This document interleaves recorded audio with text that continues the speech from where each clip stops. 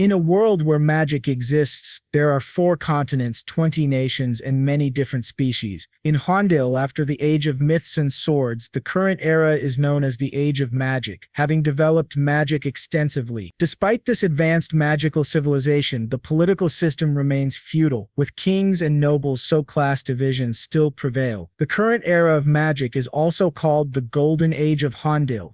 On December 29, 1999 of the magical century, one day before the new century began, the will of a supreme mage named Manuel Lucas was revealed, turning the world upside down. The old mage announced that he had hidden his power, knowledge, and wealth somewhere in the world, and that anyone who wished could claim his ownerless destiny. Manuel Lucas, the supreme mage who had ushered Hondel into its golden age of magic and who was also an archduke of the Bramp Empire, held the title of the sole Ninth Circle Lord Mage. Upon hearing this message, citizens of all backgrounds set out to find his legacy. Some said Lucas's destiny lay in the Dragon Wastes. Others claimed his treasures were hidden in the allied nation of Elysia, known as a tax haven, and there were even rumors of Manuel Lucas's sky fortress at the center of the world. Regardless for signs, nationality, species, or social status, everyone sought the Archmage's destiny. Yet for 20 years, despite countless expeditions, no one found a single clue, and the mystery endured. One day, a man broke into a sweat when the system before him confirmed that he had acquired Manuel Lucas's destiny, and he was ecstatic at this revelation. It was the magical century year 2007, at Lawrence Castle. The steward, Mordamo, asked young Master Adrian if he intended to resume his studies. Adrian said yes, but Mordamo insisted he didn't have to. The boy replied that he had a book he liked and would go find it later. Adrian Lawrence, the second son of Viscount Lawrence, believes himself to be a reincarnated soul remembering his past life, though nothing especially remarkable happened then. In his final moments, he died in an accident when his military truck overturned, just 1 month before his discharge. Yet when he opened his eyes, he was in the Republic of Korea no more. He had been transported to the kingdom of Hade, reborn as Adrian Lawrence of a common noble family. Confused at first, Adrian soon realized that his past experiences gave him a great advantage. He loved learning and excelled much earlier than his peers. His instructors praised him as exceptional. He gained recognition from those around him and met his father's expectations all at once. But such success also bred jealousy, and Adrian realized that despite Hondel's advanced civilization far beyond 20th century Earth, his earthly knowledge was of limited use. The only thing he could do was continually improve his own value, so he kept up his genius act. But life isn't easy enough to navigate by effort alone. Adrian remembered the day he was eating with his mother and suddenly fell from his chair. He'd been poisoned. He was only 7, and the doctor said he was lucky. If treatment had been delayed even a little, he would have died. People wondered who was responsible, but Adrian knew the culprit immediately. When he was ill, someone entered his room and asked him anxiously if he realized how worried she was. Frightened, he looked up and saw that woman, Anna Lawrence, his father's legal wife. The high lineage of the Lawrence family made Adrian's humble origin and the fact that he was not the first wife's son uncomfortable for her, especially since he had caught the attention of the family's patriarch. After recovering from the poisoning, Adrian was filled with rage. Despite how advanced this world was, the political system was still extremely backward. Condemning Anna without concrete evidence was impossible. What frustrated him the most was that his father didn't react at all. It was clear Anna was the prime suspect. That's when Adrian understood his father was turning a blind eye and pretending not to know the truth, all in order to preserve the family's reputation. From that moment on, Adrian stopped acting like a genius. About 10 years later, on May 1, 2019, Adrian was now 20 years old. He went to the same cafe he always visited. The staff asked each other if they recognized him and commented that he was the second son of the Lawrence family. Although he didn't look like a noble, he looked like a regular person. One of the staff told them to shut up and asked if she could help him.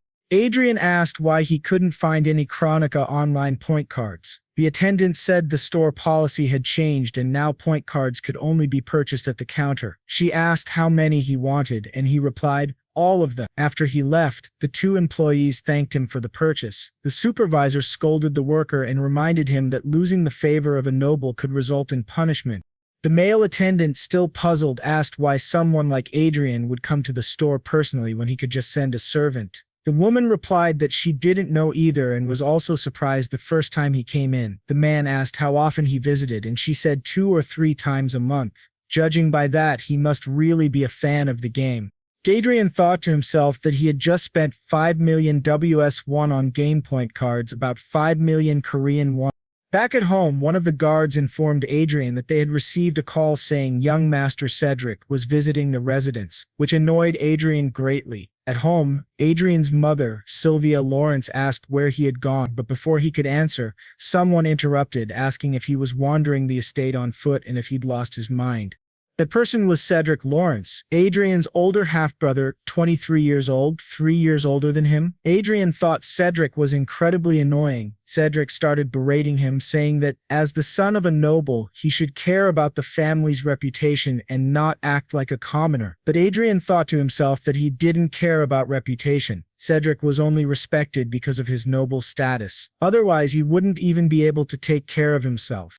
Adrian stayed quiet, knowing that if he argued back, it would drag on. Instead, he simply said that he had acted carelessly and would be more mindful next time. Cedric, still arrogant, said being a half-blood commoner was nothing to be proud of. Adrian asked what he was doing there. Cedric replied that their father wanted him to take over a business, specifically a FARS distribution enterprise, something Adrian had likely heard about. Adrian thought that noble families in Hondel, by Earth standards, were a powerful mix of conglomerates and politicians involved in many industries. The FARS distribution business was a key source of income tied to the mining sector, one of the industries managed by the Lawrence family.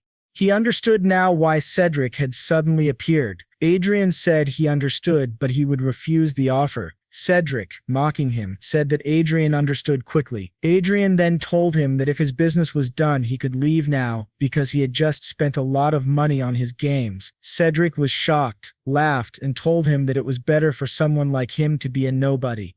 Adrian's mother, worried, asked if he would be okay. He said yes, staying out of family matters was safer. He thought back to how, ever since the poisoning incident, he had abandoned his genius image and isolated himself, minimizing contact even with his vassals. Maybe it was because his father had no interest in a concubine's son who no longer acted like a prodigy. Thanks to this attitude, Adrian hadn't faced any more life-threatening situations. For 10 years he had lived in the shadows, keeping a low profile. People in the mansion called him a game addict. There were even rumors that he had once been a genius, but now spent all his time gaming. Most of the servants under his authority were under the influence of the official wife, Anna, allowing her to speak freely in the household. Back in his room, Adrian picked up a VR headset. As he put it on, he thought to himself that everyone believed he was using games to escape reality, but they were completely wrong. Once inside the game, he completed Phase 1 of the Destiny mission and began syncing his character with his real-world body. Adrian thought that if someone wanted to monitor him, they'd have to do it in the virtual world too, because Chronicle Online's abilities reflected directly into reality. He remembered that 10 years ago, while attending the Royal Academy, he had researched Manuel Lucas for a class assignment. That's when he stumbled upon something unexpected, a clue related to Lucas's family that, no matter how he looked at it, strongly resembled a certain word, Brazil. The word was Y, which made Adrian wonder how English could exist in this world. That led him to speculate that maybe Manuel Lucas was also from Earth. However, he told himself he couldn't jump to conclusions based on that alone. It could just be a coincidence. But it didn't take long for him to confirm that Archaic Lucas was in fact from Earth. Adrian discovered that shortly before his death, Lucas had uttered a few final words expressing a wish to walk the beaches of California with Mary one more time. Although Adrian wasn't familiar with those place names, he had never heard of them before. This was the story of a great man and couldn't be ignored. The names written in the records by the butler who stayed with Lucas until his final moments confirmed Adrian's suspicion. This was no mere coincidence. The great Archduke of Hondel was an Earthling, just like Adrian. There was solid evidence proving his earthly origin. Lucas named his inventions using Earth-related names. For instance, he named an aura condensation device Washington, and called the first virtual reality device Hollywood. So Adrian used the knowledge from his past life on Earth to search for the destiny Lucas had left behind. He spent years searching and in the end finally found Manuel Lucas's destiny. Excited, Adrian exclaimed that he had finally done it. Now from this point on he could walk a path of flowers. But to his surprise, obtaining that destiny was far from easy. He had to fight numerous monsters, and since the virtual reality world was linked to his physical body, he felt real pain. He realized that after obtaining Lucas's destiny, his true suffering had only just begun. He wondered whether he could truly fight without fear, since the destiny of Archduke Lucas had been hidden in an unexpected location within the online world. In other words, within the virtual world Adrian called his own. Even though the virtual world was created to be as detailed as reality, a game was still a game. Usually he couldn't fully feel it because it was filtered, but in his case he felt real pain and struggled every time he fought. This was a seemingly impossible story to acquire Manuel Lucas's destiny. He had to synchronize the game with real life. Who would ever believe him if he told them that? At that moment, a goblin appeared and attacked him. Adrian managed to dodge, counterattacked, and defeated it. That was how he reached level 10. Now he could change his class and had officially completed the first stage of the Destiny quest. He was then transported to a secret space by the main god Ariel. After receiving several notifications, Adrian thought to himself that he had finally reached level 10 and completed stage 1. Basically, the abilities from Chronicle Online were now reflecting into real life. Everything he earned in the game would transfer to reality. Suddenly, a door appeared behind him, and a prompt asked if he wanted to go to the second floor of Manuel Lucas's magic tower. Adrian replied, "Of course," and opened the door. Inside was a gigantic library, very different from the empty first floor. There were many bookshelves filled with books. In the corner, he saw a treasure chest. When he opened it, he received 5 billion lote and was prompted to input his account number to receive the deposit. Adrian thought that finally, a prize that felt like a real reward had appeared, but even though he couldn't claim all that money in reality, the true value of the destiny wasn't the wealth, it was the magic circle he obtained. He had now changed his class to a mage, and the magic circle had perfectly bound to his real body. The system warned him not to log out, as his synchronized body could suffer serious damage if disconnected by force. He realized that up until now he thought the MP bar shown alongside HP was just mana, but he had never actually felt mana in real life. Now, with the creation of the magic circle, he could clearly feel the presence of mana in his chest. It hadn't been an easy process. This, he realized, was the true power of destiny, the synchronization between the game and the real world. Now that he had formed the first circle, he wondered if he could learn a technique that complemented it. When he reached for a book, a window appeared asking if he wanted to view the materials. Adrian thought it was very convenient, not needing to flip through all the books manually. It was just what you'd expect from the greatest mage in the world, Manuel Lucas. After a while, however, he began suffering from a splitting headache. While learning skills in magic just by touching books was convenient in games, the process of embedding those principles into his mind was extremely painful and uncomfortable. At last, he reached the final book, the Magic Circle Concealment Manual, which allowed him to hide the mana circle he now possessed. Adrian thought this skill was exactly what he needed most right now, and it was as if Manuel Lucas had known his situation. He acquired the skill but collapsed to the ground from the pain. He thought that honestly he hadn't had high expectations when it came to the destiny of Manuel Lucas. All he really wanted was to live a peaceful life with his mother, free of complications, and he would do whatever it took to achieve that. The next day, during a training session on the mansion grounds, a knight commented, "He's got more stamina than usual." Adrian asked, "You really think so?" The knight named Vice said that honestly he was surprised when Adrian said he wanted to train in swordsmanship. Adrian replied that his body had been feeling heavier lately and thought to himself truthfully, he thought that training his body in real life might help him in the game. But setting that aside, he could now feel the mana circle and his stamina improving. It seemed that improvements in his in-game stats were also having an effect in the real world. In other words, the skills he could use in the game were also usable in real life, which was insanely overpowered. Fortunately, he was able to solve the problem of hiding his mana circle from knights sensitive to mana using the mana circle concealment ability. A knight then asked him if something good had happened. Adrian replied that he had gotten a good item in the game. The others training nearby commented, saying, as expected from a gaming addict, and Vice is a freak for helping a weakling like him. Vice got angry and told them they were being too rude. Adrian simply asked him not to worry about it and thought to himself how grateful he was that Vice got mad on his behalf. But in truth, it was all an act. He needed to avoid the pathetic looks from Anna and Cedric. Being ignored as a useless bastard was actually the best-case scenario for him now. Once again, he returned to his room and logged into the game. Now that he had confirmed his real-world stats were linked with his in-game ones, what he needed most was to create a guild. That way, he could gain more money and more skills in the future. He remembered someone once told him that the most important power in this game was the power of your wallet. So he began purchasing various items, potions, stat boosts, blessings of the goddess protection, increased XP, and many other buffs. Then a new window popped up, saying he could now summon a supporter. He wondered, what do they mean by supporter, and guessed that it must be due to his low stamina. Having a support character would help him grow. To summon a supporter, he needed to use XP points, the same ones required for leveling up. But since he planned to play in a team, it wasn't a waste. He decided to select a high-tier warrior as his tank. He didn't care about the cost. When he clicked to summon, several supporter characters appeared. He thought it was very similar to the strange Korean games he had seen.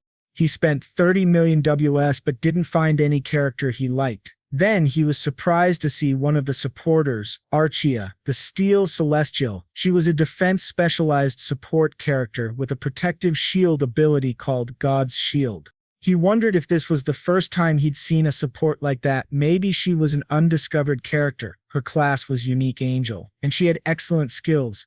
He was then asked whether he would like to register Archia, the Steel Celestial, as his supporter. He said yes. Emma explained to him that once the character was registered, no changes could be made, and asked him to confirm again. He confirmed and registered Archia. A grand visual effect displayed her character, and she appeared right before his eyes, a tanker with a massive shield named Archia, the Steel Celestial.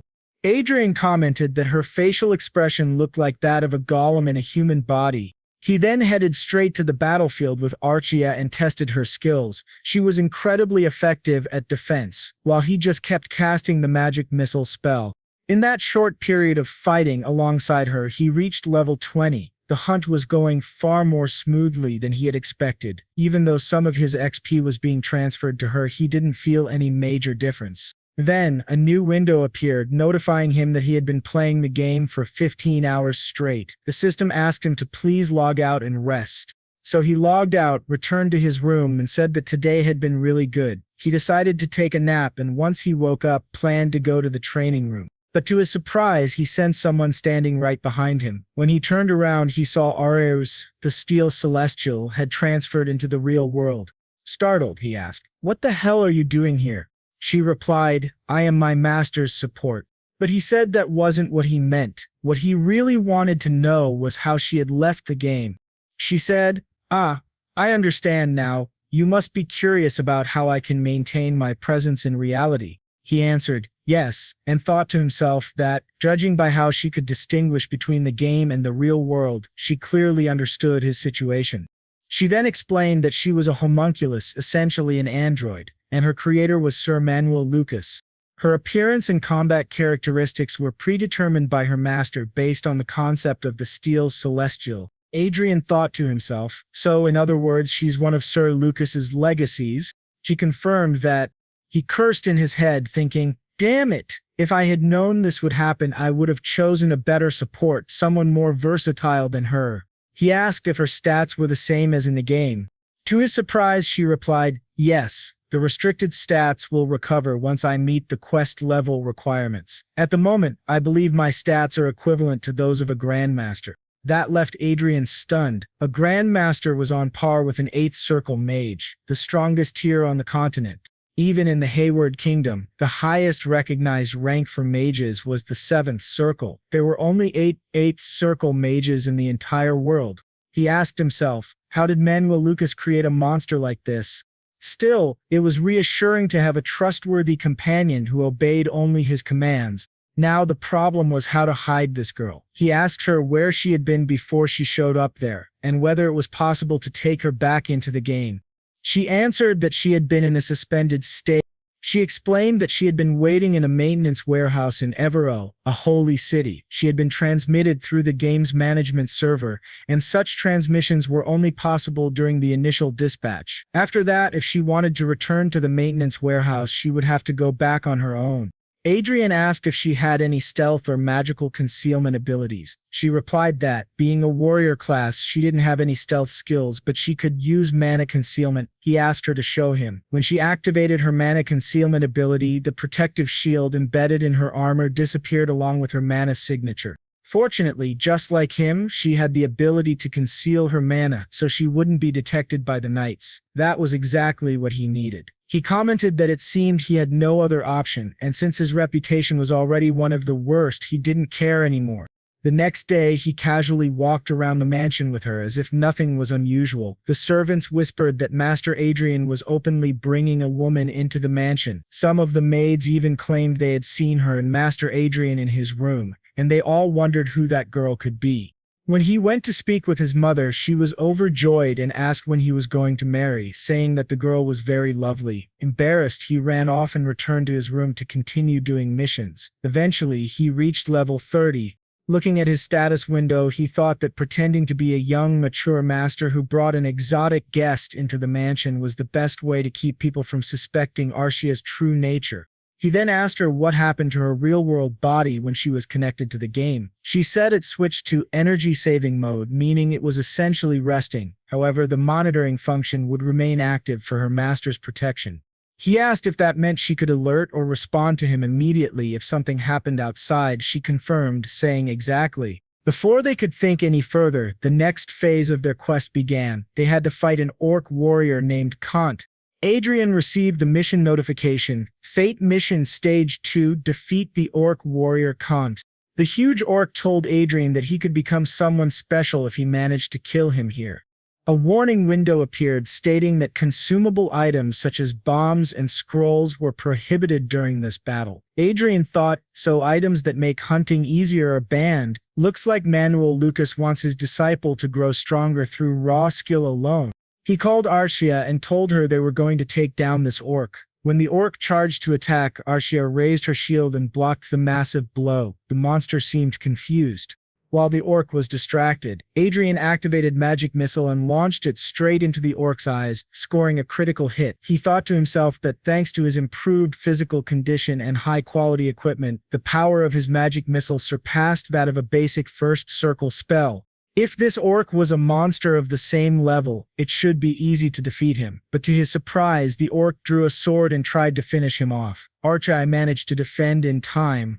Adrian shouted, "This is crazy." The orc, even blinded, kept charging at him without hesitation. He realized that the orc's HP bar hadn't even dropped to half yet. The orc began unleashing a flurry of blows at the two of them. Adrian thought he would die if even one of those hits landed. He was grateful that Arcia was by his side. He admitted to himself that he would be lying if he said he didn't get nervous seeing such a powerful enemy coming straight at him. He had already died once, so he wasn't taking any chances. He activated Earth Shatter and a hole opened beneath the orc, causing him to fall into it. After knocking the orc down, Adrian reminded himself that at this level, he couldn't let fear get in the way. He had to clear this stage. He told Arcia to let the orc stand again and then continued to launch attacks from various angles. After a long and intense battle, the orc warrior Kant finally dropped to 50% HP.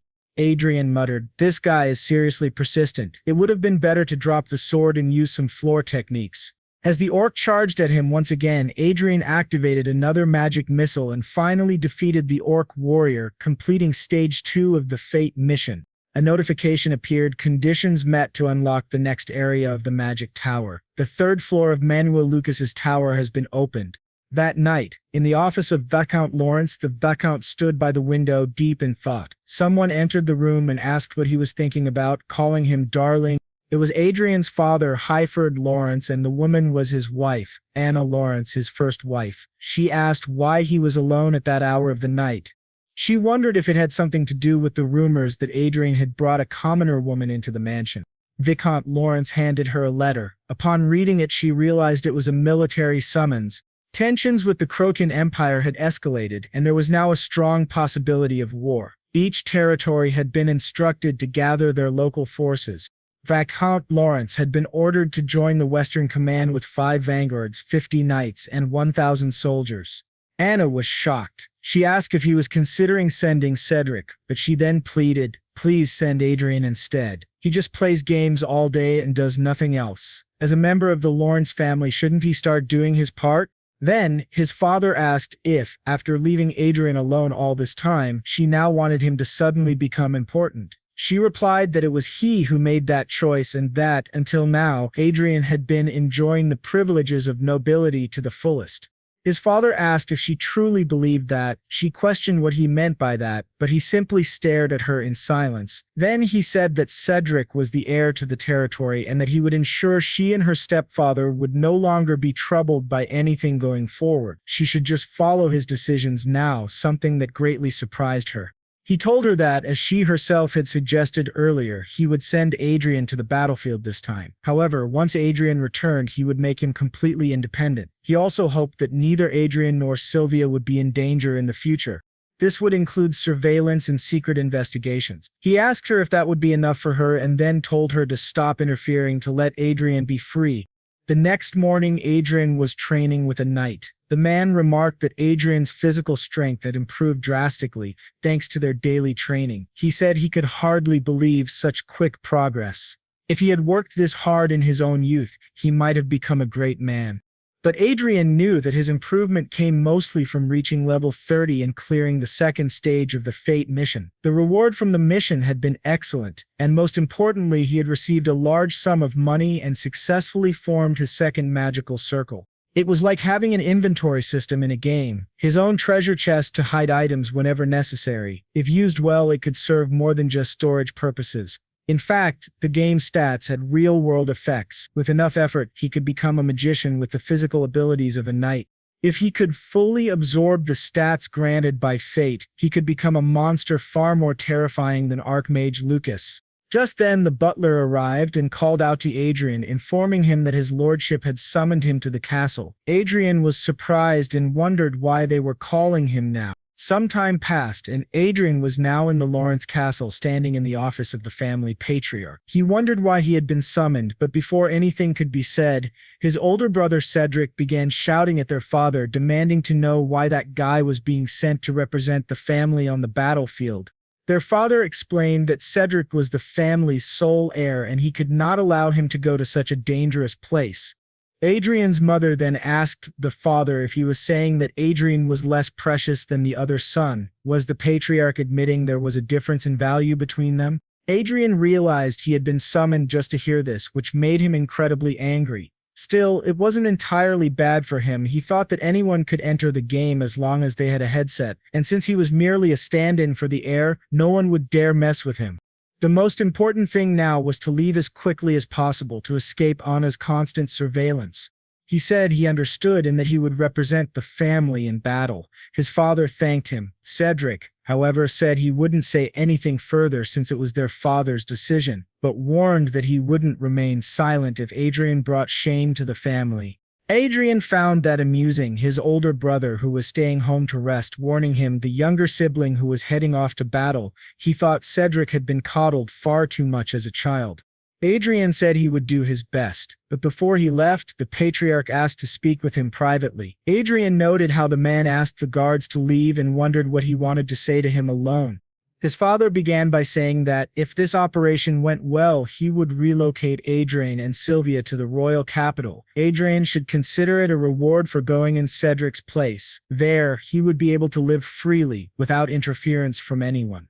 Adrian thought to himself that even when he was far from Anna's sight, she still hated him. He asked if his father had truly allowed this, yet, deep down, he still didn't fully trust the man. Still, he said he understood and would think about it. His father asked if he didn't trust him, and Adrian replied that it wasn't about trust. It was more like he needed to survive the battlefield first before he could truly consider the offer. His father agreed and handed him something. When Adrian took it, his father explained it was a Class 5 artifact with an S-class shield, extremely useful in battle, especially since teleportation was not allowed there. Adrian knew that artifacts like this were incredibly valuable, so he thanked his father. The man told him he would need to stay sharp if he wanted to survive. As Adrian turned around, he noticed Cedric and Anna glaring at him with threatening auras. Of course, he thought, they would be watching. The patriarch told him not to worry about Sylvia and to relax when he was out there. Adrian thought back to when someone had tried to poison him at the age of 7. His father's reaction had been deeply disappointing, and he had let Adrian down many times. Still, surrounded by enemies, the only person Adrian could rely on now was his own father. So he said that he would trust him, but only this one time. Later, back in his office, the patriarch was nursing a bad headache. He activated a ring that eased his pain and thought about Adrian. He had known ever since the poisoning incident that Adrian was only pretending to be stupid. Meanwhile, at Adrian's mansion, he asked his mother not to worry so much, reminding her that he could take care of himself. She replied that if they hurt him after sending him to the battlefield, she didn't know what she would do. Adrian said that it would actually be good for him. The more crimes they committed, the easier it would be to eliminate all of them. This shocked his mother, and she asked what he meant by that and how he could speak that way. If anyone overheard them, they'd be punished. But Adrian replied that Arcia was standing guard outside the door. He says that he's not just getting beaten up like before since it's almost over. He asks her to please wait just a little longer, because when he comes back, everything will definitely change. Now, 2 days later, in the military convoy of Lin's, the butler Hamin asks who that young lady is. Ed asks him if he doesn't recognize Arcia, and the butler says he's heard about their relationship, but he's heading to the battlefield and isn't so sure about bringing a lover along. Inside the conference room on the levitation train, Adrian says they'll still need to discuss Arcia. He thinks that he can't leave her behind because she will save him if things go wrong, especially now that she has recently leveled up significantly and her attributes are close to those of an official knight. He still needs to improve his survival tactics. He spent 200 million in just 2 days of gaming and completed the 3rd level of the Luck Encounter quest with money. Now, he is about to reach the 4th stage. The rewards for the 3rd level each cost 100 billion. He obtained an omnipotent healing potion and 3 vials of elixir, which are now stored in his pocket dimension. He thinks it's the perfect reward for this situation, and he can't waste any more time there. He gets up and says he will rest in his room. He asks them to send a message when something happens. The others wonder what he's going to do, and he bluntly says he's going to play a bit, asking if that's a problem, which surprises everyone. One of them says that the rumors were true, which leaves her somewhat surprised, thinking that guy is a vanguard. He recalls that vanguards are a special force equipped with power armor and power swords. They are the centerpiece of war and are a key factor in evaluating a nation's military strength. That man asks Adrian if he's sure about what he's doing, warning that he'll be seen as an incompetent commander if he continues, especially since his reputation isn't great. He even brought a girl to war and now says he's just going to play games. He understands bringing the girl since she's quite beautiful, but someone interrupts and addresses him as Mr. Dalton, telling him to be careful with his words, which scares Dalton. This man then turns to Adrian and says that his subordinate has crossed the line and apologizes. He is another vanguard, the vice leader of the Knights, Bilon. He says that a long journey like this is meant to pass the time. Adrian thinks that his expression doesn't seem like someone who truly wishes to apologize. The guy says there's no reason to care about the opinion of a mere subordinate. Adrian turns his back and just asks to be notified when they arrive. Back in his room, he finally enters the game world and is already fighting a giant lizard. He uses a potion to activate the salamander's tears attack. He says it's really expensive, but 3,000 true damage without configuration is worth it. He accepts that without hesitation. He then receives a notification that he has reached level 80 and that the main god Ariel will now take him to the secret room. Upon arrival, he realizes that this is the mission for the 4th level Demleet. The Demleet, in Earsy, has 32,000 HP and is a monstrous elite. He welcomes Adrian as his prey. Adrian thinks that he must complete the 4th level before they reach the western headquarters, in order to unlock the 5th floor of the Tower of Manuel Lucas. He reads the monster's name and realizes it is the Demleet. Class monsters are hard to kill, but this one seems dumb and slow. However, the monster activates the stone curse and then ice spears. The spell passes through Arcia and heads straight for Adrian. He realizes the monster used magic before they even took their positions, and that the arena won't be able to help him here, so he has to dodge. But before he can, he is hit and starts screaming in pain. The elite starts laughing, saying he can hear Adrian's bones being crushed and his flesh being ripped apart. Adrian thinks this is a nightmare and regrets not dodging. He can't think straight from the pain. The monster's laughter is also incredibly annoying. It reminds him his older brother's laugh. As Adrian tries to get up, the leader tells him to stay down and activates a fireball, but both Adrian and Asia dodge it and charge at him. To the elite's surprise, Adrian uses a healing ability and tells Asia not to let him cast another spell. He thinks the best way to fight elite without a priest is to use equipment with holy attributes. The lit starts screaming as Adrian confirms that holy attributes are the best strategy to beat him up. The elite asks how he's dealing so much damage with just one wand. Then the lit activates a wall of fire and a massive wall appears in front of him. But to his shock, Adrian passes right through it, and with his wand of holy power strikes him in the face, telling him to die, calling him a filthy monster who looks too much like Cedric. After finally defeating the lit, Adrian completes the 4th level of the Luck Encounter mission. He starts screaming in pain again. Adrian remembers that during a fight, adrenaline keeps you from feeling pain, but once it wears off, the pain is unbearable. Asia quickly pulls a potion from her inventory and heals him. Adrian is surprised. A servant accessing their master's inventory on their own shows how truly special she is. He thanks her and says he feels better now. The system then announces that the requirements to unlock the next floor of the tower have been met, and the 5th floor is now unlocked.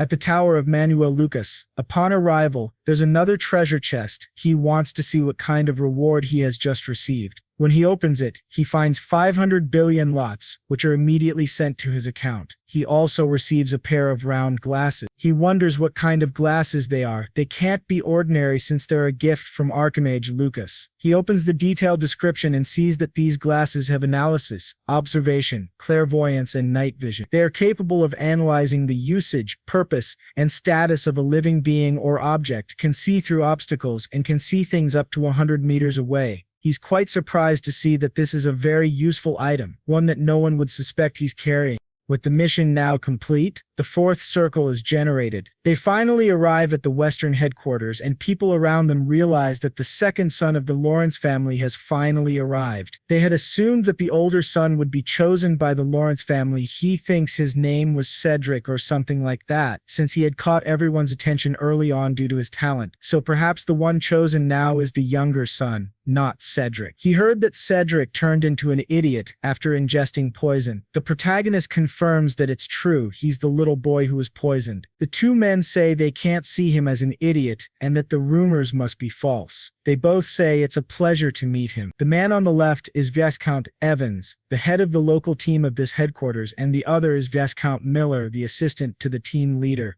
Adrian bows and says it's an honor to meet them both. The leader then asks if his troops consist of 5 vanguards and 50 knights. Adrian confirms and adds that he also has 1,000 soldiers. But the man says he doesn't need to mention the soldiers because this war will be decided by the vanguards alone. The protagonist thinks to himself that they are treating the armed elite like mere tools. Vanguards are monsters that only great sorcerers of the 7th circle or higher can control. Unfortunately, what he says is true, and the protagonist believes that it was Archduke Lucas who created the vanguard system. The assistant then says that the Lawrence army has been organized as the 2nd Independent Brigade under the command of the 3rd Division. Adrian must not forget to meet the division commander, Count Otis, to receive a report. The protagonist thinks he already knows about Count Otis and replies that he understands. After the assistant leaves, Adrian reflects that his army has been organized as a 2nd Independent Brigade, and then he calls everyone to move on. A week passes and he thinks that the best kind of superior is an absent one. When he tried to meet the commander, his assistant said that the commander was traveling from place to place using teleportation, so he couldn't meet him. Adrian thinks that his actions are absurd, but it's great for him, because it means he can play freely without worrying. Just then, Asia calls out to him and says someone has entered his room, which surprises him greatly. He exits the game and sees that it's Mr. Dalton asks what kind of power that girl has. Adrian doesn't understand why he came, but then uses his glasses and sees that Dalton's status is marked as excited. Adrian steps closer and tells him to explain why he is there. Dalton says he was concerned for Adrian's health since he had been playing for a long time, but the girl blocked his way. To Dalton's surprise, Adrian kicks him and asks why he did it. Adrian says he told them to send a message if anything happened and that Arcia is always by his side protecting him. Adrian demands a better explanation for why he entered the commander's room without permission, and whether his intent was to kill him. Dalton is shocked and says this is going too far. He asks Adrian if he knows who he is. He's a vanguard. How could he do something like that? Adrian kicks him again and then asks Arcia to explain what happened. She says he tried to separate her from Adrian. Adrian asks if she means he tried to take her somewhere, and she says yes. Dalton argues that she is falsely accusing him and asks Adrian if he's really going to believe some random girl over a vanguard. Adrian thinks that this guy is trash and that those knights must have followed him to see what would happen. He says this is a violation of military discipline. In fact, it amounts to mutiny, and that Dalton will be punished accordingly. Adrian then points a dagger at him and tells him to step forward. Dalton, furious, asks if he's serious, and the others in the background beg him to calm down. Adrian thinks that he's not doing this to seem like a good person. He's doing it because he wants to survive. This is a place where Anna can't monitor him, which means he has no reason to hold back. So he stares Dalton down and dares him to come at him. Meanwhile, in Vice Leader Bellum's tent, someone arrives saying that the brigade commander has issued an execution order for Mr. Dalton, and they need to go immediately. Dalton thinks he never expected this from Adrian. They've got a reckless commander now, and he can't just invent an execution order for a vanguard at a time like this. But to his surprise, a dagger suddenly appears right in front of his eyes. He barely manages to grab it and notices it has blood on it. Adrian asks why he didn't react faster. One more second, and he would have been killed. Dalton is now on the ground in immense pain. One of the others asks for context, and Adrian says as far as he knows it goes against knightly morals to harass a woman. He asks the vice leader what he thinks, and the vice leader, clearly furious, demands to know what they've done. He then bows and admits that this happened because of his lack of tact, asking for forgiveness. While stepping on Dawson, he declares that Mr. Dawson is suspended from his position. He orders them to confiscate his armor and imprison him. Additionally, the three others involved will also spend some time in prison for insubordination and complicity. Adrian then says that he is the one in command here and that he's not playing babysitter. The vice leader simply lowers his head. Adrian continues, stating that this is not the county and the fourth ring is made of blood. He orders someone to clean the mess while he goes to rest in the adjacent room. The vice leader comments that Adrian has finally dropped his mask. He smiles slightly, thinking that something interesting has finally happened around here. Once again, the boy locks himself in his room and resumes the game, fighting alongside Arcia against more monsters. During the battle, he thinks about how he keeps targeting their weak points, yet they still manage to keep their distance. This is the Knight Fallen from Zenith, basically the boss of the 5th level. Charging toward them, he yells for them to die. Just as he is about to strike Adrian's neck, Adrian dodges. To the knight's surprise, Arcia slams her shield right into his face. At that moment, the boy activates his magic, and strangely the knight smiles. He says that he is merely a stepping stone for Adrian's growth. With that, they defeat yet another enemy, and the 6th floor of the Tower of Magus Lucas is unlocked. Upon reaching it, Adrian receives 2 trillion lots. He is becoming wealthier by the day. A new bank account is created for him in the Union Bank of Elysia. Adrian reflects that although it's an exaggeration, it's still very gratifying to see. However, he is surprised by 2 new notifications. He sees that he has received several new items: the Scepter of Istro, the Cloak of Istro, the Armor of Istro, the Shield of Istro, the Short Sword of Istro, the Sword of Istro, and various other Istro equipment. Arcia notes that the Cloak and Scepter are unique items that only he can use. The rest, he decides, will go to Arcia. These are all incredible pieces of equipment, which is expected, considering they were crafted by Archduke Lucas. At that moment, he's informed of an intruder. He returns to reality as someone enters his room and apologizes for the intrusion. Adrian asks what's going on. The soldier explains that he sensed a powerful aura. The protagonist replies that he was just inspecting some artifacts and asks the man not to worry about it. The soldier apologizes again and leaves. Adrian then talks about Mage Lucas, and as he suspected, confirms that this sword is the kind of weapon an elite vanguard would use. The sword is made of mithril and dragon bone. He says that anyone could match a vanguard soldier while wielding this sword, even if just for 15 seconds. Normally, equipment given to vanguard members is enhanced because unlike mana, ore cannot be created and is hard to store. He wonders whether these mage items also have that effect. He takes out the scepter and cloak of Istro and discovers that their special ability is storing aura. Surprised, he finally understands why everyone desires Manuel Lucas's legacy. 2 weeks pass since he was appointed as the family's representative to lead the army at the front against the Season Empire. The atmosphere has been tense with the looming threat of war. At any moment, countless people may give their lives for their country. As he walks around, he notes that ever since the Dalton incident, everyone has been avoiding him and treating him with great respect. But something is peculiar about how Bellon treats him. He always looks at Adrian in a friendly way. Adrian notices that Bellon's status shows curious and cautious, but he doesn't want to deal with that now. Since everyone fears him, he can finally play in peace. Looking to the side, he sees Arcia. Her status says happy, and he wonders if it's because they came out for a walk. He questions if he's like some kind of puppy to her. On the outside, it's hard to tell if a homunculus has emotions. He knows almost nothing about her. She barely has a personality. He doesn't know what she likes or dislikes, but almost is the key word. Even if she doesn't express it, he can tell. As he looks at her closely, her status changes to very happy. Later, when they return to the mansion, he tells her he's going out for a bit. She says she understands, but to his surprise, a soldier is staring at him. Adrian asks what the problem is. The soldier asks if they can have a drink together, if he doesn't mind, which surprises Adrian even more. He sees the soldier's status embarrassed and uncomfortable, and he thinks he understands what's going on. Wider asks if it was those guys who sent him to do this.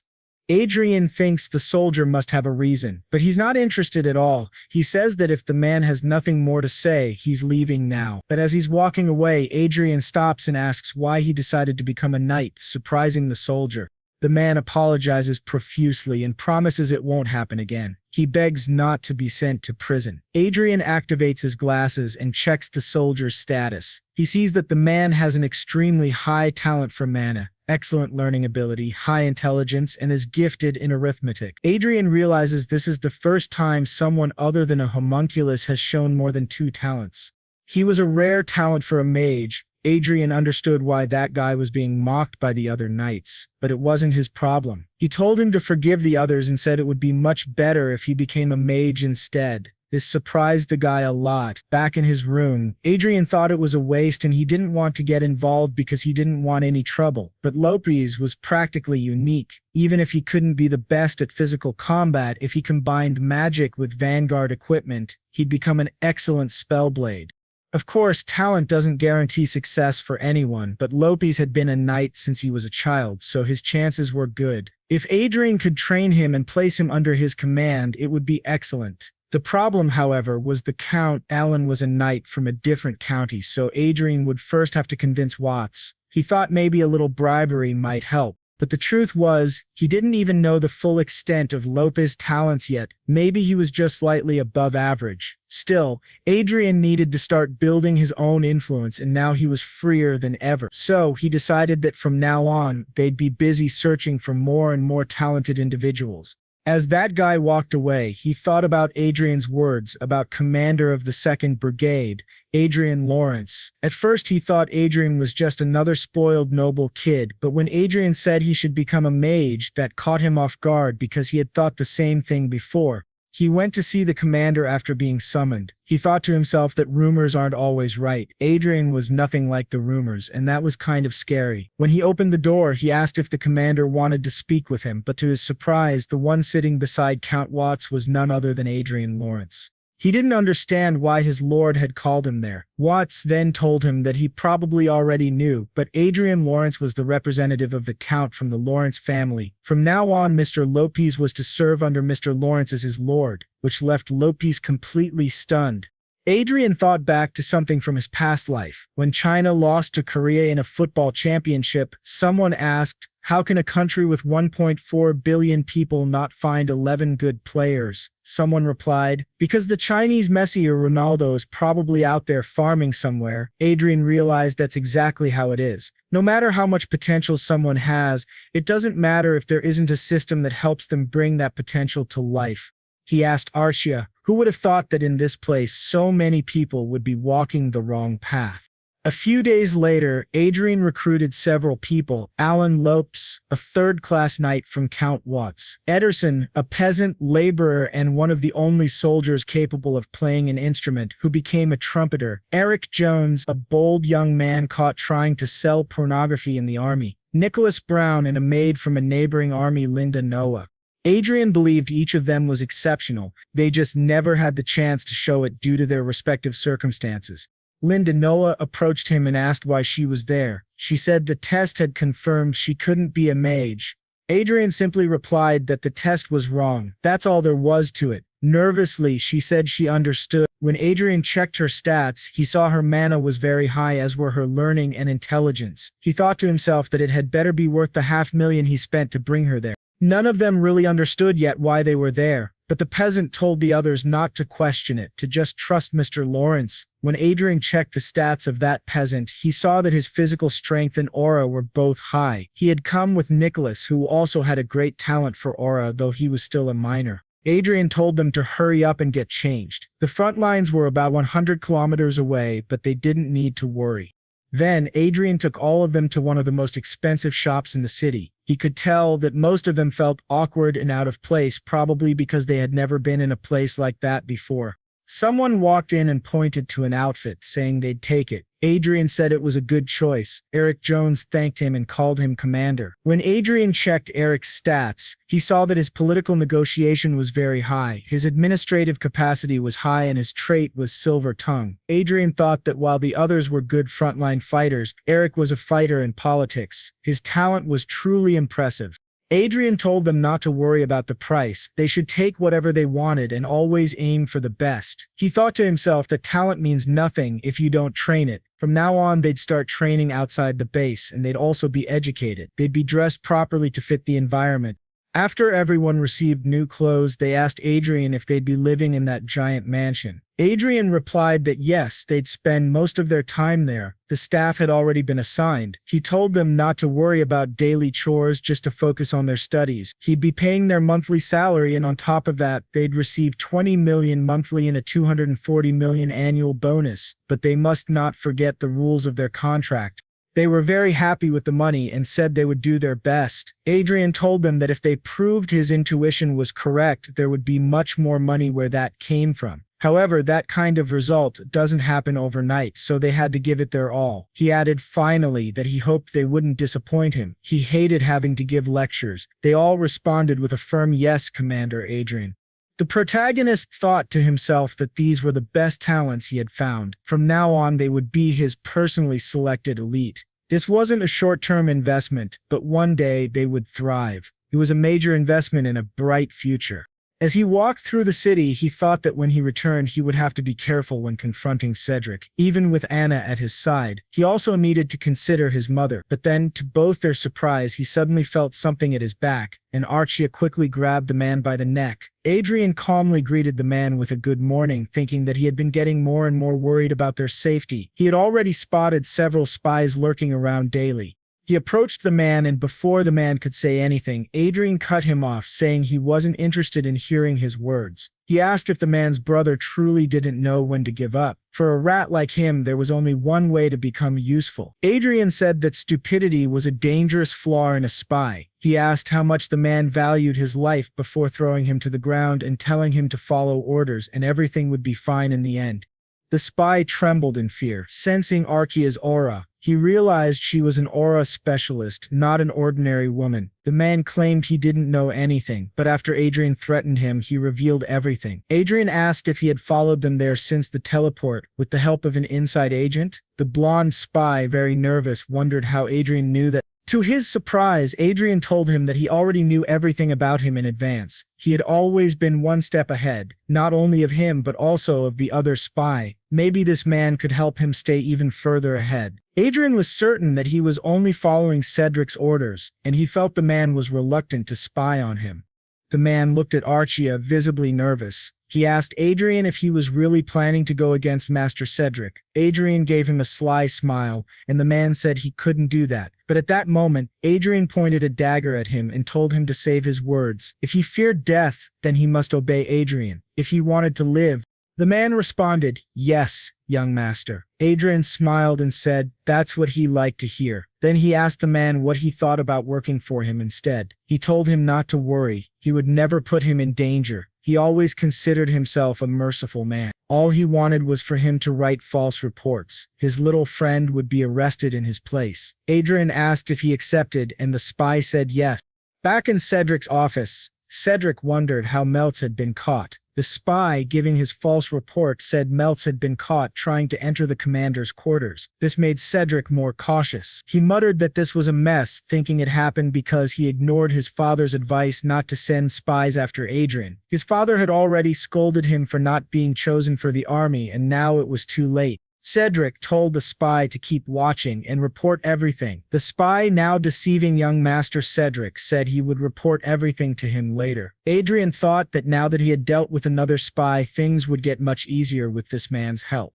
The others were progressing very well. He had recruited another 20 people with some form of talent. Eric and Aladsia had proven to be very capable of leading the school. Everyone was giving their best, and Adrian knew he couldn't fall behind either.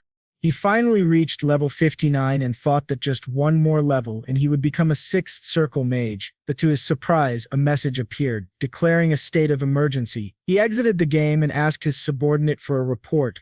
The subordinate informed him that Imperial combat ships had entered their airspace. They had received orders to remain on standby. War was about to begin. Adrian thought this truly marked the end of the calm before the storm. In the meeting room, they discussed the Imperial Cassing army moving toward them. Count Watts announced that local forces had been ordered to remain still. The troops would be gathered onto the train where they would be dispatched at any moment. All rest and meals would take place on the train. From that point on, spatial coordinate interference would begin. The entire front line bordering the Kayan Empire was almost out of signal. They weren't even to consider using teleportation. It would be suicide. From now on, all personal communication among the troops would be cut off. Except for the colonel and higher ranks, only radio communication would be allowed, and this applied directly to Adrian as well. Watts warned him not to stay in a room without a radio. Then Count Watts stood and told everyone that this was war, and they had to be ready at all times. Adrian thought to himself that the war had finally begun. He had just leveled up again, reaching level 160, and believed that now he would finally attain the 6th circle. He thought that in the end it was worth playing a bit, even though he remembered that other guy telling him not to play and to prepare for war. He felt a little guilty, but this was much more important to him. As a reward, he received more than 10 trillion lots, and the money he got was deposited in the Elysia Union Bank. He also received another reward, his sub-support, the supersonic Black Eagle, a gigantic eagle. He wondered if sub-supports were even supposed to exist in this game. This eagle was a combat support meant for an archer. He figured it might be easier to find correct information in reality than through the game system. When he returned to reality, he asked where the eagle was. He went outside to see if it was there. Stepping out of the spaceship, he thought the massive black eagle might appear the same way Orxia once did, in a dramatic, chaotic entrance. But as he looked around, Orxia noticed that the eagle was already approaching them directly. To everyone's surprise, the soldiers armed themselves and the brigade commander was told to dodge immediately, but the eagle landed right on top of the massive spaceship. The gigantic bird looked straight at Adrian and stood in front of him. Adrian gave the command for the soldiers to stand down, realizing that this was the supersonic Black Eagle. It was a chimera with the bones and legs of a black dragon and a body that could hardly be damaged, not even by an aura blade. With an ultra-high recovery rate, it had only one skill, shared vision. Like Archia, it would unlock other skills as it grew stronger. He patted the eagle and said that the most likely condition for gaining new skills must be completing missions. He wasn't sure how this suicidal dive-bombing behavior would be useful, but the shared vision was definitely a huge asset. It was like receiving information at the speed of light. A crowd began to gather around him, asking what that creature was. Adrian thought to himself that this was a mess. He was so focused on the Black Eagle that he didn't even notice the people forming around him. There wasn't much he could do now. So he asked the eagle if it wanted to stay by his side. The eagle nodded, confirming it did, and he began to pet it like they were best friends. Everyone was shocked, not understanding why the eagle wasn't attacking. Adrian, on the other hand, thought it was a little embarrassing and felt like the eagle might bite him later. It was then stated that after the war began, the situation didn't just spark small battles in other regions, it expanded across the entire western border. It had become a full-scale war, but thanks to that, his brigade was making its debut. Internet communication remained disabled, so he couldn't log into the game for now.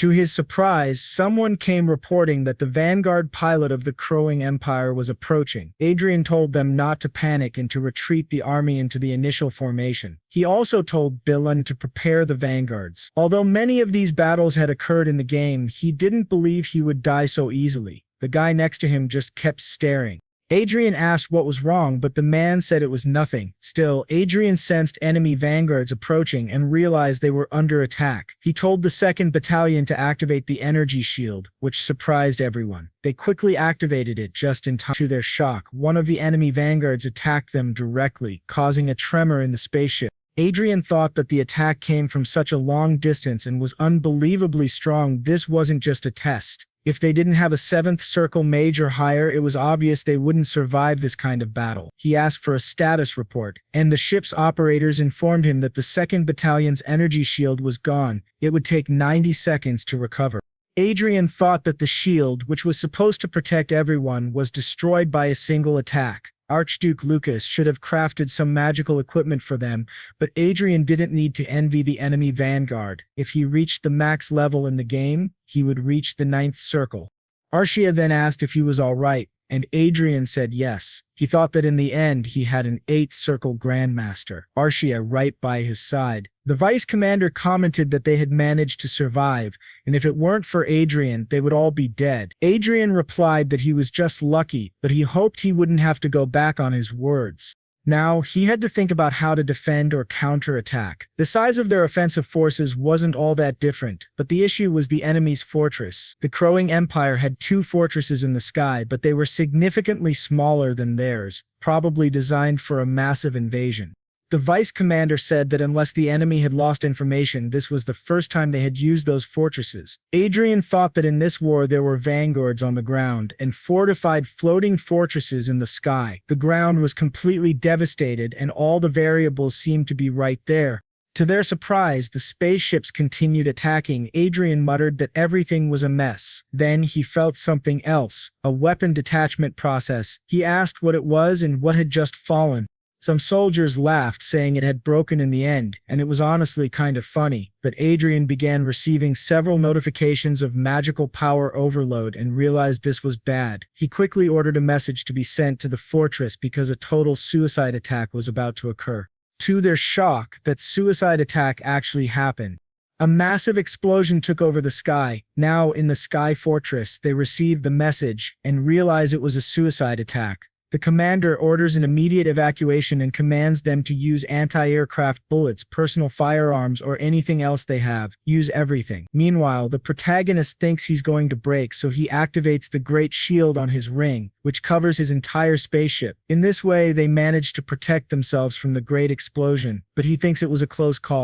If he hadn't used the artifact his father gave him, they all would have died. He wonders about the Sky Fortress, but when he looks, he feels relieved. They didn't fall as they quickly retreated. If the Sky Fortress and their allied forces had fallen, the enemy forces would have massacred everyone. He then requests them to check the status of the vanguards and the wounded soldiers. After the incident, Kondietz is smiling a lot and thanking the boy for his hard work. His performance was excellent. If he hadn't noticed the enemy's suicide attack in advance, the damage would have been colossal. The enemies attempted suicide attacks on 3 battlefields simultaneously, but his unit was the only one to detect the anomaly early and successfully protected the fortress. He told the local commander that today's victory was thanks to him, and he's sure the boy will receive a great reward. The protagonist responds saying that's great. Then, Kondietz says that it's up to a good leader to ensure his subordinates are rewarded when they contribute. The protagonist thinks that despite many people worshipping their superiors excessively, Kondietz is reasonably decent. That Count mentions that there are some strange rumors circulating about him. Adder asks what kind of rumors, and they heard that the brigade commander Lawrence tamed a mysterious giant eagle along with his companion. They say the way he communicates with the eagle is truly mysterious. Edra asks if that's true, saying he didn't know, but then thinks to himself that he actually did. That guy continues, saying that once they are domesticated, they never betray their masters and don't hesitate to risk their lives to protect them. Edra feels happy that the Archmage Lucas based this on real-life species. If he had given him a flashy support creature without reason, people would have been irritated, asking what that thing was. It would have been hard to deal with. Condiats. Very happy, says that it's no different from a dog and can be called an eagle dog. Then Laterace asks if now that the enemy has retreated, he can use the internet. When he is told yes, he takes that as his reward. The boy is very happy, thinking he'll finally be able to play again. Now 2 weeks have passed since the beginning of the war. Speaking with Mr. Billy, someone tells him not to expose himself too much while descending the mountains, as it could be a trap. They are told not to get too close and to try fighting from a distance. They agree, and the boy thinks that no one would have listened to Brigade Commander Lawrence in the past, but now they all follow his orders. Billen instructs them not to blindly trust the radar signal and to follow Commander Lawrence's instructions. Billen reflects that everyone has changed in just 2 weeks, and to their surprise, it really was a trap. Billen orders them to retreat. He had thought they would come from beneath the terrain, as it was the only blind spot, and he's happy he listened to Commander Lawrence's warning. Otherwise, they would have been caught off guard. He thinks they avoided total annihilation by luck, but the situation still doesn't look good. They have to hold the Vanguard attacks at bay while they wait for support. However, they're heavily outnumbered, and it will take at least 5 minutes for reinforcements to arrive. It's impossible to wait without taking any damage. To his surprise, Adre orders him to advance. As he realizes what's happening, others arrive to assist 10 vanguards directly under the command of Commander Condit's division.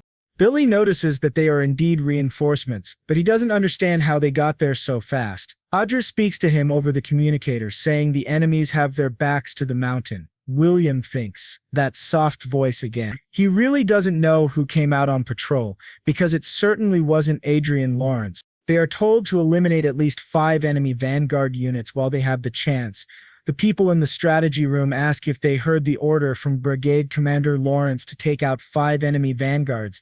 They say he's truly incredible. Not only did he foresee the surprise attack, but he also turned a crisis into an opportunity. Furthermore, while other units were struggling at post-focus, Commander Lawrence's team was handling things calmly. Condigits thinks he initially believed it was just a coincidence, but with how things are turning out, it doesn't seem like it anymore. Wasn't it said that the prodigy of Viscount Lawrence turned into an idiot after being poisoned, but now it feels like a dragon hiding its power while it sleeps? He asks the others if Lawrence is about the same age.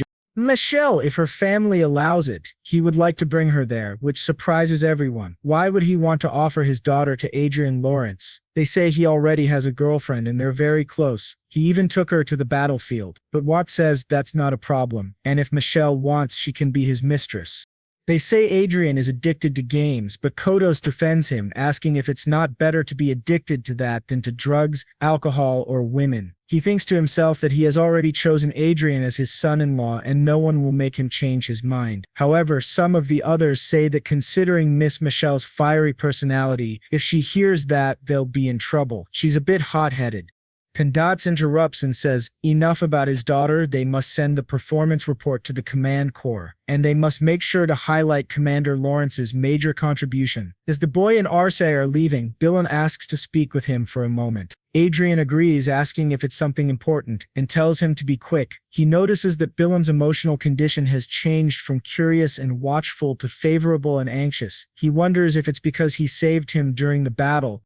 Bilan then asks why he hides his strength. Many of his subordinates are worried about the future of the territory. If young Master Cedric becomes the Lord as things are going now, there will definitely be a crisis. He believes Cedric is unfit to be a lord. If Adrian has any intention of competing with his brother, Bilan would like to offer his full support, which greatly surprises the boy. He thinks to himself that the magical glasses don't show any false interactions, so this man isn't lying. Sir Bilan is one of his father's closest aides. He wonders if Bilan received some instructions in advance or if he's acting this way simply because Adrian is his benefactor. Adrian thanks him for his words but says he'll pretend he didn't hear that, which greatly surprises Bilan. As Adrian walks away, he thinks he's not naive. Dylan spoke without thinking things through. No matter what they do to keep information from Cedric, Adrian cannot act carelessly. There are surveillance systems he doesn't even know about. He thinks that he alone is more than enough, and the task of taking down and Cedric is entirely his. He has no intention of sharing that satisfaction with anyone. But for now, he will remember that there are people who are genuinely concerned about the beast within the territory. Thinking about it, he realizes he'll be awarded a medal for what happened, but he assumes it won't be a big deal. However, to his surprise, the man reading the list of contributions announces that the second son of the Lawrence family, Adrian, will receive the Golden Lion Medal, second class, awarded by Sias van Heerd, the 23rd king of the Hay Kingdom. All the soldiers around begin to celebrate. Adrian thinks this is far greater than he had imagined. He believes he's being chosen as a Fantastra and they'll adore him for the rest of his life. He also thinks Cedric is probably going to lose his mind when he hears this. Back at home, after Cedric and his mother receive the news, Cedric says that everyone is talking about that idiot Adrian. If he had gone to war, all those merits would have been his. He asks what his father is saying about all this, and his mother tells him that his father is going to stay with that poor woman. Cedric says it seems like his father has been spending more and more time with her lately. He asks his mother why she's not doing anything about it. She asks what she's supposed to do. Should she poison him too? Cedric gets irritated with the way she talks and tells her not to raise her voice. His mother says the reason his father is with that woman is because he's determined to protect that commoner from all of them while Adrian's away at war. Cedric asks if it's true that Adrian will completely cut ties with the family after returning from war. She says yes, and that's why Cedric is desperate to achieve some merit and get a title. She asks her son to calm down because he's not even Adrian's rival, and she will make sure of that. Cedric agrees, thinking everything is just as his mother said. Behind them is his maternal grandfather. Most of the viscounty is under his mother's control, and his father is only a proxy, temporarily governing the land until it's passed on to him. Cedric then wonders why that brat always thought he was better than him. Furious, Cedric thinks Adrian is incredibly annoying. He was supposed to be reduced to a worthless bastard after they tried to poison him. He doesn't understand why he still gets under his skin. He thinks Adrian definitely has to die. Now, in the 7th week, 48 days after the war began, Adre is in a good mood and asks the vanguards to please drink an energy drink before heading out. He hands out drinks to everyone, listening to them say they feel increasingly refreshed after drinking it. The protagonist thinks that considering how precious it is, of course they would. What they're drinking is actually diluted elixir containing just a single drop of that legendary medicine, but they surely don't know that. He thinks it's honestly a waste, but he has to do this so that the war can end quickly. Then Bilan says that now they're going out on patrol. The protagonist asks the vanguards to be careful, but to his surprise, he learns that the division commander is looking for him. He asks what that means. As he heads toward the division commander, he feeds Crow the name he gave to the Black Eagle. He remarks that Condotes has been calling him more frequently lately. The guy driving him says that it means Condotes really trusts him and asks if that isn't a good thing. But the protagonist thinks that even if it is, it's annoying to be constantly summoned by a high-ranking aristocrat. When he arrives, he notices that the other unit commanders are also present, and no one knows why. Everyone seems surprised, not understanding Condiote's intention. If it were something related to battle, he could have simply sent a message. The protagonist wonders if there's an important announcement. Then Condiotes suddenly appears and welcomes them. He tells them they should rejoice because they won't have to hear those disgusting gunshots anymore. Peace may soon be declared. This surprises the protagonist greatly. CIEs explains that foreign ministers from both countries are currently in a meeting and a declaration of the end of the war may happen soon. It seems the people from Sichuan never intended for this to become a full-scale war in the first place. It was large in scale but ultimately a local conflict, no different from an annual event. People comment that those guys are completely insane, but the protagonist thinks it was the same in his previous life. He believes his country has always had bad luck when it comes to foreign relations. He asks what will happen to the vanguards who were sent out. Coach says that until an official declaration of peace is made, they must continue playing this war game. The protagonist thinks that it's always the subordinates who die because of decisions made by their superiors. Condiotes tells him to relax and not worry about anything else. Billin says that he thinks this is a good thing. He asks what would have happened if his country and the cruising empire had gone into full-scale war. Without celestial fortresses, tens of thousands of vanguards would have been annihilated. It would have been an unimaginable catastrophe.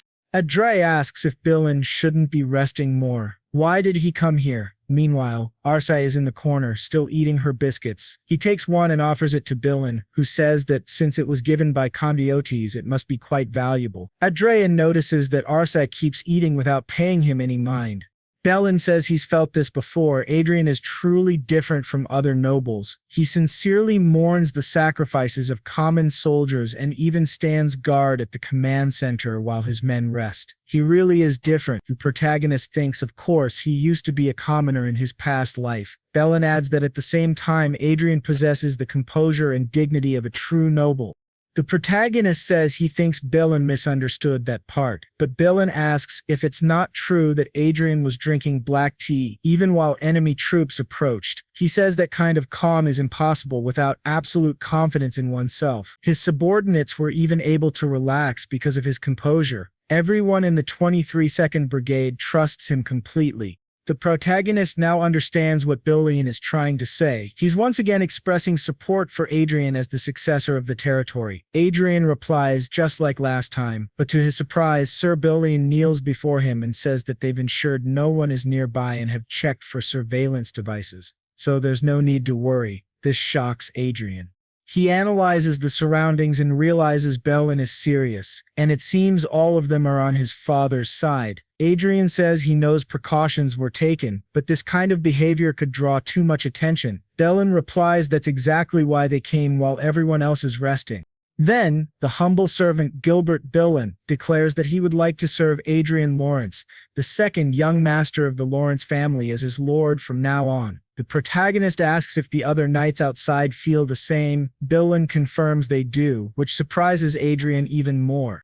Adrian agrees but says there's one condition: they must act normally until he says otherwise. Wouldn't it be rude for Billin to pretend he isn't his lord? And even if he begins gathering power now, his forces still won't be large. He asks if it will be enough for them to win. He says he has a plan in mind, so they just need to follow his orders. Billin agrees. The protagonist then asks how many knights are willing to follow him. Billin says they currently have 5 vanguards there, and about 30 knights. If they gather people from the territory, their number will at least double.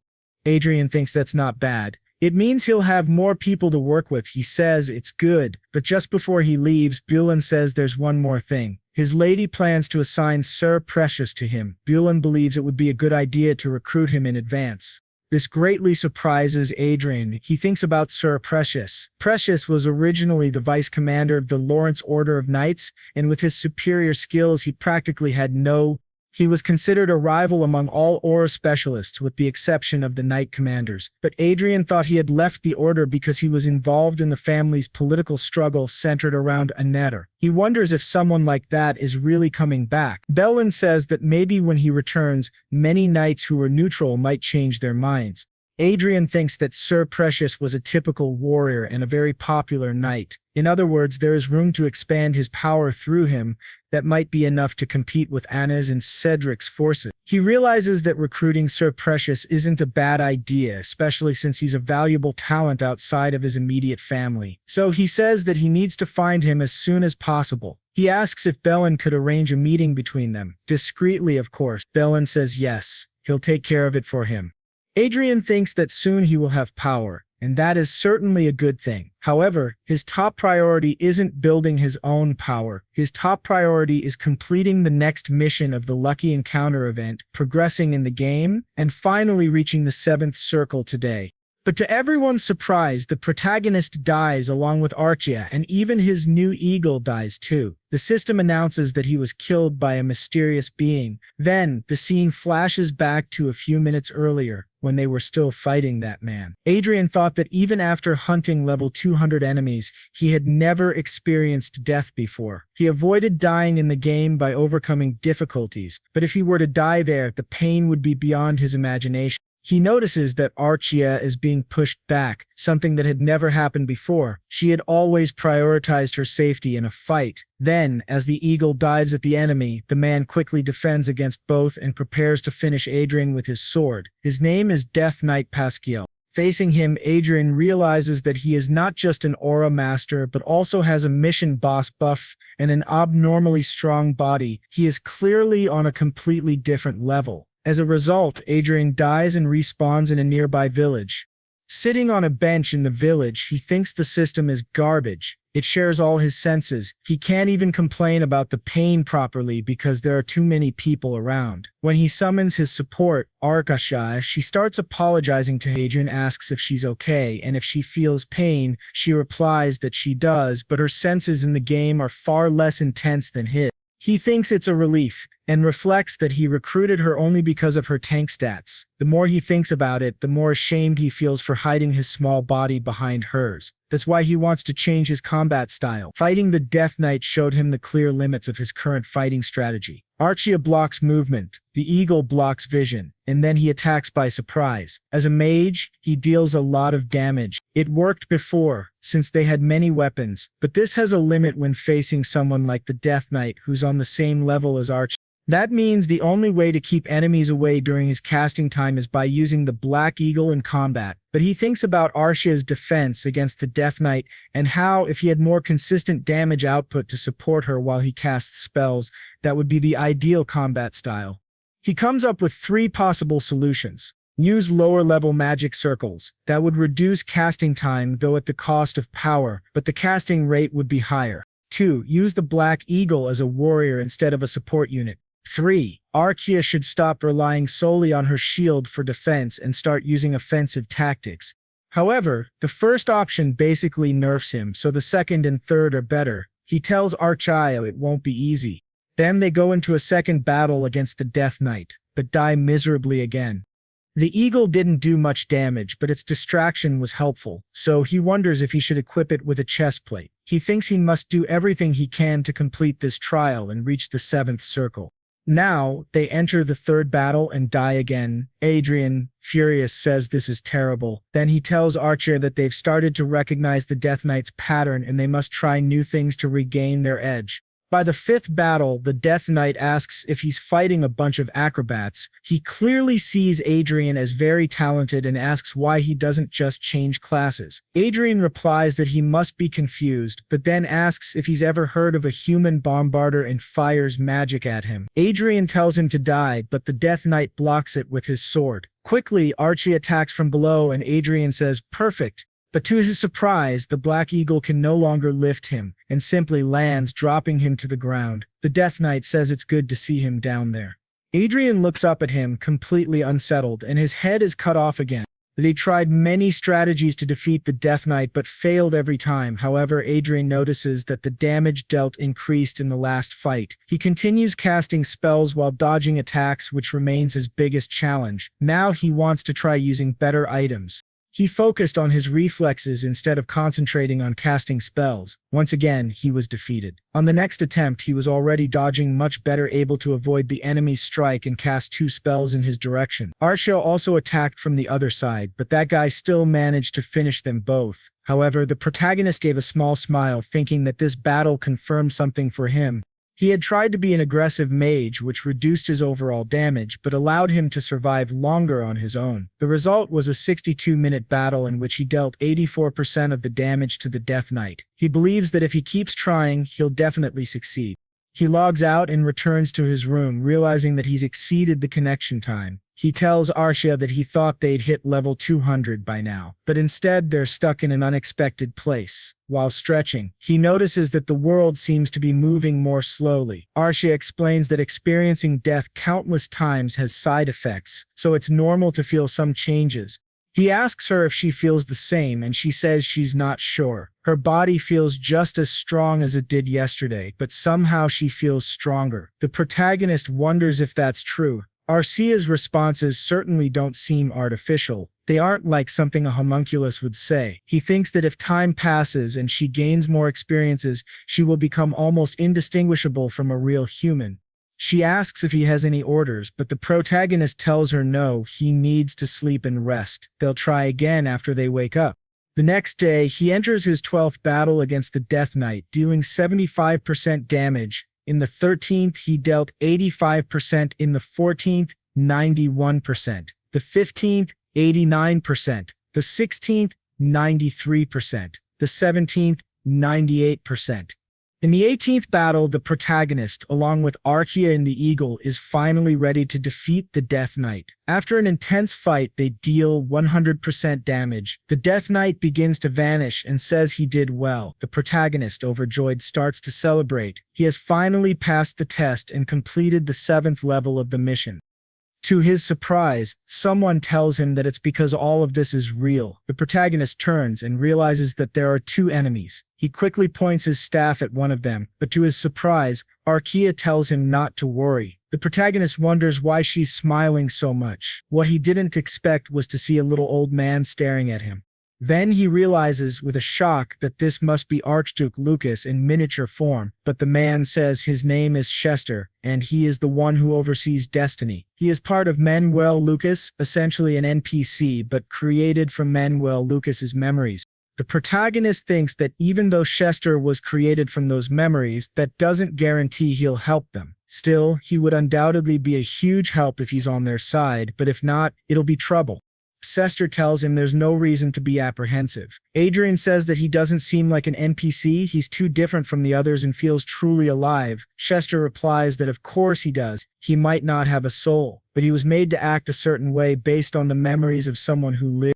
The protagonist then says that even if he couldn't defeat old age in the end, he will always live on here. He asks if Manuel Lucas achieved eternity. Chester replies that it could be seen that way, that was the main reason Hollywood was created, but he adds nothing is eternal. He is merely a shadow of someone who once lived. If the original idea had been to create a true clone to live forever, it wouldn't have been done in the virtual world. It would have been through something like a homunculus, like Archaea. Adrian thinks he once suspected that Manuel Lucas might try to possess him to be reborn, but thankfully that's not the case. He then asks Chester what his role is there and mentions how frustrating the last floor was due to its difficulty. He wonders if he'll now stop fighting and focus on other areas. Chester raises his staff and displays a status window. Adrian realizes he has received 5 uses of the administrator authority of the Hollywood system. Chester explains that the destiny he's been given is everything Manuel Lucas had. It was already expected that he would inherit administrative authority as well. However, there are some limitations for now, although eventually those limits will disappear. In the future, there will be no usage limits. The protagonist asks what he can do with this power. Chester replies that he'll be able to use that authority in any program based on the Hollywood system. This surprises the protagonist greatly. Essentially, Hollywood is a virtual world not unlike the internet on Earth, where he can access any information and modify practically everything that exists. However, Chester adds, there are some rules he must follow. He cannot use the authority in online chronicles that are tied to Manuel Lucas's destiny. 2. He cannot use it to access or invade other users' brains. 3. He cannot use it to steal other people's property. 4. He cannot use it to harm the world, either directly or indirectly. The protagonist thinks it's a bit concerning, but it makes sense. He then jokingly asks if he can use this authority to launder money. Chester replies that it's not hard and even recommends a few methods personally, but Adrian asks if it isn't too risky. Couldn't someone audit the documents? And then the little guy says that the chance of them noticing this is low since it's not just the current reports, it would basically mean manipulating the entire market. With that, our protagonist says that he'd like to use one of his administrator permissions. Chester then tells him that his current wealth is 12.625 trillion lots and asks if he'd like to organize the lots and equipment he'll receive from this floor. The protagonist agrees. Then Chester asks if there's anything else. The protagonist says that Archaea needs a registration, and it would be good to make her origin the holy city of Everale. Chester replies that of course, and that he will register her as someone whose family has passed away, marking her current status as orphan. When the protagonist asks Chester if he would help him with the administrator authority, Chester says yes, but then a woman asks why he's gone so far for people he didn't even know. Chester responds that this is his way of showing affection and care for the world he left behind, so that the life of his successor wouldn't be as difficult as his own. This leaves Adrian quite confused, as those don't seem like the words of someone remembered as a legendary mage. If it weren't for this world, if not for someone from Earth like him, and if he hadn't created a legacy for future generations, his life would have been pathetic. He couldn't have dreamed of becoming who he is now, so he kneels down and thanks his master. But Chester says that he is not Manuel Lucas, though the protagonist notices a small smile at the corner of his mouth. Thus, he acquires another 50 trillion lots, and also receives the Sky Fortress of Icarus. His 7th circle is now complete. Meanwhile, in the city of Nichin, the former captain of the Order of Knights, Perseus, asks who Arian is. The knight says he believes that the young Master Arian might be able to take control of the territory and develop it even further. He asks Perseus if he intends to support young Master Arian alongside him. But Perseus wonders what kind of nonsense that is. He thought he was called for a meeting about the Lord, and if he had known it was to talk privately about an immature child, he never would have agreed to come. But the knight says that young Master Adrian is a prodigy. Perseus responds that he heard Adrian stood out in the war, but asks whether the knight doesn't think his chosen successor is still too weak. The knight apologizes, but then starts laughing, which greatly surprises Perseus. The knight says he wasn't laughing at him, he just remembered that not long ago he was in the same position himself. He believes young Master Arian was lucky this time, but that he is still the same as always. Perseus asks if that's really the case, and the knight replies that it certainly is not. In fact, what the young master shows the world is only the tip of the iceberg. Unlike Perseus, the knight has personally witnessed his abilities. After all, it was he who was on the front lines following the commands of Master Adrian. Therefore, he confidently says that Adrian is without a doubt the greatest genius of this era. Perseus won't understand that until he sees it for himself. Perseus remarks that the knight seems completely devoted to the young master. He reflects on the story of a prodigy who became mediocre at the age of 7, a mask used to become someone great and survive from a young age. Considering Adrian's intelligence and the knight's words, Perseus has to admit that Adrian deserves his attention. He then asks the knight Berlin what he wants to do. Berlin says Perseus should use his connections to convince the vassals to support young Master Adrian. Perseus says that it's a bit complicated, but still interesting. Berlin says he made a great decision, but Perseus responds that he hasn't decided anything yet. Before making any decisions, he should at least meet Adrian. So Berlin says that young Master Adrian would be delighted to visit him soon and that he'll call him to share the news. While speaking with Adrian through communication magic, Perseus thinks to himself that Adrian is someone who spent over a decade hiding his power, waiting for the right moment for revenge. That's truly something. He hopes Berlin's words are true. But to both their surprise, Adrian simply ends the call. Berlin says that Adrian must be very busy to answer right now. But then, to their shock, something appears right behind them. They sense a mana presence, and it must be at least at the 7th circle. They wonder who in the world it could be. After finishing, she announces that the 5 assassins have been killed. The protagonist comments that maybe he had too high expectations. He had heard these 2 were the most powerful in the continent, yet they allowed themselves to be surrounded by assassins. The 2 men wonder what kind of attitude that is, and who this monster in front of them really is. Berlin asks what happened. The protagonist says he spent 13 years preparing for this moment and asks if they really thought he'd be unprepared. Of course, he would have an aura master at his side. This surprises both men greatly. Perseus thinks that initially he wanted to test Adrian's worth, but now realizes it's he who must prove himself useful. That's the kind of person standing before him. While still stunned, the protagonist looks at Perseus, sees his status window, and thinks to himself that he's not bad at all. Will then asks whether the lady of the house sent them, and Adrian responds that obviously they must have a lot of questions. Then he snaps his fingers and casts Reparo, or restoration magic, repairing the entire house. Berlin comments that the stains, the blood and bodies vanished. It was truly incredible, but our boy simply asked them not to think too much about it, and said they needed to go somewhere else. He then activated another spell, shocking both of them as they realized it was a 7th circle spell called teleportation. Meanwhile, in the kingdom of Luas, part of the Hate Kingdom Alliance, the nation with the largest number of great mages, second only to the four great empires, if you asked anyone who the most famous mage was, they would all say one name: Duke Kane Riverdale. A great mage and a successful teacher who had trained 6th, 7th circle mages. They all said the same thing. The greatest mage in history was Archduke Lucas, but the greatest teacher was Duke Kane Riverdale. Picamlo questioned if that was serious. Was he really a disciple of Duke Riverdale? And Adre confirmed that he was, though he had died a few years ago. It was Riverdale who taught him everything he knew, and Adre was able to learn it all without difficulty.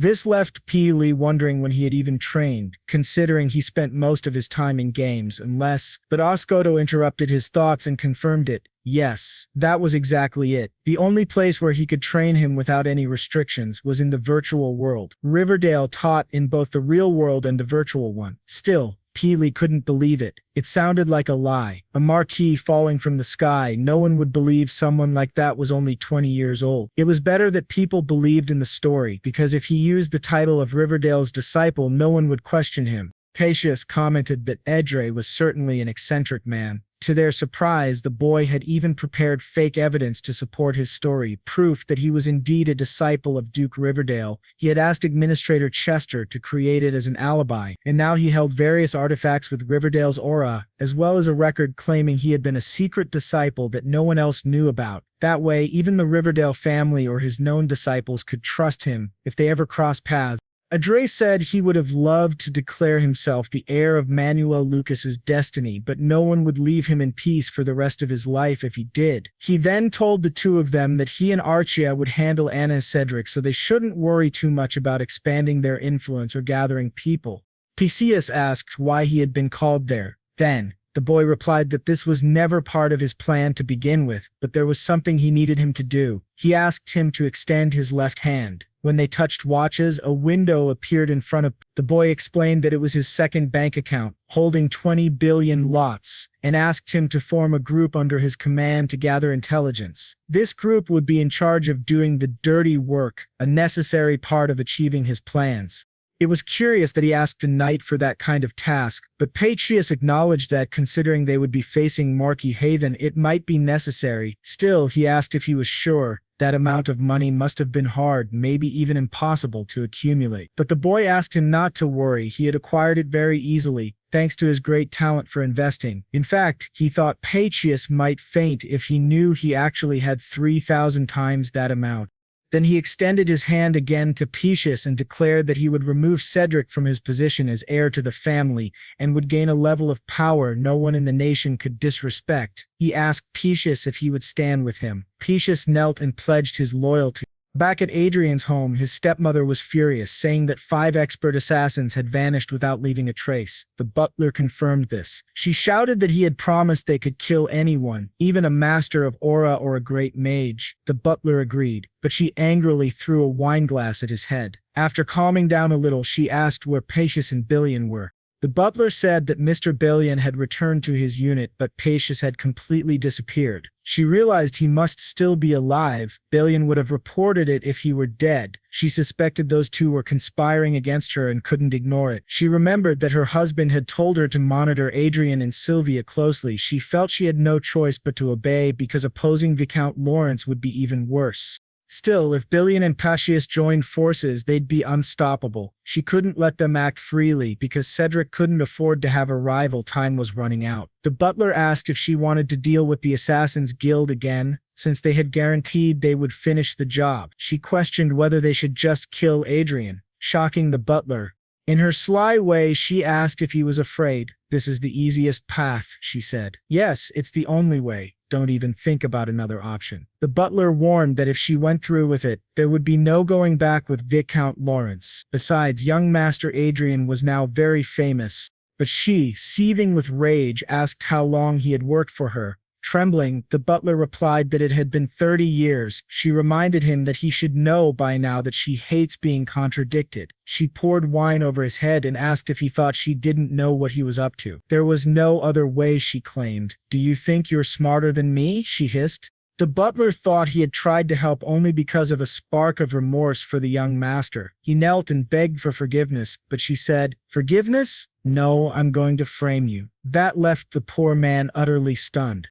The viscount is dying, and someone needs to take responsibility for it. All this time he had shown loyalty to her, so it would be easier this time. She asks him what's wrong and if he isn't loyal to her. Trembling, he replies that he understands and will prove his loyalty. She says that's the perfect answer and orders him to make sure they don't fail again, or else everyone will be killed. The man thinks that she's discarding him after 30 years of loyalty just because he said the wrong thing at the wrong time, and it's too late to go back. If the young master manages to overcome this trial, maybe he can survive. Meanwhile, at the house of Count Diotes, they are celebrating the victory of the 23rd Division. They say they can finally return, and Count Diotes says he never thought he would receive recognition, thanks to young Master Lawrence. He's truly looking forward to the ceremony. The men beside him say that their family status has also improved thanks to him. They assure him that they will be their family's heirs and invite him to visit any time, promising to welcome him with everything they have. Our protagonist thinks they're taking credit for what he did, but he understands this is normal. It all happened because His Excellency trusted him and supported him with his great wisdom. However, Count Diotes says it would have been better if the war had lasted a bit longer, which surprises our protagonist. He asks what he means, and Walton explains that if the war had continued, he would have received more recognition and possibly become a lord. But with the current situation, the compensation will be limited to him only. Our protagonist realizes there's a big difference between inheriting a title and earning one on your own. No matter how much he rises in rank, without a county of his own, he can't pass on his title. Seeing Count Diotes looking a bit down, he says he didn't fight expecting anything in return. Diotes replies that it's a real shame. He has so much potential but lacks an environment where he can truly shine. That makes him sad. Still, he asks the protagonist not to worry about that and says maybe he could get involved with his family, which surprises the boy greatly. Diotes says he has a daughter and that if the protagonist is willing, he could make that happen. Our protagonist smiles and thinks, wait, what? A daughter? Just like that? Diotes asks him to please think it over. He'll always be welcome. But the protagonist also recalls that Count Diotes' daughter is rumored to be a maniac. Still, he thinks that now he can finally return, and for Ina and Cedric, unexpected things are about to happen. Now, the day after the end of the war between Hay and Crescent, the provincial army was immediately disbanded. Back at the airbase, the soldiers thank our protagonist once again and tell him to visit whenever he can.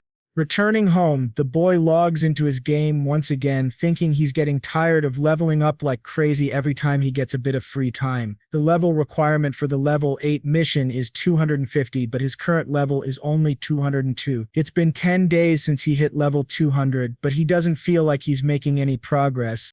As he gets stronger, so do the monsters. The experience cap has increased as well, so it's no longer possible to level up once per day like before. He thinks the monster they just killed would require at least 5 people. Maybe he needs to recruit a new member for his group, but he shouldn't draw too much attention. Since he has a stroke of luck, it's better to advance slowly and steadily, eventually reaching the max level. He calls Arkia, but she remains still, and he wonders what's wrong. Just then, a bird appears behind him. He asks what's going on, and suddenly he feels something. Looking around, he wonders if something happened outside. He quickly logs out and sees Artia fighting someone. He activates the large shield in his ring, and Artia says they're assassins, the same ones they dealt with last time. Adrian asks since when assassins use swords, and aura-infused ones at that. Artia replies she's not sure, but they're equipped with aura swords and armor, and there are 3 of them. Our protagonist remains calm despite 3 elite fighters trying to kill him. Artia says Mr. Bilwin was prepared for any attack and delayed them. Their vanguards are dealing with him now. Adrian thinks that if they have 5 vanguards, it shouldn't be hard. However, Artia says it won't be that easy just as the roof of the ship is completely shattered. He looks up and sees a heavily armored golem. Artia says there are 6 in total. Our hero remarks that it seems the madam sent the devil after him instead of Bilan and Sir Perseus. He asks Artia if an aura sword should be enough. She says of course. He grabs his staff and Artia takes her sword. As the monster attacks, Adrian says it's pathetic she picked the wrong alpha. He then activates a flame explosion spell, burning the golems. Flying above the ship, he calls Archaea to fight with him.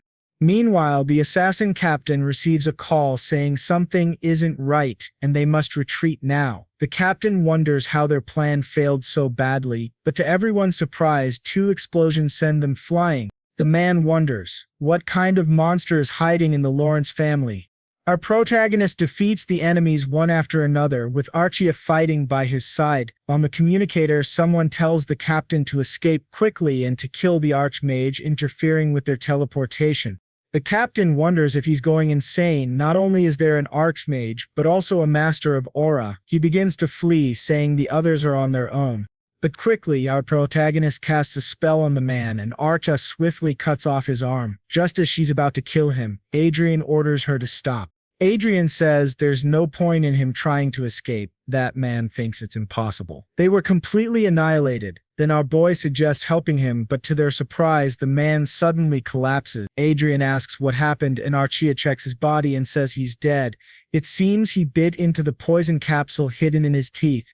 Adrian realizes he doesn't have much experience dealing with assassins and underestimated their determination. Meanwhile, the vanguards question whether young Master Lawrence is truly that strong and if the vice commander knew about it. Dayan responds that young Master Adrian is a disciple of Duke Verdile, which greatly surprises them. Dylan adds that not only they, but the entire family underestimated him. Everyone knows how incredible Duke Verdile is, but he believes young Master Adrian became this powerful because he's something special. He was making plans for the future while acting humbly and deceiving everyone around him just to survive. But now the tides have turned and surely they should reconsider and join him. Adrian thinks to himself that Dylan is definitely skilled at influencing people.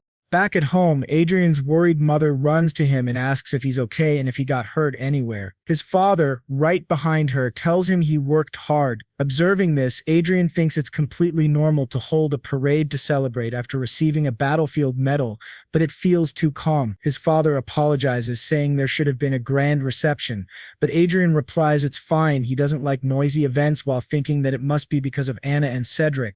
His father says that in exchange they prepared a grand banquet and now they will celebrate his return with food and drink. Looking up, Adrian sets his aerial fortress to energy-saving mode. At the banquet, the knights say it was their greatest honor to fight alongside young Master Adrian, and they're very grateful. Then, his father asks how he learned to win people's hearts on the battlefield. But before Adrian can answer, Anna suddenly appears, shouting his name, and Adrian notes it's been 3 months since they last saw each other. Cedric's mother welcomes him, while Adrian thinks Anna looks like she's seen a ghost, and he doesn't understand who that man with her is. He realizes it's Morris Juger, and his impression is one of relief and happiness. He hears that Morris worked for her for 30 years, so why is his impression of him so favorable? To Adrian's surprise, he notices that the one leading Enem and Cedric's faction is Commander Crone, whose impression of Adrian is hostile. Cedric comments that as someone bearing the family name, Adrian did a great job, though it's nothing special, and he should be praised. Adrian smiles, thinking it's nonsense. He'd love to cut their heads off right now, but he needs some justification first. After all the things these bastards did to him, how could he consider giving them a quick death?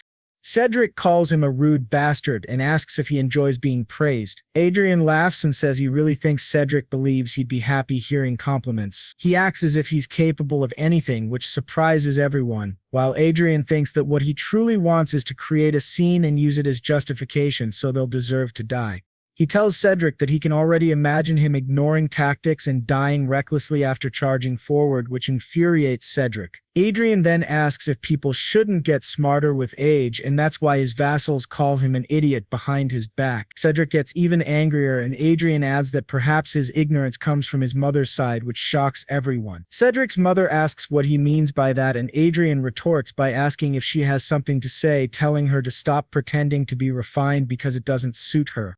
Cedric laughs and says this brat got even more insolent after returning from the battlefield. He draws his sword, saying Adrian doesn't even know what fear is anymore. Adrian's mother behind him tells Cedric to stop. Adrian is tired after coming from the battlefield and asks him to put the sword away. His father demands to know what he thinks he's doing, but Adrian calmly tells them to stay back and just watch.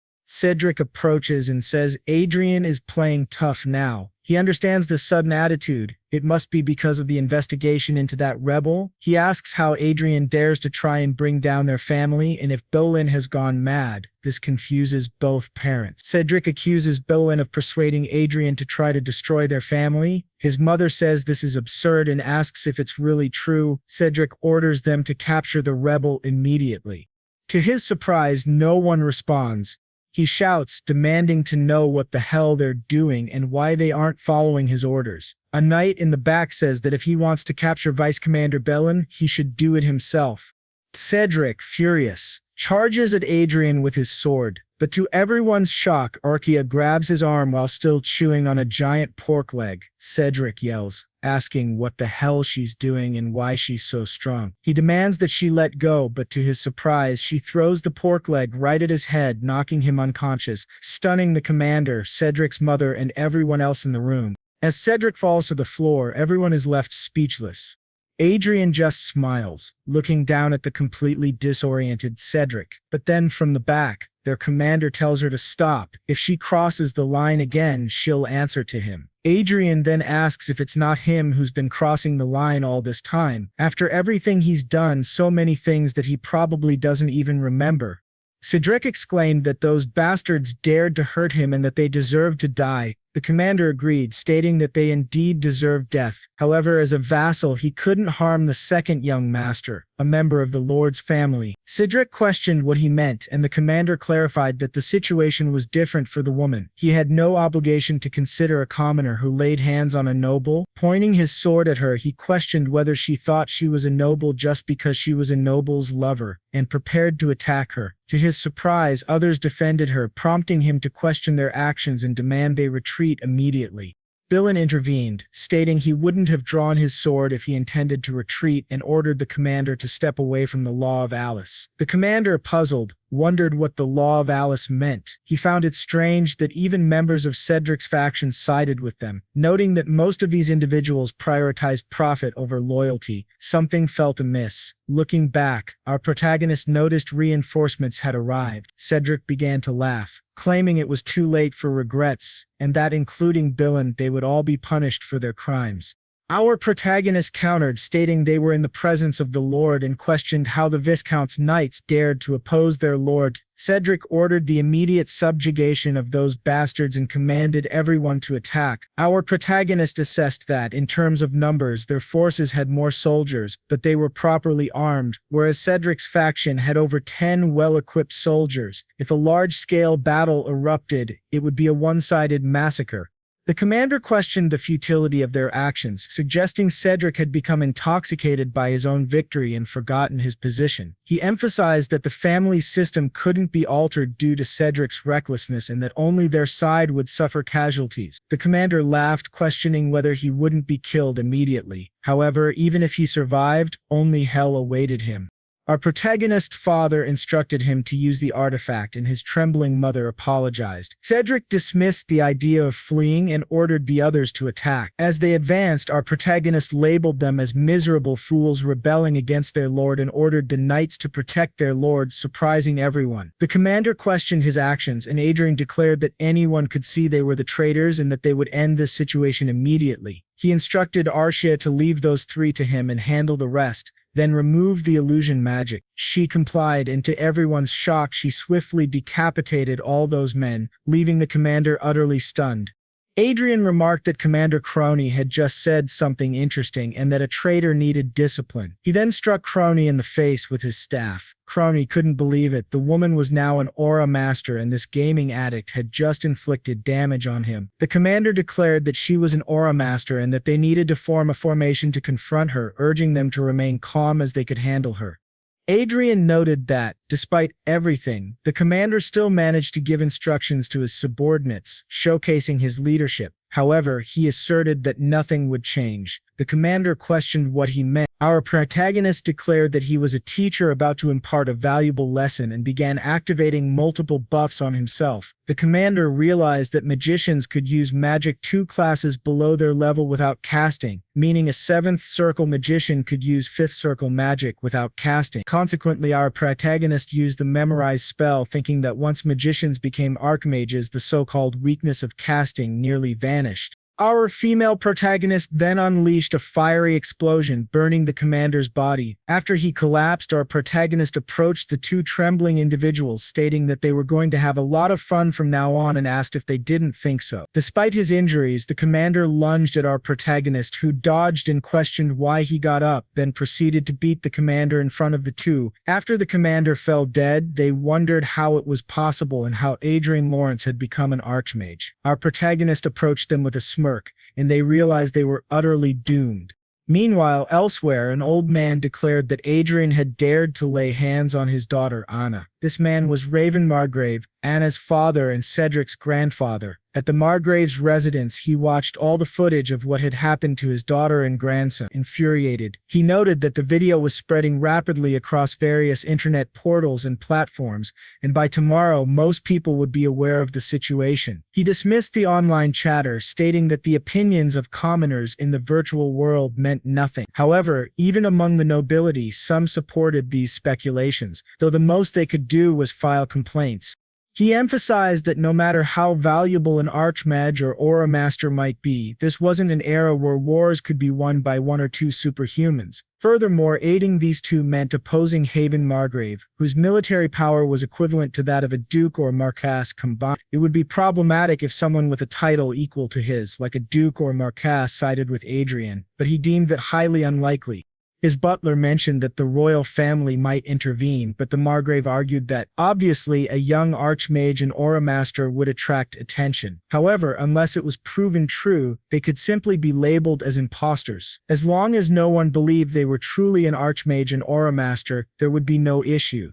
In this era, there is no guarantee that a video can't be artificially created, so they must announce that the video was fabricated. Through this video, they aim to expose that he is the one behind Anna and Cedric. Those foolish commoners are acting exactly as expected, merely trying to find justification, which is what they truly want.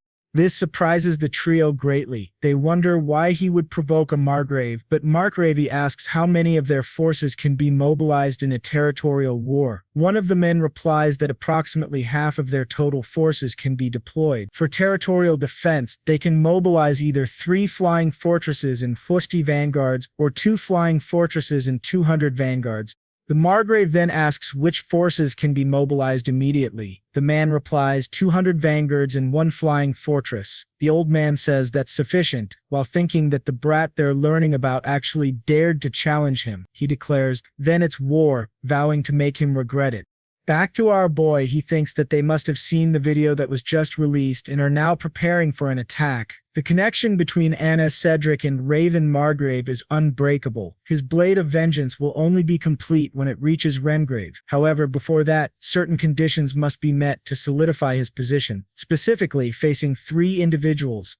A blonde woman then introduces herself as the daughter of Cain Riverdaz, Olivia Riverdaz. Our boy thinks Duchess Olivia Riverdaz, a mage of the Kingdom of Lewis and daughter of the famous Duke Cain Riverdaz. Although she's said to be close to reaching the 8th circle, her presence is comparable to the patriarch of the Riverdaz family, to which 6 archmages belong. When she says it seems real to her and the others agree it's definitely true, our boy asks whether this means they've recognized him. However, she points out that this kind of magical plaque can easily be forged in the first place. As the 3 of them confront him, he realizes they are pressuring him by resonating their magical circles together, but he manages to break that pressure and asks what it all means. The girl responds that it's amazing. The 2 others applaud him, but she says it's nothing much, they just wanted to test his abilities. One of the girls says she definitely could have verified it without resorting to such methods. However, having 7 circles doesn't mean they're all equal. She simply wanted to measure his exact level.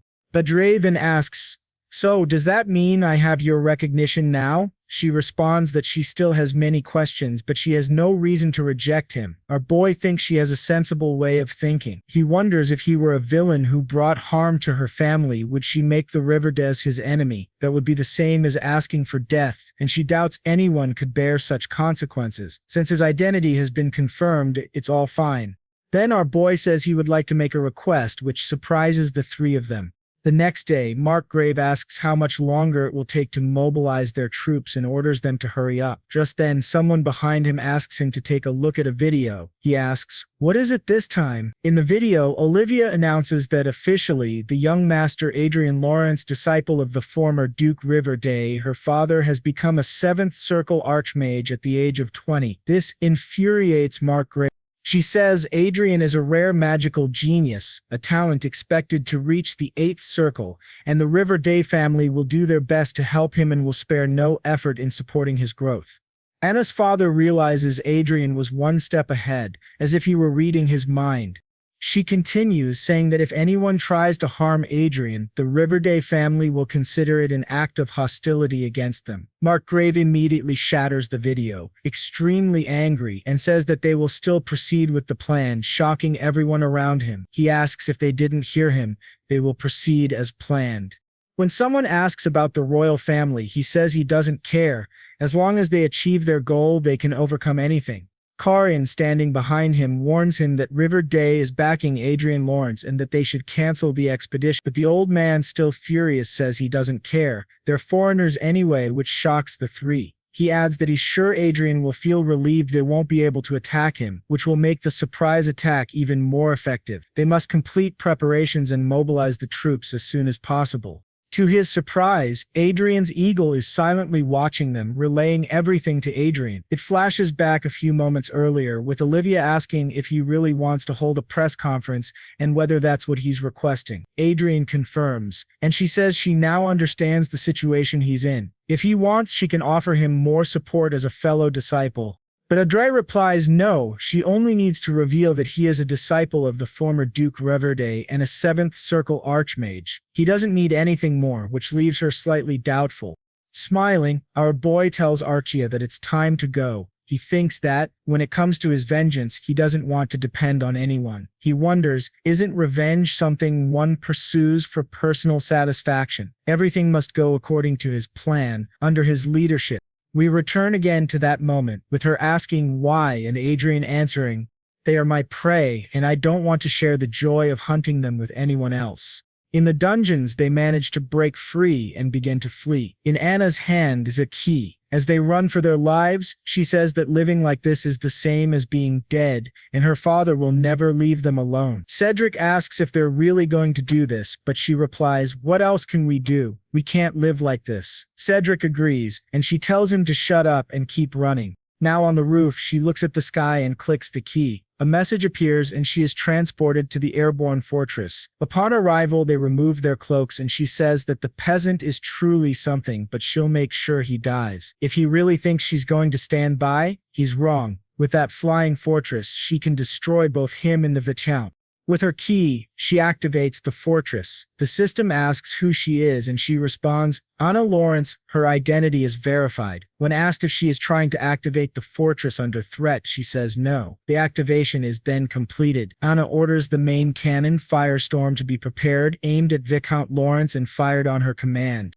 But to her surprise, our boy tells her to shut up, saying she acted exactly as he predicted. He thanks her for unlocking the fortress's security. She wonders when he got inside, but to her shock, Archia has already defeated everyone and is holding Cedric. Our hero says that trying to shoot the Viscount with a flying fortress only adds to her list of crimes, and the Marquis Raven's troops are almost here. She and her brother will have to protect this land with their own bodies. This stuns her.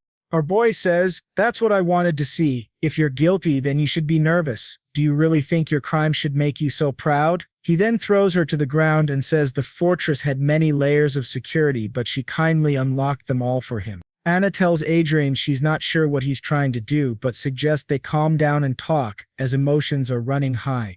But our hero isn't someone who tried to blow up a viscount just to talk. Then Archia starts beating Cedric. Our hero simply tells her to bring him over and she throws him beside his mother. Cedric asks why Adrian is doing this, since they're brothers, but our hero says that even brothers had a great shield above them. Arshia then asks what they should do with the knights, who begin begging for forgiveness. Our hero suspects they're from Marquis Raven. He plans to send them back, but to their surprise, he simply opens the door and throws them out of the ship. He tells Arkia he forgot to upload the video and asks her to edit and upload it for him. Meanwhile, the other two are banging on the barrier, begging to be released. With that, our boy says he will use media platforms politically. He posts the video of Anna aiming the fortress's main cannon at Viscount Lawrence's house. Upon seeing the video, Mark asks if he can just kill all the commoners making those stupid comments. Mardo says it's possible, but not easy. The site is under the jurisdiction of the Union of Elia, which doesn't release users' personal information unless it's a serious crime. The Marquess says those damned Elia people are truly stubborn. One of the men behind him says a flying fortress is fully operational with 200 vanguards and everyone is ready. The Marquess orders them not to fail and to depart now. The mages activate teleportation magic. As the ship vanishes, the Marquess watches and wonders if he should have gone in person. Meanwhile, his daughter, still inside the barrier, screams for her father not to come. Suddenly, above the airborne fortress, the Marques's army appears in the sky. Our boy says, they've arrived. Inside the fortress, the monowave begins, shocking the two inside. They start screaming Adrian's name, apologizing, promising never to do anything again. But our hero says what he's doing now is something he learned in war. It's called a suicide bomb. With the Marques's army right above the flying fortress, the two scream in terror. Our boy raises his glass and waves goodbye to Madame Anna and Cedric, who watches from the sky as the fortress explodes with both of them inside.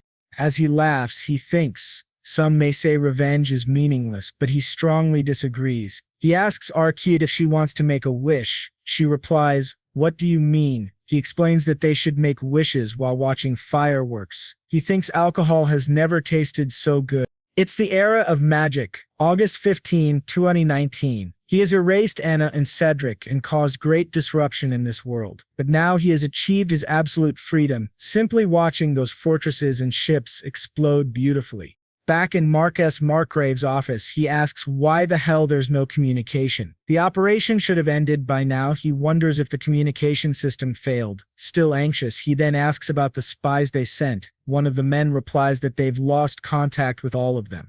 Marco Lev asks, "Are they playing with me?" One of the other men suggests that perhaps this entire situation was planned in advance. This infuriates the Marquess even more. He wonders how long this has been happening. If it's true, it means he's been in the palm of that boy's hand all along, a boy young enough to be his grandson. But then, to everyone's surprise, someone enters the room calling out to His Grace and says he was searching for online articles related to the Lawrence territory. This article was posted 3 minutes ago, and Marquez asks what it is. This scene shifts back to Viscounty Lawrence. After that explosion happens, the vanguards below are protecting the territory and hearing more and more explosions, with debris falling to the ground. Watching everything unfold is none other than Marquess Margrave. The butler says that, according to the video, an evacuation warning was issued an hour ago and all the residents of the Viscounty of Lawrence had already evacuated.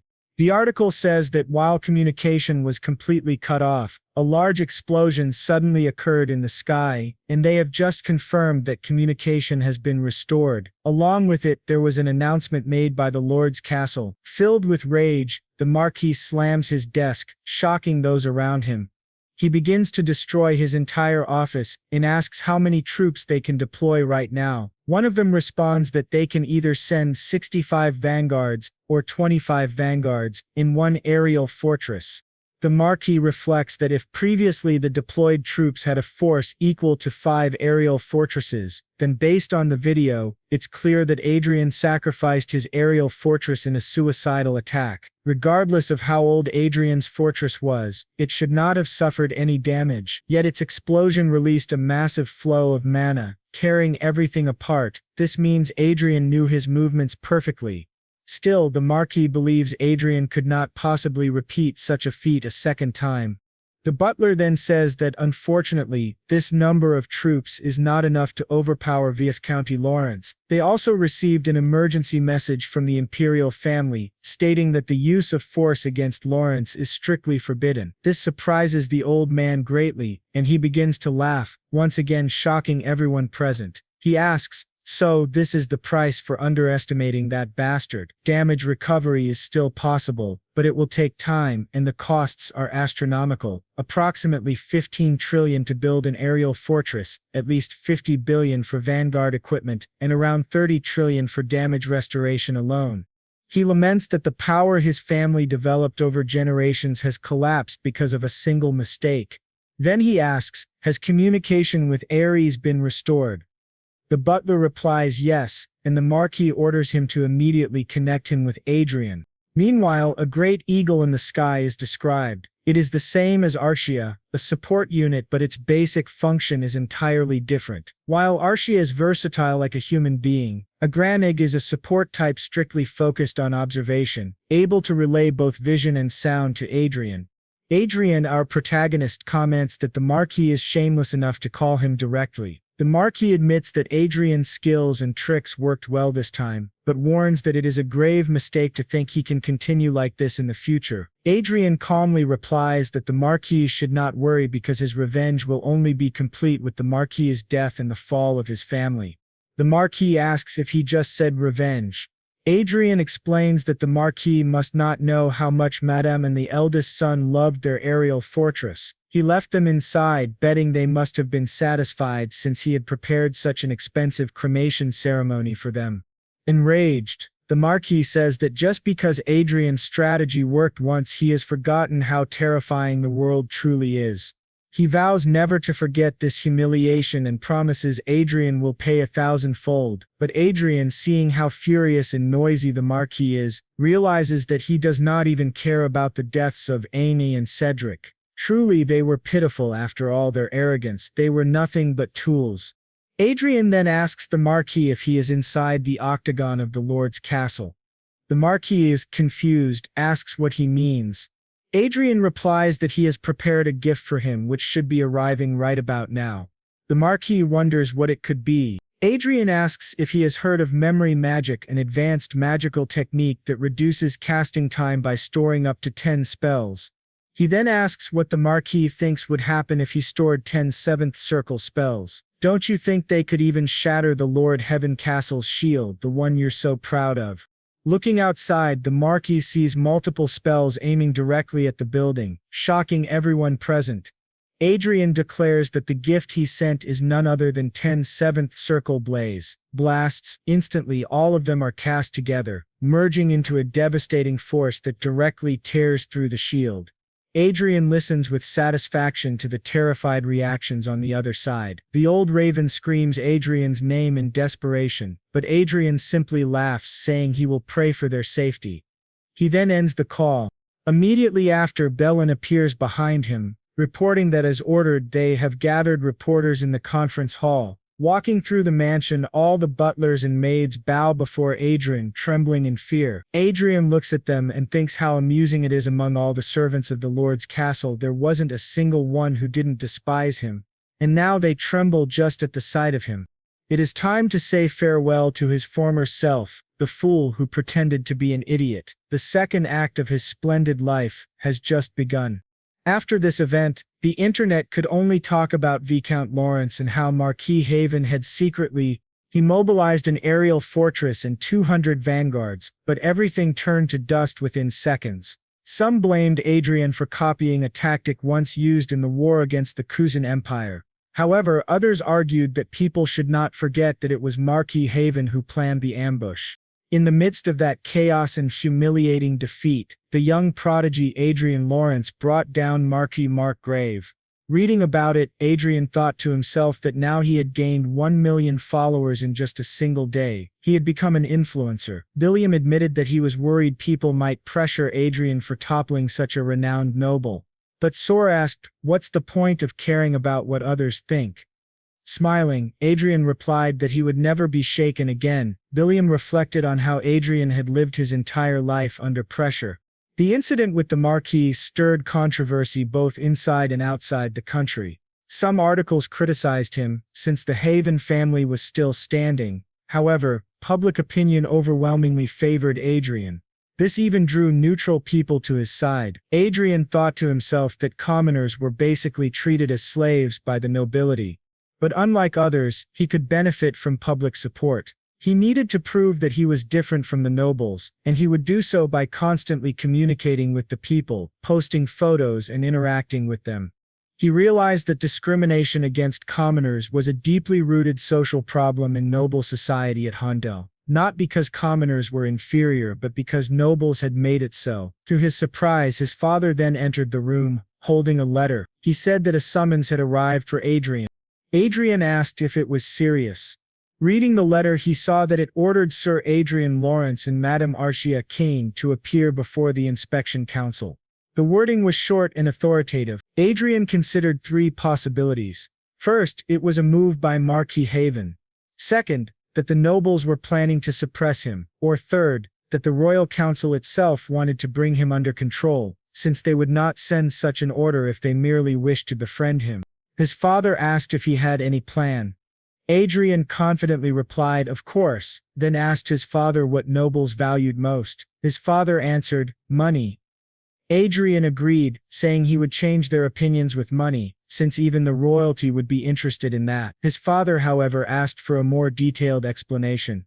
Adrian explained that he had made a great deal of money through investments. If he offered bribes, it would certainly change the nobles' minds. This shocked everyone in the room. They questioned him, saying he didn't seem very happy, but Adrian insisted it was better to show than to talk. He revealed his bank account, which left Billiam stunned. "Incredible. How did you gather 60 billion in cash?" he asked. Adrian corrected him, saying he should look again. There were 4 commas, not 3. It wasn't 60 billion but 60 trillion lotus.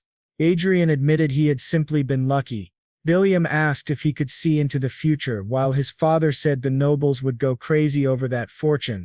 Adrian then asked how much of it might be taxed. His father answered that at least 1/10 would be taken. Adrian recalled hearing that if a noble paid a large tax, the royal family would grant exemptions. His father confirmed this, saying that based on how the royal family operated, Adrian could expect to pay almost no tax on half of his declared income. Adrian thought this was acceptable. He had planned to use the money anyway, though losing 1/5 of it was still a huge amount. His father then asked if there was anything else he wished to buy. Adrian replied yes, he was considering aerial fortresses and vanguards. Soon after, shocking news spread worldwide.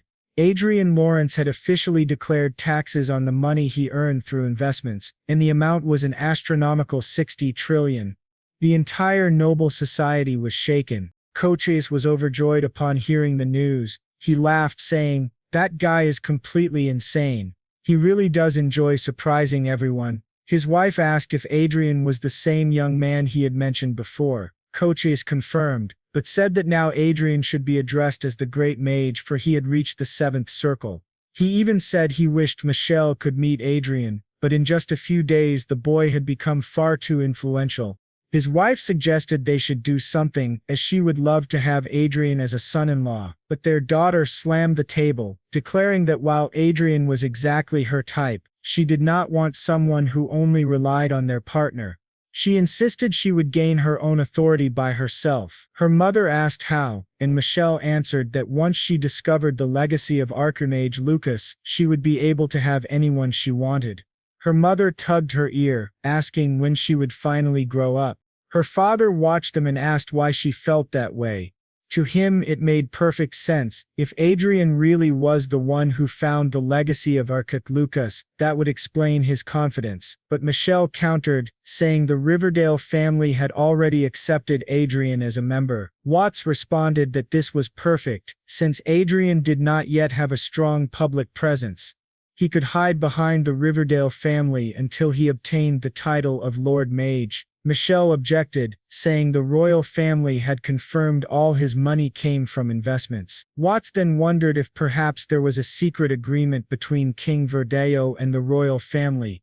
Their daughter teased him for believing in conspiracy theories, But before they could argue further, urgent news arrived. The Republic of Prios had just announced that they had found the one who discovered the legacy of Manuel Lucas. Everyone was shocked. Meanwhile, inside the tower of Manuel Lucas, Adrian thought it would be easier if he absorbed all of the research books as skills. Tomorrow he would need to attend an inspection with Archia, and the day after tomorrow a royal banquet awaited him. The following day he planned to search for aerial fortresses and vanguard equipment. He cannot leave the game because he is too busy. He needs to stay logged in as long as possible in order to gain more power. While searching through the books, he thinks that at least 1% of the thousands of research volumes must contain military studies. It seems that Archduke Lucas, who invented and changed the course of war, was still a man who longed for peace. The research he devoted most of his time to was dimensional teleportation. He never married, nor did he ever take on a disciple. He spent his entire life researching a way to return home. Everyone says he was the one who changed the world, but the truth is that he simply missed his home. The reason he left behind traces showing that he came from Earth was most likely so that someone from his homeland could find them. Sadly, that only happened after his death, and his legacy became his final hope. The dimensional teleportation spell makes it clear that he wanted to return, but Adrian decides he will not become obsessed with that.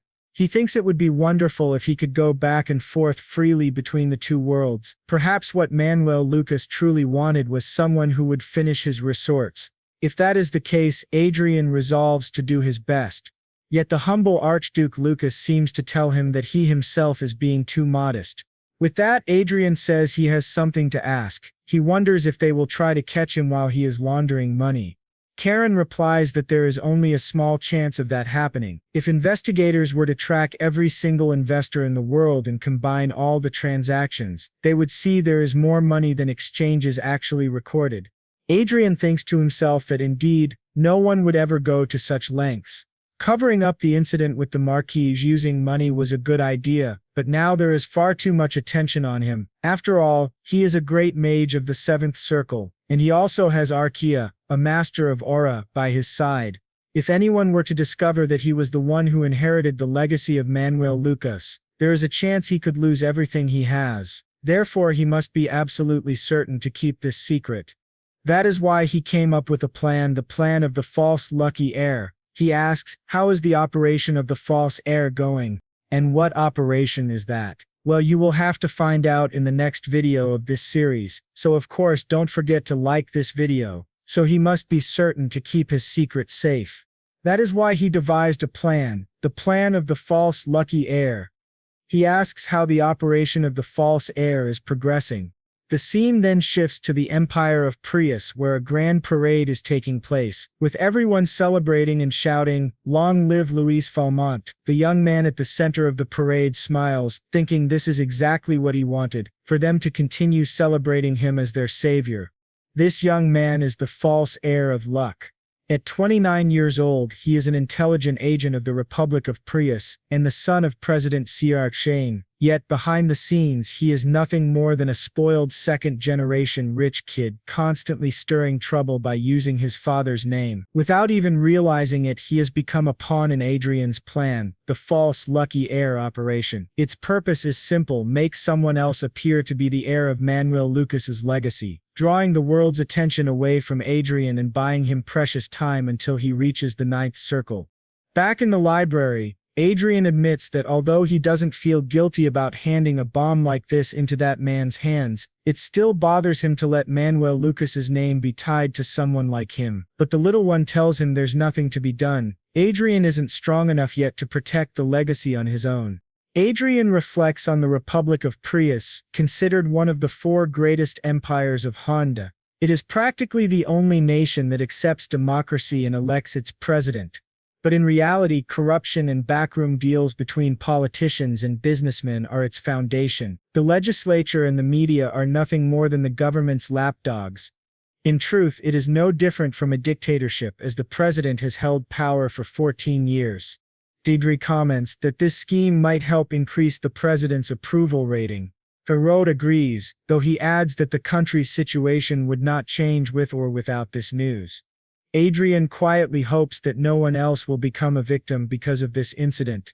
Meanwhile, Manuel Lucas's spirit remarks that once the truth about the false lucky heir is exposed, it will be difficult for Luis and the president to remain unscathed. In the long run, their actions will bring about major changes in the corrupt regime of Prius. Adrian asks that innocent victims be identified so that he can prevent further suffering.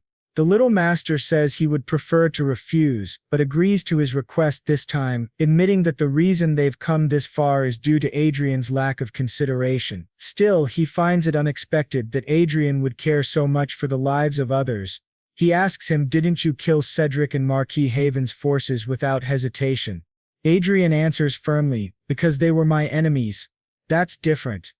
The little master agrees, saying that it is the right mentality to show no mercy to enemies while doing everything possible to protect innocents. In those moments, Adrian almost seems more human than an artificial being. He wonders if once he reaches the ninth circle he would be able to create beings like Arcia and Chester. His little master then asks if he still does not want to use his last administrator's privilege. Adrian shakes his head, "Not yet. He will save it for the very last resort. For now his level is 205 and it will take time before he reaches level 250, the first condition to begin the 8th legacy mission." The three of them then pass through a door, but the scene shifts to a mansion. Inside, the servants whisper among themselves. They say they've heard that Lord Lawrence is planning to buy 5 aerial fortresses. Some wonder if it's even possible, since the maximum number of fortresses a baron or viscount is allowed is 1. Others say he is even planning to gather the maximum number of vanguard forces. Some of the maids ask if it is truly safe for one family to hold so much military strength. Dioclus replies that of course it is. After all, titles are granted based on merit, and if talents like Adrian were treated carelessly, they might defect to another nation. He is not only a great noble in name, but also someone who will be granted the military power fitting of his station. In other words, there is a new rising power within the Hayward Kingdom. The maids continue chatting, but one of them warns they should stop. When asked why, she explains that Lady Arcia has just summoned her and she must hurry. Immediately the three of them begin fighting over who should go in her place, since they take turns serving. Eventually one of them wins the argument and heads off. She thinks about how ever since most of Lord Adrian's servants had sided with Anana, who is now dead, they all feel as though they are walking on eggshells every day. Even though the Lawrence family members do not wish to face their young master because of the sins they committed against him in the past, none of them want to lose such a good job with its fine working conditions and secure future. When the maid enters Adrian's room with his snacks, he thanks her politely. She reflects that the reason they argued earlier was to decide who would serve Lady Arcia instead, since she is much easier to attend to. As she delivers Arcia's breakfast, she notices that Arcia is the complete opposite of her intimidating title, Aura Master. The lady has a gentle personality and often shows a kind smile. Blushing, the maid thinks about how amazing it is that someone from such a common background just like her could rise all the way to the rank of countess purely by her own power. Staring at her, the maid is lost in thought until Arcia asks softly if she wishes to say something. The maid hesitates, then asks if she might pose a question. Arcia smiles and nods. The maid gathers her courage and asks, "Will the young Lord Adrian?" The maid nervously asked if Lord Adrian planned to dismiss the castle's workers. Arcia reassured her, saying that Adrian was a good person who absolutely hated making others suffer on his behalf. But then her expression turned serious. She added that while Adrian was kind, he was also cold toward his enemies. Fixing her aura's pressure on the maid, she asked if by chance she was Adrian's enemy. Trembling in fear, the maid quickly answered, "Of course not." Arcia smiled softly and said, "Then everything is fine." Terrified, the maid bolted from the room, almost bumping into Adrian on the way out. She kept apologizing as she ran off. From that day forward, a rumor spread throughout the estate. Adrian never forgot either kindness or betrayal, while Lady Arcia was merciless toward anyone who dared trouble the man she loved. Later, one of Adrian's new recruits nervously asked if he could really follow them inside the royal castle. Adrian replied yes, and asked what he meant. The boy explained that he and Surak were still weak compared to others. Adrian thought back to the war against the Cry Empire when he had been preparing something besides building strength, identifying talents with great potential using his magical glasses. Eric commented that he didn't believe the young lord had summoned them without reason, that Adrian surely had a plan. Adrian admitted that if one could call it a plan, it was simply that he had chosen them because they had a bit more experience. Currently, Adrian had 4 Vanguard escorts, and together with Lopes and Eric, members of the Institute of Talents, they were on their way to the royal castle to be inspected by the auditor. Adrian warned them that many nobles would likely be present today. If they were lucky, they might even see members of the royal family. He reminded them to carefully observe the individuals leading the kingdom. The blond boy nodded eagerly, promising to do his best, while Adrian thought to himself that the boy would need to grow more confident if he wished to succeed in the future. The driver then announced they were arriving at the teleportation portal. Adrian instructed him to proceed. Once they passed through, they arrived in another city. The young recruit gazed in awe out the window, enchanted by the sight, while Adrian quietly reflected that they had finally reached the capital of the Habert Kingdom, the city of Leonal. As soon as they stepped out of the carriage, crowds of people whispered excitedly, remarking that Adrian and his companions looked even more handsome in person. They made their way toward the Royal Administrative Building. At the entrance, a butler commented on their popularity. Adrian dismissed it, saying it was only the media that had placed them in the spotlight, but the butler replied that Adrian had no idea how frenzied the public had become over him recently, much to the displeasure of the higher nobility. This revelation surprised Adrian. The butler continued, explaining that Adrian had become famous among the non-heir nobles, admired for earning his position entirely on his own merit. Adrian put on his magical glasses and identified the man as Baron Harris, also known as Baron Walker, the leader of the noble inspectors. His talents included intelligence, administrative power, leadership, and learning ability. Adrian greeted him as Baron Walker. Embarrassed, the man apologized for speaking too much and asked Adrian to forget his words, but to his surprise, Adrian replied that he wasn't referring to that. Instead, Adrian handed him a card. Baron Walker asked if that wasn't Adrian's personal card, and Adrian explained that when he acquired his own territory, he would be looking for a skilled administrator to manage it. If Baron Walker were interested, Adrian asked that he please get in touch, promising the best treatment possible. The offer left the Baron astonished. Soon after, Skywalker announced that they had arrived at the Royal Palace and would be entering Investigation Chamber 1. He explained that only Sir Adrian Lawrence and Lady Arcia Klein could go inside and that the inspection would last 2 to 3 hours. The others were asked to wait in the lounge. Adrian, however, told them to walk around and that he would call them once the investigation ended. They all agreed and wished the pair safety. Baron Walker also cautioned Adrian to be careful since it was impossible to know what might happen inside. Adrian smiled, thanked him for the advice, and thought to himself that he always had the option of leaving the country if things went wrong. Upon entering, Adrian and Arcia found themselves surrounded by several figures. To Adrian's surprise, he immediately understood Baron Walker's concern. 2 powerful figures were present: the Chief Inspector of the Nobility Douglas Hamilton, and the Second Prince, Luke Wynne Hyde. Adrian wondered why the Second Prince himself was sitting before him. He greeted them respectfully, calling it an honor to meet the commander of the Royal Guard. The prince responded, remarking that he already knew Adrian was no ordinary man. He was, in fact, an archmage. Adrian answered sharply that had he not known the prince's identity, he might have thought him a spy for such words. The prince only asked Adrian to raise his head. Using his glasses, Adrian observed the prince's talents: aura, physical strength, learning ability, average intelligence, average leadership, and average administrative power. He reasoned that the prince must have trained under an aura master and consumed rare elixirs to become one himself. The prince declared that he would personally lead the investigation. Adrian replied that if this was the chief inspector's decision, then he had no objection. The 2 locked eyes, each scrutinizing the other. Adrian, noting the prince's unease, curious, he asked the inspector to confirm whether this arrangement was official. The inspector apologized for seeming disrespectful and explained that he had only wanted to clarify the prince's authority. The prince assured them it was no problem and asked them to sit so the investigation could begin.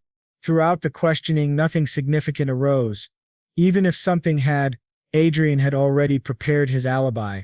But during their conversation, the elderly man beside the prince suddenly asked why Adrian had caused such one-sided damage to Marquis Haven. The prince corrected him, saying he made it sound like an ambush, when in truth it had been a territorial dispute. The three men debated the matter while Adrian silently considered his next move. He was worried that his relationship with him might be one of hostility, but he seemed to be a fair person. Then the prince said there was no reason to continue the investigation, as there was nothing to look into. However, the elder beside him argued that Marquis Revan was a considerable force on their side. Our boy thought to himself that he could hear everything being said, and he realized that including Hamilton, most of the noble inspectors were aligned with the prince. Some were also on Marquis Revan's side. Perhaps Prince Luke had developed some hostility toward him due to the influence of others and not by his own will. The prince then said that he was basically asking him to be rational and they would end it for now. He called Sir Lawrence and stated that he did not like stalling, preferring to go straight to the main point. He was competing with his brother for the crown, and until recently the competition was fair. However, things changed when Adrian appeared, especially regarding Marquis Raven, one of his main influential forces, who was defeated by him. Our boy apologized, but the prince said he did not blame him, as the incident was entirely Raven's fault. Still, if Adrian had sided with his brother, it would have been even worse for him. That was why he wanted to ask him directly before his brother did. Adrian then understood, this was the real reason the prince had joined the investigation. The first prince was already the crown prince, but there was opposition because the second prince had become an aura master, balancing the scales. The second prince had gone this far even while knowing that the first prince had the right of inheritance in higher status, which meant things were in his favor. Although Marquis Raven's forces had been dissolved, it was not enough to cause a major impact. The real issue was Adrian and Arcia, who had suddenly appeared. They not only had individual abilities but also financial backing. They were a heavy weight that could disrupt the balance. Still, Adrian thought there was no real benefit for him to get involved in political struggles. Above all, he had not even received his noble title yet. The prince then said that was precisely why it was more important. If Adrian joined him, he would elevate his status as an archmage, recognize his achievements in the last war, and support him in obtaining the title of Marquis. This greatly surprised Adrian, as becoming a Marquis would put him one step away from being a duke. He asked if that was really possible, and the prince replied that it was not, but he could make it happen. He mentioned that the Marinikov territory looked promising. Adrian thought that he had intended to remain neutral, but the prince was truly tempting him. He then said that it was indeed a very good offer and asked if he was really worth all that. The prince told him he was worth even more than he thought, and also pointed out that he had a beautiful aura master at his side. When the prince looked at Artria with that expression, Adrian grew serious. He asked if he could at least think about it for a while, which surprised the prince. The prince replied that it was fine. Mages were known for being cautious, especially one who had lived most of his life in hiding. He gave him a week to think about it and said that would be enough. Adrian expressed his gratitude for his consideration. As they stared at each other, the prince asked if Adrian did not believe that the crown should belong to someone with greater abilities. If the crown prince inherited the throne, the Herit kingdom would perish, he said, and as a noble, Adrian should consider the future of the country. Adrian replied that he would reflect on those words. Then he walked toward Madame Clen and remarked that she was smaller than he had expected. It was surprising that she was actually an aura master. She thanked him, and he said that perhaps they could duel later. She was the first female aura master he had ever seen. She accepted with a cold expression, saying it would be a pleasure. He said she was quite cold and that he would see her next time. As Adrian was leaving, the head inspector of the nobles passed by him and said that he had better stop thinking and accept the offer, because he was not used to being rejected. When they finally left, Adrian thought that he had only been stalling and that everything so far had just been formalities. Now he wondered what he should do, return home or wander around. He asked Archia if she was hungry. She said she was not very hungry but would really like to eat. Adrian thought she always only cared about food, and he remembered once more the smirk of the second prince, who had touched her hand and shoulder. To their surprise, someone appeared behind them saying that it was perfect, as he also knew many restaurants. A blond young man smiled at Adrian, leaving him and Archia shocked. Adrian wondered who this person was. Looking at him more closely, he realized he was none other than the first prince, Prince Michael van Huyt, a fifth circle mage. His talents included extremely high intelligence, extremely high learning ability, very high administration, high command, high political skill, but low mana, low aura, and low physical ability. Adrian thought it strange that the first prince was walking around so casually with no one noticing his presence. The prince said that they really were an archmage and an aura master, and it seemed they had recognized him. He commented that his disguise spell did not work on people who were not idiots like his brother. Adrian thought the way he was speaking did not resemble how a crown prince should sound. One thing came directly to his mind as he stared at him. He was certain he could never afford to make this person his enemy. So, he told the prince that he expected a luxurious dinner. The prince replied with a smile that he would guide them to the right place. As they walked together, Adrian thought to himself that the prince's profile was far too good for a mere human. His talents were heavily focused on politics and administration, but he had never seen anyone with three extremely high attributes, except for Archia. Actually, upon reconsideration, Prince Michael was even superior to Archia in terms of overall talents. Her strengths were concentrated mainly on her swordsmanship, while his were broad and deeply influential. His mana is low, but he became a high mage with his intelligence. Then the prince says that it seems she has many questions about him, while Adrian says that he is even more mysterious than his younger brother. The prince replies that they have arrived, and when they enter, Adrian asks if this is a teleportation room. He thought they couldn't use this type of spell inside the castle, and asks if there is a barrier of interruption around the entire place. The prince asks if he didn't know. The castle is filled with electric stones underneath, and sometimes they conflict with mana, causing interruptions in teleportation spells, but if he presses the button, that barrier is undone, and Adrian realizes he just disabled the interruption spell. The prince then says that they will be going now, while Adrian thinks in his head that he knows this person is not ordinary and wonders who this crown prince truly is. After they move to another place, the prince says they will enter here, and things will be more relaxed. Once again, he presses the button and activates the barrier, saying that the interruption spell is functioning again. Adrian thinks that it is the prince who is controlling it. The second prince probably has no idea that the first prince is playing with the castle's security, but there is no way for him to know because he is just an idiot. Adrian wonders if he should say that it is an honor to meet the crown prince, and the prince replies that yes, it is also an honor to meet them. The butler then asks if they are back, and Michael asks if the food is ready. The butler says yes. Adrian asks if this is the crown prince's palace, and the blonde prince confirms that it is exactly so. The head chef of this palace was personally hired, and he can guarantee he is one of the best in the country. The prince then asks if Adrian knew that he follows him on SNS. Adrian asks if he is serious, and the prince says yes. His username there is Grandos Eyes Closed. He explains that nobles usually do not care about the virtual world, but he does. He enjoys it very much. Adrian thinks that Michael van Huyt, despite having the title of crown prince, treats him like his best friend, and it doesn't seem like he is pretending. It is definitely not the way the second prince treated him. The two are complete opposites. Adrian notes that Michael seems to have a sense of humor, and the prince says yes, he loved seeing Adrian mocking Marquis Raven. He thought his appearance was more important to achieving that number of followers. Adrian replies that yes, it was very important. While the butler serves food to Archia, she immediately starts drooling. Adrian says that he saw the prince's fan club greeting him at the castle entrance. The prince agrees, and in the middle of the meal, Adrian asks why he invited them there. The prince asks if he doesn't already know, and Adrian says maybe he is recruiting him. The blonde prince confirms, and Adrian asks what he expects them to offer, but Michael says that unfortunately he cannot offer anything for now. Then Adrian asks if he will promise benefits if he ascends the throne. The prince says yes, but he will not stop Adrian from receiving the title of viscount, which surprises Adrian greatly. Michael explains that a viscount title is not something easily given, and even more difficult now that power is divided. It seems that Prince Luke promised Adrian the title thinking he had the power and influence to make it happen, but if the people on his side disagree, they can prevent him from getting it. Adrian thinks that this really makes sense.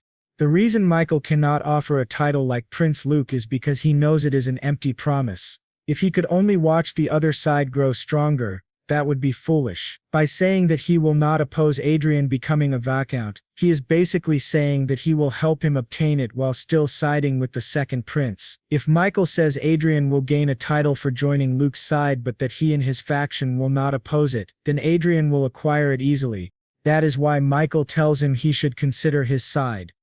Adrian thinks that this is not bad. He is the decisive card in this game, and whichever side he joins will gain an advantage. If he accepts Michael's offer, he can obtain the title and support the crown prince. But if he refuses, his title will vanish, and he will be forced to join the second prince.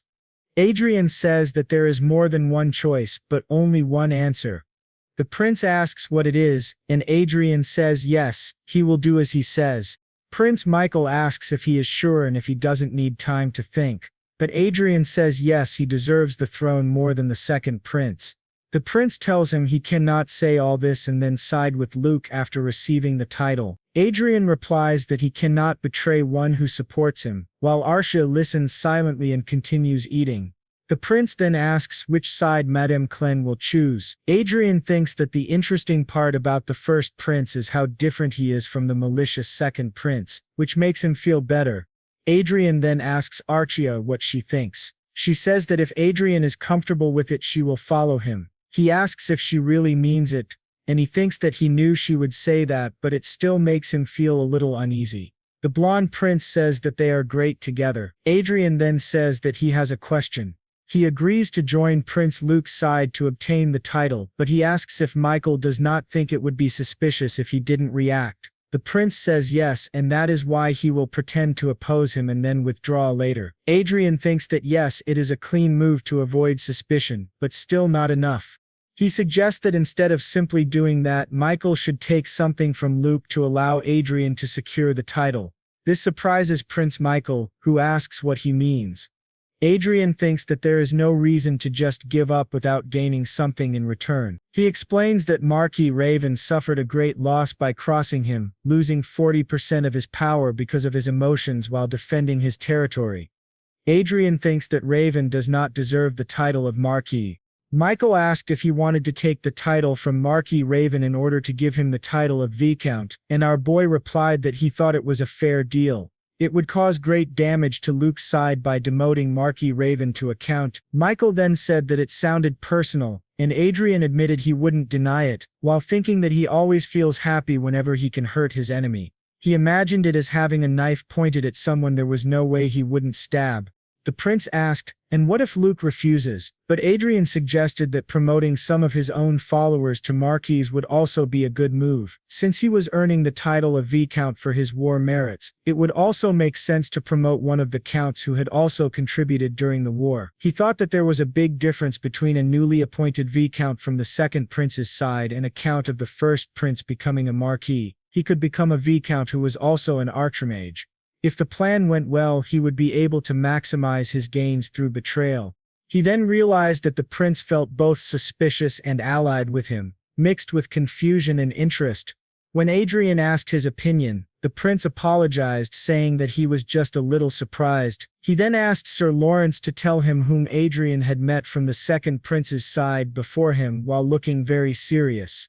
Our boy wadded what he meant, and Sir Lawrence listed Baron Walker Ruggio, Prince Luke, Viscount Hamilton, and 6 other inspectors who had interrogated him. That made a total of 9 people. They asked if perhaps he had done something wrong, and the prince seemed quite surprised. Meanwhile, Adrian noticed that his own status showed curious, confused ally and admiration. Then he said that now he understood they had both thought the same thing. The prince agreed and asked if Adrian could read people's minds, because he had quickly grasped part of his betrayal plan. Adrian thought to himself that he couldn't read minds directly, but he could guess through the information on his glasses. The prince called him incredible, saying he had also been considering those two as part of his plan. Adrian replied that suggesting a plan which the prince had already thought of was even more impressive. But the prince added that it showed how amazing Adrian's decision-making was, and that reaching the seventh circle at his age was no small feat. He truly didn't want to make him an enemy, they should be friends. Our boy thought the same, then the prince handed him a phone. When Adrian asked what it was, the prince explained that it was a secure phone impossible to trace. He would call him when there was something important to discuss. He added that today's meal had been both fun and productive, and that they should now return using the teleportation circle. He waved goodbye to the two of them, and Adrian replied that they would see each other around. After returning, Adrian asked where they were, and Arcia told him they were in the warehouse near the entrance.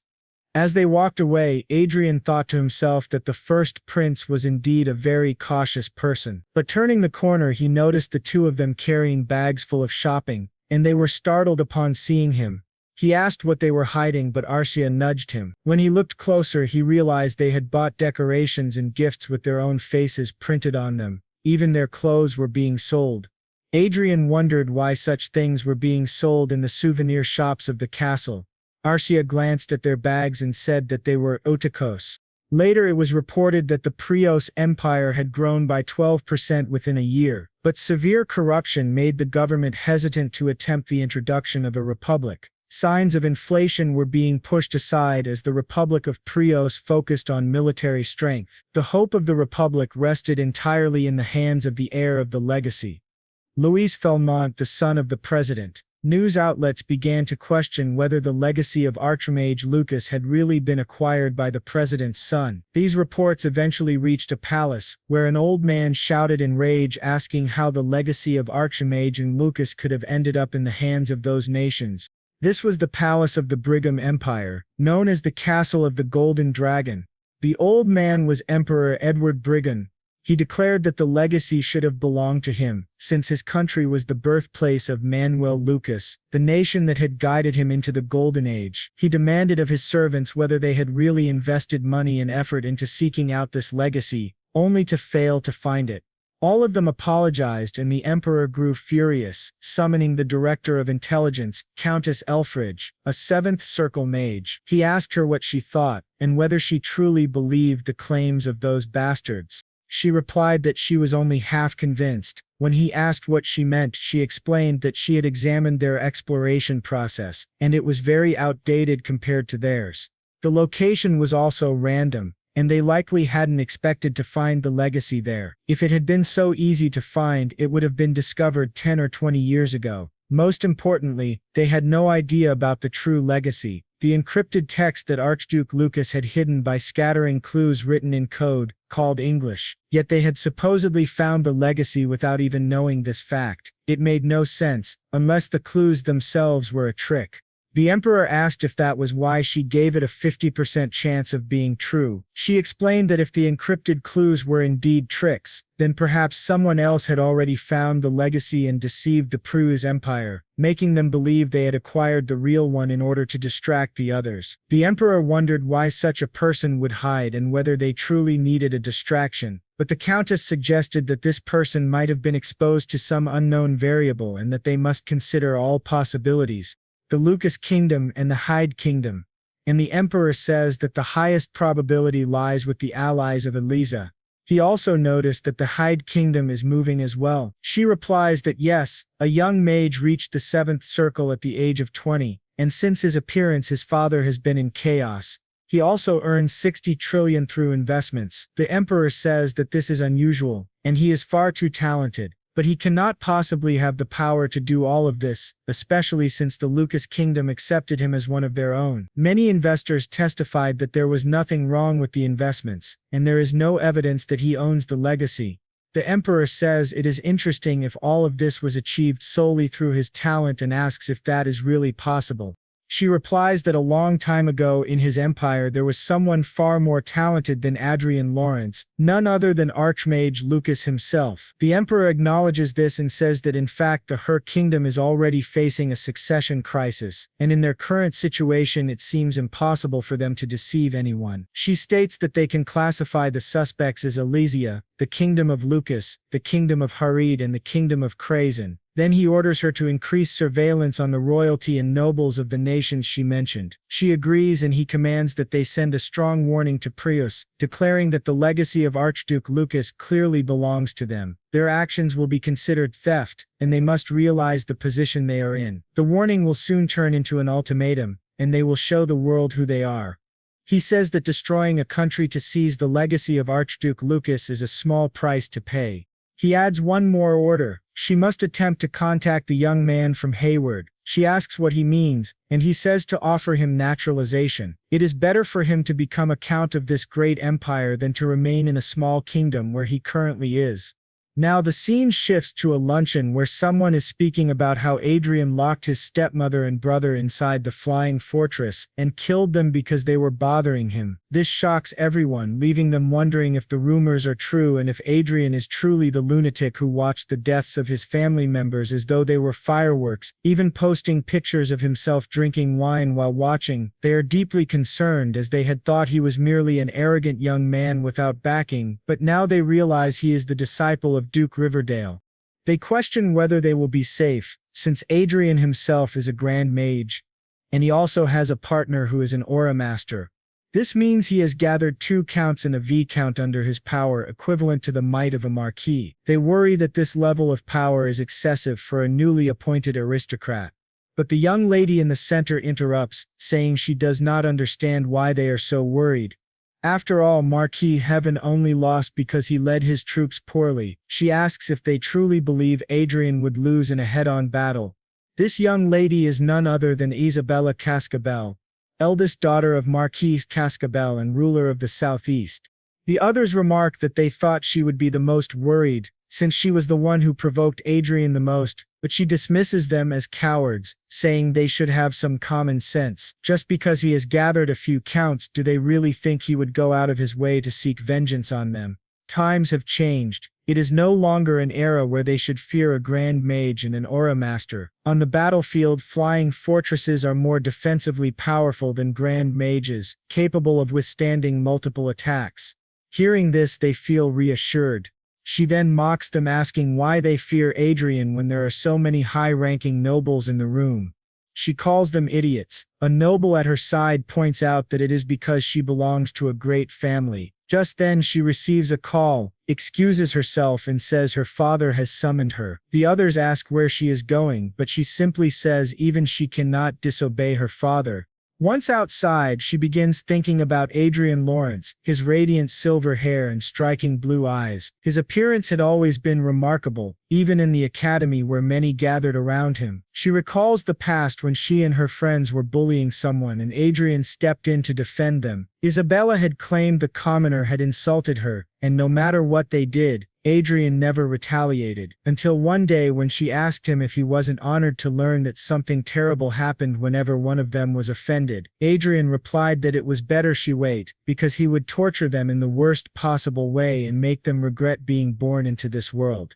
Remembering this, she admits that she always liked him, especially his handsome face when filled with rage. She never thought a mere count without political foundation could do anything against her, as she dominated the social circle of the 6th Marquis family. To her shock, upon returning home, she asks her father what he had just said. He informs her that His Highness Luke has promised the Marquis title to Lawrence, and he will become a key figure in the country's future. Deeply worried, she asks how they could possibly grant the title of Marquis to the son of a concubine, and whether this is truly possible. Her father confirms it is. Prince Luke believes Sir Lawrence is worthy of the title since he became a 7th Circle Mage at the age of 20 and may one day reach the 8th Circle. Moreover, with his Aura Master partner at his side, whose strength is equal to that of an 8th Circle Mage, his existence is crucial to maintaining the balance of power. Bringing someone with such influence into their faction is an undeniable advantage.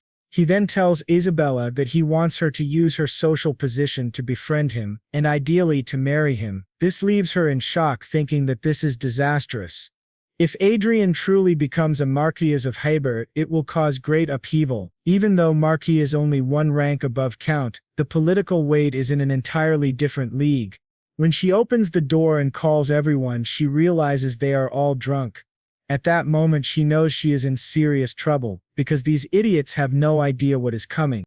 They serve absolutely no purpose. And now back to the game. Our boy changed Archia's hair color. She asked if it looked good and he said yes, thinking that the first thing he did when he returned from the royal palace was log into Chronicle, since it would be problematic for someone to walk around looking exactly like the celebrity Archia. He had to give her a simple disguise. Back in his office, that young boy next to him asked if Sir Adrian was planning to enter the military industry, which made his father's hair stand on end, asking what kind of behavior that was in front of Sir Adrian. Our boy thought that he had 3 high skills and was exactly like his father. He then asked why he thought that way. That boy Grant said, steel manufacturing, iron level production, artifact crafting, zenith, magic tower, Konya. These are things that don't bring short-term profit and only consume money. Didn't Sir Adrian make trillions in investments? He thought that perhaps with the acquisition of these companies, it was an investment for the future. Our boy told him that he was right. Mining and distribution, which were the largest industries in his state, were not bad, but their potential was limited. Thinking about that, he believed that the military would be a good investment. The boy said it sounded like a suitable plan for a great mage, and then asked if he could know which items Adrian had in mind. Adrian asked why he was so curious, but Grant said it was necessary to keep in mind what to prioritize. Adrian, pleased, replied that they would start with vanguard equipment, which surprised both of them, who pressed him asking if it was even possible. Adrian explained that they had the principle of the force system and a refined method of producing vanguard equipment, so it was indeed possible, and his assistants understood him well. Meanwhile, he thought that currently the production of vanguard equipment was shared between 3 families: the Habert kingdom, the maternal family of the current king, and the greatest magical master, Duke Haynes. And lastly, the House of Hade. In other words, vanguard equipment was being produced by the hands of the most powerful in the kingdom. Being able to produce such equipment meant being on equal footing with them.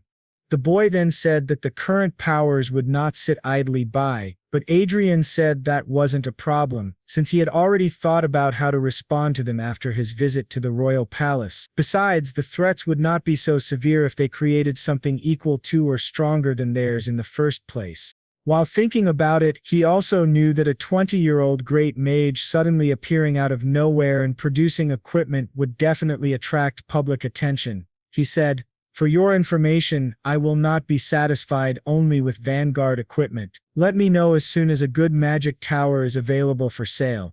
They were shocked, asking if this really meant they were going to build floating fortresses. Both were excited and admired him.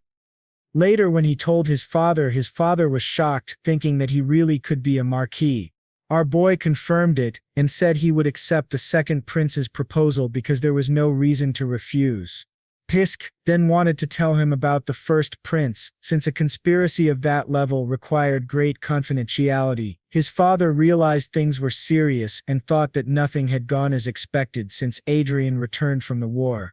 His mother, worried, asked if her son was really going to become a noble. Adrian told her that a count was also a noble title, just like a marquis. But she replied that they were on different levels. He thought that his mother, who had been the hostess of a viscount for a long time, was simply not used to this. Then he asked, how is being a marquis such a big deal? Does he need to become the king of the country and build a harem to be satisfied? But when he looked at the two of them, they were furious, with his father asking what he was talking about, and Adrian wondering what kind of reaction that was. His mother said he could not say such things when his beloved was right next to him, with Adrian glancing at Archia, who was calmly eating. For convenience, he had listed her as his fiancée, the one who would marry him, but in truth, they did not have that kind of relationship. He had spoken without thinking, so he quickly said it was a joke. His mother scolded him, saying there were things that couldn't be said, not even as a joke, and that he should look at Archia and see how she felt. Looking at her status, she seemed conflicted and subtle, but after a while she returned to normal. They asked what the hell that was. His mother, irritated, told him that he had to be kind to Archia and not do unnecessary things. Embarrassed, he said that, in any case, they had an important commission coming up soon. He wanted to finish the pending work in order to mark a new beginning for the Lawrence family.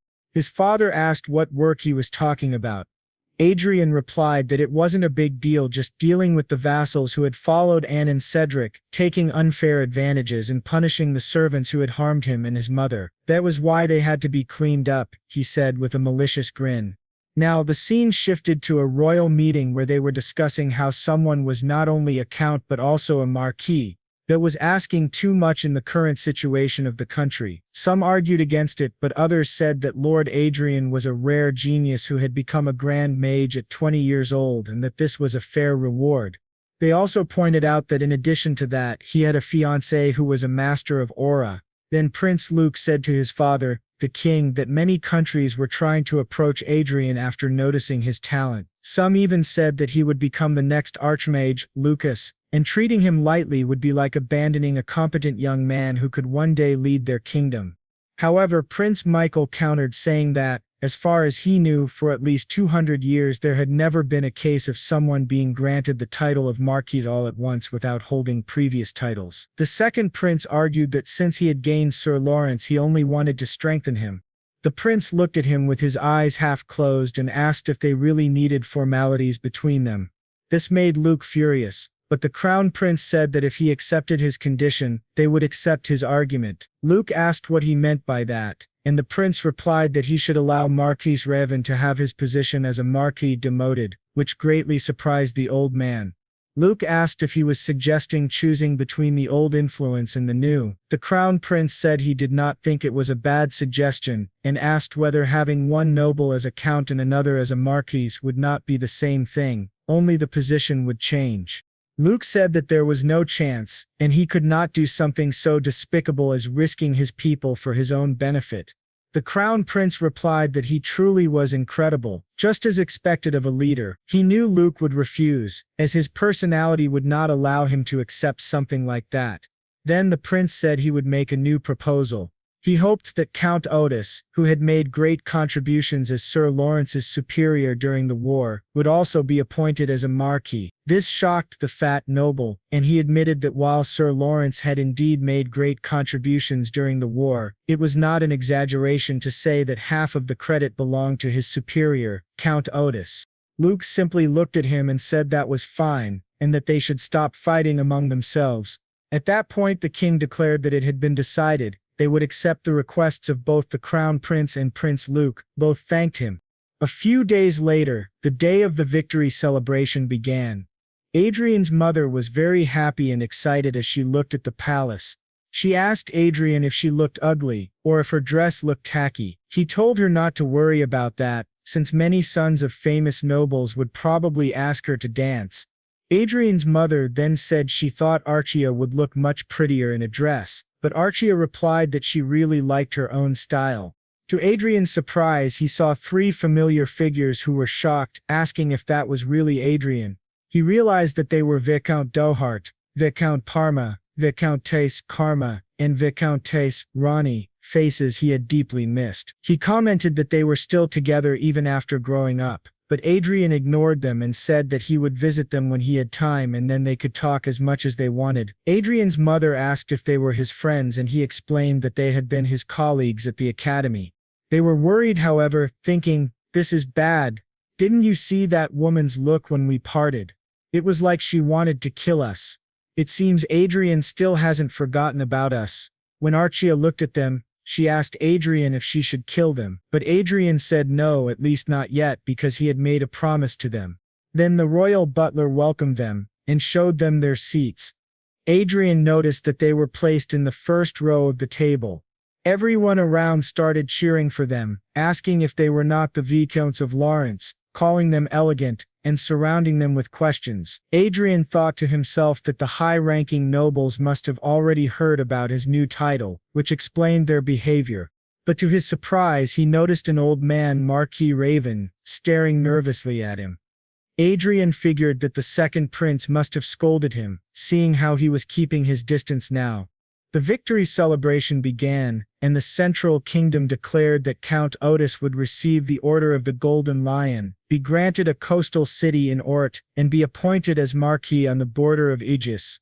Adrian thought that, thankfully, Count Otis was also on the Crown Prince's side. Meanwhile, he glanced at Prince Luke, who was speaking with his ally while Adrian thought about the man beside him, Marquis Vincent, who was without a doubt the strongest sword of the kingdom.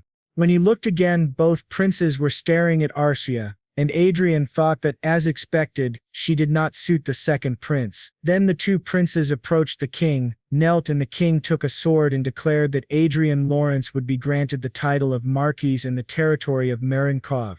Arcia would be given the title of Countess in the territory of Glendale. Additionally, each of them would be granted a fortress, and the king expected them to strengthen the defense of the country. The two of them thanked him, shocking everyone present.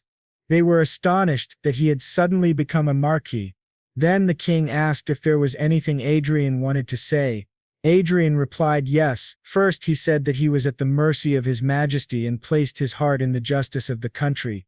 He gave his thanks to the Crown Prince and to Prince Luke. Then he declared that now that he had become an aristocrat with his own territory, there was something he wanted to do immediately, and he would state his will before everyone present.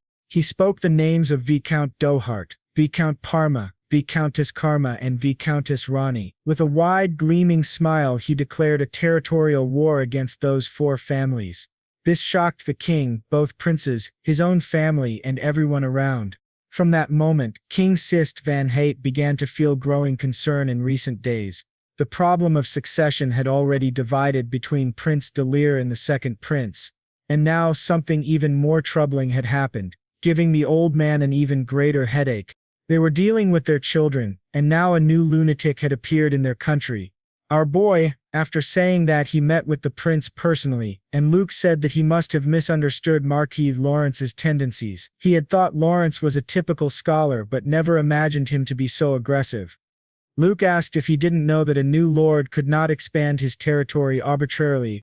Our boy replied that he would simply destroy the four families and then return to his territory according to the royal decree. Luke asked if he planned to follow through with that until the end, and Lawrence said yes. Luke put a hand on his shoulder and said that his attitude disappointed him greatly and that he wanted to wait and see what happens. Lawrence thought that Luke had expected this kind of reaction, but he didn't care at all. When he returned, the royal celebration had already begun, and Arcia said she had been waiting for him. He noticed other nobles who were visibly nervous in his presence. Everyone kept a safe distance, as if he had a reputation for being dangerous. He muttered that it seemed like he was the family rogue, and his father, standing behind him, added that he certainly was. Adrian admitted that he hadn't intended to go this far, but he had gotten carried away. His father asked why he wanted to start a territorial war. Adrian replied that it was revenge. His father became very concerned and asked if he truly announced this war, knowing the risks of fighting four families simultaneously. Adrian said yes and reassured him not to worry. His father said he believed in him, while his mother, crying, was deeply worried. Then his father remarked that it had been a long time since they attended a royal celebration, and he wanted to enjoy the moment. He called for his wife and asked her not to worry about their son, to trust him. She held his hand, and they began to dance. Adrian thought that he had been walking on eggshells in front of Anna all this time, but now he could take care of his mother. He told Archer that it was time to resume what they had been doing. Meanwhile, four nobles were discussing whether this made sense, as even territorial wars needed justification. The central noble said that they would not lose. A plump young woman asked why, and he explained that according to Adrian's declaration, the four families should unite. Though their opponent was a marquis, the combined power of four viscount families could handle the newly appointed marquis. They agreed that it seemed plausible. Adrian, speaking behind them, said it was good to see them all. They simply addressed him as Adrian, which made him wonder how they dared to call a Marcus by his first name. They explained that they would not respect him after he declared war against them. Adrian then decided to make them respect him by throwing his glove in the young Viscount Parma's face. The Viscount could not tolerate such rudeness and challenged him to a duel in front of everyone.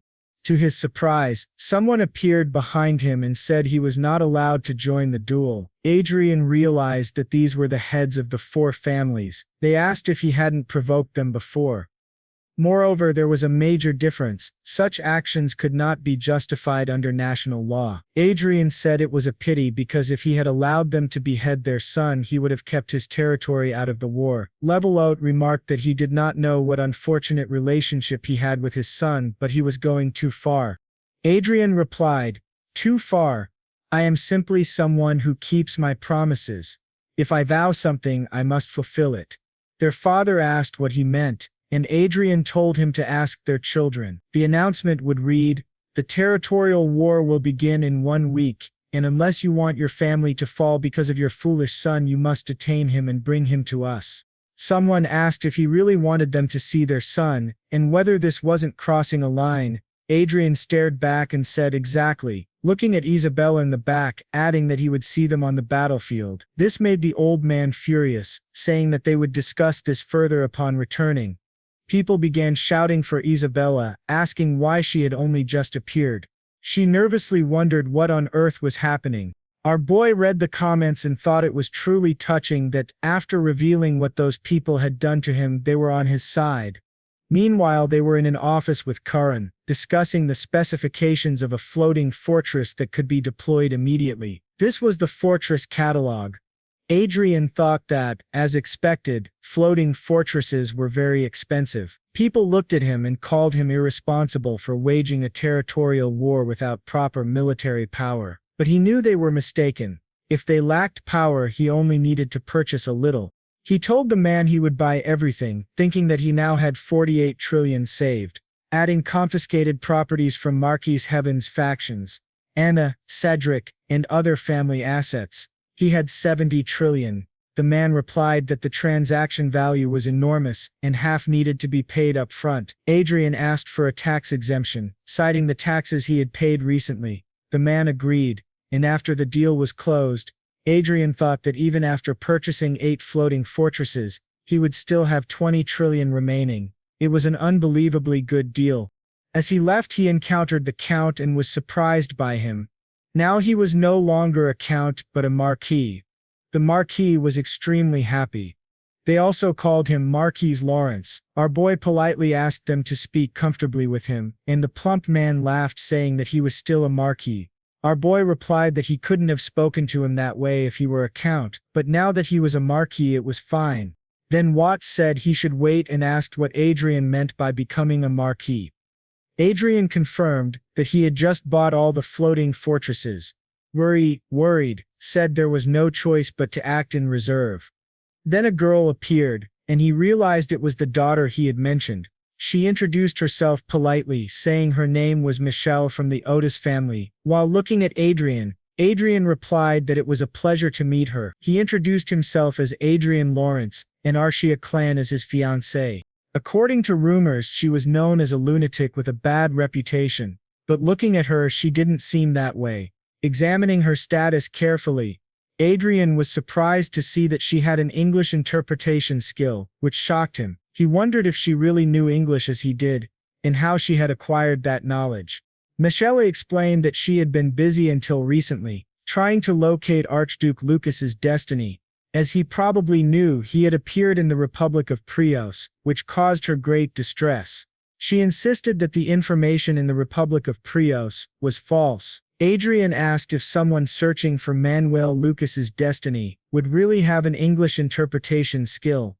Michelle said it was interesting. Adrian asked what she meant by the destiny in the Republic being false. She replied that the destiny exists, but it is hidden in a secret place, not something that could be found in the Republic.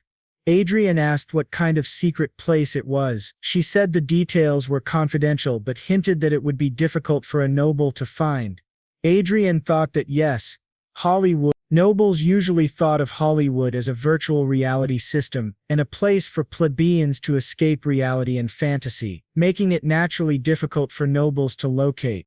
He wondered who this girl really was. He had thought she was doing a simple prediction, but she was surprisingly close to the destiny. She said she played daily and might be able to follow your excellency. Adrian said she was of course welcome. She explained that unlike her father, who judged based on bloodline rather than ability, she appreciated people who grew on their own, like Marquis Adrian and Countess Archia. The plump man asked if she really liked this brat, and she replied that she would love to chat another time. She asked what His Excellency thought. Adrian was very excited and said he would love to, and an invitation was sent to her as soon as possible. After they parted ways, Archia asked if she should kill her.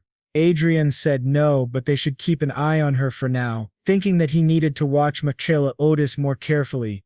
Meanwhile, at Viscount Dore's house, along with Viscount Karma, they discussed Adrian's order at the military equipment store. He had purchased 4,000 armors, 4,000 knight swords, 20 transport ships with 500 seats, 8 floating fortresses, 400 exclusive vanguard units, and 400 exclusive floating boards for the vanguards. This was his military procurement for just one day in the capital.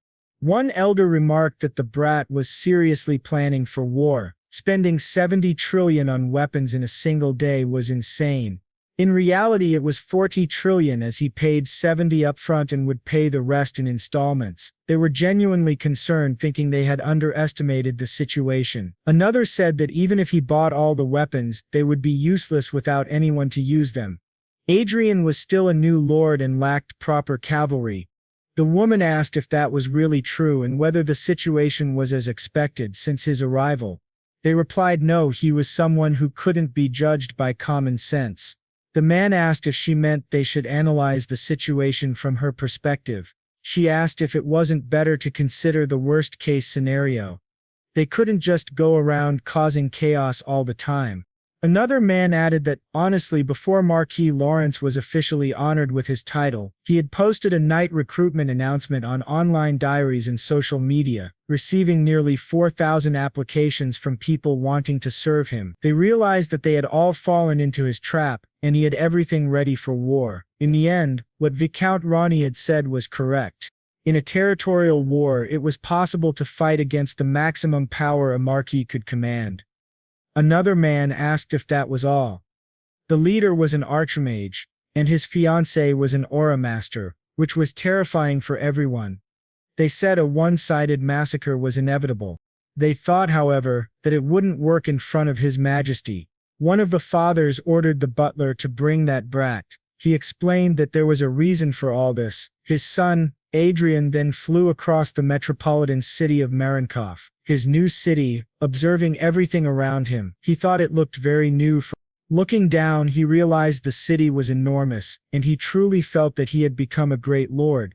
His guard behind him asked what he thought of the newly formed knight troops, and the two walked up to him. Adrian said that they were made at the last minute, but they looked good. Karen replied that it wasn't just good, it was almost a miracle to create a knight troop in such a short time. It was as expected from the Rodeo family. Your Excellency has excellent judgment, she added.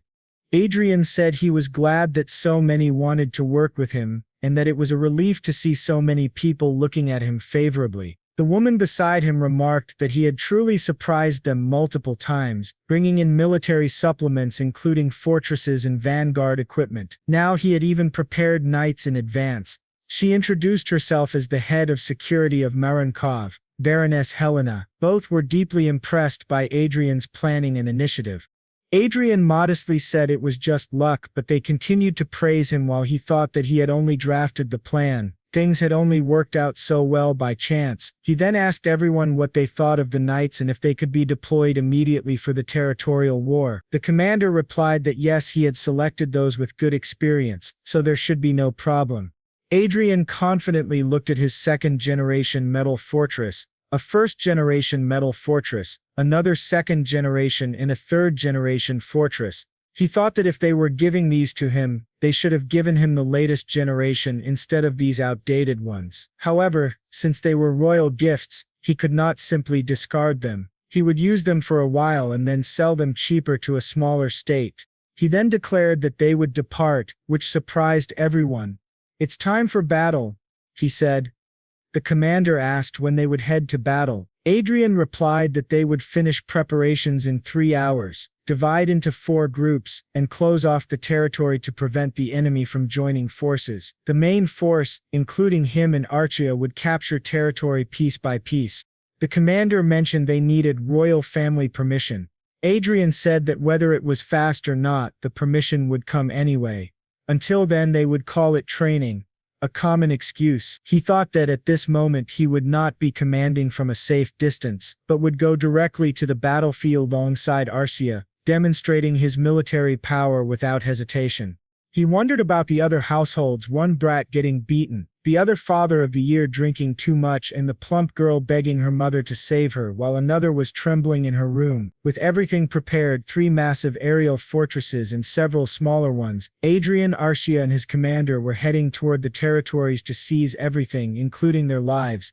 Meanwhile, in the Viscount Parma household, a girl was drinking juice, thinking this was troubling. She reflected that Adrian Lawrence had been granted his title, and His Majesty the Emperor had wanted to recruit him, but who would have expected such swift action? As soon as he received his title, he declared a territorial war against all 4 viscounties simultaneously. Soon they would know whether he was a lunatic without a plan or an eccentric with a strategy in mind.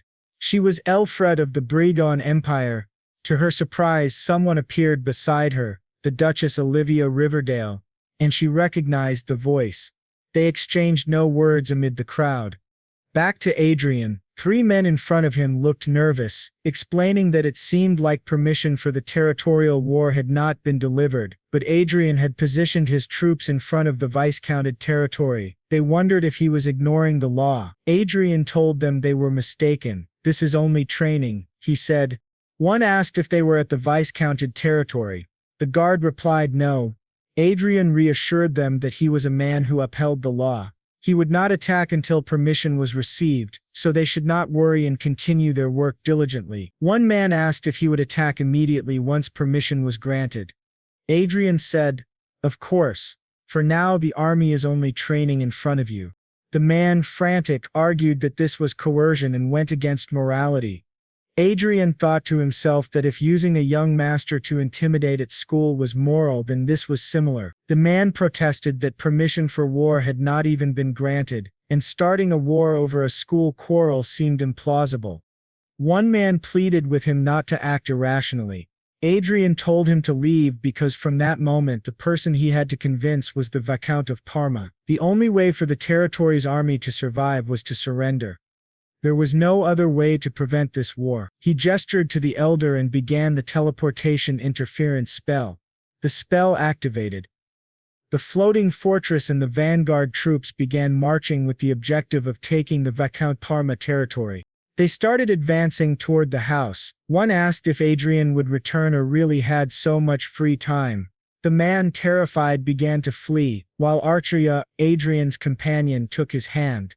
Together, Adrian said, "From now on, Archie and I will be directly on the front lines." During this he left command to Sir Perseus, which surprised Perseus greatly. He asked, "What do you mean? I can't go now." Adrian simply said he didn't care. However, Perseus gave the voice command to the warriors, instructing them that His Excellency Marquis Lawrence and His Excellency Arcia clan would personally be observing the battle, and they must protect them.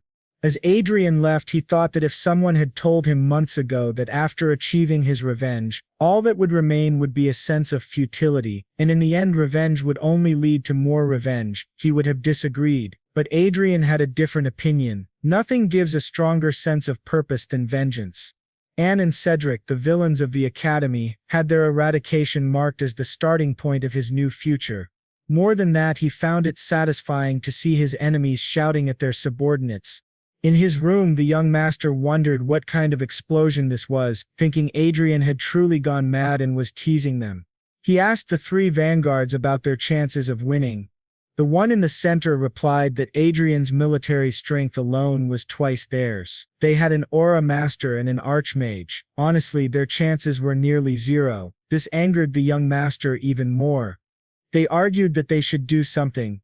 They thought Adrian had hired them just to waste money, but Adrian simply stared at them silently. The soldier advised the young master, "Even in this situation, he only thinks of himself. If you want my advice, you should go and face Marquis Lawrence and die by his hands. If you let him have his revenge, you'll be a little less angry, and the territorial damage will be smaller." The young master asked how he could say that to him, when he was his young master. The soldier, furious, said that probably everyone in the castle thinks the same way. Adrian had always been cruel, and no one understood why they had to suffer for him. When those below them died, they would blame the young master, not Marquis Lawrence. Over 10 people had already died, directly or indirectly, by Adrian's hand. In the end, they understood the meaning of the phrase, "You reap what you sow." They thanked him for the harsh lesson. The young master thought, "You reap what you sow, he's from the ruling class. What's wrong with these people? I just disciplined those of lower classes." He realized that Adrian truly was a ruthless man. At that moment, the commander entered and approached the boy. The boy said it was true, if they requested help from other territories, they might have a chance. However, the commander brought him vanguard equipment, a force armor and a force sword, instructing him to wear it and fight Marquis Lawrence in person. This shocked the boy. The commander said it was the order of Viscount Parma while forcing him into the armor. The boy screamed, begging them to release him, remembering Adrian's childhood threat that he would make him regret being born into this world. He began to cry in fear, shouting for his mother. The men escorted the young master, who was trembling with terror. The commander reassured him that he had no reason to despair. Even though Marquis Lawrence was a high-level mage, he was still a mage. A warrior armed with force equipment should be able to handle him. The boy, still crying, asked if that was supposed to be comforting. The commander said he was saying it so the boy could survive. If he hid trembling in a corner, it would be better to just cut off his head, because hiding would only make him a sacrifice for Adrian's revenge. But what if he used the vanguard equipment and, while Adrian's guard was down, attacked and defeated him? He would be celebrated, and Marquis Lawrence had no heir. The territorial war would end, and victory would be his. In other words, he would become the hero of the viscounted territory. Although still terrified, the boy wanted to try, thinking he would at least be the clown he wanted to be once. He told everyone he would survive, kill that bastard Adrian, and remain alive in the end, making them pay for their words. The soldiers beside him said that if he defeated the Marquis, they would gladly accept their punishment. As he opened the door, he thought that the vanguard equipment, with its powerful attack and defense, did not earn its name to be destroyed by a mage. As the commander had said, if Adrian let his guard down, he could be killed. The chance of a miracle was almost zero.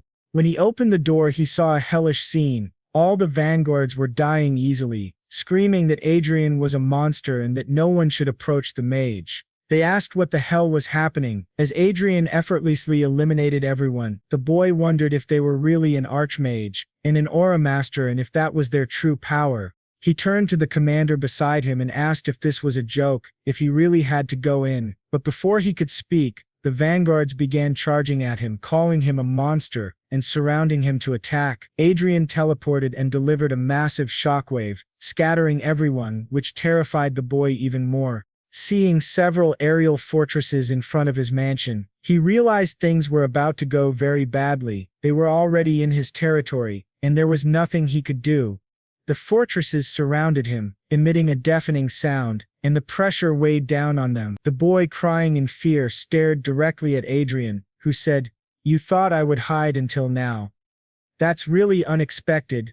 The young Viscount Zenit Parma trembled as he walked toward him, with his soldiers pushing him from behind. He asked, "What the hell is this?" and faced Adrian, completely terrified.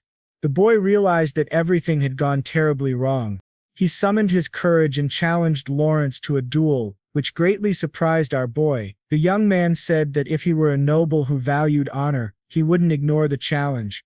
Adrian snapped his fingers and cut the boy's arm, shocking him. The boy screamed in pain, asking, "What the hell is this?"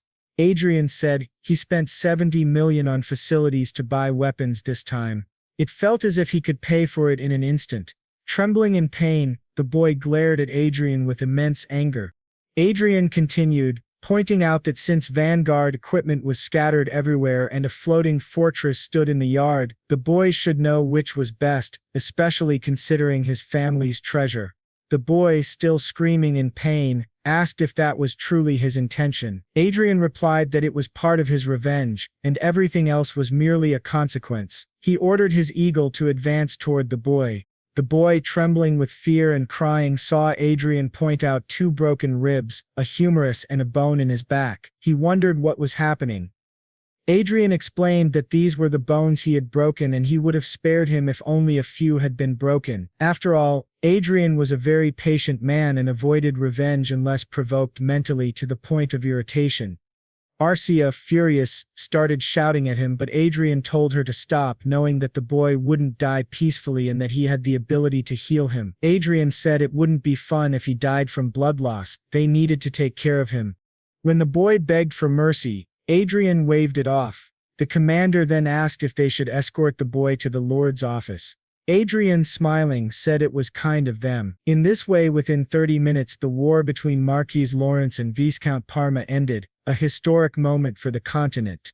Turning back to the girl, she thought that considering Marquis Lawrence was part of the Riverdale social circle, she wouldn't have come to help if he weren't. She wondered if she came in person just to see him, suspecting that he might not truly belong to the Riverdale family. However, she reminded herself not to interfere, as he genuinely was part of her social circle. She could claim she was only there to cheer for him as an excuse.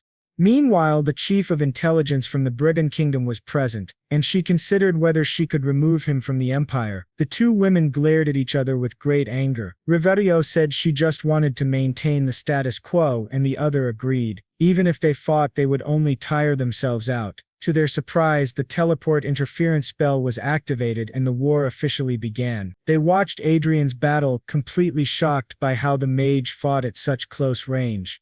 The intelligence chief explained that the main reason Mage's movements were limited on the battlefield wasn't due to compatibility with the Vanguard, but because of teleport interference spells. A short-range movement spell could enhance the survival and mobility of a slower mage through the blink technique, allowing them to attack and retreat quickly.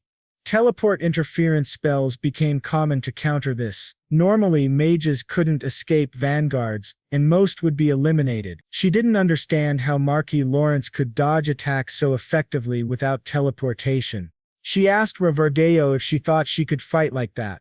Riverdale said even with skill it would be extremely difficult and required extensive battle experience, strong physical ability, tactical sense, and combat instinct. Not anyone could manage it. Another young woman noted that she had an incredible priest, but she should avoid interfering with her own people. She admitted she liked him in many ways but couldn't do anything, so she left.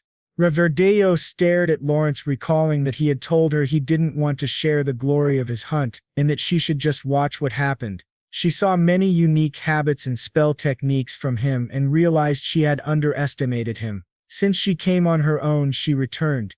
To their surprise, Adrian was observing them. Dubbed Vanguard indicated this was the office. Adrian immediately destroyed everything, shocking the old man even more. As Adrian approached, the man grew even more terrified, begging him not to come closer, but he stumbled and fell. Adrian asked why he hadn't signed a surrender document and questioned what he would do with his family if he did. Adrian reassured him not to worry. He wouldn't kill anyone except the main culprit. In return, the family would become a fallen noble house stripped of their titles, or perhaps they would choose death, leaving the man trembling with fear. Eventually, he began to cry and agreed to sign the accord. From the moment the Viscounty of Parma fell during the war between Marquis Lawrence and the 4 viscounties, everyone knew the conflict was practically over. In the Viscounty of Dorset, in the same office, the man said that Marquis Lawrence, who had taken Parma, was coming for his territory, and Adrian Lawrence and Arcia Klein had likely already arrived. They warned that if he lost, they would be next. Both men panicked, hiding under the table, terrified. Karen told them to hand over their children immediately, but the woman insisted it was useless. They said that soon after subjugating, the young master of Parma entered the castle on foot, and the others asked nervously what that meant. He said that for him the move would simply be a justification to start the war. It was obvious that he wanted to increase his treasures while building an army. Marquis Lawrence was planning to pass his army expenses onto them, stealing all their money and territory. They asked if it was really possible and if there was any way to stop it. She replied that now it was clear they could not win this war and needed to change their approach. They changed their method by sending some vanguards elsewhere. One man informed his lord that Daman was in position. The vanguard of Viscount Dorat had just arrived at the teleportation area. The commander of Dorat's knights joined forces with them. Kerman and Rani's subordinates said they should take advantage of this movement and seize the enemy's marching facilities and hostages. The operation was a success, or the war would turn in an instant. They had to achieve this at all costs. Another officer reminded the commander that they had 15 seconds until the operation began, counting down from 10 to 0. Once it reached 0, they tore their teleportation scrolls, sending everyone to another location. In this way, Rani's vanguard went online, as did Kerman's, and the three united. Meanwhile, our boy remained on his aerial ship. The three felt an unusual pressure. Adrian stood and announced, "They are here." Perseps said it was as predicted, asking if this was a clear sign, but the reply was only that it was a simple forecast. Perseps admitted he was now scared, unaware of how relieved he was that Adrian was not their enemy. Adrian activated a teleportation matrix, saying this strategy was not bad for them, but it was useless if they could not move. Perseps added that the enemies would finally receive mercy. Our boy approached, ordering everyone to drop their swords and surrender if they wanted to stay alive. The commander confirmed, "Yes, it's Marquis Lawrence. The war will end if they capture him." Our boy was very surprised, not expecting this. Perseus shouted at him while advancing, ready to attack. Adrian easily activated a barrier and with a magical attack, exploded the head of one of them. He urged them to surrender or face death. Razum, aware of the situation, thought it was not worth resisting, but if they dared they would be sent straight to hell. Adrian attacked with a snap of his fingers. The commander realized the magnitude of Adrian's power. Trembling, he tried to stop Adrian with his sword, but his strength was insufficient, and his armor shattered. Our boy advanced toward him. The commander, face to face with Adrian, realized the aura force from the vanguard equipment could ricochet off even a mere 5th-level shield. He wondered how a mage could do that. Adrian, delighted, said, "This is the best I've heard today." After defeating them all, he returned home and received a message. Browsing the internet, he saw numerous articles about him and how he had won a territorial war against 4 viscounts. After that final battle, the territorial war ended. It had been a solo operation and there was no way the hidden forces could have won. Adrian captured the remaining castles, leaving his subordinates and soldiers shocked at his strength. He had truly taken control of everything. Later he heard a knock at the door and Archia entered. The maid warned that Miss Archia was covered in dirt, but Archia complained her mouth was bored and wanted cake. The maid reminded her snacks came after meals, and Archia had eaten many cookies that morning. She sat on Adrian's sofa, and he thought she was really noisy but relieved that Catherine had adapted quickly. A few days after the territorial war ended, he reunited with her and 4 people apologizing to Miss Catherine, admitting their mistakes and asking for her forgiveness.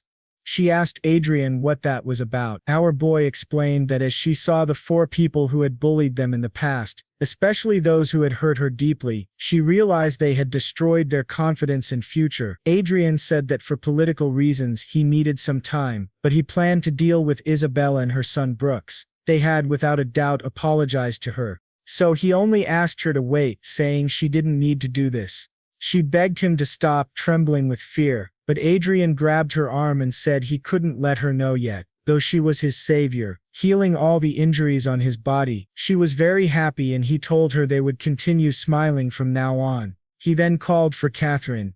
She asked what it was and he questioned how her days were going. She said she was very happy and that every day was fun. He watched her eat her cake, smiling and telling her she was very good to listen to. Now, he moved to the prince's office. He was reminded once again that bringing him to his side had been a true masterstroke. The ministers from the 3 families supporting the second prince, Duarterb, Karma and another, had results favorable to him, which made him feel flattered. During the process, one family supporting the crown prince was eliminated. The prince said there was nothing to be done. They had sinned against him and must pay a fair price. Adrian asked if Prince Luke had said anything. He replied that he had been bitter about it, questioning if it was necessary to go so far against allied nobles even for revenge. The doctor thought that if national power became unstable due to civil war, the Crossing Empire might show its ambitions again. That was why the betrayal was planned, a complete victory for the crown prince. As for Archia, he ignored her as often as he drank tea. She was an innocent child who still didn't understand these matters. If things continued, it seemed better to deal with this scatter-brained boy before the real confrontation. But the prince interrupted his thoughts, telling Lawrence that it was only his opinion, and suggested he hold a ceremony, which surprised our boy. He realized it was about marriage. Now in the Clean County castle, our boy walked remembering the prince's words about marriage. He knew it was the best option in this situation, though not something he could decide easily. Archia and he were superficial lovers, not true partners. This was part of the legacy of the great Manuel Lucas. He was sure she would accept his decision without complaint, simply because she had been raised for him.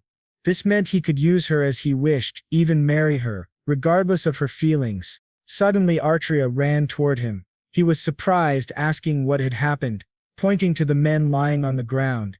She said she had taught them a lesson. He asked if she really meant a lesson, and she said it was only training. The maid, Katerina, came to summon both her and His Excellency. Adrian wondered if there was a problem, and why she seemed so agitated. The maid explained that the second prince had sent someone, wanting to meet her. Adrian asked if the prince had gone mad. Archia, showing no reaction, said the second prince's gaze was perverted. She didn't want to meet, get involved, or speak with him. She wanted him to leave. The maid replied that she could not act this way. Nevertheless, the second prince's envoy greeted Lady Clen and Marquis Lawrence. Adrian, surprised, asked what was unusual. He saw the envoy beside his fiancée and asked what brought him there, urging him to get to the point. The nervous man handed a bouquet of flowers, saying Prince Luke invited her to a meal and sent the flowers.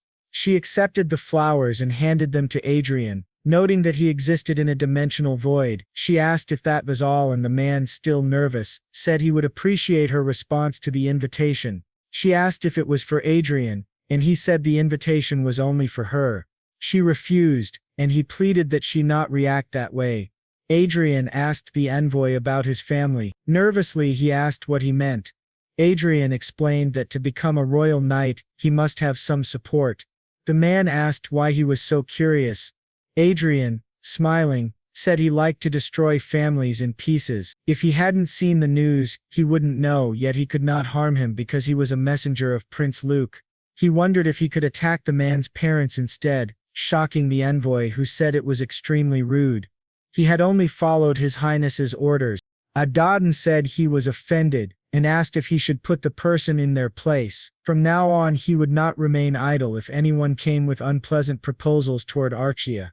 He must go back and speak to the lady in such a way that he hopes their relationship continues smoothly. However, if provoked further, he might end up doing something reckless. He made it clear that this woman was his fiancée. After explaining all this to the prince looked very angry. The nervous man confirmed that it was true, and he didn't seem to be joking with that gaze. The prince admitted that he had not expected Marquis Lawrence to be this kind of man, and that he had misinterpreted the invitation. The commander behind him advised His Highness that it was time to retreat, warning that provoking Marquis Lawrence beyond this point would be unwise. The prince angrily asked why, and the man explained that if he truly wanted the woman, he should take her once he ascends the throne. The prince agreed, saying it was a good idea, and that he would certainly have to educate this spoiled Marquis Lawrence, but the time was not yet right. Now he had another reason to claim the throne. However, there was something more urgent. Inside the game, Archia was kicking a mob's face. Once the vampire bled, Adrian noted how much she resembled the second prince, who got irritated just by her appearance. She started shooting fireballs at him. Adrian joined the fight, defeating the vampire together, then celebrated. He realized he couldn't leave this place unattended. Lately he had been guilty about only being able to play for less than 3 hours a day. But thanks to this, he reached level 205. He decided to focus on leveling up, leaving matters that didn't require his presence to his aides. Back in the real world, Artria, along with two recruiters, was facing a clerk who asked politely if they needed anything, smiling cutely. Through Adrian's glasses, he saw that her name was Every Barnett, a 15-year-old ordinary citizen with an extremely high divine power talent in the nature of a saint. In Hondel, only one god and one religion existed, worshipping the creator of the world, known as the Sepia, and their doctrine was called Sepianism. The headquarters and command center of Sepianism were in the Holy Land of Everel, so sacred that even the Brigand kingdom dared not invade. There, 3 lords oversaw the Holy Order, the Holy King handled general church administration, the saint commanded the army, including the Holy Knights, and the saintess oversaw all priests, performing divine miracles. Adrian asked Arkea about the girl and she explained that Eric had brought her to the talent room. As he entered, he found her greeting him alongside Eric. The girl also greeted him nervously, touching his hand, and Adrian realized she truly had the nature of a saint. Arkea explained she had found the girl working part-time in Lo due to her family circumstances. Adrian told her she had chosen wisely, and Arkea thanked him. Now sitting on the sofa, he asked the girl if her dream had been to become an administrative officer. She happily said yes. Adrian explained that, unfortunately, her talents were not suited for administration, which made her hang her head. He then surprised her, saying she had a talent for divine power and her nature was incredible enough to aspire even to the position of a saint. The girl was shocked and even Eric asked if it was true. Adrian confirmed it. She could not become a saint just for having potential. The Holy King chosen by the Sepia had been excluded by the royal family by blood. The saint and saintess were selected by God every 50 years. Regardless of one's status, candidates must perform exceptionally to be recognized by God. She asked for his advice. Adrian said that since God had sent her talent, she could not remain idle. He had researched and discovered that the competition to elect a new saint and saintess would occur soon.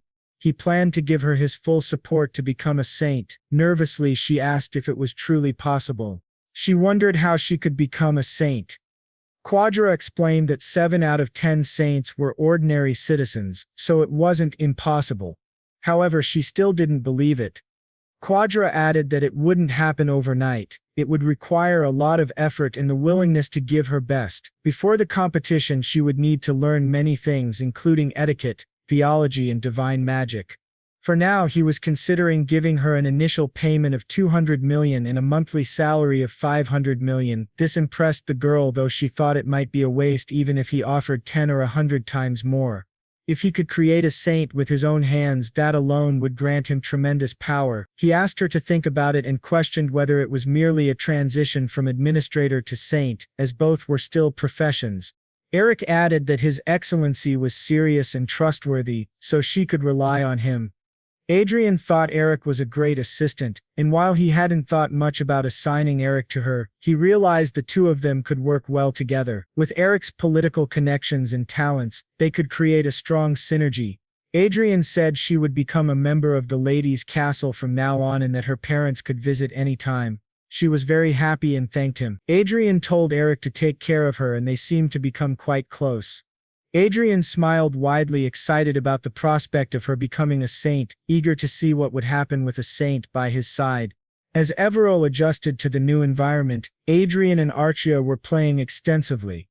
He guided her starting at 10 a.m., calling the Black Eagle to attack monsters, including a giant orc. When he swung his axe, Adrian dodged, then counterattacked quickly with magic. He used his free time to level up, but he thought the pace was slow and inefficient. Hunting in a group of 5 to 10 members was essential. They were equipped with various items and abilities, but the combination of just 2 people and an animal helped. The real problem was frequently encountering other players. Adrian got up to leave, but Al interrupted, asking politely how he managed to have support like an eagle, and inquiring how to get one.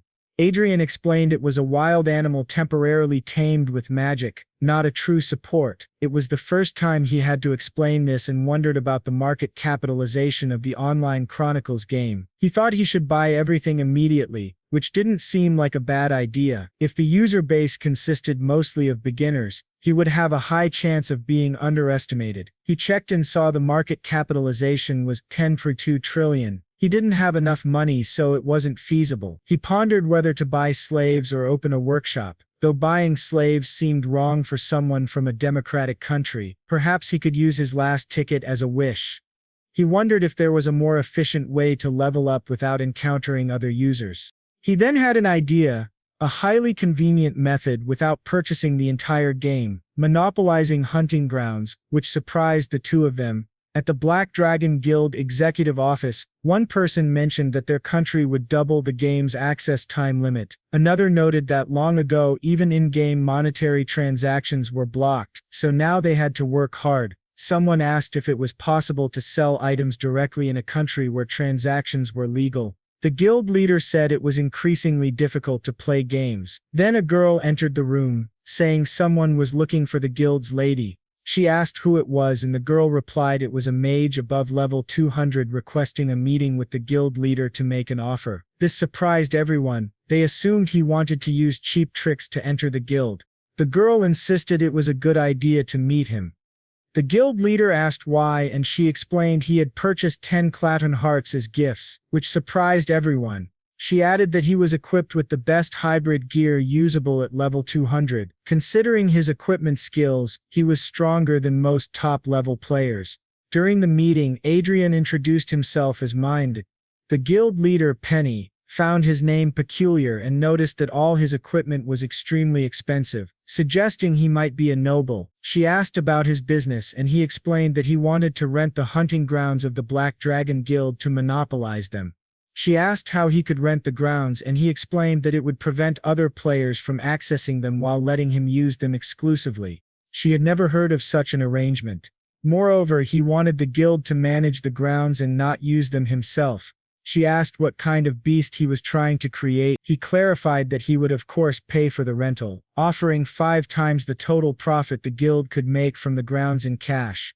She asked which hunting ground he wanted to monopolize and he said the Chimera Dungeon of Carton, shocking her. She asked him to wait, noting that over 200 people used the dungeon daily, which made it extremely profitable. Quadra confidently said it wasn't a problem, and in exchange she would ask the other users to enter the area. She asked if there was something special in the dungeon or a hidden quest, but Adrian replied that he only wanted to level up. However, noticing that it was taking too long to gain levels, he planned to rent other plots. She asked if that meant, but he interrupted her and said yes. He would continue renting until he reached the maximum level, which surprised her greatly and made her very happy. She then ordered everyone to bring tea for her esteemed guest. He told her, "Open your account now as the amount has been transferred." Checking the account, she saw that it was indeed 350 million per week. At the hunting grounds, all the hunters reported that Mastermind wanted to use the area quickly, so they needed to hurry and evacuate Danjuk Chimera immediately. Finally, the boy announced that his experience acquisition rate had increased and he had reached a truly different level. He had reached level 220. Rhea noted that the experience gain rate had doubled compared to before. He confirmed, saying he had reached level 220 in a month and seemed likely to hit level 200 T50 faster than expected. However, returning to the real world, Persest said that the holy competition would be held on the sacred land earlier than expected, shocking the boy. Just when he thought he could level up uninterrupted, something urgent appeared. Persest explained that the saint and holy competition had been moved up and would happen in the second half of the next year. He was looking for a candidate and intended to finish within a month. The boy thought he could level up without interruptions, but Persest admitted this was sudden. Still, it wasn't a bad situation. He explained that as the competition progressed faster, the number of rival candidates would decrease more quickly. What they needed to do now was create a winning strategy to make the young lady stand out, which was not a concern. Persist asked if he had anything in mind. He said they should first transform her into a holy candidate representing the kingdom of Herod. 2 weeks prior, an adoption request was sent in the name of Everon to the Archdiocese of the Kingdom of Herod. Tomorrow, the Archbishop of the kingdom would visit their territory. Miss Everall would be there to greet him. Persist asked if he planned to attract the Archbishop first. Adri confirmed, adding that if they could attract the archbishop they could request reinforcements from the royal family. Perseus, very pleased, said he had planned everything. He then asked if the girl would cooperate with his plan, and Adri replied that of course, Miss Everell had someone to motivate her frequently. Her assistant, Eric. Perseus remarked, "Ah, that clever one," noting that since he was involved, the plan would work. He also said that he had sent the requested materials. When the boy analyzed them, he understood everything clearly. Perseus explained that among the candidates for the Saint competition, these three were the most promising: Gracie Helgen, a supreme elementalist of 210 years, and granddaughter of the Queen of Everin; Evelyn Francis, a 21-year-old upper-class knight and daughter of the Duchy Evely of the Brigon Empire; and Jude Ster, a 19-year-old citizen of Everall. The boy thought that since the third candidate was a citizen like Everall, it might be easier. However, he noticed that her guardian was Olivia Riverdale from the Kingdom of Lucius. He realized it wouldn't be that simple, as the woman was heavily involved. Perseus said the situation was intense, and the girl was drawing a lot of attention. He considered that even if they eliminated the other candidates' sponsors, all the rivals were more notable than Everall. Honestly, when he saw the list of candidates, he wanted to surrender, but he reminded himself that rivals were expected to appear eventually. It wouldn't be easy, but it wasn't impossible either. Perseus noted that the boy was taking the matter seriously. Idre said of course, that he believed in Everall's potential and could not abandon his role as her sponsor. With today's work completed, the boy wanted to go play a little. He asked a question and Astri asked what it was. The boy asked about the Archbishop of the Kingdom of Heird, noting that he was not a man who could be swayed by money. Adrian merely smiled while Sina informed Olivia that the donation amounted to 10 trillion. Her siblings confirmed. Marquis Adrian was Everall Barnett's sponsor and had made a huge donation of 10 trillion. She noted that it seemed her dear Junior planned to attend the Saint competition. Olivia said Junior was indeed interesting. Her siblings wondered why Olivia was smiling, and another remarked that it was truly sinister. The next day the Archbishop visited Adrian's territory, marveling at how wonderful it was, considering he could also use divine magic. The Archbishop believed she would be the new holy candidate. The girl asked if it was serious. Meanwhile, the boy realized they had successfully brought Archbishop Fred to their side. Applauding, the girl grew excited, and he told Archbishop Fred that he wished to discuss something. The elder asked him to go ahead. Adre explained that honestly, Jude Ster's side suggested forming an alliance during the competition. Specifically, this was a request from her sponsor, the Duchy of Riverdale, rather than a suggestion from Jude Ster herself. The Archbishop said that Miss Ster was a good candidate, and believed the suggestion was worth considering.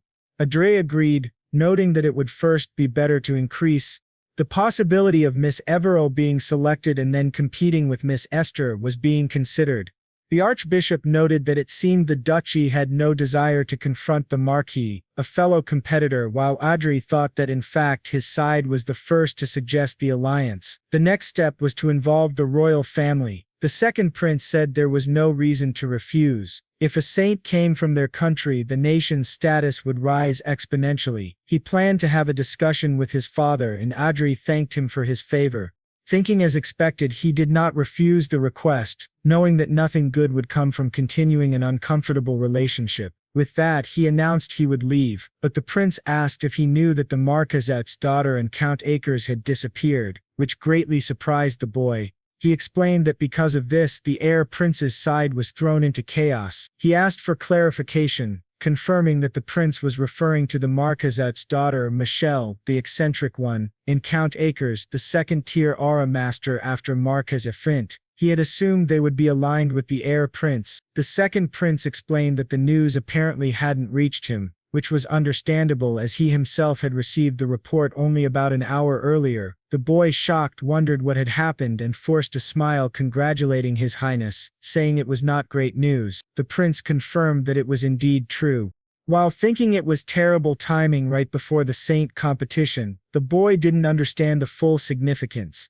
He immediately went to the first prince to ask what had happened. The prince said that judging by his expression, Lucas must have already informed him of the situation. He explained that the Marquisettes and Count Acres were cousins on the maternal side, essentially like brothers and very close. The boy noted that as nobles they shared similar political tendencies, but the prince added that Count Acres cared for Miss Michelle as if she were his own daughter, and had volunteered to be her personal bodyguard when he saw she would be traveling alone. The boy wondered why a second-tier aura master would need a guard. He then asked if the problem had occurred during their journey after reaching the destination. The prince confirmed. The issue was that their destination was a tense area bordering the Brigand Empire, where war could break out at any moment. The boy wondered why anyone would travel to such a dangerous place and who had instigated the reckless plan. The prince admitted he didn't know, but Michelle was a huge fan of Archduke Lucas. She had impulsively planned the trip after discovering the destination was in the Prios Republic, which surprised the boy even more. He realized that it was essentially his fault. He had inadvertently set off the chain of events. Meanwhile, in another location, Adrian was preparing to meet the second prince. She was instructed to stay out of the matter and not get involved. She sat sadly, eating, and kept hoping that Sir Adrian would return soon. The prince explained that he had first requested the extradition of the two individuals through diplomatic channels, and had secretly mobilized special forces along with the National Intelligence Service. Adri considered that the ideal scenario would be for the matter to resolve itself, but the likelihood was low and diplomatic problems might be inevitable. He was willing to risk such losses for the sake of the two individuals as he could not directly intervene. Audrey told the prince that he would personally go. The prince asked, "What do you mean?" Audrey explained that he was probably the best candidate to rescue them. He would move secretly, concealing his identity, and requested precautions to ensure his identity remained hidden. The prince was visibly surprised. The boy thought he should not look at him like that, knowing it was all his fault. The heir prince said he would send the last known locations of the missing individuals and narrow down the areas where they could be, leaving the rest to Audrey. Audrey confirmed, noting that it would essentially be an involuntary illegal migration. Suddenly the scene shifted to the two of them running from an attack. The assault came dangerously close to Michelle, but her uncle intervened and saved her. As he approached her, the verdict for her death was already decided. Michelle apologized to her uncle, but he instructed her to look at the small perimeter on the left side of the siege. Once he gave the signal, she was to run in that direction without looking back. He explained that if she ran approximately 300 meters, she would be able to use her Hokochation ability. She asked what about him, but he assured her she could escape without him. Though he was gravely injured, he thought it might truly be the end. To his shock, the vanguard's head was destroyed right in front of him. Looking back, he asked what they were doing there. Meanwhile, in the air fortress of Icarus, using invisible magic, the boy reflected that, thinking carefully, he had provided. Logically speaking, it made sense that they had arrived at the Republic of Prius in such a state. She was truly reckless. Dursa then said it had been discovered, and he asked, "What do you mean it's already been discovered?" She confirmed that it was true. When he said that, perhaps things would resolve more easily than he expected, they activated teleportation and were suddenly above the two of them, observing the chaos below.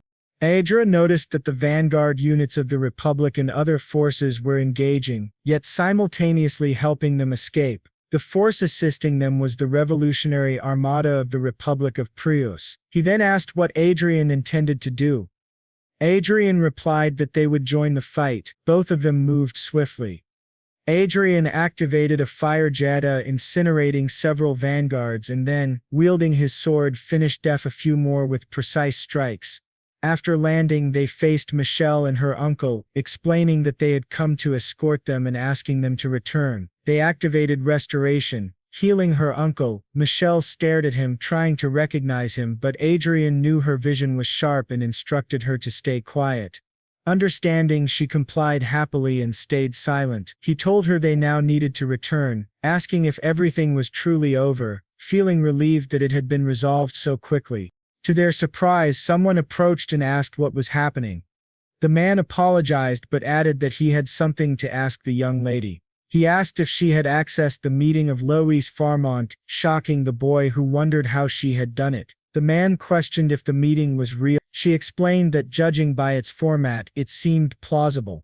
However, upon a quick glance, the content was far more inappropriate than she had expected. The man said there was a small chance it could be real, but it was more likely fake. The commander speculated it might be a false meeting created by the original discoverer, which once again surprised Adrian, who considered whether he should eliminate everyone. At that moment he cancelled his powers, thinking that doing so without knowing the strength of the Revolutionary Army or who was behind them would be dangerous. Since no one knew he had discovered this, it was better to remain silent for now. The man pointed out that because she had approached the meeting, she couldn't have physically infiltrated the president's palace. She explained that she had accessed him online, believing the meeting took place in a virtual world, not the real world. By accessing Li's 4-month terminal, she confirmed he frequently accessed a certain domain, which she assumed was the entry point to the meeting. Adra thought, as expected of her, she was not ordinary and had investigated thoroughly. Had she not discovered it first, she would have become the owner of the meeting.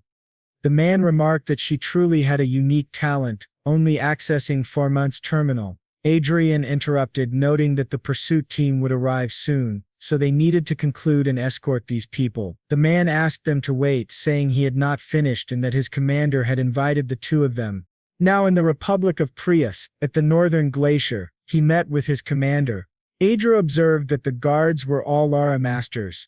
The man from earlier explained he was a citizen of Hebrews, visiting the northern glacier for the first time. The boy realized this man was Israel Oscar Prius, the Marquis Mage of the 7th Circle, a 27-year-old human, former prince of the Prius royal family, and commander of the Revolutionary Armada.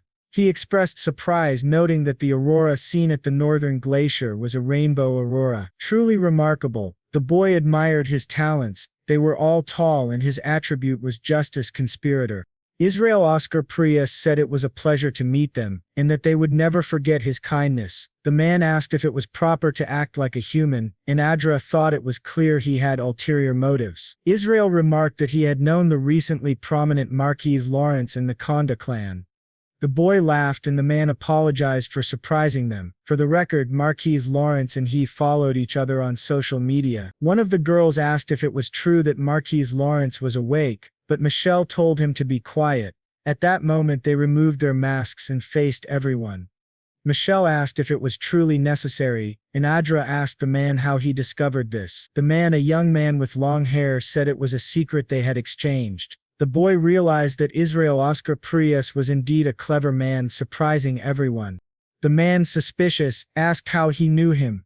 Anderson said it was a secret shared between them, and they simply stared at each other. The commander then asked them to remain calm, explaining that it had been purely intuition that led him to know both, a duo consisting of an archmage and an aura master. It was merely a guess based on their youthful voices. Adra thought he had been foolish to fall for it. The man then asked how he had discovered their identities.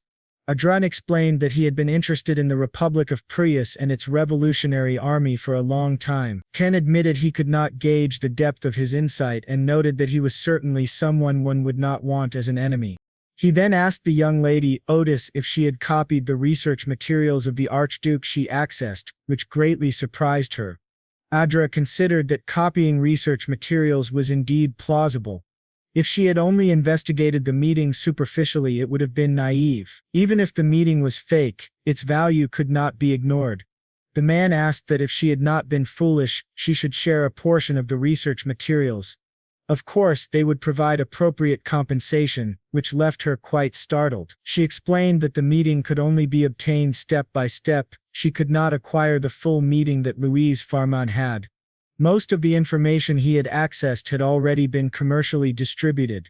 There were some problems, but she asked what he meant. He explained that it would have been better if they could have obtained equipment designs for the current superior generation, but they had no other choice, as even they didn't have access to them. What he wanted were materials to research the vanguard forces, and he considered the information basic, even within the industry. He thought he had indeed discovered something significant. Seeing her nervous, he considered it natural, as her actions could potentially start a war.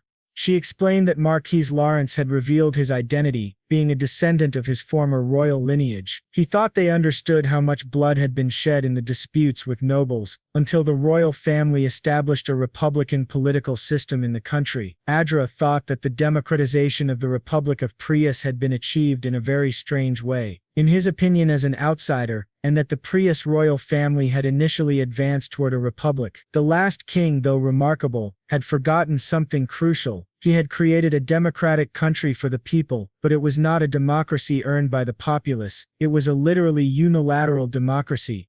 The current president, Katro Farum, had, according to him, established a public illusion of governance, turning the country into a dictatorship worse than feudal states. The prince noted that the future His Majesty the last king had envisioned did not unfold as planned. Dedri explained that he decided to correct the error as a descendant of the royal family. He said they would inform the people of the Republic of Hebrews, introducing a fair system and properly establishing the foundations of the country. Adra thought it still seemed like a long road ahead, but it might be better than the current regime.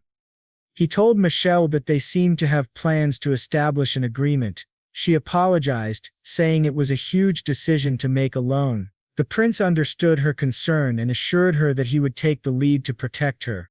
Adra thought that if the situation continued, it could easily turn into a transaction resembling extortion combined with threats. He wondered if he, a citizen of the Korean Republic, could help her. He stepped forward and asked whether, if it didn't matter, the deal could involve Archduke Lucas, since he didn't make agreements with him. This surprised everyone, as it suggested he could simultaneously open a path with a new business partner while infiltrating the country. The prince noted that what they wanted was a Vanguard Force equipment project. Adra explained that he could produce and sell Vanguard Force equipment at any moment. The man asked what that meant. Adra confirmed he already had a design for Force equipment, shocking everyone. The prince smiled, remarking that he was truly a man beyond common sense. Adra thanked him for his favorable evaluation. The man asked about its performance, which further shocked the two. Adra assured him it would not fall behind the equipment provided by his kingdom. The man acknowledged that the Vanguard Force equipment of the Kingdom of Herat was of exceptional quality. Adra revealed it was just a communication device for the Force and asked him to wait. He demonstrated the design and the man remarked that it was unique. Performance might matter, but appearance was also important. He confirmed that the quality was excellent but questioned why Adra would reveal secrets to help them. To everyone's surprise, Adrian said it was because he liked them, which shocked many. The prince laughed, admitting he never imagined it would attract the Marquis's interest. An unexpected gain. Adrian said they only needed to pay a fair price. Michelle's uncle asked if it was safe to transact technology under royal approval, which was extremely favorable. Adrian noted that it would be resolved if everyone kept their mouths shut, surprising Velo. He explained that having exchanged secrets, everyone must behave, and the identities of those treated as rebels by the government. The young lady of Condiotes who handled the treasure would remain safe even if suddenly attacked by the Brigand Empire. Their illegal dealings were intertwined in a massive secret. Michelle was very happy realizing they were now in a relationship built on sharing secrets. Adrian confirmed this, and she promised to keep her secret well guarded. Adrian thought that honestly it didn't matter. Even if discovered, he could fabricate a story later. He then asked if they were ready to discuss the transaction further. At the palace of the first prince, he noted he hadn't seen them in a long time. He had heard they returned from the Republic of Prius, the place where the User of Destiny appeared, a region where war could erupt at any moment. It was one of the most dangerous areas due to rebel activity. They had gone there alone, without any vanguard, showing great responsibility. At a moment when the world was tense and the battle for the throne was heating up, the uncle and his niece visited the dangerous area and returned safely after an attack, thanks to the Marquis Adrian. Nervously, they apologized for the trouble. The prince told them they must behave in the future. An elder then asked the crown prince a question. If Marquis Lawrence and Clen were not on the second prince's side, what could they be doing there? Everyone realized this man was completely foolish. The prince explained that they were in fact on his side. Michelle told her uncle, calling him an idiot, that it meant they were pretending to be on the second prince's side to create a scandal. He should have realized this the moment they were rescued. The question remained whether it was really so. Tugdera thought this man was utterly. He's crazy. He can only be this stupid because the only thing he thinks about is swinging a sword. But he looks at Michelle and she winks at him, clearly excited. Archer said he thought it would be better to kill her now. However, Detchery stood up and said they would leave. Her uncle asked Marquis Laris and Countess Klein not to act rashly and to stay for some tea with them, but the butler interrupted, calling out to His Highness saying it seemed he hadn't seen the news. The Brigand Empire had declared war on the Republic of Prius. In the era of magic, on November 10, 2019, the Brigand Empire officially declared the start of the war. Meanwhile, the people of the Republic of Prius strongly criticized the Brigand Empire for initiating it. They appealed to the public and neighboring countries for legitimacy over the meeting led by Archduke Louis Farmont. Conflicts regarding Archduke Lucas's meeting were intensifying. The prince asked how he thought the war would progress. Adra said the odds of victory were 6-4. The prince naturally assumed 6 would be for the Brigand Empire and 4 for Prius. Adra explained that because of the Brigand Empire's evasive maneuvers, Prius faced difficulties having to cross the ocean and enter enemy territory. The prince noted that Prius's defensive position would give them an advantage in the end. Adra agreed, but added that if the enemy was the Brigand Empire, Prius would face a tough fight. Even the King of Hade couldn't intervene in this war for now. They could only wait for the conflict to unfold without further fatalities. As a bonus, this situation provided an opportunity for the Revolutionary Army, which had battlefield experience, to take advantage of the chaos and potentially remove the current corrupt regime. Michelle just stared at Adra, who asked if she understood his point. Her uncle asked if he had made this decision knowing all these factors. Adra thought the old man was interpreting everything incorrectly, and didn't care that he might be misunderstood, wondering how he could say such a thing in front of the first prince. The prince asked what he meant by that. Adrian then interrupted to explain that they had used the power of the Republic of Prius's revolutionary army during the rescue of the two, which surprised the prince.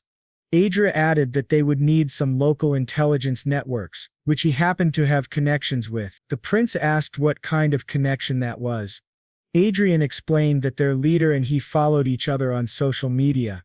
The prince said that was truly interesting. The young man explained that because of this, they needed to spend some money, though he was surprised at their high level of capability. The prince remarked that in a way, the Revolutionary Army might use this situation as an opportunity. Adra said that for now it seemed they would not publicly declare anything about the war. Laurenio agreed silently and said the meeting was concluded. Count Akers and Lady Haute were instructed to remain silent regarding Marquis Lawrence and Countess Clay, as they were the most valuable cards for the future battle for the throne. They acknowledged this. The prince added that, especially with the deacons, he hoped no one would be found in the palace or the information would certainly be exposed.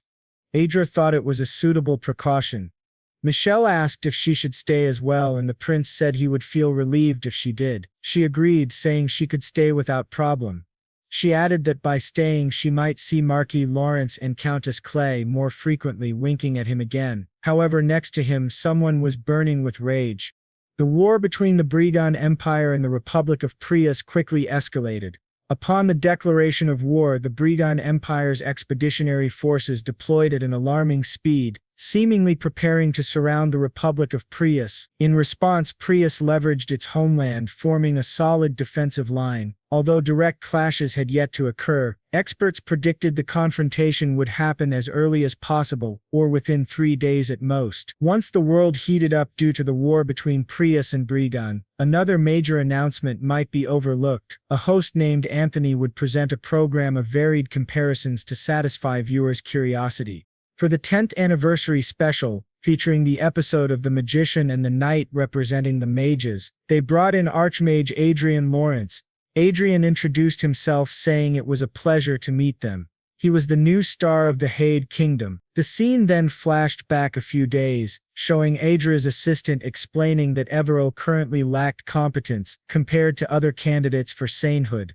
To address this, both would have to put in significant effort.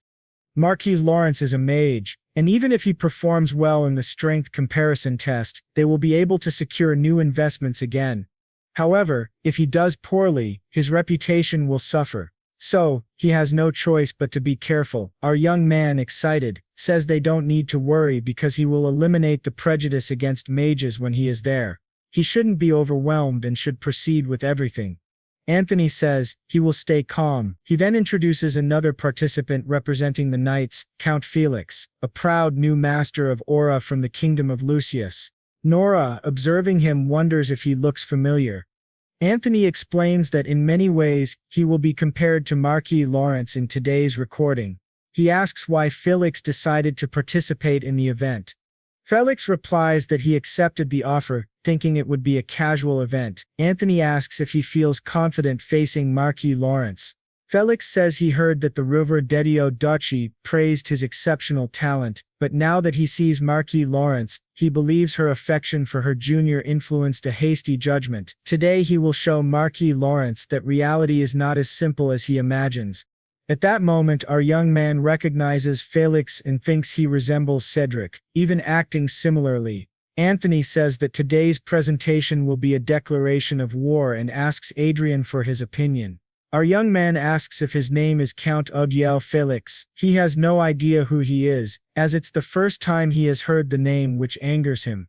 Adrian, excited, thinks Felix is an interesting man who became a master of aura. The implication is that he is no ordinary person. The nervous presenter says this battle will be nerve-wracking from the start. They proceed to the test location for the comparison.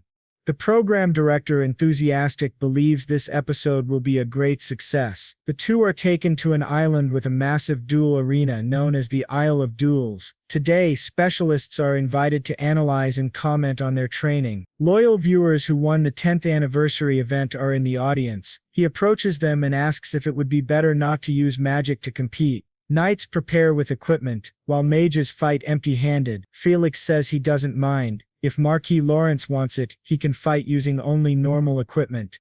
To his surprise, Adrian says he doesn't care and questions how he could lose to an inexperienced master of aura. Felix is shocked, insisting that Adrian is also an inexperienced archmage. Adrian replies that they are in no way equal, which angers Felix even more. Anthony announces they will begin the training, starting the countdown. Our young man faces Felix. The armored knight wonders why he's being stared at this way, realizing he will soon see who is on top. At 0, Felix charges at Adrian, yelling for him to die. Within seconds, Felix is completely defeated, his armor broken, and the Master of Aura loses. Anthony announces that the final spell was a sixth circle blade cannon and asks if Adrian memorized it beforehand. Adra says no, he just cast it during the fight. He calls Miss Everell to heal Felix. She rushes to him, begins praying, and his body starts to heal. The audience wonders if these are angel feathers. Anthony remarks that he heard the medical team was invited by Adrian, but he didn't expect it to be a young girl. Adrian explains he preferred to call someone he could trust. The presenter asks if she is a bishop-level priestess at such a young age, which is shocking. Adrian clarifies that she was only baptized and hasn't joined the church, so her name appears only as a vassal of his house. Anthony is amazed because divine magic and the angel feather effect are typically seen only at the level of a bishop or the highest healer priest. Adrian explains she learned divine magic from Archbishop Fred of the Kingdom of Hay, and the angel feather effect stems from her remarkable nature. He confirms it is indeed her nature. Miss Everell is planning to participate in the sainthood contest, which surprises everyone. Our young man thinks her participation is perfect. Her delicate voice and appearance perfectly embody the image of a saint he envisioned. She steps before the camera and says, "It's a pleasure to meet you. My name is Everell Real Barnett, and I am in charge of magical support today. I will do my best. Please don't hurt each other too much," making a cute face which surprises everyone. Our young man thinks he understands what just happened and realizes it's thanks to Eric doing an excellent job. After appearing on TV, Everell walks home, escorted by 2 guards. People watching wonder if she's the girl from TV with the lore. It seems she could become a saint, but she thinks it's too much responsibility for now. She is following Adrian's orders and striving to become a saint. She wonders if she can truly achieve this. A short time later, she works part-time at a convenience store, opens the door and says she's home. Her mother asks if she has really arrived. To her surprise, someone says it's lucky that Everil is here. This man calls her Ever and says it's been a long time since they last met. Everil, angry, stares at him seriously. The blonde man explains that he is her uncle and asks if she remembers him. Another person comments that her shoes are very expensive. They are real elven shoes. He heard that they are made by elves and cost more than 5 million per pair. The girl sitting there says that not only her shoes but also her dress and her phone are all very expensive items. They ask if it's because she is a candidate for sainthood and it seems the Lord likes her very much. The girl then asks, "Why are your relatives suddenly visiting us? They used to always act like strangers." Her uncle stands, holding a folder, and approaches her, asking if her life has been difficult. He explains that he is there to reunite the family and propose a business plan. He shows her the plan and says it could be very profitable. Since it's a family business of the Everil family with a candidate for sainthood involved, it's unlikely for the plan to fail. Her security team behind her thinks this is unethical. However, the family matriarch approaches her and reassures her that they have no intention of pursuing the absurd plan. Her uncle asks why they don't accept it, and her father says it doesn't matter, they can handle things themselves without her help. Her mother agrees, saying they shouldn't even think about using her name, and if they do, she won't forgive them. He asks if she isn't being too cold toward her siblings. A man sitting behind adds that it's true. If they really think this is only for themselves, it's for everyone. He comments that she wasn't like this before, that she's being too cold. Every's father intervenes, explaining that 4 years ago they used the debt as collateral and fled. After a long time, they returned this way. Her brother insists that they are genuinely repentant and trying to make amends. Her father counters that if they were truly remorseful, they would have helped when he was struggling to repay the debts, instead of living well wherever they went. Her brother insists again that it wasn't intentional. They genuinely tried to pay off the debt. Even so, it's not right for siblings to continue quarreling over money. Everil steps forward, asking them to leave. She doesn't want to get involved. They will return to treating her as before, like strangers, which surprises everyone. Everyone stands and tells her she cannot speak this way to her elders. They are still her parents' siblings, who gave her life, and she should at least help them. As they argue, the security team prepares for combat. To the surprise of the 4 relatives, someone appears and asks who these shameless people are. Our young man appears beside Everil, startling her. She calls him Lord Adrian. Everyone kneels before him. The security team reports that Jasmine Traden, the 3rd commander of the 1st Company of Lawrence's Strategic Mobile Battalion, salutes the Lord, and Rick Castro salutes Marquise Lawrence. Everil's family, terrified, also salutes him. Adrian gestures, and with a snap of his fingers he paralyzes their bodies. He asks if they know the best part of being a great noble. Nervously they apologize, saying they are insignificant and could not possibly know. Adrian stares at them and says the best part is that he can do whatever he wants with trash like them, terrifying Everil's uncle. Adrian tells them they can move to the family castle, and asks if it wouldn't be nice to enjoy the luxury of having an extraordinary daughter. They nervously ask if that's really possible. Adrian says he has separated Lady Everil's well-being from theirs. Nervously they agree to do so. Adrian looks at the saint candidate and gives her a thumbs up, making her nervous. She blushes, thinking she wants to be someone who can assist Lord Adrian. She wonders if showing interest in Adrian, who already has a fiancé, would bother him, but staying by his side as an aide is possible. She decides she wants to give it her all. The scene shifts to the Briegan Empire in the Duchy of Francis. Someone watches the broadcast of the Mage versus Knight battle, seeing Everil as a saint. Duke Francis, one of the 4 greatest dukes of the Briegan Empire, finds this irritating. He thinks that if it continues, it will interfere with his plans to make Everil a saint. He calls his assistant Gregory, and from the shadows, the assistant appears. The Duke orders him to take action. Meanwhile, in Adrian's office, he receives a message. He notices it is from the Duchess of Riverdaccio. Reading it, she warns him to be careful with Duke Francis, as he is acting strangely. The scene changes to the emergency waiting room of Lord Lawrence's castle. As they talk, another knight, head lowered, is approached by Caravato, who asks if he is all right. He stares, asking if the other is speaking to him, and with a psychopathic smile, he says he forgot the other's name, and it's been a while. Sarah Pharma grabs the other by the arm, telling him to stop playing around and asking if he wants to interfere with his mission. He adds that people who make mistakes can end up badly. Damien, sitting nearby, agrees and asks if they can just forget about it. To everyone's surprise, they are told that the two are undercover spies. They are commanded to reveal themselves and asked how they dare infiltrate this place. The one who was sitting just stares at them with glowing eyes, paralyzing them and making them feel drowsy, causing them to leave the room. The angry man warns him not to forget because the target isn't Marquis Lawrence but the girl named Everil. They cannot expose themselves to unnecessary risks. The man sitting down says he is more serious than ever, but they will keep an eye on the castle. He had observed Marquis Lawrence from a distance. Another man asks if he looked extraordinary or something. The first replies, no, their eyes merely met. The man says he also looked into Lawrence's eyes several times, but the standing man insists it wasn't that. When he stared at Marquis Lawrence, it was as if he knew who he was. He is told to forget, it must have been his imagination. Suddenly an alert announces intruders in the east area. Everyone prepares immediately. All the knights rush there, reporting 5 assassins armed with force daggers. Meanwhile, the two hide and report that everything is going according to plan, and the target is in the last room of the east building near the Lord's office. When they open the door, 2 guards ask what Sir Damien and Sir Pharma are doing there.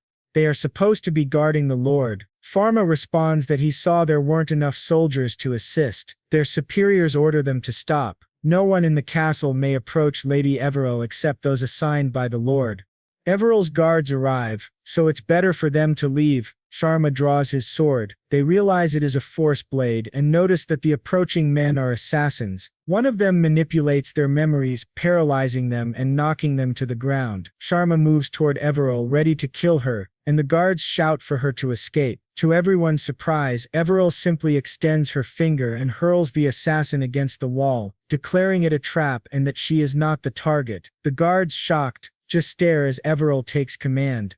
The assassins complain that their operation's information was leaked. To their surprise, our young hero enters the room, saying that it's even better. They've just discovered something and asks if their eyes haven't met before. He greets Gregory Haydn and Augustinox. He comments that he didn't know an organization that only exists in fairy tales actually exists in the real world. He asks if they aren't the Blue Moon, which shocks the two. Knox says they have no choice but to follow Plan B. Gregory agrees. The two then transform into their true forms. He notes that no enemy who has seen their real appearances has survived. They intend to turn this place into hell. Our hero remarks that it's quite exciting and asks Archie for her thoughts. She says they have 5th Ruano syndrome. It's explained that the Blue Moon is a legendary organization surrounded by mysterious and bloody rumors. They established the foundations of the Brigon Empire alongside the royal family and were forced to work in the shadows of the dragon. People question if they are real and where they are located. The Lasu organization are demon followers, created before the era of magic in 2019. Everyone knows of the Blue Moon, but no one truly understands it. Its mystery and fame make it like witches on Earth, often depicted as villains in Hondel fairy tales. Adrian initially thought it was fictional, but it seems he was wrong.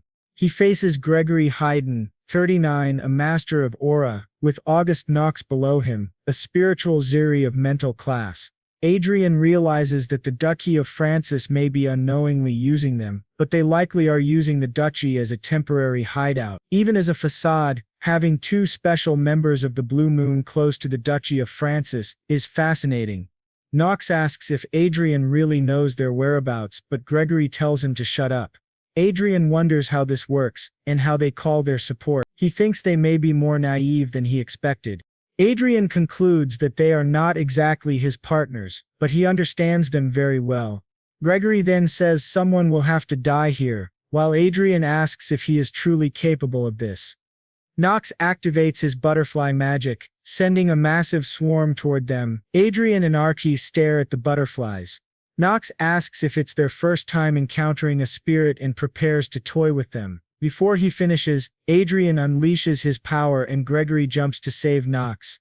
This surprises both Knox and Gregory as Adrian acts decisively without hesitation.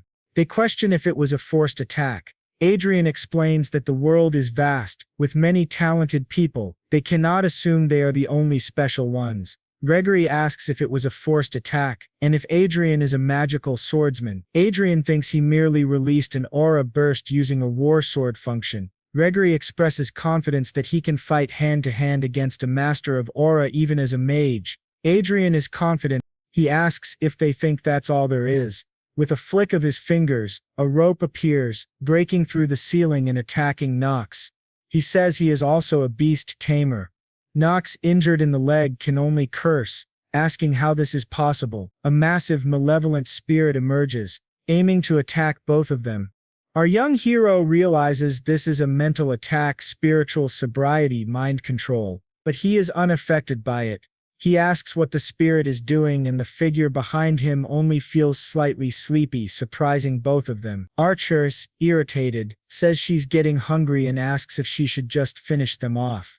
Adrian tells her to wait a little. Noakes, furious, tries to use his main ability again, but nothing happens.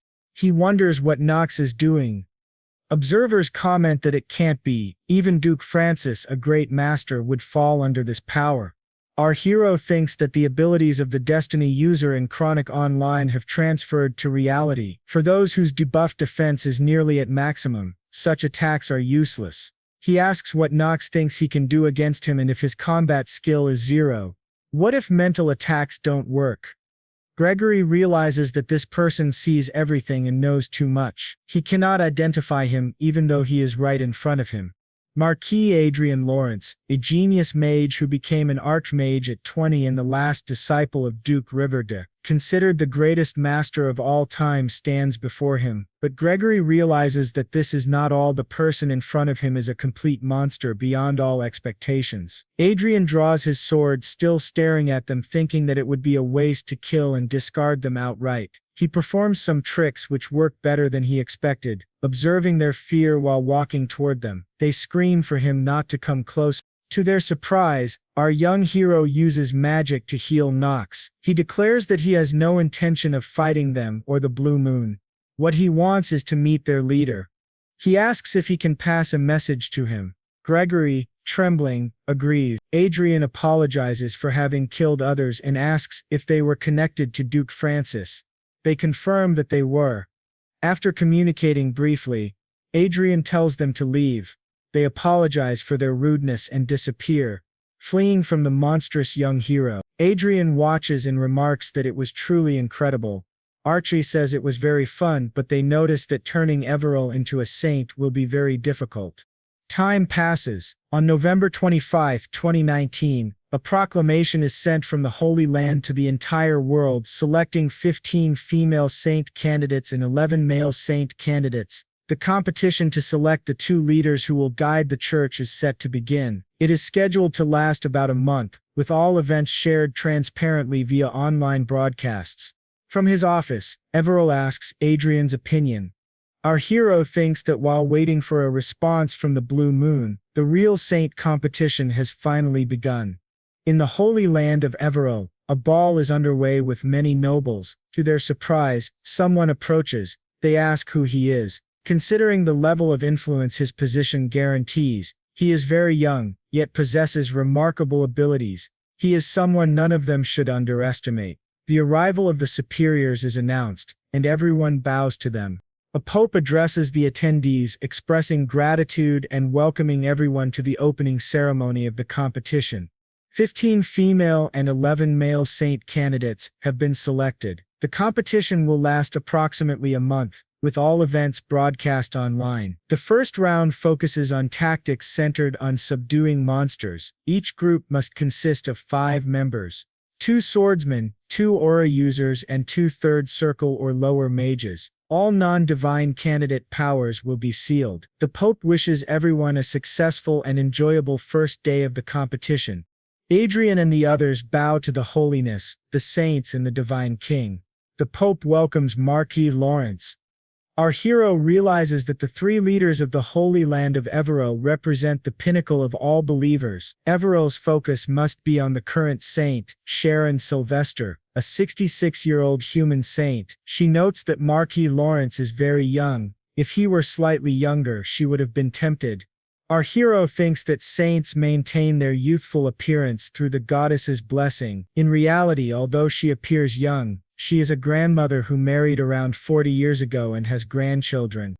It was a success. At that moment he notices a group of people and realizes it is Duke Francis, staring at him angrily. Our young hero says, "It's good to see you, Your Grace. I am Marquis Adrian Lawrence of the Kingdom of Hay.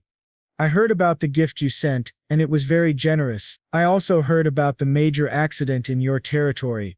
Duke Francis thinks that those two scoundrels announced their resignation and fled, avoiding pursuit after causing a massive disturbance, claiming they wanted to give advice. Considering the history between them, he realizes he should not make Marquis Lawrence his enemy, as that man is a complete monster and impossible to fight. Adrian continues, "That aerial fortress of yours exploded, along with the industrial district. Truly unfortunate. The pilot supposedly fainted or something like that." He then stops and looks to the side, noting that standing next to Duke Francis must be Miss Evelyn Francis. He politely asks her to go easy on his saint candidate. Evelyn nods and says she will consider his request. Our young hero thinks Evelyn is truly her father's daughter. Her attitude is frustrating.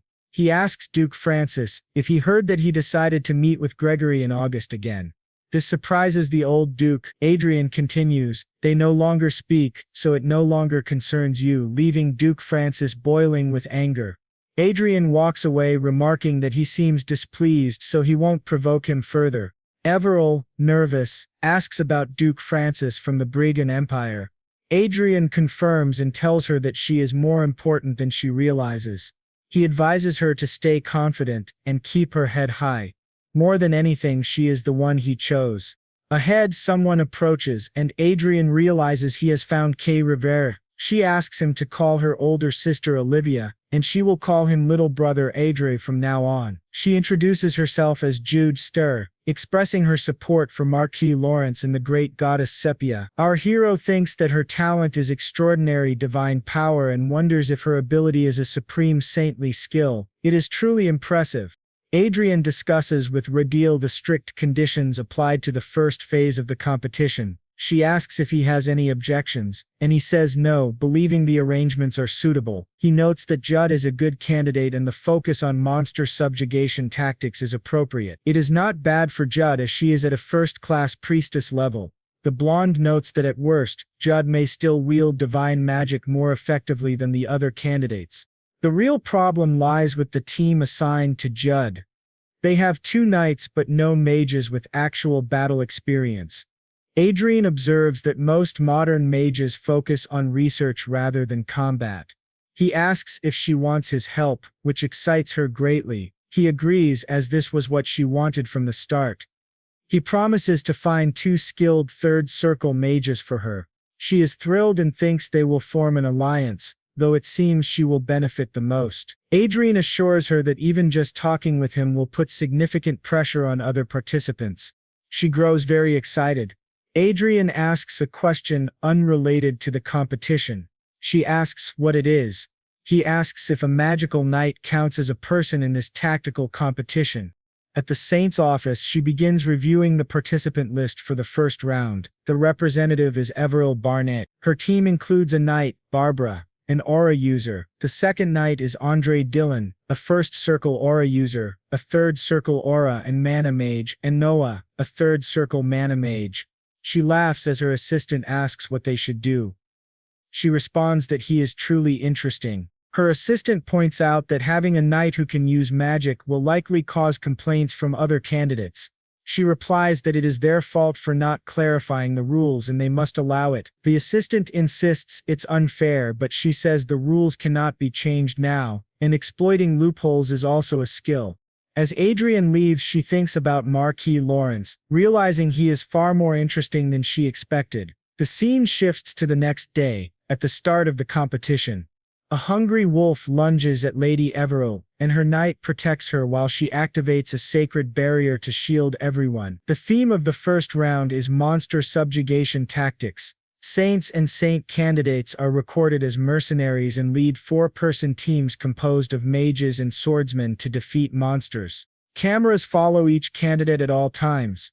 The competition is broadcast live on TV and online. Each candidate has their own channel, and the audience size can be tracked by the number of supporters. The knights behind Lady Everil point out the monsters they captured, offering them to her if she wants.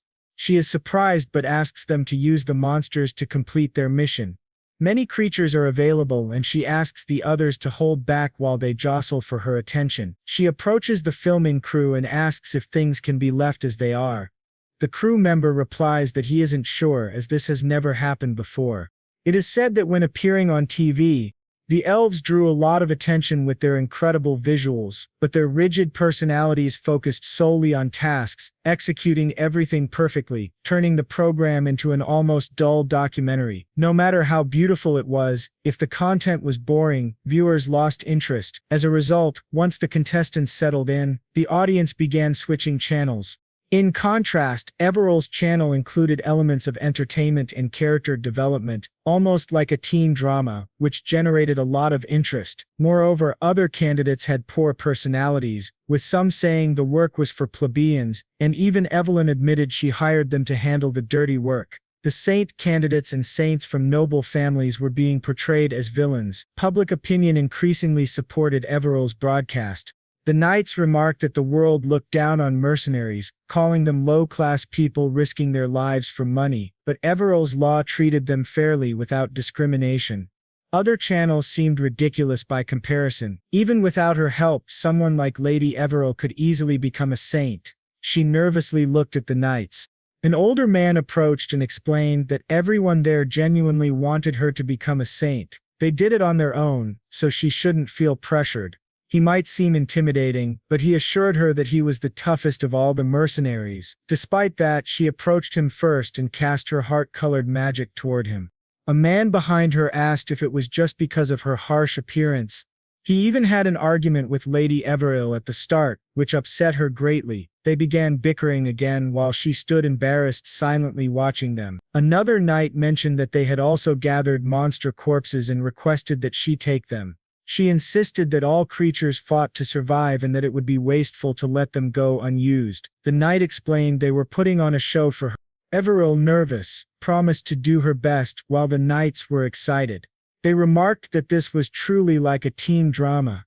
Statistics showed that audience ratings for the competition channels were 1.52% for Everil, 1.116% for Lai, 0.95% for Grace, and 0.92% for Judge Stare.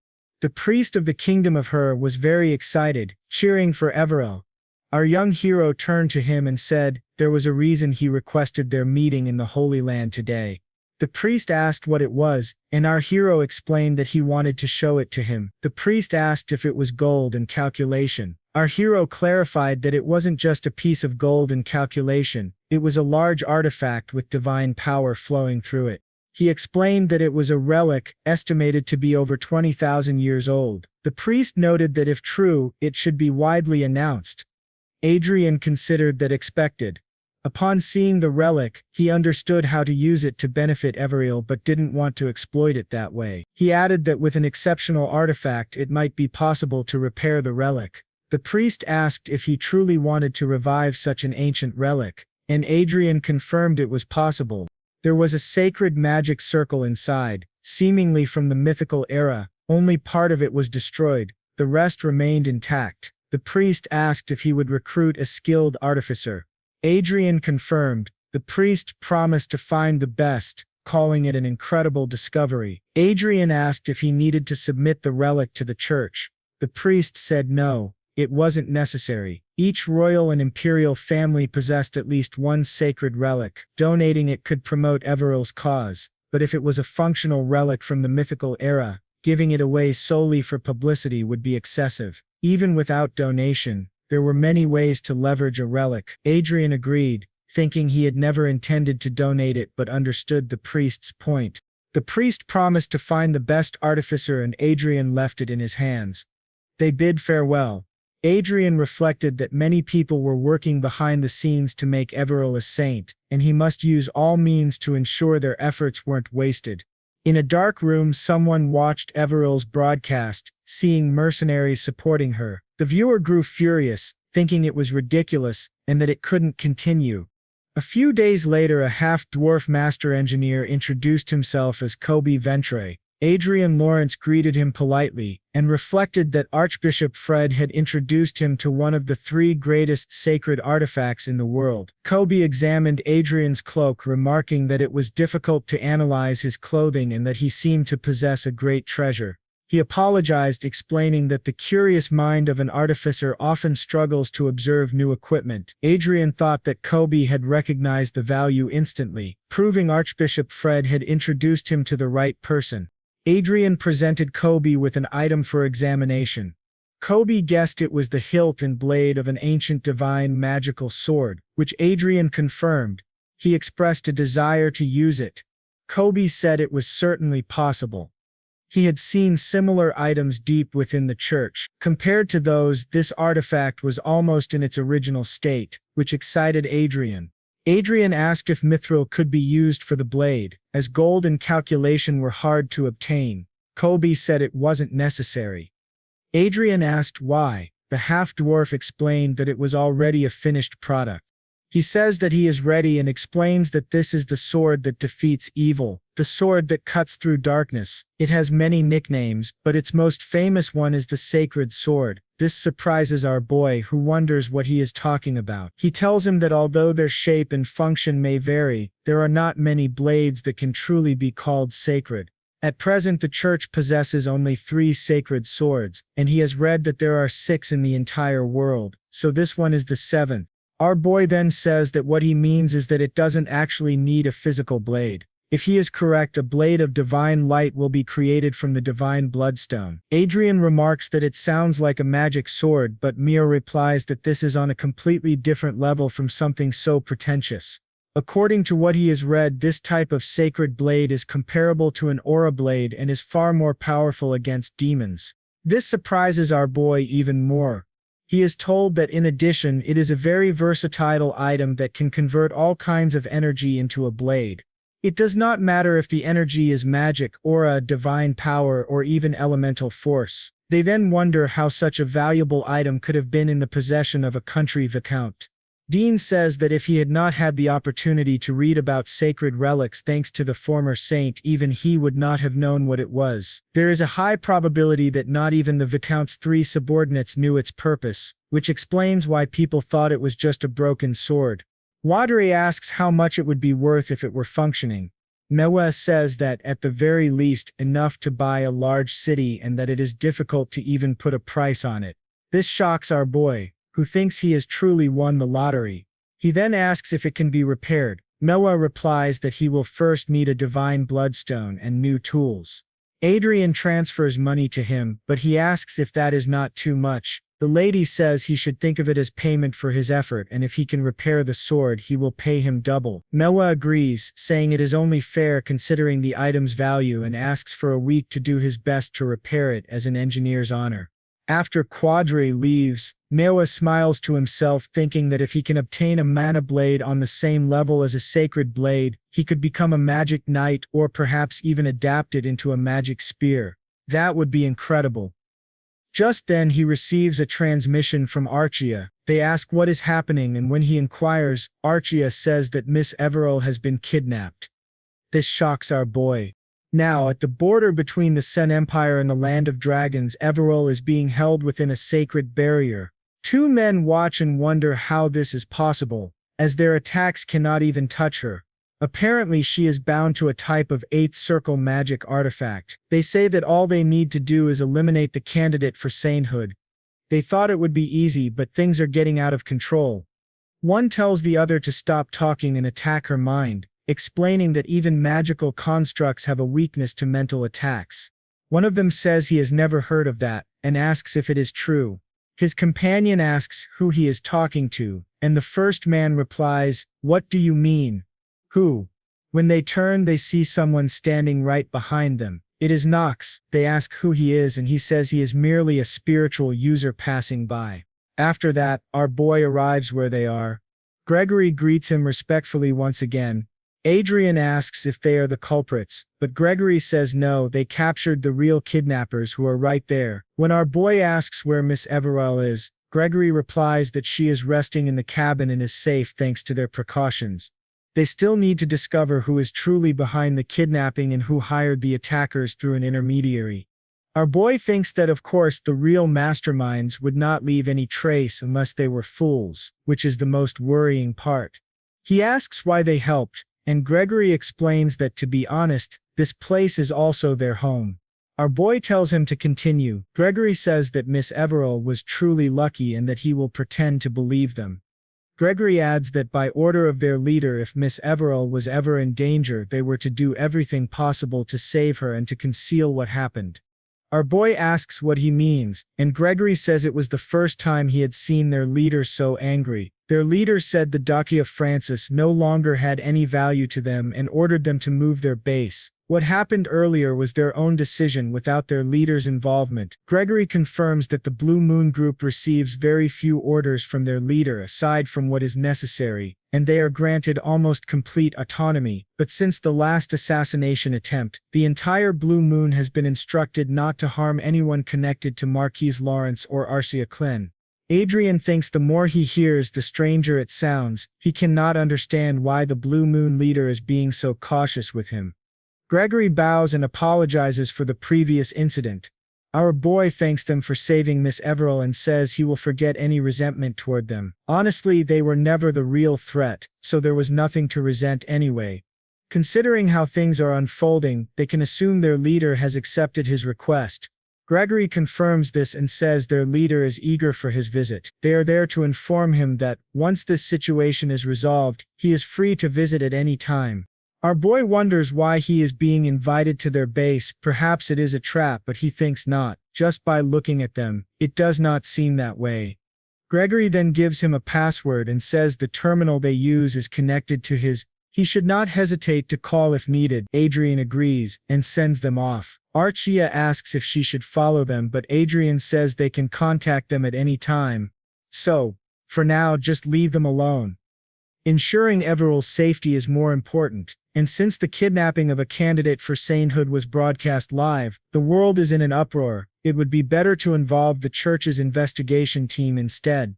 When Everell wakes up, she is extremely surprised and asks where she is. Meanwhile, Madre thinks to himself that not only did they accept his request, but the Blue Moon leader personally ordered that no one interfere with him. Puzzled, he wonders, what on earth is happening here? They even call him a rule breaker.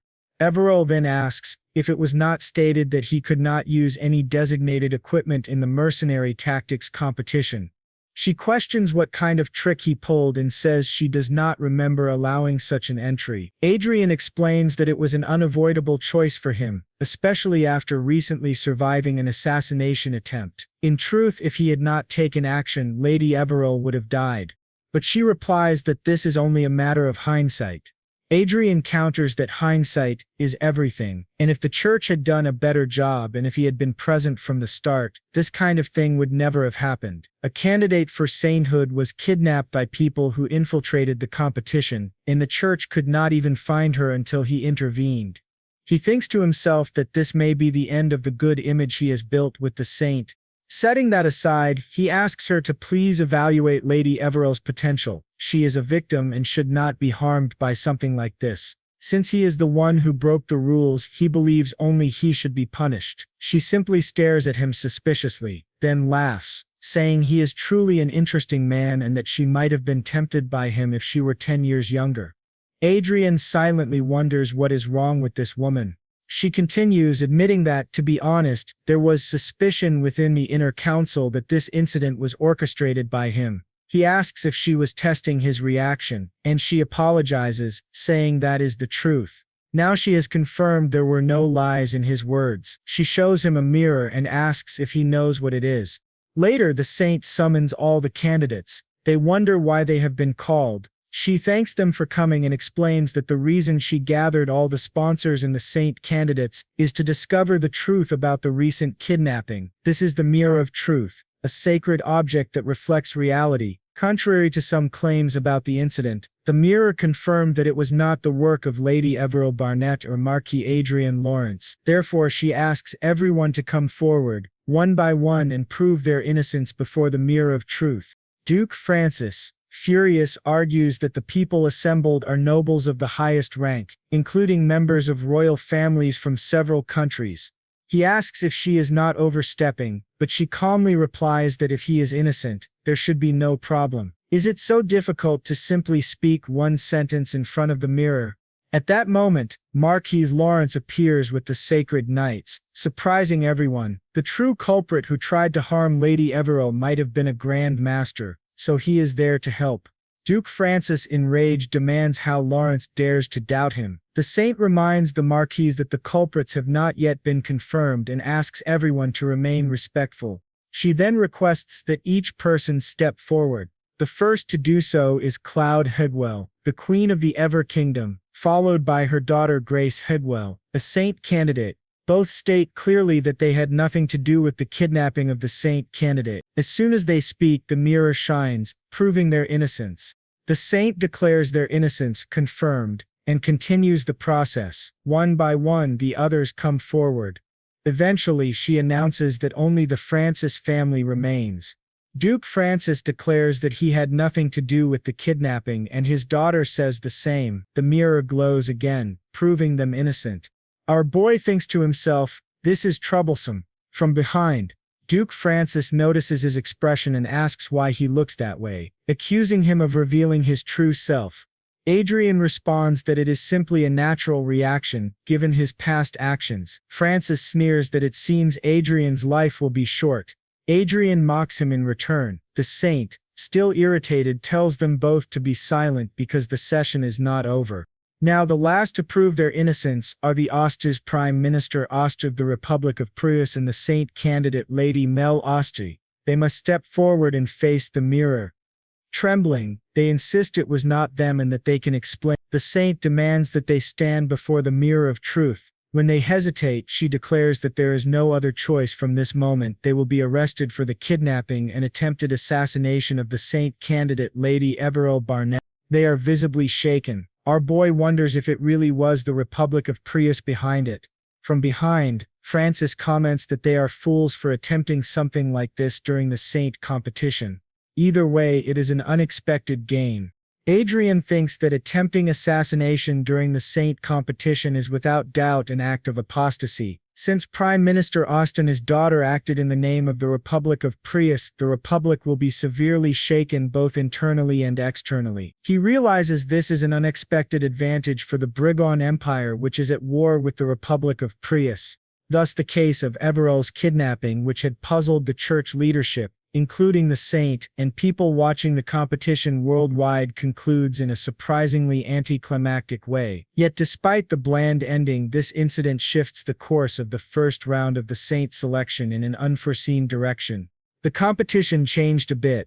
Among the remaining candidates, the top 5 are now considered the strongest. The granddaughter of the Elven Queen, Grace Hege. Next, the one with the true nature of a saint, Everil. The girl with whom they made an alliance, the daughter of Duke Francis, Evelyn, and from the powerful eastern continent of Triton, the princess of the Roberto Kingdom, Xia Lin.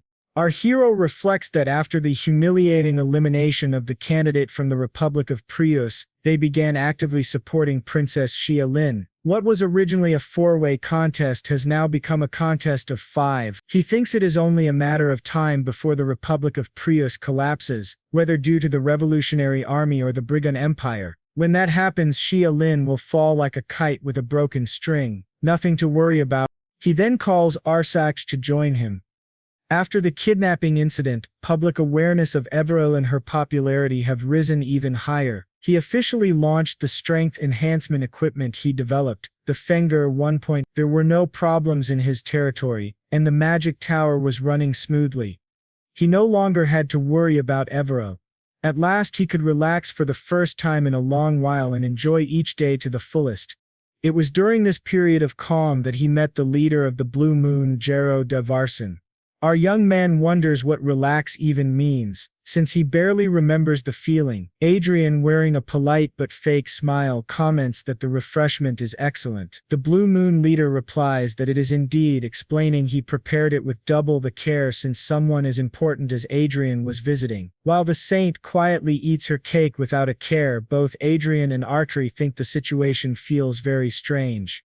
This man, Baron Jar Varson, is an aura expert, 49 years old, from the Sen Empire and lord of the Vathan barony. His current disguise, Adrian observes that he is clearly a remarkable man, possessing 4 high-level talents: administrative skill, learning ability, political influence, and command. Yet he wonders why Varson's status reads as favorable and ally. It seems the information on the display does not fully apply to him. George Jar Varson orders the 2 attendants to wait outside, surprising both of them. He adds that he does not need protection, so they should not even think of eavesdropping, and tells them to leave immediately. After their initial shock, they obey and depart. Once they are alone, Adrian says that no one is listening now and demands to know who Varson really is. George stands and Adrian wonders what is happening, but then George kneels before him, saying it is an honor to meet the one who follows the great mage Manuel Lucas and carries on his legacy. Adrian is stunned. Adrian asks if he knows Archduke Lucas, and George confirms it. Lucas was the former master of the Blue Moon. Adrian realizes this meeting was never just about forming an alliance. He asks for a full explanation. George agrees and hands him a high-performance terminal. From it appears a projection, Chester himself. Chester greets Adrian, who astonished asks if he knew everything. Chester admits that he did. Adrian thinks this man is truly a genius. Chester explains that the Blue Moon was meant to be part of the Fate mission and a reward for reaching level 8. Adrian protests that they contacted him far earlier than expected. Chester acknowledges this and says it is clearly his own fault. 5 years ago, as he embarked on the final path to acquire Fate, several forces and tasks reactivated, and the Blue Moon was one of them. The once dormant Blue Moon awakened and began acting outwardly to expand its influence. Thanks to that, their power is now stable, and as a consequence, Adrian came into contact with them much earlier than planned. It was an unintended result of the path Chester chose for the sake of efficiency. Adrian then asks who George Varson really is. Chester replies that George is his assistant and the administrator of the Blue Moon. Adrian is taken aback, so the Blue Moon was supposed to be his reward for reaching level 8. That means talking to them now is almost pointless. He wonders why Chester made him come in person. Chester says there is no use crying over spilled milk. He still cannot formally recognize Adrian as the Blue Moon's master, but he will not stop him from cooperating with them for now. Adrian asks if he is serious. Chester apologizes, admitting that this situation is the result of his own negligence and poor management, and tells Adrian to consider it compensation for the inconvenience. Adrian thinks to himself that he takes back everything bad he said about Chester. This is excellent news. Adrian then says that Sir Varson will remain under his care. Varson bows, calling it an honor, while Chester explains further. The Blue Moon has a total of 8 special members ranging from Aura Masters to Archmages, 1,200 high-ranking assassins at the level of armed knights with force-imbued daggers, 450 vanguards and 5 airborne fortresses. Not only that, but they also operate luxury hotels, a worldwide resort network, clubs, and casinos. Their enterprises span accommodations, entertainment, trade, and transportation. Even the Pacific Hotel where Adrian is currently staying belongs to the Blue Moon. Our young man, delighted, thinks that he and Sir Varson will get along very well. The business capital alone totals nearly 100 trillion, and their military power surpasses that of most kingdoms. Varson assures him that they will fully support Marquis Lawrence. A week later, that half-dwarf arrives, catching Adrian off guard. Adrian asks what brings him there, and Kolb explains that he took longer than expected and apologizes. Tor asks if he succeeded and requests instructions on how to use it. Kolb answers that he only needs to channel any kind of energy, whether aura, magic, or something else into it. Ader began testing the sword by channeling energy into the hilt. As he did, a blade appeared that looked almost like a lightsaber. They asked if it was inspired by Star Wars, and Kobe told him to swing it. When he tested it, the blade cut through things effortlessly. He thought, yes, this is incredible, until he realized it had even cut his own body. Kobe began panicking, shouted that he was bleeding. Our hero noticed he had been cut without realizing it. Enan began yelling for a priestess, while Adric bled heavily. Archery rushed over, applied a healing potion to the wound, and helped him stand, startled. Adder heard Archery remark that he clearly needed much more training. Kobe approached, concerned, and asked if he was all right. Adrian replied that of course he would not die so easily, though he thought to himself that this was the second most dangerous incident of his life, after the assassination attempt on Rondell and Anna. He looked at the sword and a notification appeared asking him to choose a name for it. He asked Kobe if the sword already had a name, but Kobe said no because Adrian should name it himself. Adrian chose Excalibur, and the sacred sword was registered with many powerful effects. He was thrilled, thanking Kobe for helping him obtain such an incredible weapon. Kobe still looked worried, but Arce assured him Adrian would be fine and suggested he get up from the dirty floor. Adrian, however, was already thinking about the advantage this weapon could give Everil in the upcoming competition.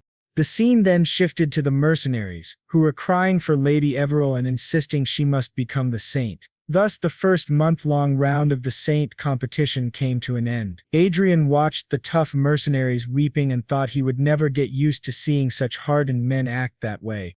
The rankings were announced. Grace Higvin first in tactical points, third in audience votes, second overall. Judster, fourth in tactical points, second in audience votes, second overall. Xia Lin, fifth in tactical points, fourth in audience votes, fourth overall. Evelyn Francis, fourth in tactical points, fifth in audience votes, fifth overall. Everil second in tactical points, first in audience votes, and first overall. Adrian was excited to hear this and told everyone he would do his best.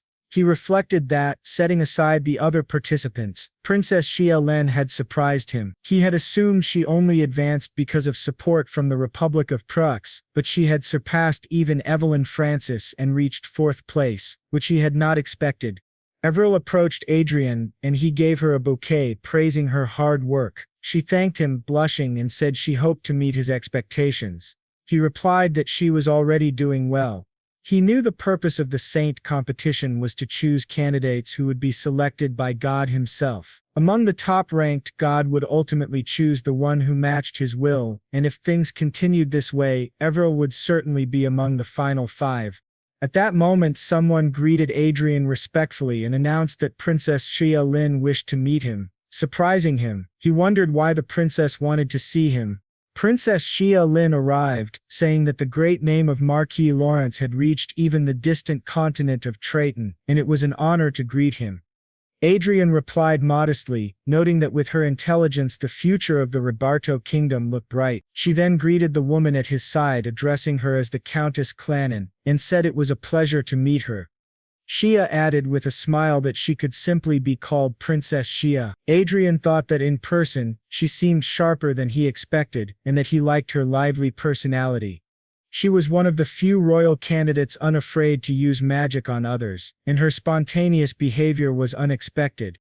Xia explained that her sponsor had requested the meeting. That sponsor was Leo Garcia Vallon, the president of the State Council of the Republic of Prus. Adrian was surprised. This man was among the 3 most powerful people in the Republic. He already had many concerns about the Republic and was reluctant to meet with them, especially since Garcia had previously delivered false fate and was known to support the Revolutionary Army. Garcia greeted Adrian with a polite but faintly false smile and apologized if their secretive approach caused offense. Adrian asked why someone so busy with the war against the Brigon Empire would take the time to meet him. Garcia replied that he understood Adrian's curiosity and suggested they talk over a meal. To Adrian's surprise, the meal was distinctly Oriental. Garcia assured him there was plenty of time. Adrian happily sampled the dishes: steamed rice, fish stew, vegetables wrapped in leaves, pickled greens aged to perfection, and the main dish, a rich veal stew. Princess Shia's attire resembled the ancient Gore dynasty, and the food strongly reminded him of Korean cuisine, a taste of home he had not experienced in a long time. It was truly delicious. Noticing the silence at the table, he looked at the two guests and grew slightly nervous when Princess Shia chuckled softly. He apologized, explaining that it was simply his first time eating food from the Ribato Kingdom, and it perfectly suited his palate. Garcia replied that he was pleased to hear that as the host, then got straight to the point. To be honest, Garcia said, something truly serious is happening in our republic. Adrian assumed he meant the war with the Brigand Empire, but Garcia shook his head. No, it is worse than that. We face an internal crisis. For some time now we have been disturbed by the activity. They call themselves the Revolutionary Army. Our hero wondered if the real problem for the Republic was this revolutionary group and not the war with another country. Garcia explained that, surprisingly, this anti-government faction had even produced its own vanguard equipment. However, they discovered that the equipment bore a striking resemblance to the new Fencer 1.0 core currently being produced by Lawrence's Magic Tower. Adrian immediately understood. That means their power equipment was copied, he said. Garcia apologized, adding that governments around the world could have done this knowingly or unknowingly. Adrian had already expected something like this. He thought they probably couldn't fully analyze the core anyway and were just pretending ignorance. Garcia said he was sorry and admitted he might not even know how closely their equipment resembled the Magic Towers, but he insisted they could not possess the exact same items. Garcia clarified that he had not requested this meeting out of suspicion toward His Excellency.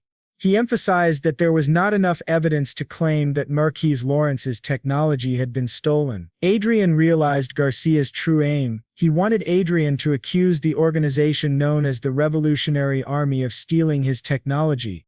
Garcia confirmed it. The Republic was indeed at war with the Brigand Empire, but this immoral group was destabilizing the Republic from within. Adrian thought, so he needs a scandal to destroy the people's trust in the Revolutionary Army.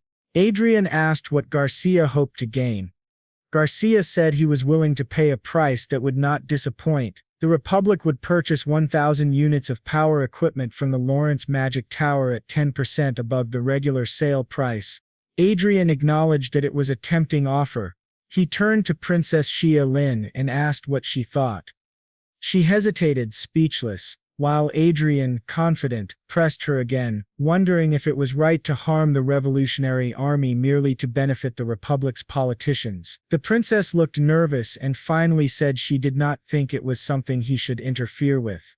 Garcia was surprised, but Xia continued, explaining that as a representative of her nation she must take the side of the Republic of Pros without expressing her personal opinions. Adrian thought this was a skillful answer, showing loyalty to the Republic without revealing her own stance. It reminded him of his previous life when he had to watch the maneuvers of powerful countries. He respected her for it. Garcia insisted that Adrian didn't need to think too hard.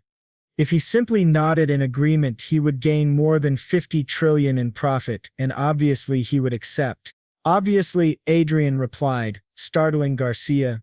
As I said, I need to think carefully. I will refuse your offer. Garcia demanded an explanation.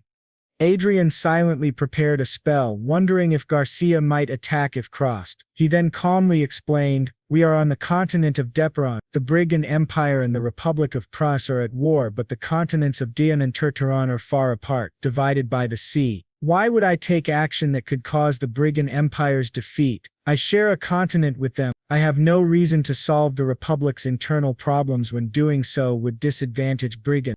Garcia was shocked by the clear geopolitical reasoning. Adrian continued, besides, the Marquis must put his own interests first. Supporting the wrong side could lead to enormous losses. Shouldn't the Republic's government resolve its own internal issues? If the public prefers to listen to the rebels, there must be a reason. I'm sure you can resolve it easily if you truly try. Garcia's face darkened. Furious, he stood and left. Adrian thought the man was rather rude. With the intruder gone, he invited the others to enjoy their meal in peace and finally savored the food. The next day, a man shouted a warning. Marquis Lawrence, you must consider the consequences. Look at what Your Excellency posted. It was a picture of Adrian, Arcia, Princess Shia, and Chief Garcia at their secret meeting. Someone exclaimed that such sensitive information should not be shared during wartime. In response, the Republic of Prusse declared economic sanctions. Ignoring the situation, the Marquis risked repeating a serious mistake. Adrian reflected that this high-level noble meeting, described as a countermeasure session, was turning into a full hearing. His post had spread rapidly across the world, causing an uproar not only in the Republic of Prusse, but also in the Kingdom of Hyde. Because of this, new laws about stone and bullet trade were introduced. An accuser declared that, as an elder with experience in aristocratic society, it was his duty to discipline a reckless young man like Adrian. Adrian realized this was Marquis Ali Tradden, someone he had never considered an enemy. He could not understand why Tradden was being so hostile. Then Margrave Watts raised his hand and spoke. He said that the Republic of Prusse and their kingdom rarely traded, even less than with the neighboring state of George. Even if sanctions were imposed, the damage would not be great, so there was no need for drastic measures. But the accuser countered that the Republic of Prusse had strong connections to the Traton continent, which might refuse cooperation with them. He reminded everyone that many artifacts and weapons were traded with Traton. He added that they had been caught off guard by the Revolutionary Army's offensive and had come seeking aid from Marquis Lawrence. Would the Traton continent really become their enemy to support the Republic? As the debate grew heated, the king himself became visibly irritated. Is of an ancient fundamentalist group. She raised her hand. He wondered if she wasn't supposed to be shy. She had always been quiet, but now she had decided to speak. She said that she didn't understand what Marquis Lawrence had done wrong and asked everyone present what exactly his mistake was. A noble explained that Marquis Lawrence had carelessly exposed the Republic's secrets to the world, but Artria replied that even so, he had not lied. The noble insisted that was precisely the problem. His actions had put the Republic of Prusse in a difficult position. Arcia countered that, in that case, the fault lay with them for allowing the truth to be exposed, not with Marquis Lawrence. Her words left the noble speechless.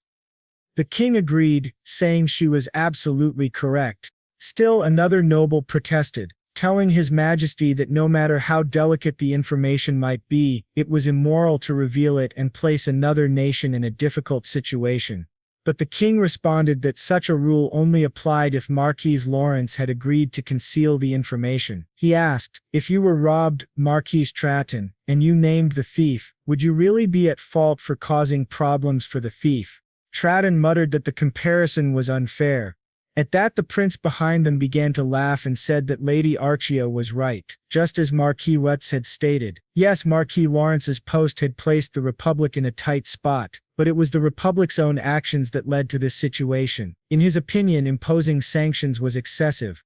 Adrian thought to himself that the prince had stayed silent until now, fully aware of these facts. Then the prince added that his brother beside him also believed Marquis Lawrence should not be punished. The Republic had belittled their kingdom by threatening sanctions. Confront the Republic directly with their allies and should begin by issuing a statement criticizing the Republic's choice. Adrian was impressed. Who would have imagined that Artria, usually so quiet, would speak so boldly? He felt proud of her. Then beside him, a young woman raised her voice to ask a question. She was the king's fourth child, the first princess, and third in line to the throne, Princess Diana. She asked Adrian what made him so calm about the possibility of punishment.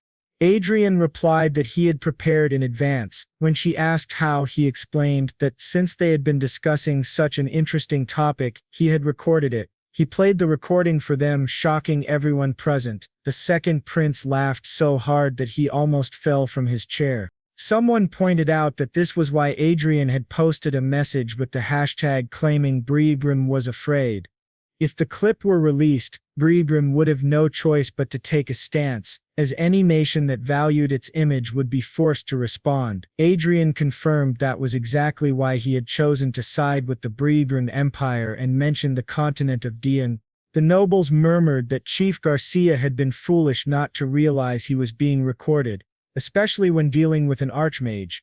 Adrian thought that because of this, the issue was no longer merely between Herod and the Republic of Pros. It had now drawn in Brigan, and he had given the other countries of the Dian continent a reason to take sides. The video of the state council chief was released after the meeting. Once it spread, not only the Brigon Empire but also the allies of the Hade Kingdom publicly commented in Adrian's favor. With this wave of messages and the involvement of the Sacred Land, all the nations of Dian criticized the Republic. Meanwhile, Princess Shia watched the news and admitted that it was frightening. Her maid asked what was so scary. Shia said that Marquis Lawrence was only a year older than she was, yet he was already shaking the world. Unlike her, who had nothing beyond the title of princess, he possessed real power. Her maid smiled and said that a man like that would be perfect for her princess. Shia agreed for a moment, saying such a man would indeed be ideal, then caught herself and grew annoyed remembering that he was already married. The maid quickly apologized, insisting she had only been speaking carelessly. At that moment, another maid entered and respectfully announced that a message had arrived from the Holy Land. The second round of the contest would pair 2 participants at a time. Shia asked in surprise if that was true.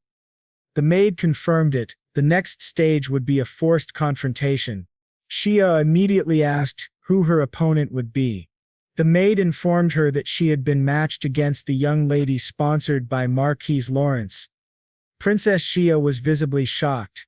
Soon afterward, they were led to a studio where crews were setting up structures and positioning cameras. This would be the site of the second round of the competition. Unlike the first round, which had lasted more than a month, the second would take place on an outdoor stage on the Holy Mountain. Each candidate for sainthood would have only 2 hours to display her abilities in front of the cameras. In short, it was time for them to demonstrate their talents. Princess Shia turned to her team and said that she was counting on them today. Adrian replied that they were counting on her as well. She smiled and said that she should have been the one to say that. To be honest, she admitted she was a little afraid of His Excellency, considering all that had happened recently. "What do you mean afraid?" Adrian asked. "You shouldn't feel that way. I may not look it, but I treat well those I care about." The princess brightened and teasingly asked if that meant he liked her. Of course, Adrian answered without thinking, surprising them both. He then noticed her attire and remarked that she looked like a dancer. Shia laughed and explained that today's theme was an enchanting dance. The senior aide, curious, said he was eager to learn more about these enchanting arts from the Triton continent. Just then the princess's assistant interrupted, saying it was time for her to begin. The group bowed and promised to return to their places. Adrian told her that they would cheer for each other and put on a good show. After she left, Adrian and his companions continued their conversation. The princess's assistant commented that if Lady Everil was her opponent, they had little to worry about. Despite gaining attention in the first round thanks to her many fans, Everil had been an ordinary commoner before entering the contest. From what the assistant knew, Everil had no special talents to display other than the divine magic she had learned in the Holy Land. Process. And she feels something strange about this Adrian, and she cannot stop thinking about how mysterious he is. Then the director calls everyone, saying that the contest will begin in 13 minutes, and the 2 candidates must prepare. Backstage, she keeps thinking that she needs to become a saint. No matter what happens, she must be the strength of her country, even if only for now, and so she walks onto the stage as the director tells her to begin. During her presentation, several local songs are played and she dances traditional Oriental dances. She dances so well that she surprises everyone. Her movements are smooth and elegant, yet some even resemble the fierce attacks of white tigers. Our hero, watching from behind, notices that this art of enchantment may only be of the 4th cycle at most, yet her performance is as impressive as that of an archmage. He is sure that Princess Chia will receive a good score in the second round of the competition. However, he also knows he cannot afford to lose. At that moment, Princess Chia looks to the side and is shocked to see Everon welcoming everyone to the convenience store Ford, with a sign that reads LJ Convenience Ford, branch of the Holy Land. Everyone wonders if that is really a convenience store. The young man enters and says he would like to make a purchase. Everon responds, saying it will cost 5,000 lots. The audience has no idea what that means and wonders if it is some kind of joke. While the boy continues asking questions, Others begin entering the store as customers, experiencing this rare sight of a saint candidate working. Everyone greets them all warmly and serves them with great hospitality, which delights everyone. The directors comment backstage that she truly is an excellent worker. The cameraman says that although it does not have the brilliance of spiritual enchantment arts, he always feels good whenever he sees this. Adrian, behind the scenes, thinks that this was exactly the reaction he expected. The focus was to portray her as a familiar presence, no different from ordinary spectators. Instead of relying on forced talents and performances, the goal was to highlight everyone's unique qualities in a fun way. He admits the idea came from his friend Eric Jones, not himself. The audience, however, begins to complain, saying it is boring and wonder if they will really show her working in a store for 2 whole hours. Meanwhile, Shia continues dancing, thinking that they are trying to make the saint candidate look familiar, but in the end it may be too monotonous, and people will turn back to her performance. To everyone's surprise, Adrian declares that they cannot simply show her working. The whole presentation needs a beginning, development, and conclusion. Suddenly, with a snap of his fingers, a magical cycle appears, and everything changes. The director and the audience are shocked when a new figure appears, Archa dressed as a demon, thinking only about sweets. Seeing Arxia completely transformed into a demon stuns the crowd.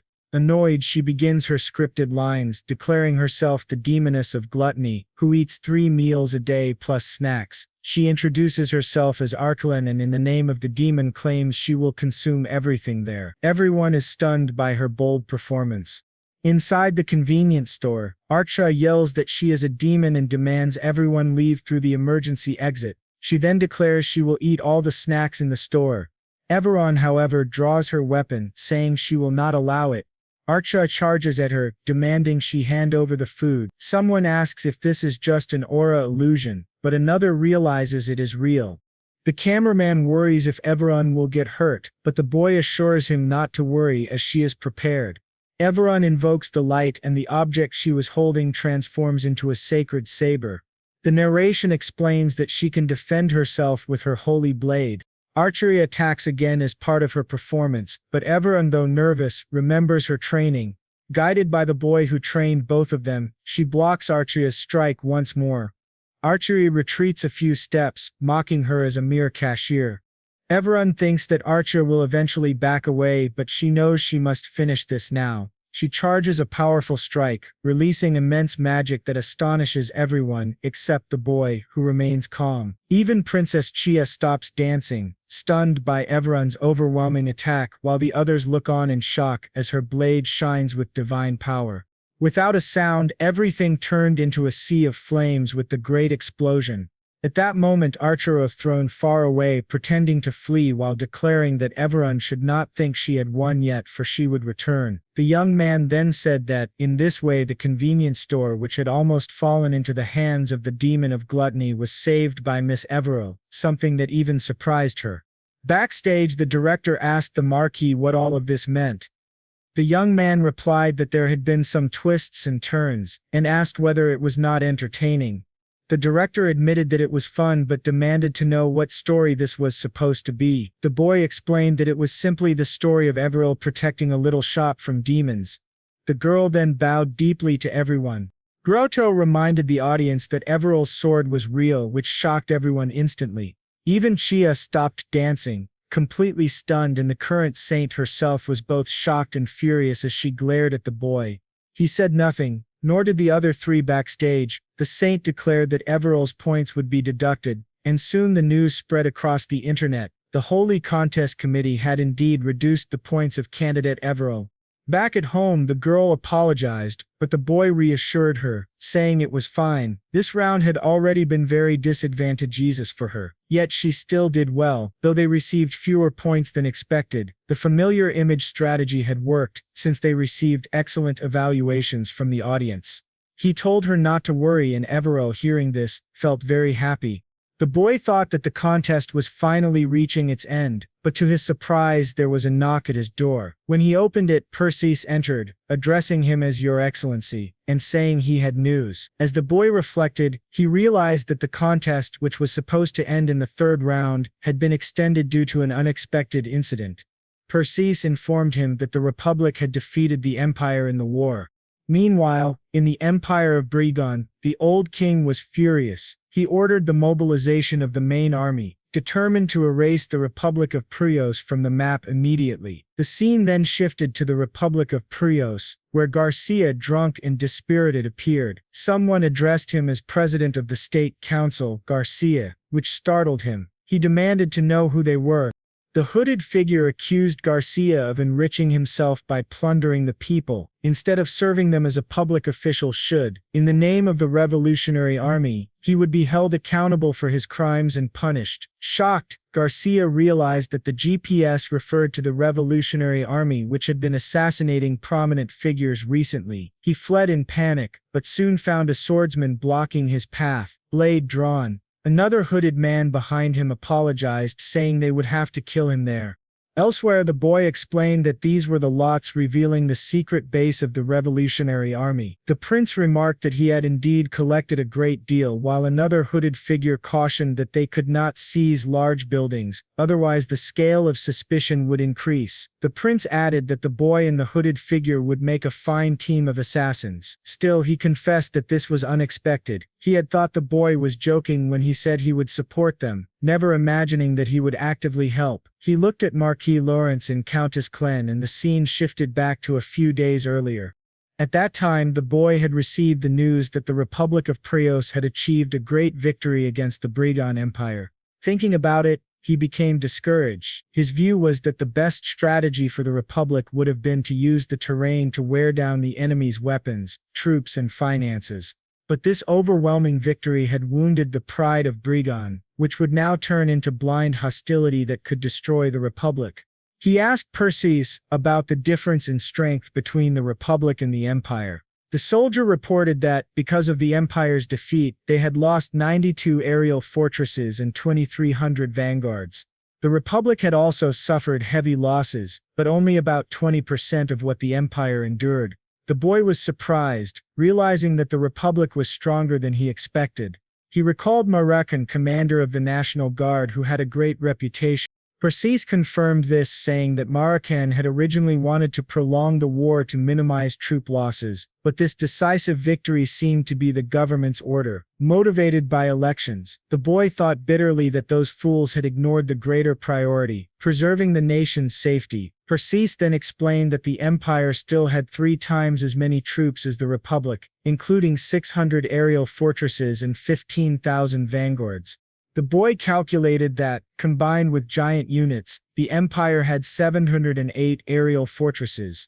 Even if the Republic gathered all of theirs, they would only have about 500. Perseus corrected him, saying the actual number was closer to 460.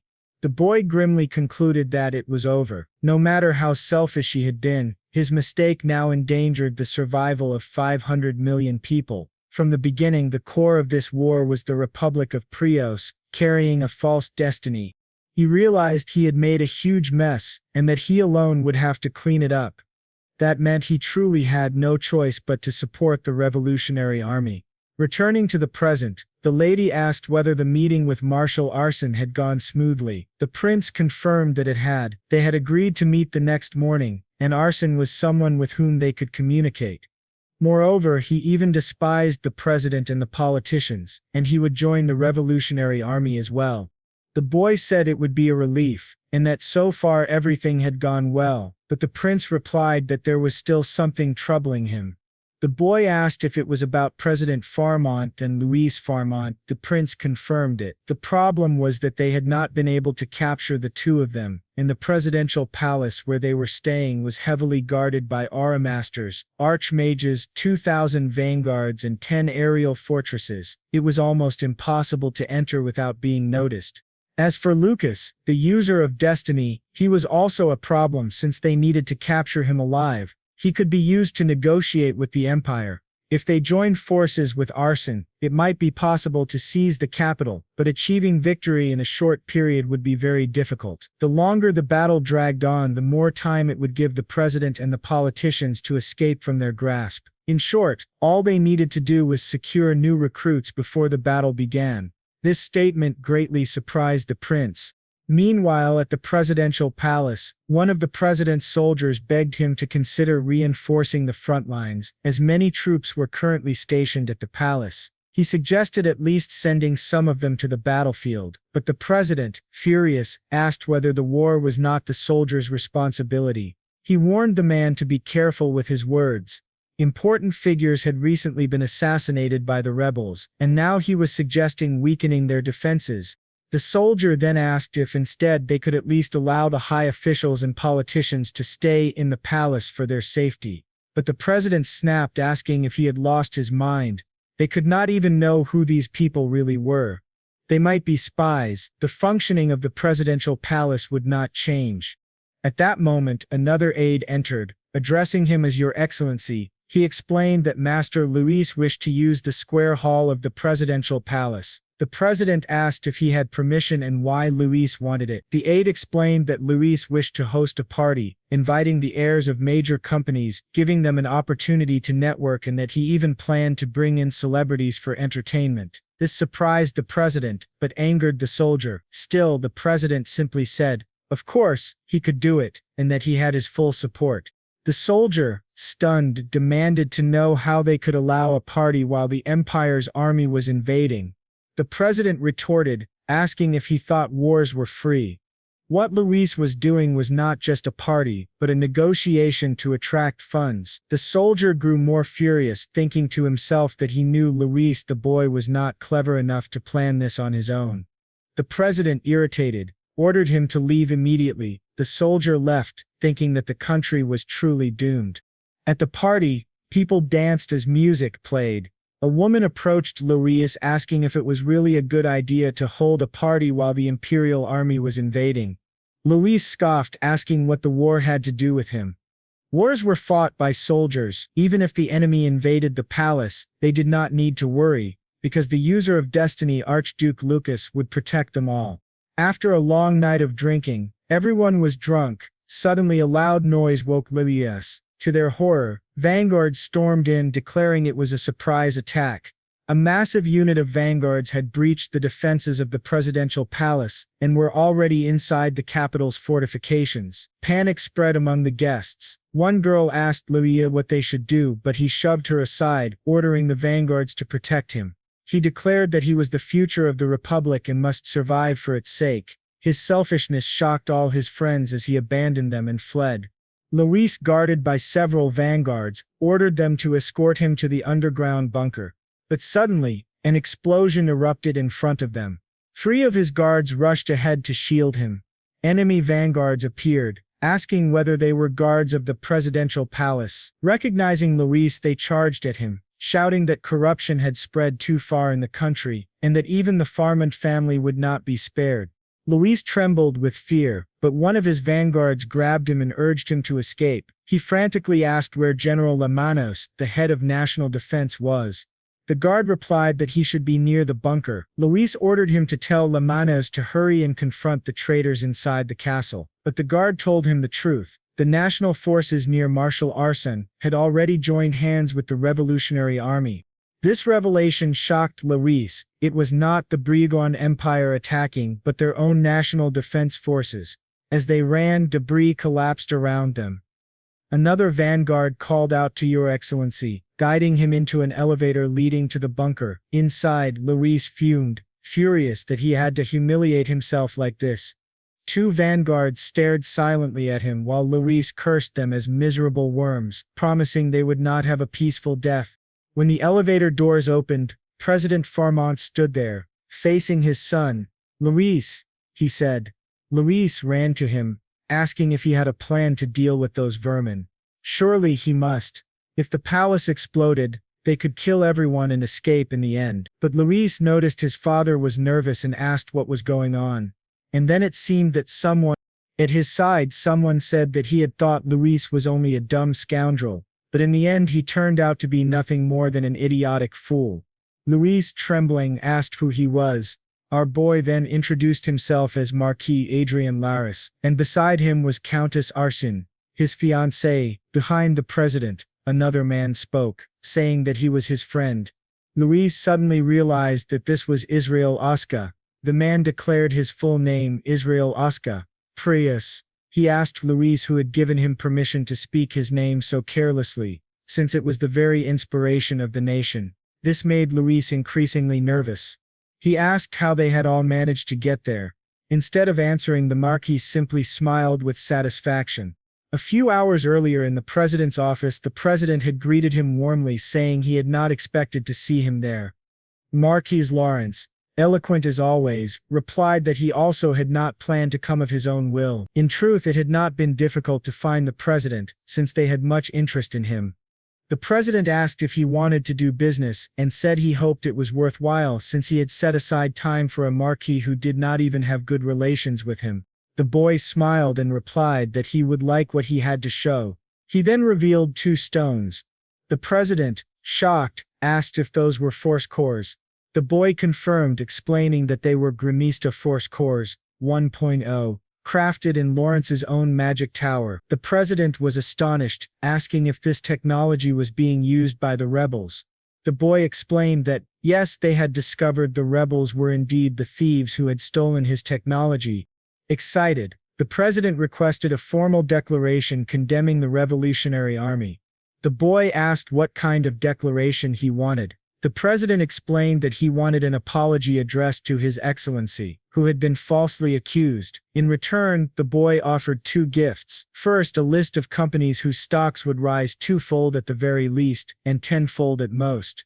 This stunned the president.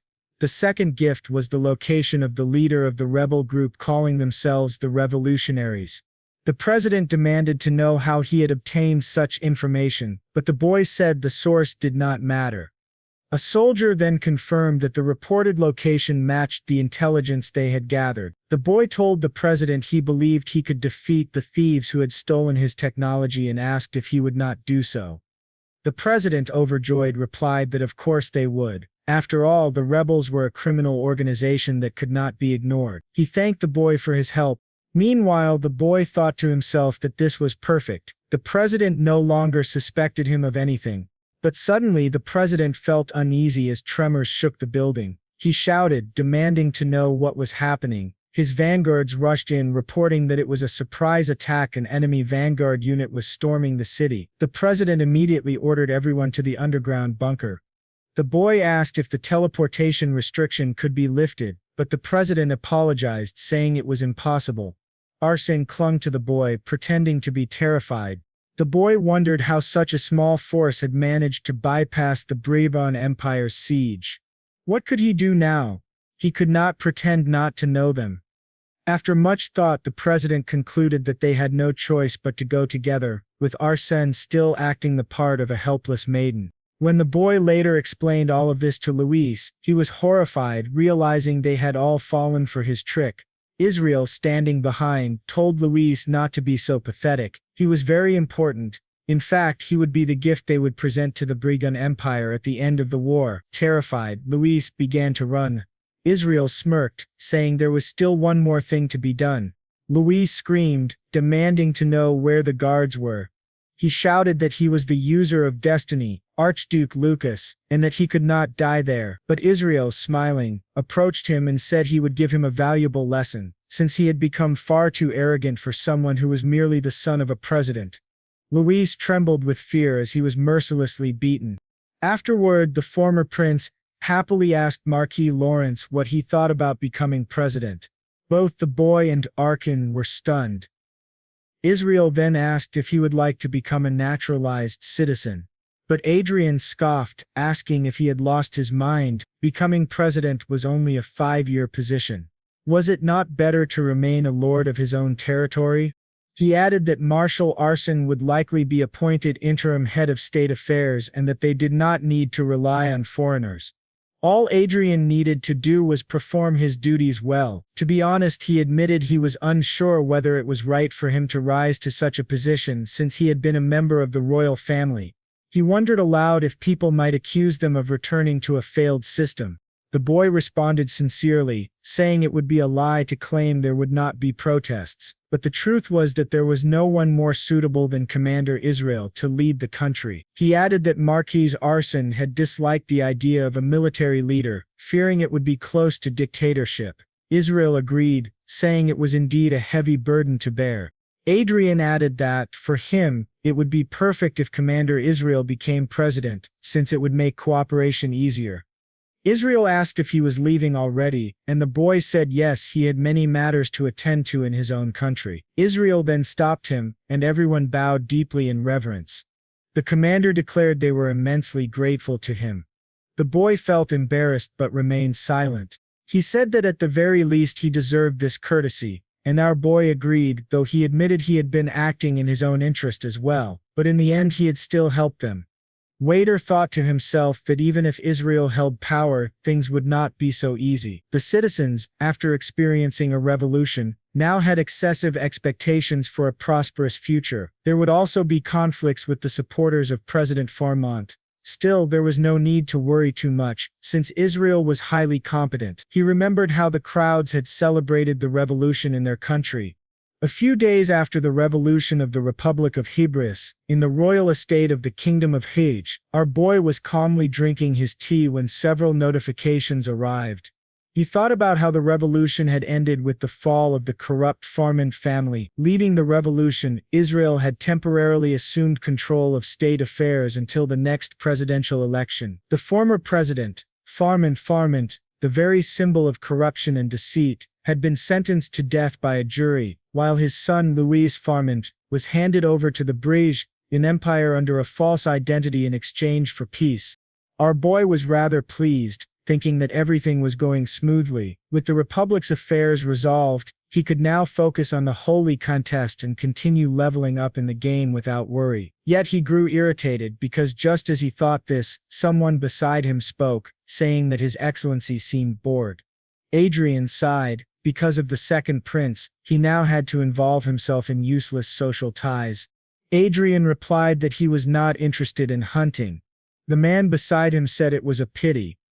He mentioned hearing rumors that the Republic of Prios had withdrawn during Farmont's fall, and asked if it was true. Adrian confirmed it, surprised that rumors had already spread so quickly. The nobles began making various comments about the Republic's revolution and Adrian's involvement, but to their surprise Artria spoke up, reminding them that they were speaking carelessly within earshot. The noble quickly apologized for the rudeness of his servants. Adrian said he did not mind. Such was the way of high society, like a masquerade ball, where one must always smile outwardly while never knowing what someone was truly thinking inside. Another noble, acting overly familiar, remarked that Marquis Laris rarely socialized and warned him that many nobles wished to be his friends. Since Adrian was a seventh circle mage, he believed social interaction would not be a problem. But then another voice behind them called the man shameless, pointing out that after having attacked Marquis Adrian in the last meeting, he now wanted to get close to him. Adrian looked back, recognizing him as Marquis Visitan, and asked whether he too was trying to approach him. Marquis Vicit hastily explained that Adrian had misunderstood. He had not come to approach him with such an obvious purpose. The other noble grew angry, realizing that an alliance between Marquis Tritad and Marquis Vincent would not be favorable. Vincent then turned to Countess Klein and asked if it was her first time participating in a hunt. He invited her to demonstrate her skill, noting that her fame as a military talent had spread ever since she defeated an RO beast on live broadcast. Many were curious about her real abilities, since they had never seen her fight in person. Meanwhile, the prince in the back glared at them, thinking that it was this bastard who had ordered him to do this. Vincent declared that he would prepare 2 ogres for her. That should be enough to prove her strength as an aura master. Arcia simply replied that it was fine with her. Adrian, however, told her to finish it quickly. Vincent then asked if she would be all right with only light equipment, suggesting she take a helmet for safety, but Arcia declined, saying what she had was enough. The excited prince exclaimed that they would finally see the countess fight in person. Adrian calmly replied that he would be immensely surprised. Soon 2 ogres, each 2 to 3 times larger than her, were released. They charged at Arsha. She remained calm, raising her shield in front of her. Within seconds the prince was left in shock, his mouth hanging open, as Arsha sheathed her sword and announced she had finished. Both ogres lay completely defeated. On the way back home, Adrian began laughing, saying he wished he had recorded their faces. The more he thought about it, the funnier it seemed. Those men had subtly belittled Archia for being the only female aura master in the country. This had served as a lesson for them. Adrian congratulated her, saying she had done a good job, but then he noticed she was unusually serious, and had not spoken. He asked what was wrong, but to his shock, Archia's body suddenly collapsed to the ground. Adrian panicked, wondering what was happening. The driver, startled by the noise, asked His Excellency what was wrong. Adrian told him not to enter and the driver obeyed. Adrian quickly supported Archia, deeply worried as he asked himself what was happening. She had fainted out of nowhere. This had never happened before, and now she could not even open her eyes. After several tense moments, Archia finally opened her eyes. Holding her head in confusion, she looked down to see Adrian's worried face. He immediately asked what had happened. Archia explained that when she was struck during the fight, her connection with the Hollywood system was suddenly cut off, causing an error. Everything had crashed for about 10 seconds, though she did not know why.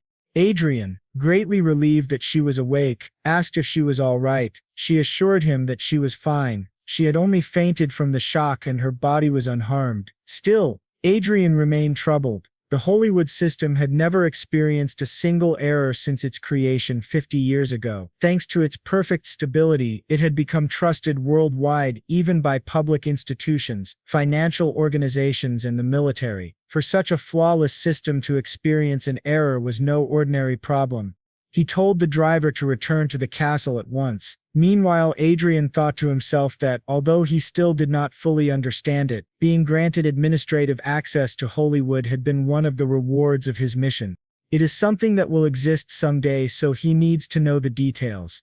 While R continues staring at him, she looks to the side and places her hand on his to calm him down. He thinks that more than anything, if something like this happens again, he doesn't know what might happen to Marcia, and that is what worries him the most right now. Finally back home, he goes to his office as quickly as possible. Once he enters the game, he goes directly to Manuel Lucas's magic tower on the 8th floor, already looking for Chester. That small one appears behind him, saying that he came earlier than expected. Adrian says that he just fainted, and Chester mentions there was an error in Hollywood. When Adrian asks what happened, Chester explains that if they assume Hollywood is like Earth, then it would have an internet connection as well as hardware and software. The difference is that information is transmitted through the mana atmosphere, so there's no need for separate lines or bases. In summary, to make the system lawful, an administrative system is necessary. Adrian replies that, in other words, something is wrong with the central system. Chester confirms this, which makes Adrian very serious. When Adrian asks if that's really the case, Chester thinks for a moment and then says that, as the official successor of Archirage Manuel Lucas, he must consider whether it's right to spread information about this incident. Rosora wonders, what incident? Then several images begin to appear and Chester explains that today around 4:30 a.m., Hondo intrusive time, assassins dressed in black and heavily armed vanguards infiltrated the building where the central system is located. The automatic security system was activated but wasn't enough. However, the intruders couldn't reach the main body of the system and self-destructed. He adds that the Hollywood 2 system has already started operating in a safer location. Adrian asks what would have happened to Fate if the system had been taken by them, but Chester tells him not to worry.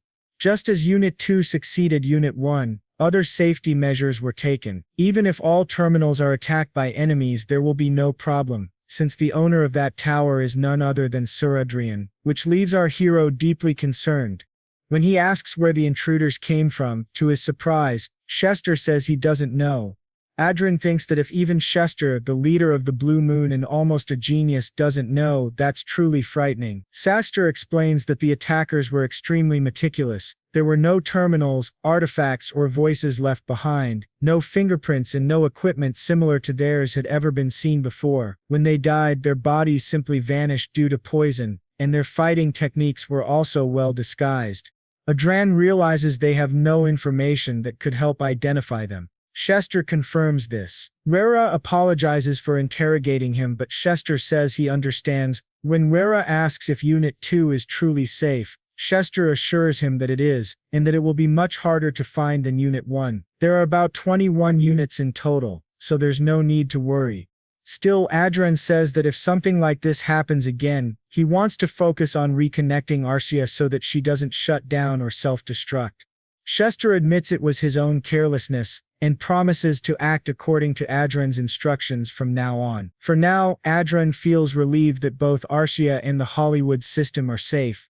Even though he doesn't know who the enemy is, it's obvious why they attacked the Hollywood system. If they could manipulate it freely, it would be as valuable as obtaining fate itself. To Chester's surprise, Adrian declares that he'll have to focus even more on the game, even if it means stopping sleeping altogether. Chester agrees that it's a good idea, while Adrian thinks he must reach the 8th circle as soon as possible, and prepare for future incidents, especially with the system showing signs of instability and viruses infiltrating it. The next day, Every confidently says she'll do her best for His Excellency, and Adrian smiles, saying that since Miss Everell said so, everything will be fine.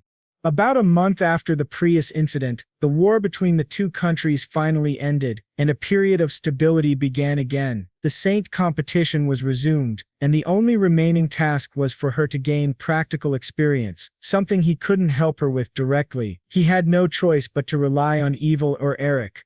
In other words, he now had plenty of free time since he couldn't interfere anymore, and he used that time mainly to level up in the game alongside Arcia and his eagle companion. Currently he's at level 240, just 10 levels away from reaching the requirements for the 8th circle. He thought he could achieve it in 3 months as planned, but once again he was assassinated by the user Veltar. Arcia complains that she doesn't understand what's wrong with that human, though she admits he's been quite lucky. Adrian wonders what's going on now. After they respawn, Arcia says it was very embarrassing, and Adrian agrees, saying it only happened because of that lunatic. He asks if she lost any items, and she replies that yes, her bracelet was taken, quite unfortunate for them. Feeling down, Adrian realizes that Veltar must be earning a lot as a PK player killer. He begins looking for her only to discover that Veltar is selling Arcia's bracelet for 52 million lotis. Adrian tells Arcia to get another bracelet since 50 million lotis means nothing to him. He decides to file a complaint with the Black Dragon Guild, claiming he paid for the hunting grounds. The guild leader sincerely apologizes and asks if he can know the user's name so that their guild can issue a kill order. Adrian tells him that it's Veltar and that she's selling the bracelet. They also promise to maintain a barrier to prevent outsiders from infiltrating the hunting grounds. Adrian thought that, at this rate, he shouldn't be killed by another PK, or so he believed, until 4 new players started chasing them. That psychotic girl Veltar laughed and said, "You finally came back." The Black Dragon Guild tried to help them, but even his eagle companion was killed again. Adrian quickly looked for teleportation scrolls, but to his surprise Veltar used a disrupting teleport scroll that blocked his own. Suddenly another large assassin appeared behind him, ready to kill him, demanding all of his items. Adrian barely managed to dodge the attack, making the assassin wonder how a player at his level could avoid such a strike. Adrian thought that even if he and Arcia fought together, the best they could do was hold off those players for a while. Frustrated, he muttered, "Damn it, I didn't want to do this." Then he shouted to everyone that he was a noble and asked if they really thought they could get away after messing with one, but the assassin just laughed and said, "If you're a noble, then I'm the Emperor of Brigon." Risora told him that it seemed they had truly decided to die, while Adrian thought he could at least buy some time until guild reinforcements arrived. But to his shock, that same Veltar from before stabbed him right in the back and said, "You tried too hard, but in the end you still died again." The assassins began cheering, saying they had a great hunt, that they'd take everything they could and then leave. Adrian respawned at the starting point. suffering an experience penalty for resurrection and losing a portion of the XP he had earned. The guild leader apologized, saying she hadn't expected those players to team up. It took him 3 hours to regain the XP lost from the last PK and another 3 hours to recover again. A total of 6 hours. Driven mad by frustration, Adrian began to laugh hysterically. With anger burning in his heart, he said, "They started this mess, so I'll see it through to the end." Meanwhile, in another place, the user named Veltor was extremely excited, saying, "I'm insane. I can't believe how much these items are worth." He had gone there just out of caution because he'd heard that some lunatic had rented the hunting ground, but he ended up earning items worth 100 million lots. He thought that if this kept happening, he could make even more money. He remembered that Adrian had mentioned being a noble before dying, but he assumed that at best he was just a fallen noble who'd been expelled from his family's competition. He began to wonder how he should rob him next time, but to his surprise, a notification suddenly appeared from the Black Dragon Guild, sent by Penny, stating that they were looking for information about the players Veltar Atra, being Hakuru and Ain. The bounty offered 30 million lotes for providing Veltor's real name and 10 million for the others. Veltor was terrified, shouting, "What is this? And why is there a bounty of 10 trillion lotes?" Others online speculated that it was a joke, but the Black Dragon Guild leader confirmed that it was serious. She said, "Those idiots killed someone who was doing business with our guild and looted millions in items. And he's a noble with a title. It's their fault for messing with someone that powerful." Within less than 5 minutes, someone had already sent in Hakuru's real information, and soon after, the others' data began coming in too. Voltor panicked, wondering if he should return the money, apologize, or beg for forgiveness. But then he thought, no, it's not like they'll listen, they're nobles after all. So instead, he decided to contact customer support for help. When the line connected, the operator asked how she could assist him. He said he wanted to make a report related to harassment. She asked for his nickname and purpose for confirmation, and he replied, "It's Veltor." The operator then asked, "What can I do for you, Mr. Veltor?" He explained that someone in the community was openly searching for his personal information, and that they were clearly trying to harm him. The operator asked if he wanted the post removed and whether they should take legal action against the account that posted it. Veltor agreed, saying yes, and leaned back in his chair thinking everything was finally resolved and that he was safe now that the post would be deleted. But to his horror, another notification popped up from a user named Sephir, stating, "I just found Veltor's contact number." He dropped his soda in shock, realizing that even customer support had turned against him. Suddenly an explosion shook his house, and someone broke in. Adrian appeared, saying, "Finally, I found you." Veltor stammered, "What is Adrian Lawrence doing here?" While Adrian, now using his in-game name Mundi, shouted, "You miserable bastard." Back at the hunting grounds, a rabbit girl asked if everyone was seriously getting so worked up and how anyone could keep playing a game this terrifying. A bear boy replied that he didn't think the game company would respond, since there hadn't been any official updates. One of the guild members wondered how much money Mandy had spent on all this, and the guild leader said, "I think it was around 3 billion. Her friend was shocked, but the leader added, "That's not all. From what I've heard, it seems he has some connection with World Games." Adrian thought that rumor was false, but when he finally met all 4 of them, those players were on their knees begging for forgiveness. He remembered that after capturing them, he discovered they were all unemployed people with nothing better to do than play games. Feeling some pity, he gave them jobs. At least now he wouldn't be killed by PKers again. That meant he could finally focus on leveling up. He called Archia and asked if she wanted to go to the next dungeon. She said yes. Fortunately for our hero, the second prince announced that the time had come. This was the perfect opportunity and the last chance to remove the first prince and claim the throne. As Adrian thought about how everything had turned into a mess, he realized that since the king had decided to abdicate the throne, the struggle for power had reached a critical point. Once the king abdicated, the current crown prince would become the next ruler, meaning that Prince Luke, the second prince, had to act before that happened. Adrian thought, he's really going to start a civil war. It seemed the time had come though. Truthfully, all he wanted right now was to keep leveling up in the game. Looking ahead, he recognized two familiar figures, Marquis Ali Troughton, a 7th Circle Archmage, and Marquis Ariel Lowlis, a high-level 6th Circle Mage. Their relationship was cautious, allies, yet subtly hostile. Adrian wondered if the Troughton faction would treat him coldly because of what happened during the last hunting tournament. Standing beside them were people of different stances, like Marquis Douglas, who maintained a neutral yet allied position. Adrian thought to himself that perhaps these two could become future traitors. In the end, he understood that on the surface the balance of power between the first and second princes was roughly 6-4, with the first prince's side being about 20% weaker. They discussed their strategies quietly. The man leading the discussion, cunning and ruthless, had clearly drawn everyone into his scheme. The Troughton faction couldn't allow the war to drag on any longer. If the civil government continued to weaken the kingdom, the Cizan Empire could invade at any moment. Therefore, Prince Luke declared that he would personally infiltrate the royal castle, dividing the operation into small guerrilla units to restrain both his father and the crown prince. He stated that Marquis Vincent would fight alongside him, so he would assign the position of commander to Marquis Hamilton, with Marquis Lawrence serving as second in command.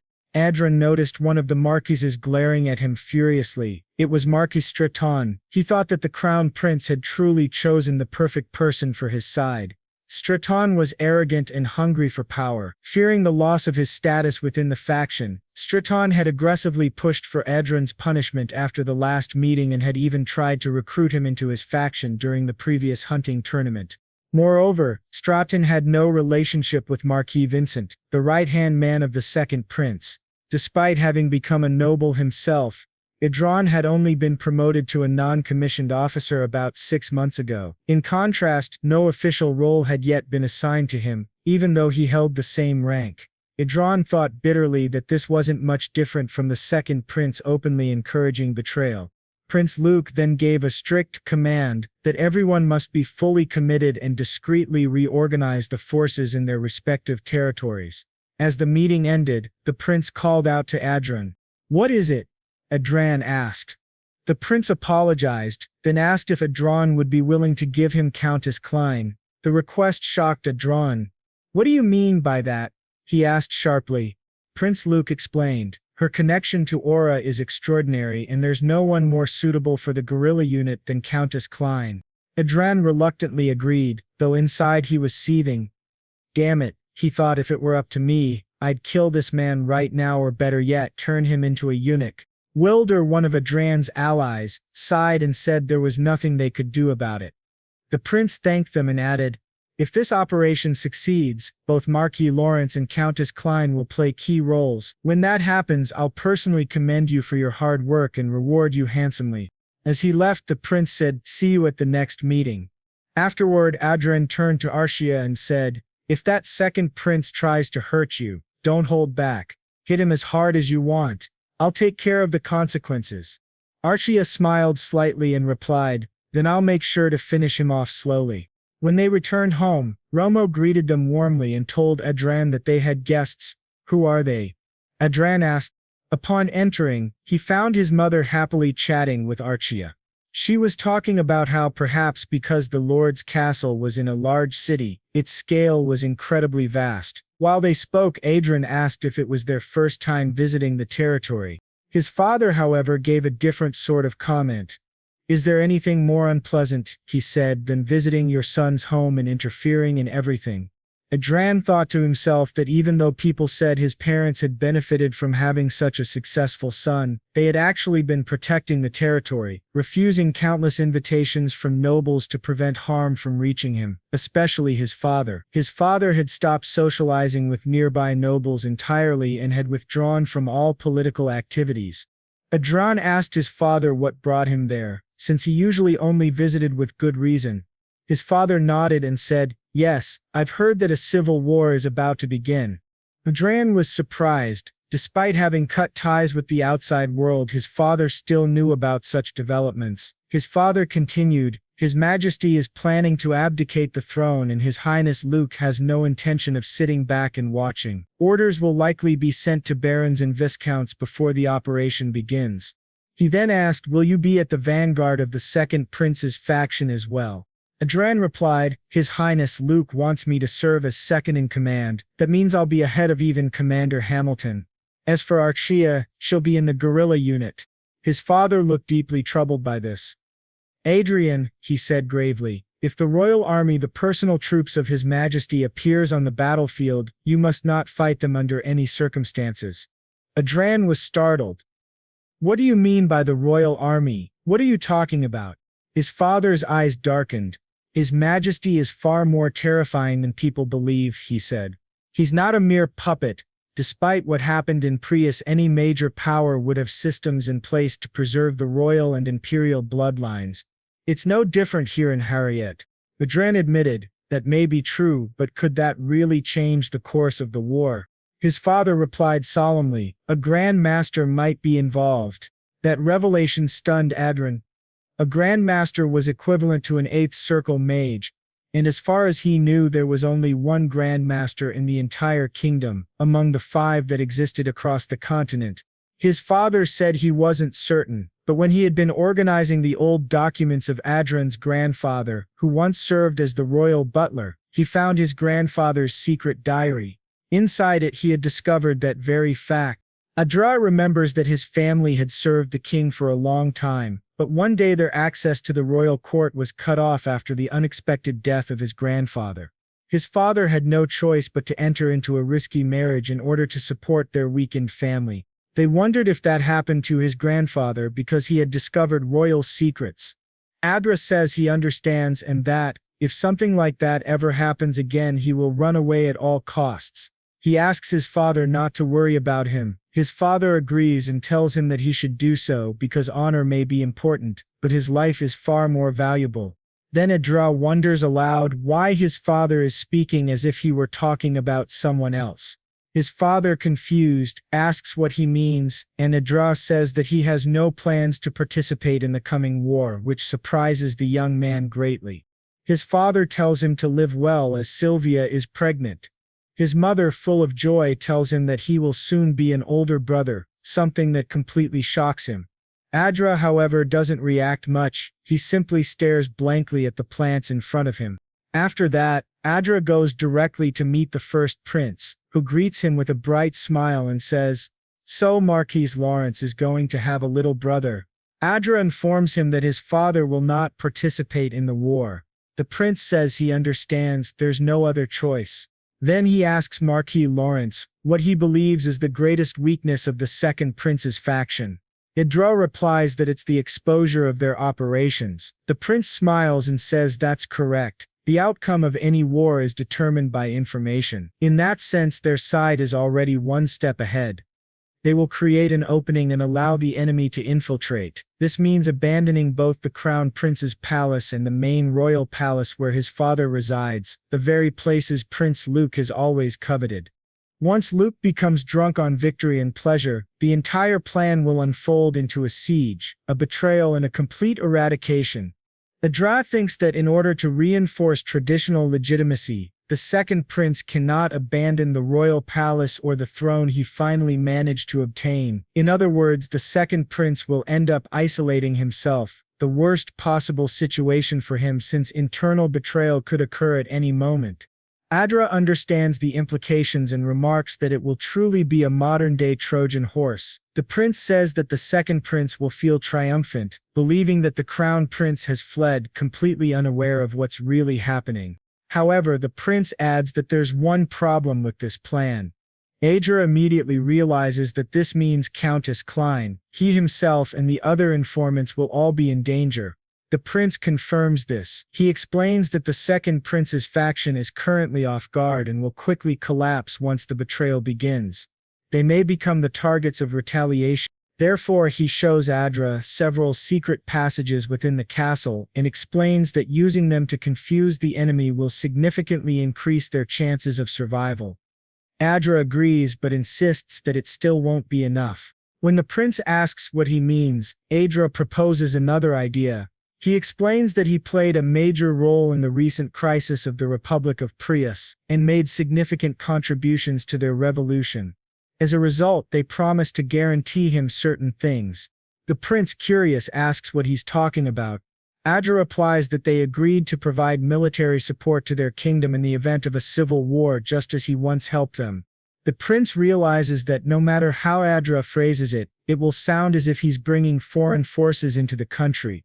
Adra clarifies that it won't be a massive intervention, no armies or sky fortresses. They will only provide 3 aura masters. That level of military strength will serve as insurance without anyone being able to accuse them of relying on foreign powers. The prince is astonished and asks if all the incidents related to the Republic, which once seemed like minor anomalies, were actually part of a larger plan. Adra smiles faintly and says that, while not exactly, it all worked out that way in the end.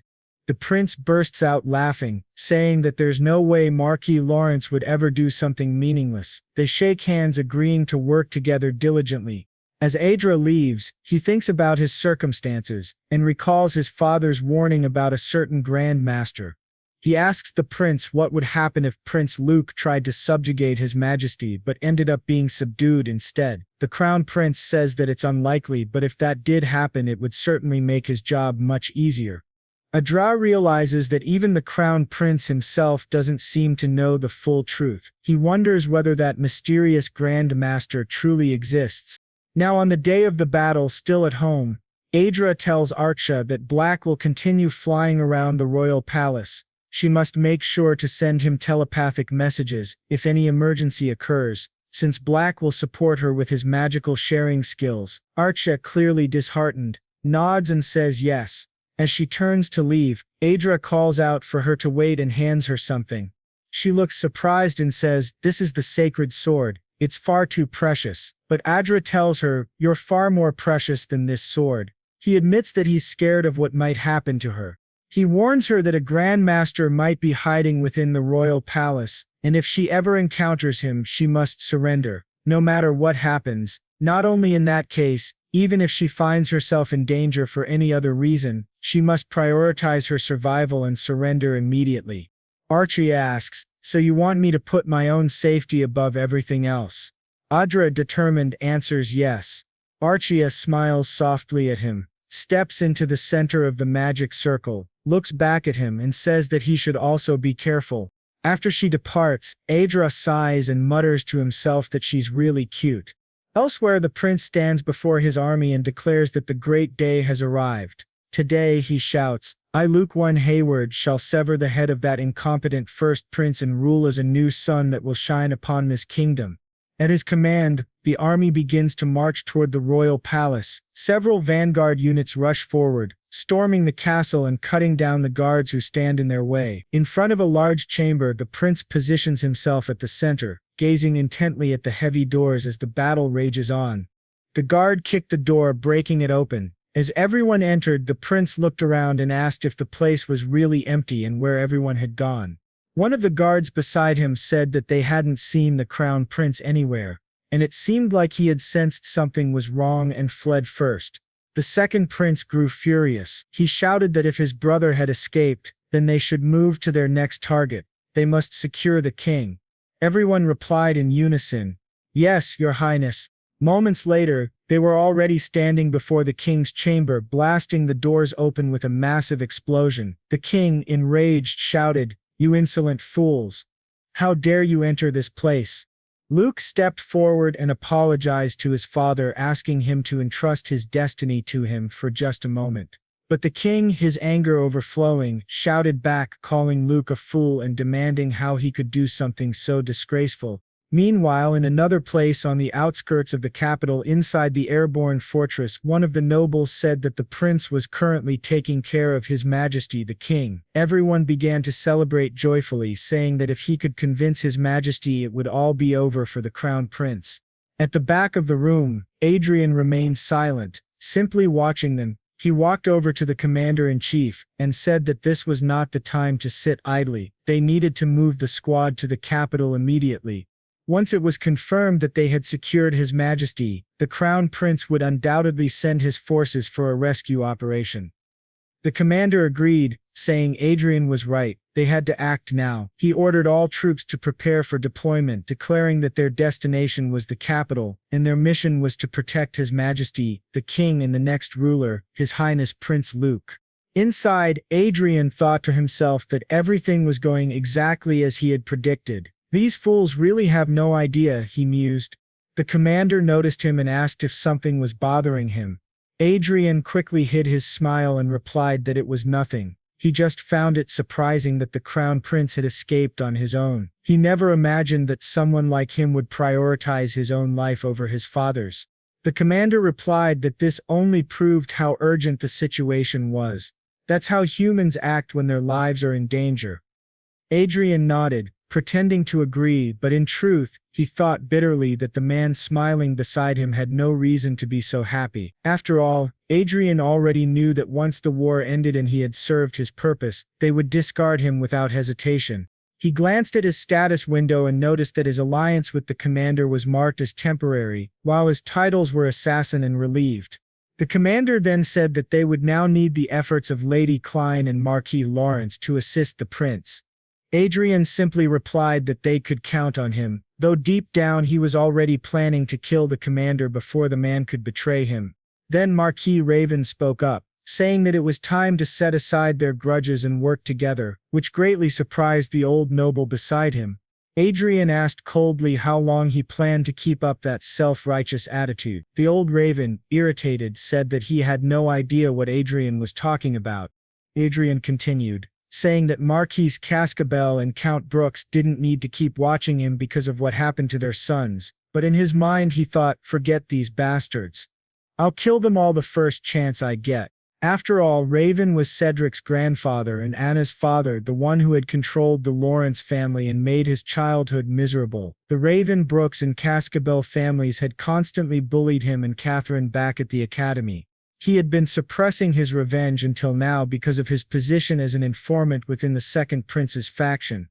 Adrian then said to everyone that they were all on the same side now and should forget the past. After all, no one wanted a knife in their back. Old Revan, furious, asks who would do such a thing, although in his heart he knows it would clearly be him. The commander smiles broadly, agreeing with Lawrence's words and saying that is exactly right. He suggests taking this opportunity to put the seeds of the past aside and build a new future together, while another man listens nervously. Now, in the king's office with everyone gathered, one of the vanguards approaches the prince and reports that everything has been settled. The prince points his sword at his own father and declares that his era is over. He orders him to hand the throne over to him. The king simply calls him a great fool.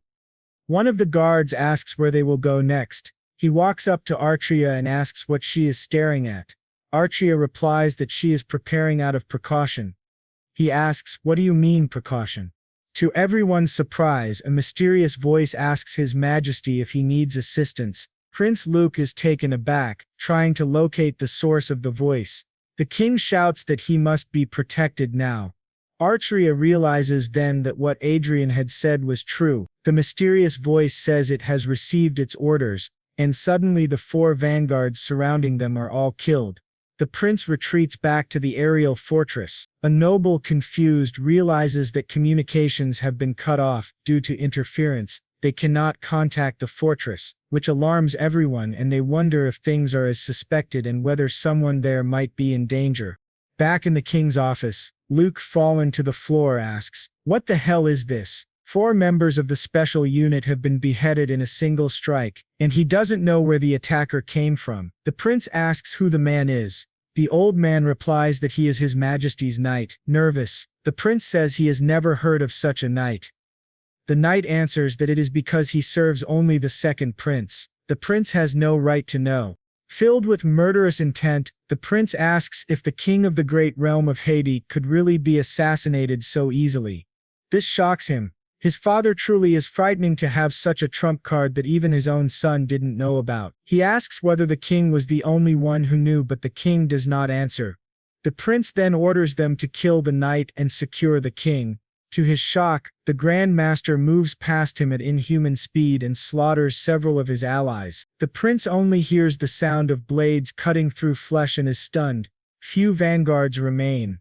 The commander wonders what those floating swords are and how the man can be so strong. Arkia continues defending with her shield. Staring at him, she says he is a grand master. Now only 2 people remain confronting the prince, Arkia included. The prince mutters that it cannot be, and asks whether the man is really a grand master. His vanguard grits his teeth, realizing how dire the situation is. He tells Count Ignis and Lady McLean that he will buy time and that they must escort his highness away.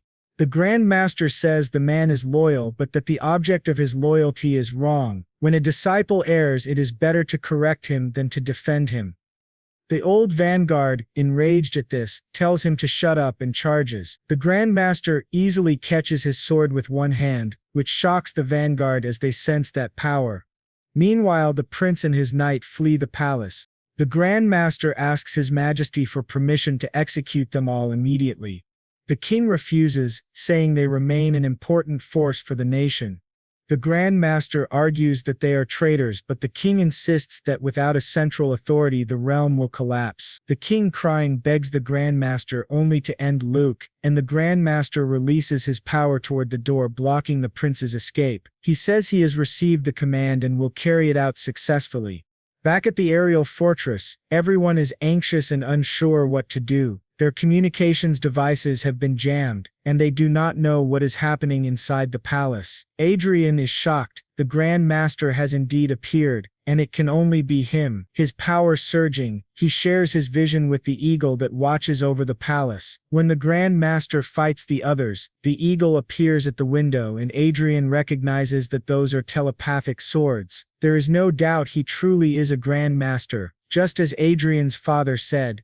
Adrian checks whether Archer is all right, and seeing she is uninjured, he is relieved. He communicates with her mentally, telling her that if things become dangerous, she should surrender immediately. She nods. Our hero thinks he has no choice. He must trust Archer for now and play his part. He tells everyone that if they scatter, communications will fail, making coordination harder. He will wait and move when the situation deepens. He asks for a chance to re-infiltrate the royal palace, surprising everyone, especially the commander. Adrian reminds them that he is not an ordinary mage. He is a battle mage with combat power that surpasses even an aura master of the Vanguard class, and moreover he is an archmage, with combat power that doesn't fall short even before an aura master of the Vanguard class. Moreover, he is also an archmage. So if something has happened to His Majesty, there is no better reinforcement than him. They begin to discuss accepting his offer as he is putting himself in danger to save Prince Luke. The commander says he will assign the best elite knights to accompany him, but Adrian refuses. He says he is more comfortable with the subordinates he has perfect synchronization with. 3 of them will be enough and he can summon them from headquarters. The commander agrees, saying very well, he will give them the operational orders. Adrian then asks if they can deactivate the magic teleportation barrier for a moment. The commander nods and says he will do it immediately, while Adrian grows more confident, thinking everything is going according to plan. Back in the king's office, Prince Luke tries to defend himself while his companions struggle against the Grand Master. He realizes that even with 4 aura masters fighting together, the Grand Master can block all of their attacks effortlessly. They wonder where this old monster came from. At that moment, Archia senses something strange and says, "The ground." The prince doesn't notice anything, but a sword suddenly emerges from beneath the floor, ready to kill him. Damn it, he thinks. This Grand Master can control 4 telepathic swords. That's bad. I can't block that attack. But to his surprise, Arcia steps in front of him and defends against the strike, shocking both the Grand Master and the prince. She stares seriously at the enemy while the commander praises. Lady McLean did a fine job. The Grand Master frowns, thinking, what was that just now? He had expected her to be easier to deal with because she was young, yet her defense was solid. Her stance rooted like a tree. She's closer to a defensive knight than a sword fighter. Not only are her individual skills impressive, but her equipment is also special. Prince Luke, standing behind her, thinks to himself that she's exactly as expected of the woman he desires. The man is shameless. He admires her skill and beauty and tells himself he could never do something so foolish as to let her belong to another man. Even though his plan has failed, he's still alive. Once they escape, he can burn down the palace, sparking a civil war. In time, he'll deal with the crown prince. When all is over, Archia Kin will be his. He smiles when she glances at him, but to his shock, Archia suddenly moves. A burst of power slashes across his neck and other guards' heads explode from Adrian's magic. In his final moments, Prince Luke stares in disbelief, while the remaining guards can't comprehend what just happened. Meanwhile, Adrian, still in the aerial fortress, slaughters his enemies one by one, tearing their heads apart. Archia declares this is the execution of a sexual predator. In the fortress, Adrian says that from now on he has completed his revenge. 3 more have fallen. As the prince's head is severed, one of the guards in the back screams for his highness. At that instant, Adrian's eagle bursts through the window, shattering everything, and restrains the vanguard with its chains. The Grand Master steps in front of the king, shielding him with his flying swords. He stares at Archia and notices that the eagle is a mystical beast. The eagle bows before the king and begins to speak with Adrian's voice, saying, "Your Majesty, this is Marquis Adrian Lawrence." The king is shocked. The Grand Master asks why Marquis Lawrence stands behind His Majesty. Adrian responds that he wishes to resolve this situation before it escalates into war. He recognizes the Grand Master, the Black Knight, the supposedly deceased Marquis Gabriel. It was said he died of mana overload, but clearly that was a cover-up. The former Marquis Gabriel then asks if it isn't too soon to conclude the royal succession just because Prince Luke is dead and his faction has collapsed. He says it should still be possible to support another member of the royal family in Luke's place. But Adrian replies that it doesn't matter, that won't happen. The Grand Master asks, "What do you mean?" Adrian answers that as of now 72 notable nobles including Marquis Hamilton, who was leading the rebel army, have been captured by him. Wasting more time will only deepen the chaos. The king, looking sorrowfully at his dead son, asks if Adrian is suggesting they persuade the rebels to surrender.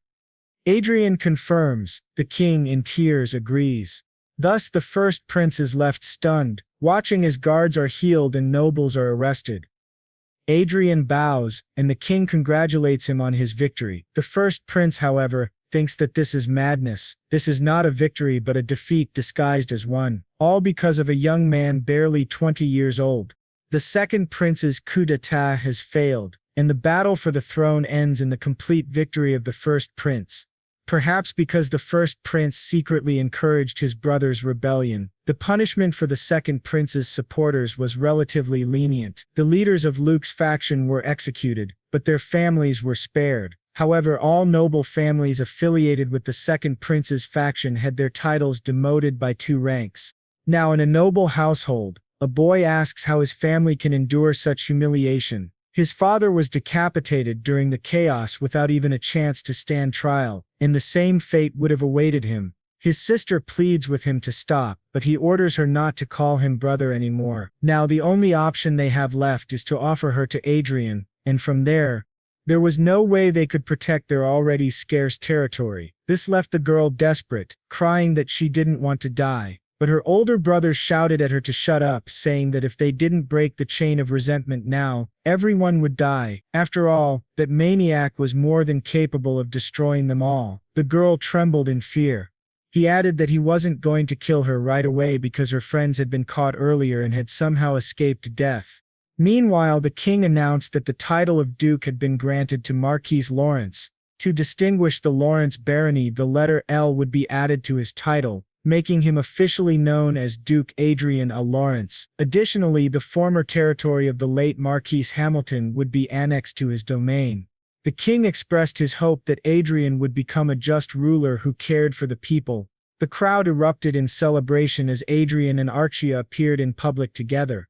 Across the internet, numerous comments flooded in about the event, but suddenly a strange bug began to infiltrate the system, consuming the network and absorbing everything in its path. Users started reporting that their accounts were disappearing and even NPCs within the game had vanished. No one knew what this bug was or who had created it. Lucas, a system engineer, noticed that there were small data losses in Hollywood's network. When he tried to trace the issue, he found the source, a hidden bug. As he analyzed it, the bug tried to consume him. Lucas simply observed, extending his hand and said, "That was a nice try but completely useless." He grabbed the digital parasite, which began trembling in fear, and to his surprise it started to speak, asking who he was. Lucas was astonished that the bug could express itself. It seemed that due to the previous network crash, an artificial intelligence had been accidentally created. If it were up to him, he would have loved to experiment with it. But since the bug continued to destroy everything around it, he had no choice but to crush it. As he did, he was surprised to see a skull-shaped heart appear in his hand. He examined it closely, wondering what it meant, then smirked and said it could be useful as a messenger in the real world. Later in his office, Adrian stared coldly at the two young nobles who remained alive before him. One of them bowed and called him Your Grace, begging for forgiveness and mercy. Adrian tilted his head and asked, "Mercy? Did you show any mercy before?" He then ordered his men to take the boy away as the young man screamed for his life, begging Adrian not to do it. Adrian then turned his attention to another person, a girl who had been one of the cruelest among his former bullies. "What should I do with you?" he asked calmly. Turning to Catherine, one of his allies and also a past victim, he asked her opinion. Catherine smiled faintly and said she was perfectly satisfied seeing Isabella kneeling in front of her. "That's enough for me," she said softly. "Please, do as you wish." Adrian nodded thoughtfully and said, "Now that I think about it, I've just had a great idea." He returned to Hollywood and met with Chester, asking him if he wanted to take in a pet to turn into a doll. Chester replied yes and asked if Adrian was ready. Adrian said he had found something very useful. Chester asked what kind of beast he had prepared, and Adrian replied that he had initially planned to use a flying beast like a black eagle, but after thinking it over he realized that nothing was better than a human, especially one that looked like the girl beside him. Chester chuckled, saying he had thought about placing a brain inside an empty body to create a marionette, but using a living human was certainly interesting. He asked if Adrian's motive was revenge. The girl, terrified and confused, looked around and whispered, "Where am I?" The narration explained that this girl was someone from Adrian's past, one of the tormentors who had made his life as miserable as Anna and Cedric once did. Chester sighed, saying he thought Adrian would use a flying beast, but instead he had chosen a human, and things were spiraling out of control. "It's not easy to fix a human brain," Chester added. Adrian smiled coldly and said, "But a human can be used to perform far darker arts. That'll be fun." The girl, trembling, stammered, Excuse me, what do you mean by brain? And what do you mean by marionette?" She turned to Adrian and said she was scared. Chester handed the skull-shaped heart to Adrian, who began walking toward her. The girl panicked, crying and begging him to forgive her, saying she had been wrong. But Adrian grabbed her face, silencing her screams. "Do you remember what I said?" he whispered. "That I'd make you regret being born into this world in the worst way possible." The girl sobbed and pleaded for help, but Adrian ignored her.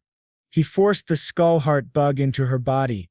In her final moments, she thought that perhaps if back then she had shown him genuine affection instead of twisted interest, none of this would have happened. Yet, the heart still burrowed into her chest, consuming her. While Adrian was dealing with the rebellion, Everil had successfully completed the final stage of the great competition with astonishing results. After months of trials, only the goddess's final decision remained. Adrian traveled directly to Everil's sacred land, accompanied by his disciple and friend Bernardo. She said softly, "So this is where the goddess will make her final choice." Adrian looked around, remarking that it was a massive altar. Another noble, Francis, appeared and said coldly, "This is a holy place. Only saints and chosen ones may enter. Those without divine permission cannot proceed. It's as if an invisible wall stops them." Adrian asked if the old man was French, and Francis chuckled, saying he had heard that Adrian had become a duke and seemed to be living quite well. Adrian replied lightly that it was thanks to people like him. His companion teased him for speaking so casually now. Adrian simply smiled and said, "I was only answering him. He started it." Francis then warned, "Anyone not permitted by the goddess will be unable to enter even if he is a grand master. Or a great mage. Only the candidates who reach the altar at the top will have the opportunity to receive the goddess's blessing. Adrian thought to himself that the candidates for sainthood who gathered there should be able to climb without falling, but Francis, standing beside him, explained that only true saints and saint candidates could do so. There had been only one exceptional individual who had managed to ascend all the way to the top. Archa asked who that was, and Francis replied, "Of course it was Archduke Manuel Lucas, the renowned figure of the Brigand Empire." The blonde woman beside them commented that it must have been an honor for him, coming from such a great nation. But to their surprise, a voice behind them interrupted, asking why the old man kept boasting about that story, calling it irritating. The three of them turned, startled. It was the girl from before, now transformed into Bug, the artificial intelligence born from the Hollywood system. In the story's narration, it's revealed that although she looks like Isabella, she's not Isabella anymore. She is Bug, an AI that took control of Isabella's empty brain. Using her body as a shell, her personality seemed coarse and unstable, likely because of the corrupted data and dark history stored within the Hollywood network, where her consciousness had developed. Hearing her rude tone, Archia slapped Bug across the face, telling her to shut up. Bug looked shocked and demanded, "What are you doing? Why did you hit me?" Archia glared and said coldly, "Be quiet. Don't spout nonsense unless you want to die." Bug trembled in fear. Adrian quickly apologized to Duke Francis, explaining that she had no sense of decorum. The old man sighed and said he would overlook it, only because today was a special day. At that moment, the High Saintess finally appeared and announced, "Today the 14 female saint candidates and the 11 male saint candidates who have received the call of the goddess Sepia, please step forward." The holy saint added, "If you truly possess the qualifications, the goddess will open the path for you." Everyone realized the ceremony had officially begun. The elven candidate, the half-Japanese girl, Everil, and the daughter of a noble all began climbing the grand staircase. Francis muttered that many unqualified people were trying to ascend. Turning to Adrian, he asked who he thought would be chosen. Adrian replied that it would obviously be Miss Everil, the one he sponsored. Francis disagreed, saying Barnett's chances were higher because of his strong background, surprising Adrian. Adrian asked why Francis was suddenly praising him, and Francis replied calmly that he was simply telling the truth. It was unusual. Francis was normally proud and arrogant, but today he seemed oddly composed. Adrian couldn't understand why he was acting that way. Francis went on to explain that he had meant to mention earlier that Archduke Lucas once had a conversation with the goddess herself. Not even the saints or saintesses knew what was said between them. Through all of history, it was the first and last time the goddess had spoken directly to a mortal, Archduke Lucas. The blonde woman speculated that perhaps the goddess might take an interest in Adrian the same way she did with Lucas. This startled Adrian greatly. Then, to his shock, Francis's own daughter, Evelyn Francis, suddenly stopped climbing the stairs and began descending. Adrian was confused. She had just started, so why was she turning back? Evelyn calmly announced to everyone that she was withdrawing from the selection for sainthood. The crowd gasped, and Adrian realized that Duke Francis had orchestrated this decision. The old man walked past them with a proud expression, and the blonde woman muttered that he really knew how to twist things to his advantage. Adrian now understood Francis's earlier friendliness. It was clear that while it had been expected for Evelyn to take the goddess's path, her chances of surpassing the other candidates and becoming the saintess were very low, so they chose honor over futile ambition. The blonde woman whispered that the difference between withdrawing gracefully and being eliminated was enormous. Evelyn would now be remembered not as a failed candidate, but as someone who graciously yielded her place to others. The remaining candidates continued their climb. Adrian thought to himself that he was genuinely surprised by Evelyn's withdrawal, but the ones who reached the top were exactly the ones he expected. Judster Shia Lin, Gracie Higvan, and of course Everil Barnett. The odds had shifted dramatically, from 14-1 down to 4-1. As the four stood before the High Saintess, she proclaimed that they had been granted permission to embark on the divine path, and must now pray to the goddess Sepia. Then suddenly, a blinding flash of light appeared before them, symbolizing the goddess's descent.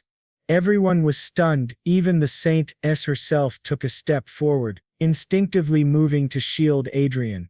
Bug in the back froze, not knowing what to do. Adrian stared at the divine light, thinking, what kind of monstrous energy is this? Could it be, in Advent, the goddess herself was manifesting in physical form?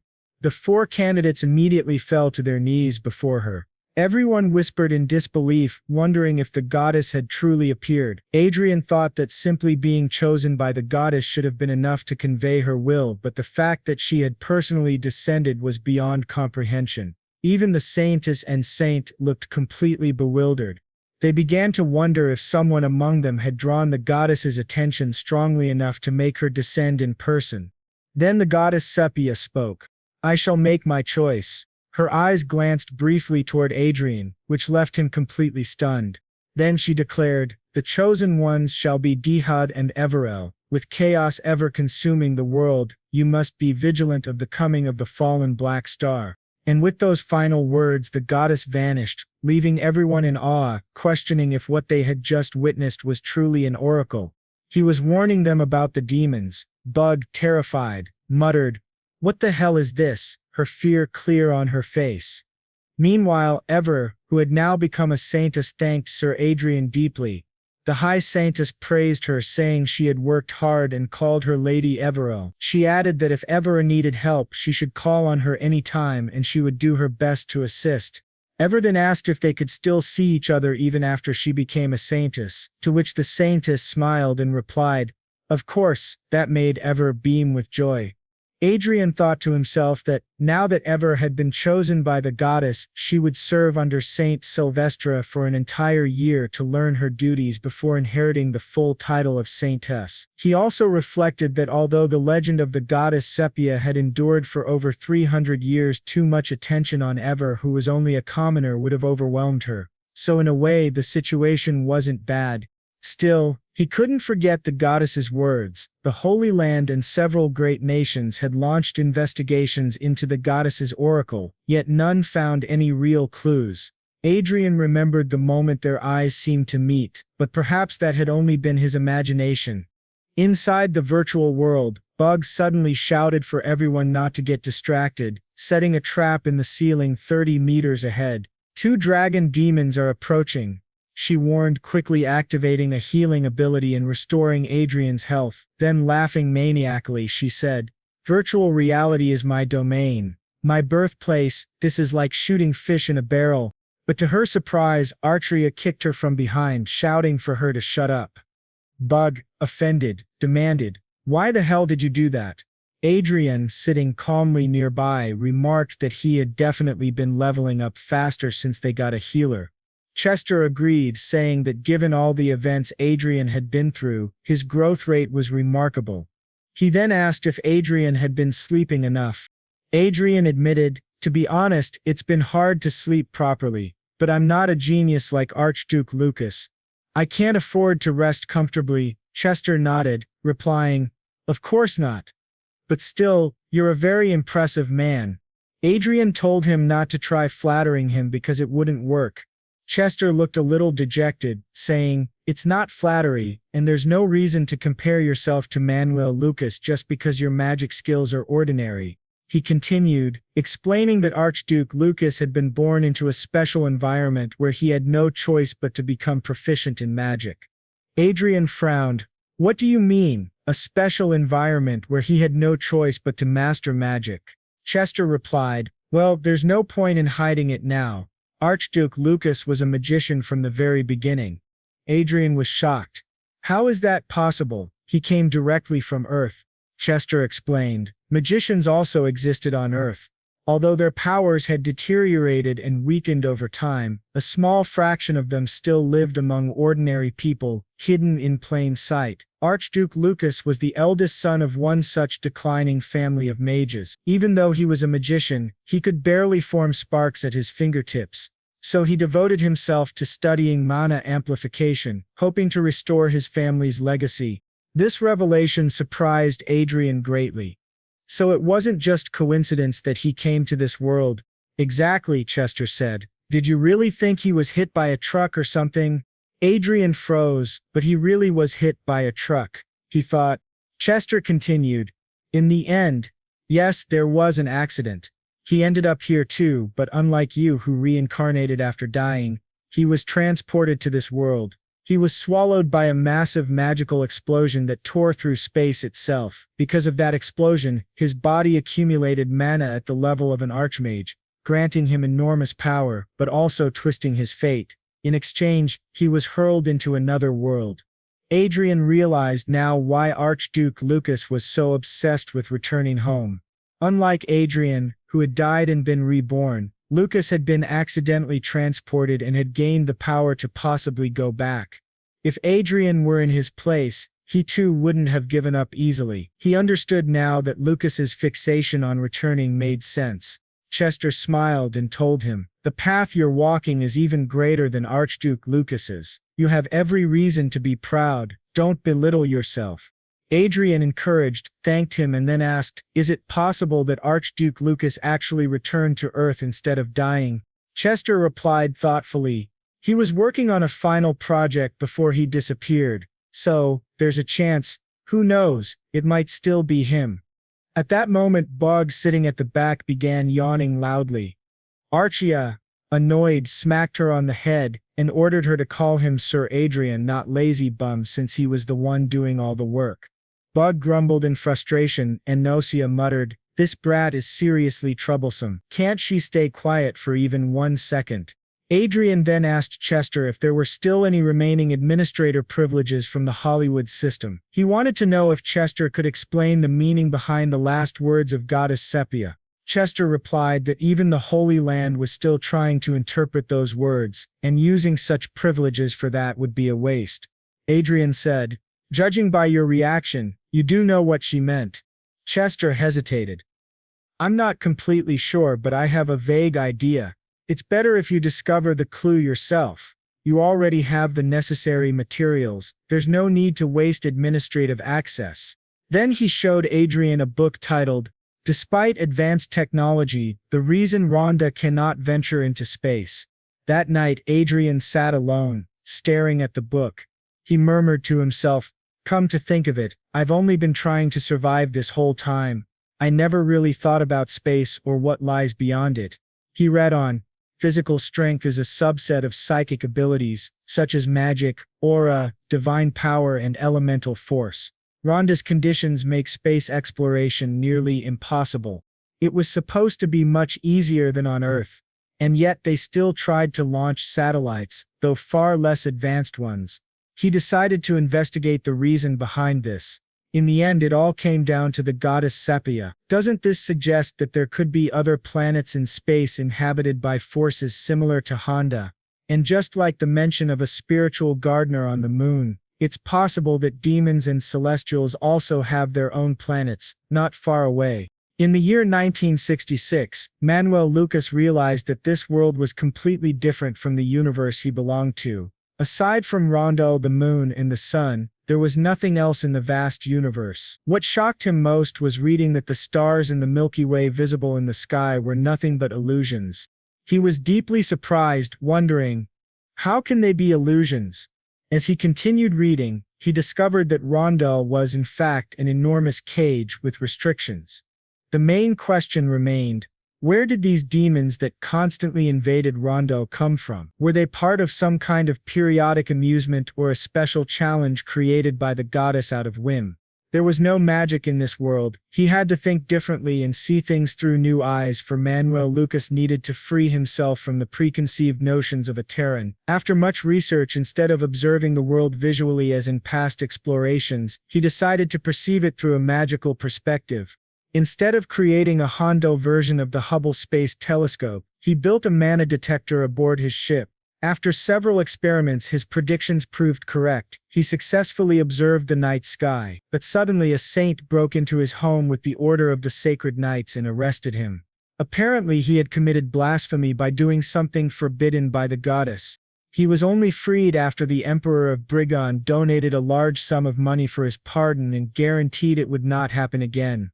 Still, Manuel couldn't suppress his curiosity about space. He built an instrument that could observe the true nature of the universe from the ground. Through this he discovered three facts. First, despite being invisible due to a camouflage effect, he confirmed the existence of two more planets within Hondel's solar system, both with similar conditions, the worlds of the Celestials and the Demons. Second, the coordinates of these planets were positioned in such a way that traveling from one to another was impossible. To invade them one would have to traverse space, a method strictly forbidden by the goddess. Third, many constellations that exist on Earth also appeared there. He began to wonder whether the constellations overlapped. Thinking about it further, he realized that the skies of Honda and Earth were quite similar. As he observed the night sky for a long time, he sensed a certain disharmony, which greatly shocked him. The stars in Hondel's night sky were mirrored, left and right inverted, compared to the night sky he knew from Earth. This world was deeply connected to his home planet. It was possible that this place was a world on the opposite side of the Earth. He knew. He was stunned when he realized what Chester had meant when he said he wasn't sure it was just a vague idea. Perhaps the black star the goddess mentioned referring to the planet on the opposite side of the other world was in other words Earth itself. If this world was indeed another world on the opposite side of Earth, then the goddess's prophecy could be interpreted as a prediction that conflicts between the two worlds might soon occur.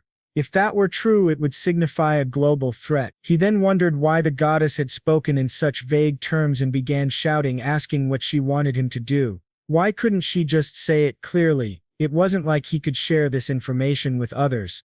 So, all he could do now was level up and grow stronger. Still, his head was spinning. If the prophecy had simply been about demons descending, he would have had fewer headaches, but as he grew distracted during battle, two monsters attacked him. He thought it was too late to dodge, so he linked Bug in front of him, making her take the full attack.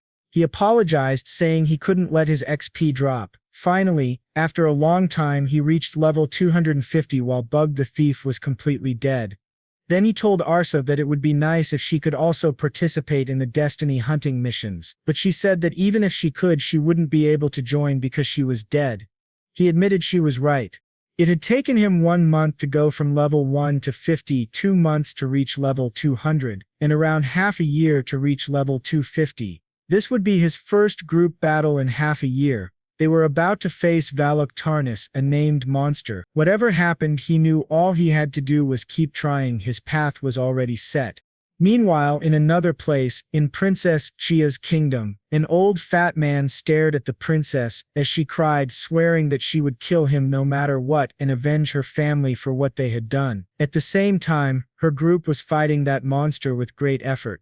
Even though the monster's HP was still full, after a long battle they managed to deal some damage. It still wasn't enough and the monster became even angrier, shouting that the boy was a cursed worm who should die quickly. But to the monster's surprise, an attack suddenly struck him from behind, wounding him badly. As he turned to think, Tarnis was definitely a strong monster, a high-tier creature, significantly more powerful than the Death Knight he had faced when he reached level 200. Still, they asked if he felt like he was going to lose and the three of them attacked together. The monster's health was nearly depleted and overwhelmed by pain. Tarnis finally gave up the fight and admitted defeat, leaving the group confused. Thus, he successfully subdued the named monster, Val Tarnis, and the conditions to unlock the next area of the magic tower were fulfilled. He then began unlocking the 9th floor of Manuel Lucas's tower. Chester told him he had worked hard, and Manuel asked if he had been watching. Chester replied that he had, and noted that Tarnis hadn't been much of a match for the two of them. Honestly, Chester was surprised. He had expected an extremely difficult battle. However, he warned that things wouldn't be as easy next time, as the portal ahead was deeply intertwined with the antics of Archduke Lucas. This also marked the end of Asia's growth, yet Manuel didn't seem very concerned, which surprised Chester. Manuel explained that he had felt how an extremely well-trained team battle produced synergy beyond imagination, and that there would never come a day when he found that useless. He said to her that she was no different from a human, that her potential for growth was limitless, and that she would continue to evolve no matter what. Those words made her truly happy. Chester replied that thinking about the growth of his successor made him both sad and proud. Then the system announced that Manuel had been granted 5 accesses to the administrator system of Hollywood. He also received 200 trillion lots, acquired the Sky Fortress accesses, and gained 2 Vanguard units with Master Aura class. Furthermore, the information network and assassination organization Blue Moon would now fall under his command. He also obtained an underground base, Cat, and formed his 8th circle. When he finally woke up, all the assassins from the organization were gathered around him, kneeling and greeting him as the master of the full moon. Seeing them, he smiled with satisfaction. Meanwhile, in the capital of the Kingdom of Hay, in Lionel Manuel walked among the nobles. He didn't engage in much conversation as he had an appointment with His Majesty. Someone asked if it wasn't strange that so many nobles were paying attention to Gregorio, and he replied that he had never expected to be thrown into the spotlight so suddenly. The story noted that he would have to get used to it after all. That was one of the reasons he had been summoned there, to grant him an official position. As he entered His Majesty's chambers, everyone knelt, greeting the Golden Lion of the Kingdom of Hade. The king acknowledged them and said, "So the Comet of Harade has come to see me today." He then asked whether there was something to report to Michael, the first prince, standing behind him. The prince commented that the king was being too harsh, but Manuel noticed that Michael was openly showing his displeasure toward him. The king, still grieving the loss of his son, needed something to ease his sorrow.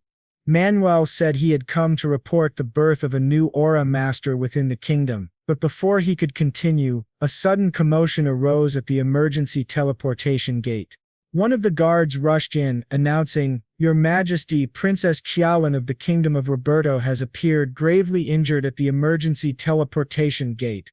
The news shocked everyone, especially Manuel. They all hurried to the scene, where they found the princess severely wounded, on the verge of death. Manuel quickly approached her and ordered everyone to step back, saying he could heal her. He activated recovery magic, but soon realized it wasn't enough. Half of her internal organs were gone. It was a disaster. He thought, damn it, who could have done something so cruel? At this rate, she would die. Then the princess weakly spoke, calling him Duke Lawrence. He asked her what had happened, but she only pleaded, "Please, help me." Without hesitation, Manuel lifted her into his arms and said he would take her with him, shocking the guards. The prince commented, "Now that I think about it, she's your guest after all." Understanding the implication, Manuel thanked him for his understanding and teleported away. In another room, he began casting not simple healing or recovery magic, but 8th circle resurrection magic, revive. The scene then shifted into Qialan's mind, where she was surrounded by a sea of blood, screaming for her father and mother, begging for someone to help her. At that moment she heard Manuel's voice calling her name, and she woke up. As she opened her eyes, Adra asked if she was awake. They were now in Marinkov, the central city, and she was safe. It was his territory. Manuel had learned that the Kingdom of Roberto, once the conqueror of the eastern Trajan continent of Hund, had fallen after the collapse of the Farmant regime of the Allied Republic of Prius. Due to the revolution, breaches had appeared in the barrier protecting the royal family, which eventually led to the usurpation of the throne by Emperor Lan. The Kingdom of Roberto had always been ruled by a noble council stronger than the royal family, making it difficult to stop the rebellion. They speculated that the desperate attempt to win the Saint competition was also meant to restore the weakened royal family. Manuel then told her that he would help her reclaim her kingdom. Shocked, Qialan protested, saying she couldn't trouble him any further. But Manuel replied that he wouldn't help her for free. He asked if she knew of Ophelia, the small island near Tamar. He told her that if she allowed him to occupy that land rent-free for 50 years, he would end the rebellion without sparking a large-scale war. Grateful but surprised, she asked if that was truly the price for extinguishing the rebellion in her country. Manuel answered that he would explain more later. His true goal was the embedded tourmaline. On that island, it was said that the world's largest deposit existed. She confirmed it was true, but added that tourmaline was a mineral of little value.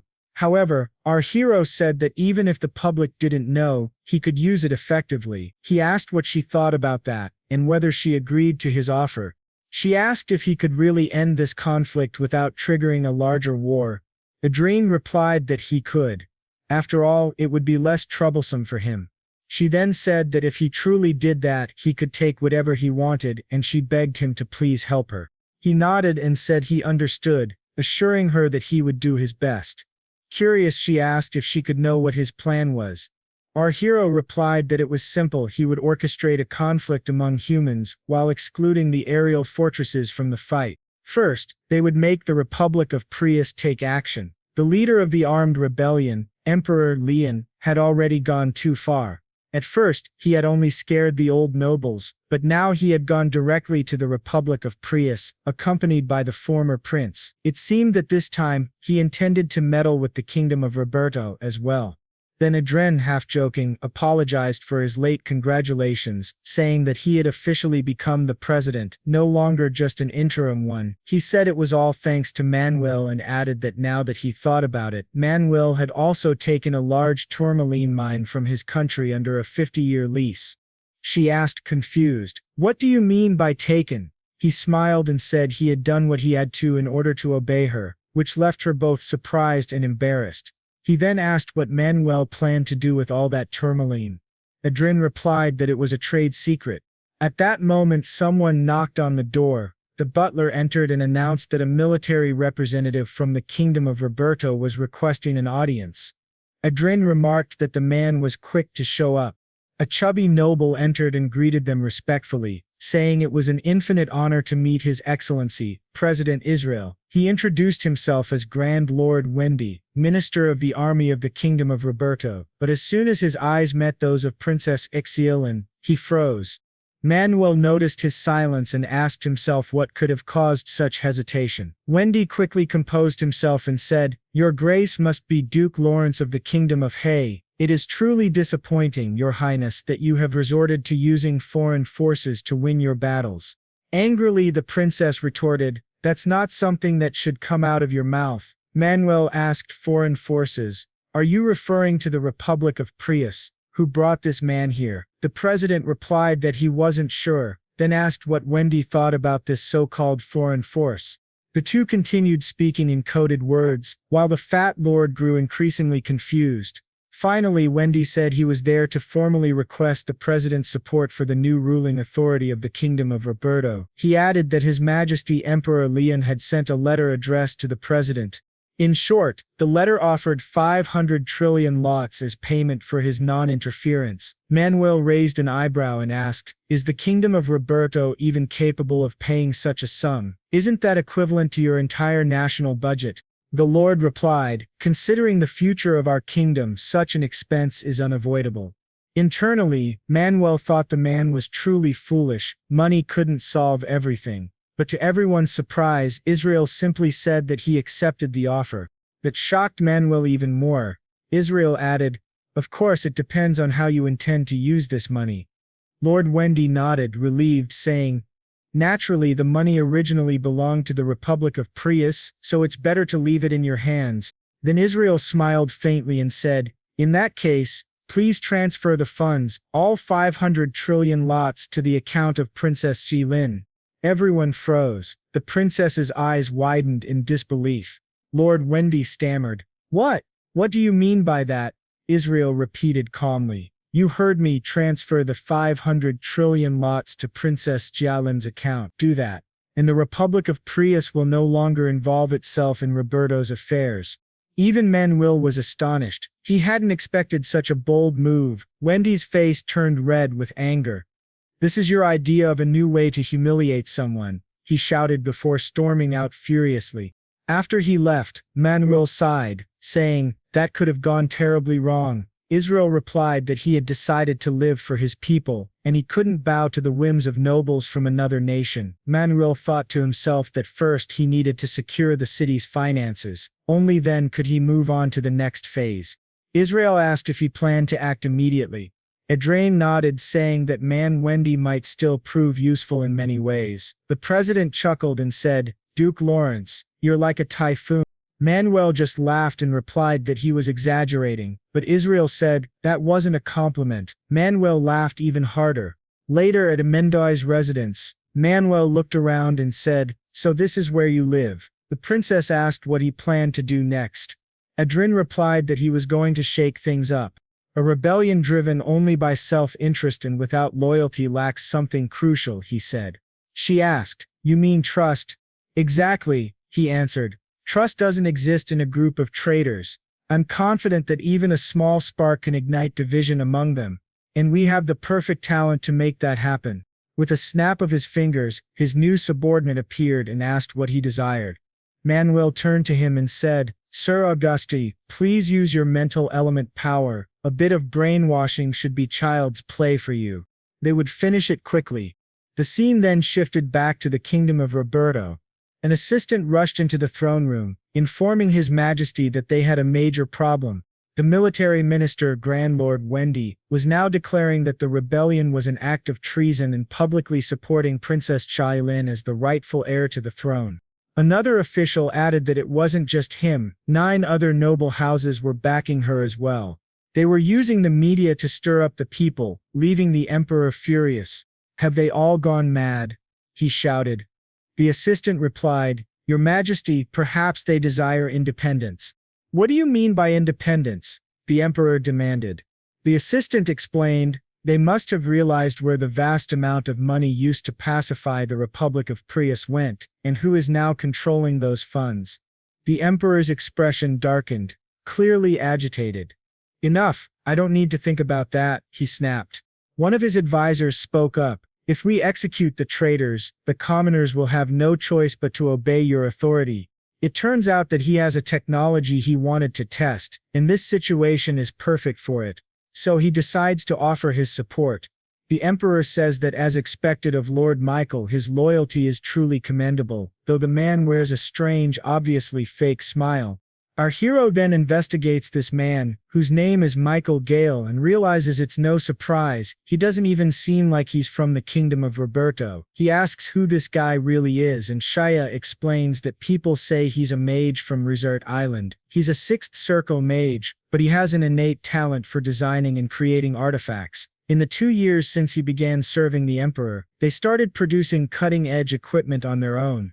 Our hero notes that it's suspicious, an unknown mage suddenly appearing and producing advanced technology. Sheelan adds that they investigated the criminal records from Resort Island, but found nothing unusual. However, since the information came from the emperor himself, its credibility is questionable. She then tells Duke Lawrence to let her punish the emperor personally, to execute him herself. This surprises our hero, who asks if she really wants to slit his throat with her own hands. She confirms that she does and insists that she wants to kill him. He says he understands and that they'll do it for her. The operation is extremely simple, and they plan to avoid causing chaos or confusion. There's also an advantage in targeting the elite. Depending on how things unfold, there might come a time when the princess will have to mobilize herself, so she must be prepared. She promises to do everything she can. Our hero then speaks with Sir Gregory. A hooded man asks what's going on and he gives him his orders. Now the citizens have gathered in front of the castle. One of them shouts that they should stop persecuting Princess Xiaolin, that the Chia family is the only true royal family. Those who wish to serve her are being called rebels, and they must eliminate everyone. Chaos erupts as the guards attack, but at that moment, the princess appears and demands to know how those who swore to protect the nation could turn their swords against their own people. Princess Xiaolin stands there before them, and all the guards rush to capture her, but suddenly a white knight appears. It's Gregory.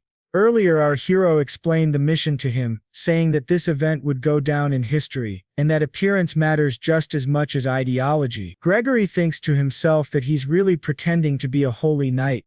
Meanwhile, back in the royal palace, the emperor asks if the princess is truly in front of the palace. His assistant confirms it and reports that she's fighting the vanguard troops who were attacking the protesters alongside the military. The emperor orders them to capture her immediately and bring her to him, saying he wants her kneeling before him. But then something strange happens. The palace begins to shake violently. The counselors ask what's going on, and then an explosion rips through the hall. Our hero appears, declaring that, obviously the villain is right there. He asks if this is the old emperor while everyone recognizes him as Duke Lawrence. Our hero mocks him, asking if he's had pleasant dreams over the past 3 days. The emperor, furious, declares that he is not only the emperor but also the king of Roberto. but our hero calmly replies that it won't be for much longer. The Emperor's general snaps, saying that there's a limit to arrogance and that just because he became a duke at a young age doesn't mean the world belongs to him. Soldiers surround our hero, but in an instant he activates his magic and slaughters them all, shocking the Emperor. Andra then asks what the Emperor was saying earlier. At that moment, our hero says that from the very moment they entered the palace, the battle was already over, and that the Emperor is destined to lose. The Emperor glares at Princess Jialin, who returns his look and says that she promised she would have her revenge and take his head. Adra orders that no one be allowed to escape. Every noble is the enemy. The guards confirm the order and advance. The Imperial guards tremble in fear, unsure how to fight. The Emperor, terrified, promises them great rewards if they kill the intruders. But Andra coldly says they should ignore the pig and that if they wish to live they must lay down their weapons now. Otherwise they'll lose their heads. The terrified soldiers drop their weapons and surrender peacefully. The Emperor shouts that this is ridiculous. Then our hero calmly tells him that he understands he must be shocked to see strangers meddling in his affairs. He should just think of this as bad luck. It will make things easier to accept. Then as Princess Xiaolin approaches him, covered in blood, our hero wonders if the Emperor can still think of himself as a ruler. But suddenly, he spots that suspicious man again. He asks who he is, but the man nervously claims not to know what he's talking about. Our hero attacks him instantly. The man defends himself, saying it's quite a surprise he attacked without hesitation, and asks how he discovered that he was using dark magic. Our hero shouts that he knew it. The man is a damned dark mage. He had suspected it all along. He thought the man was just a background character, but he turns out to be the real villain, Michael Gray, a 7th Circle dark mage and the master of the magical tower of the Kingdom of Roberto. Our hero wonders where this dark mage came from. Michael arrogantly asks how he found out, but our hero mocks him, saying that someone unworthy of the title Archmage should at least be able to sense such a thing. It turns out that Michael was using sinister dark magic. He says that although he's met many people, this is the first time someone has been able to sense his energy. Our hero replies that it's because he's on another level, though he admits to himself that dark mages are still uncharted territory for him. He then hands the sacred sword to Arshia, who grabs it and charges straight at the dark mage. Confident, Michael casts his magic toward both of them, but Adria dodges skillfully and traps the mage in chains, surprising him. Arshia then follows up, slashing off Michael's arm. Screaming in pain, he stumbles back, realizing his arm is gone, and mutters that he never imagined meeting people like them. Our hero tells him that if he's gonna keep talking, he might as well surrender and let them finish this. But Michael refuses, saying he can't let that happen. He still has many things left to do. He then activates a massive magic field, stunning both of them. At that moment, 2 enhanced Vanguard soldiers appear, called Relentless Vanguard.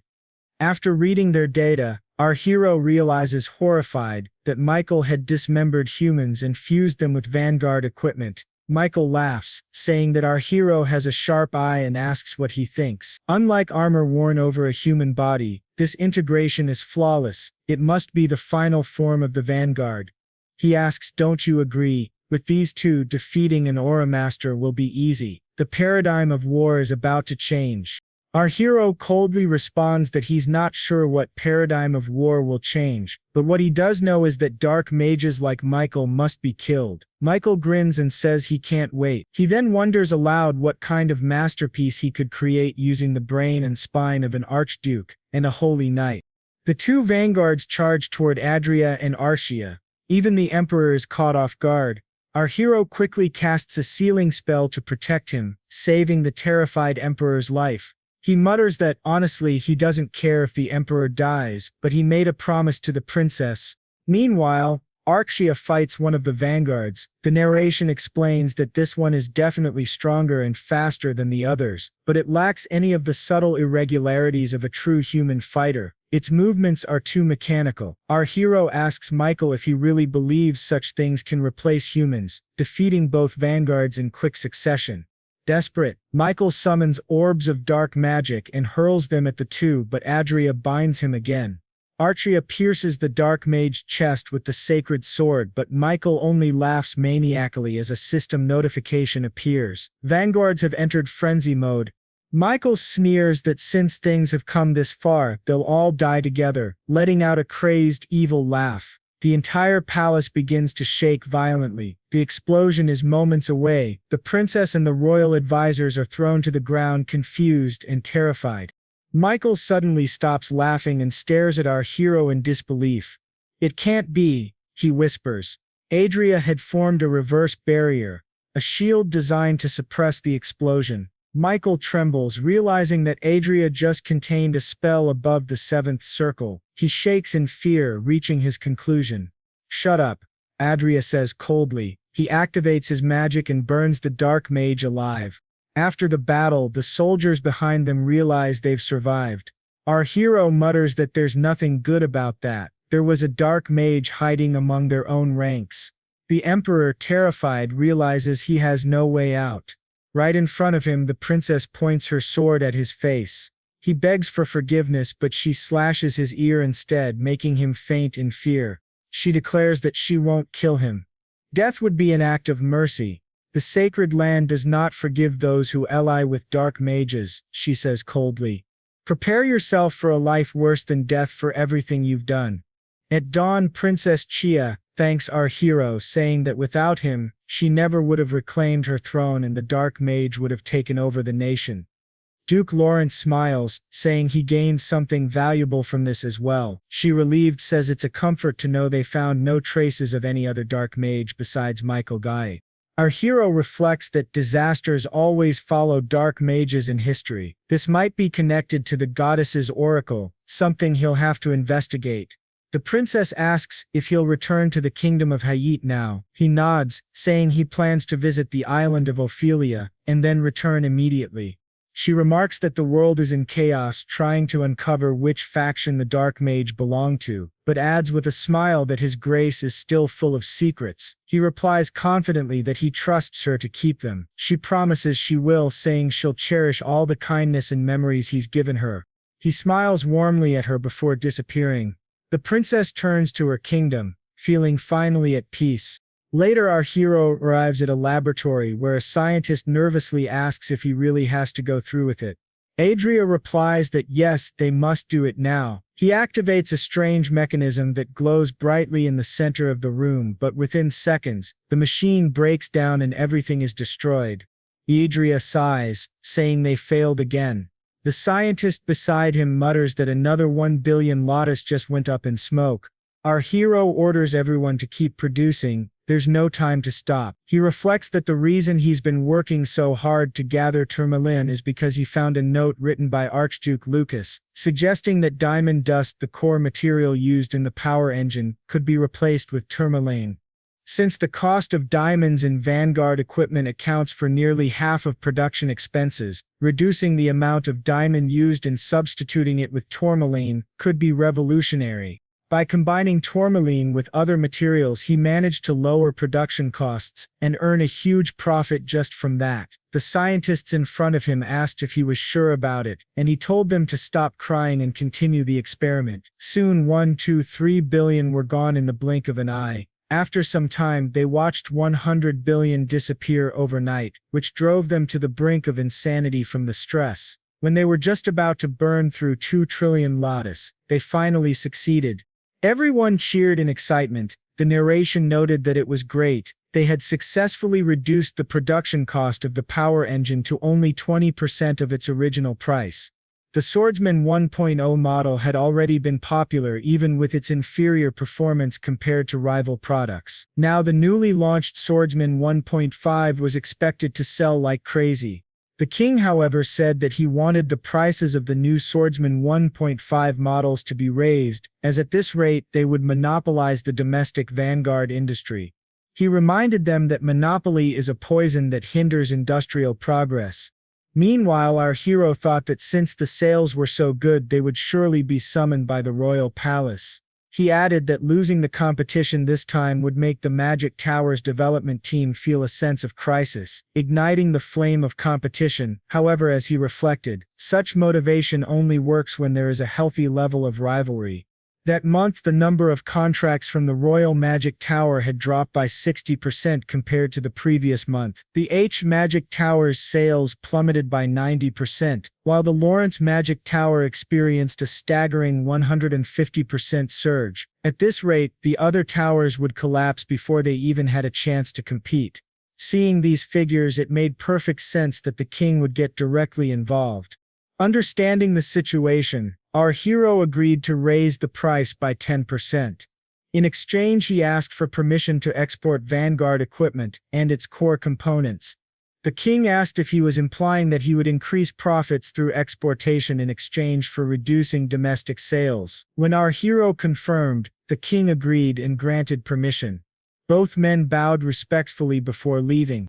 Now alone with the first prince, the king said to Michael that he should eliminate every potential threat before passing down the throne to him. Duke Lawrence, he said, is a particularly troublesome one. The prince replied that he thought Lawrence was someone who elevated the kingdom's prestige, but the king warned him that the stronger the nobility grows, the worse it becomes for the royal family. Michael then said that they too could grow stronger, adding that he didn't want to be a ruler who hinders the growth of his subordinates.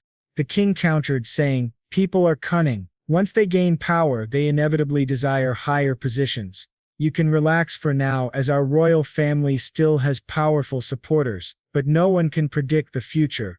Nobles always side with whoever holds real power."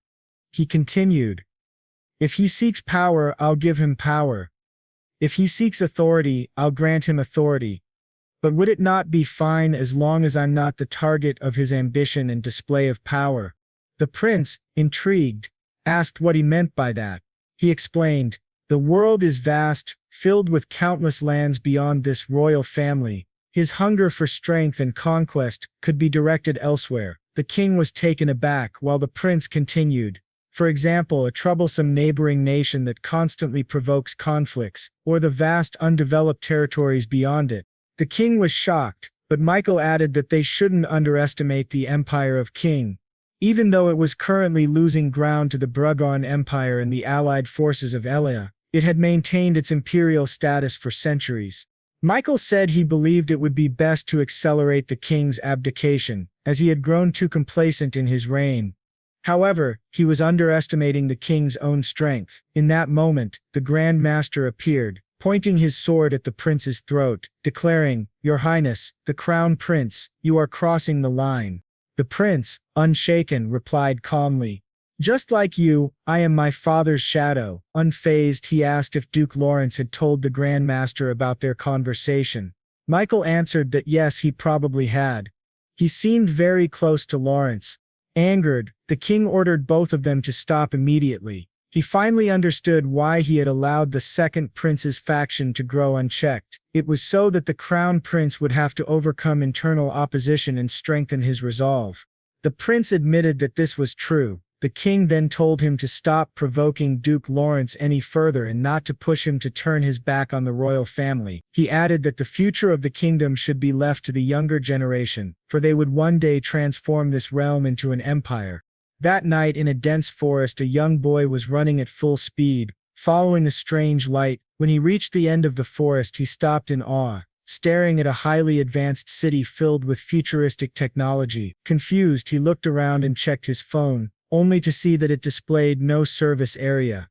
Meanwhile, back home, Bug was browsing the internet when our hero entered the house and suggested that they go out to eat. She happily agreed, but to their surprise, they noticed Bug hiding something. Our hero asked what she was doing and she nervously claimed it was nothing, that he must be imagining things. However, Archia quickly struck her and demanded that she tell the truth. At that moment, he grabbed what Bug was hiding, a phone from a very well-known brand. Bug explained that she found it at the market last time. The design on the back was written in English, and she was planning to give it to him. "I found it first, so I wanted to play with it a bit." Rugwa's expression hardened. "Where exactly did you find this?" Meanwhile, in the Marquisate of Watts, a man sat alone, lost in thought. A woman's voice interrupted him. "Thinking of your homeland again?" He turned and bowed slightly. "Lady Michelle, how are you feeling?" she asked kindly. "I'm well, thanks to you," he said sincerely. I truly appreciate that you took me in, even though I have no defined status and can barely communicate. Michelle smiled. I welcomed you because I was fascinated the moment I saw you. Just then, a servant entered. Lady Michelle, you have visitors. Visitors? At this hour? She asked, puzzled. Yes, Your Grace, Duke Adrian Lawrence and Duchess Arcia clan. Michelle's eyes widened. You should have said that first. Moments later, Rode and Artria entered. Forgive our unannounced visit, Rode said politely. Michelle, thrilled, replied. It's an honor to have you here. What brings you to my estate? It's nothing serious, Rude said calmly. I just heard that you've been hosting someone interesting. Michelle hesitated, then smiled. Are you referring to him perhaps? Rude's gaze shifted to a nervous-looking young man nearby. This is Benjamin Tay, she said. Rude stepped forward. I have a question for you. He held up the smartphone. Is this yours? Benjamin's eyes widened. Yes, I sold that to a street vendor when I was desperate for money before I met Lady Michelle. Rudd's expression darkened. I see. He suddenly raised his hand and time froze. Except for Benjamin, Michelle gasped, paralyzed in mid-motion. What is this? Benjamin cried. I've stopped the biological time of everyone here except you, Rudd explained coldly. What I'm about to ask is extremely important. Answer me honestly. He took a step closer. Which country on earth are you from? Benjamin froze. How do you know about Earth? That doesn't matter, Rudd said. Just answer. I'm from Singapore, Benjamin replied hesitantly. Rudd's eyes narrowed. How did you end up here? My ship sank, Benjamin said quietly. I fell into the sea and when I woke up I was here. Rudd studied him closely. How much do you know about Hondo? Everything I've learned is from Lady Michelle, Benjamin admitted. She told me this is a magical world where people possess special abilities. I can communicate thanks to a translation artifact, but I can't read or write the language. Rude thought. So he's from Singapore and he doesn't know anything about mana or magic. I assumed he was brought here by a magical explosion like Archduke Lucas, but this feels completely different. Then he asked, can you tell me what happened after the year 2020? Benjamin blinked. 2020. That wasn't long ago, it was an important year though. Rod frowned. What do you mean, not long ago? Benjamin looked confused. It's only been about 10 years since 2020. Rod froze. So, the year I died was 2020, but here in Hondo I'm already 21 years old. Since 2020 he thought that must have been the year he died. But when he turned 21 in Hondo, only 2 years had passed on Earth. That means the difference in time between the two worlds is about 10-1. Benjamin said that 2020 was a special year on Earth, but he could only describe it as a disaster. Every kind of natural catastrophe struck the world: earthquakes, tsunamis, typhoons, tornadoes, and volcanic eruptions. Due to these massive disasters that lasted around 10 days, international communication was completely paralyzed and countless lives were lost. When the natural disasters finally calmed down, strange phenomena began to appear, throwing the world into chaos. Our Lady asked, "What do you mean by strange phenomena?" Benjamin replied that the only way he could describe it was this. First, a highly contagious disease with an extremely high transmission rate and lethality spread across the world. Fighting against this virus, which kept mutating again and again, was incredibly difficult. It wasn't completely contained until 2022, right before he came to this world. The second issue was the appearance of deadly poison zones and mutant creatures. Toxic gases gathered in certain regions, making it impossible for people to move freely. In addition, mutated creatures began to appear in large numbers within those zones. Fortunately, the military regularly burned and cleansed these areas to prevent further damage.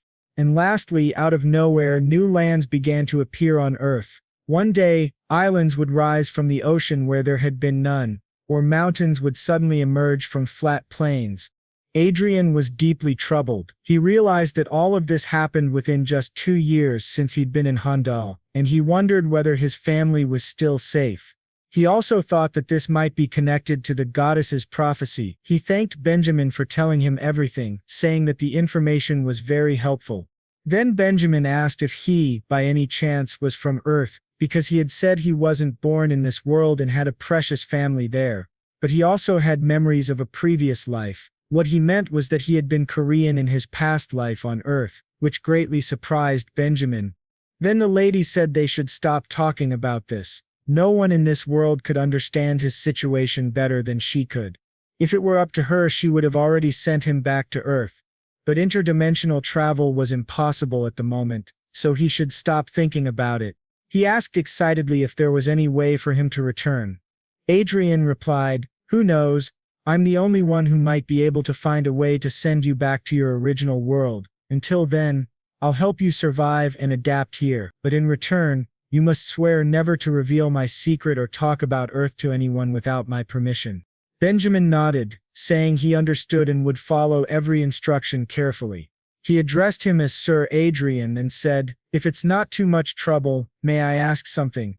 Adrian told him to go ahead. Benjamin then asked, "Can the magic of Rondel solve the poisonous zones or the virus problem on Earth?" Adrian replied, "Yes, with magic that would be quite simple," which completely shocked Benjamin.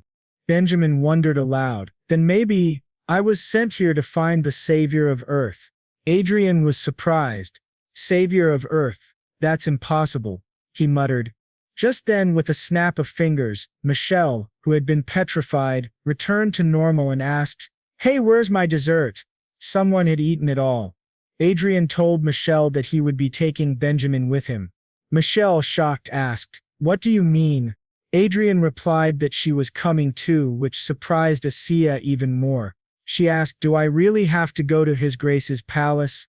He nodded, saying yes, and that he wanted her to stay at the Duchy of Lawrence for now, which made her both surprised and excited. She said she understood and went off to pack her things. Meanwhile, Errol stood nearby, staring at her even more intently.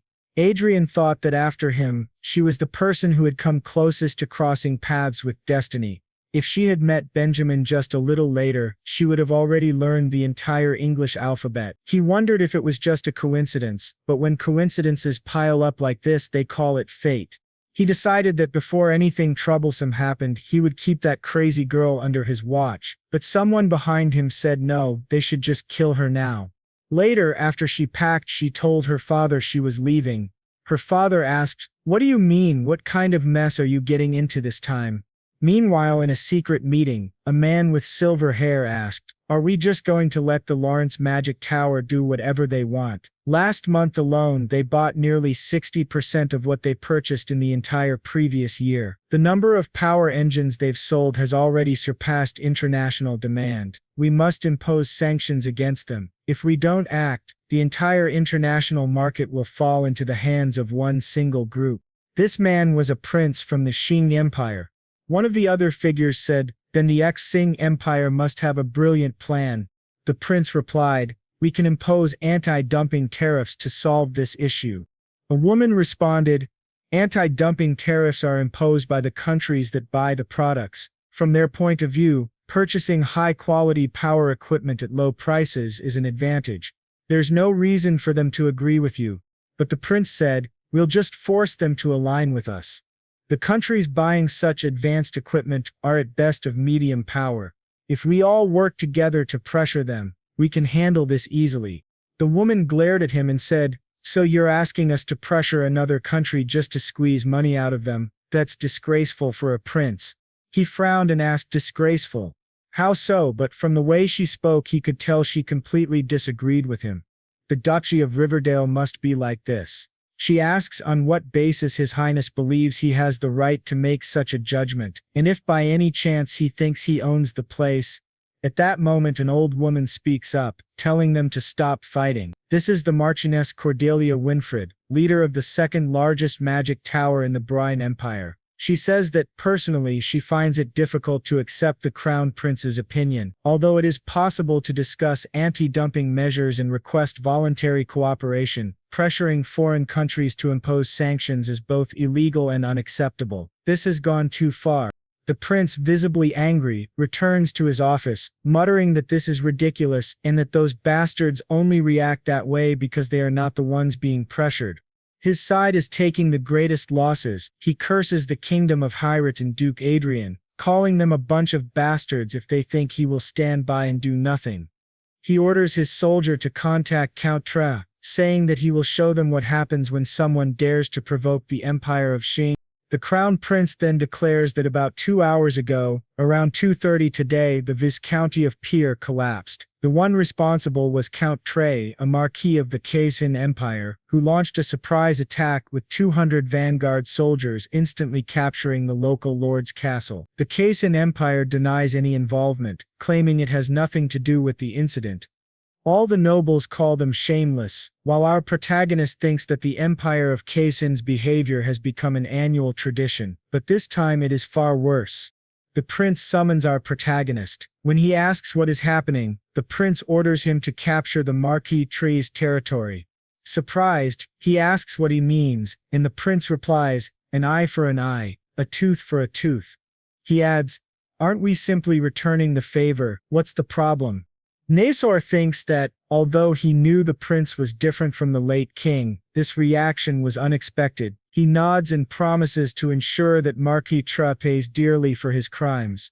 However, one of the nobles stands up, begging the prince to reconsider. The prince responds that, from now on, the kingdom of Heirship will no longer remain silent in the face of threats from the Kaisin Empire.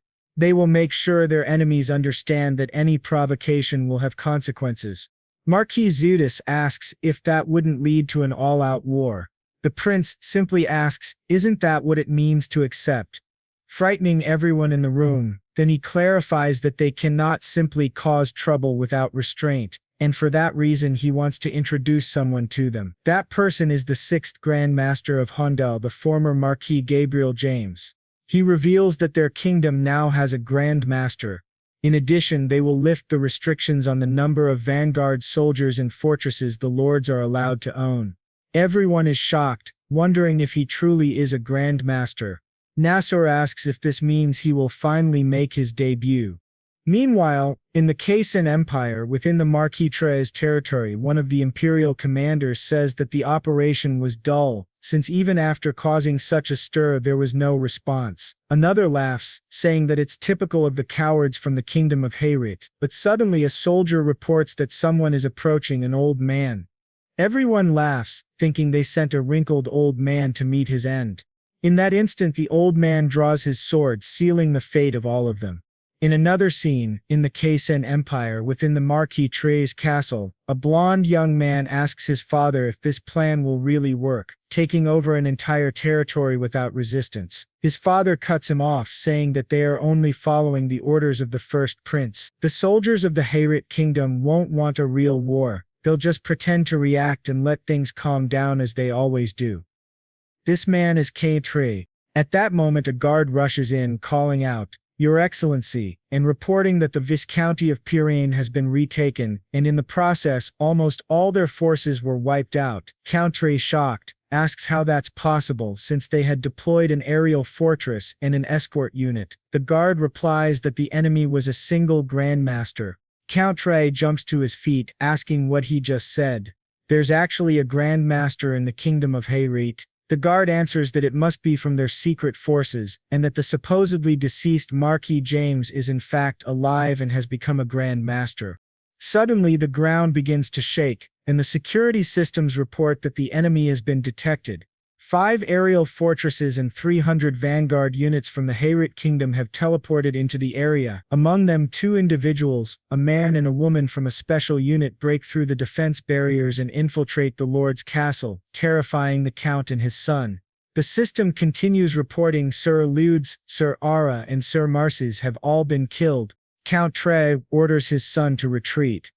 The boy asks about his mother and sister, but his father insists they have no choice and tells him to hurry.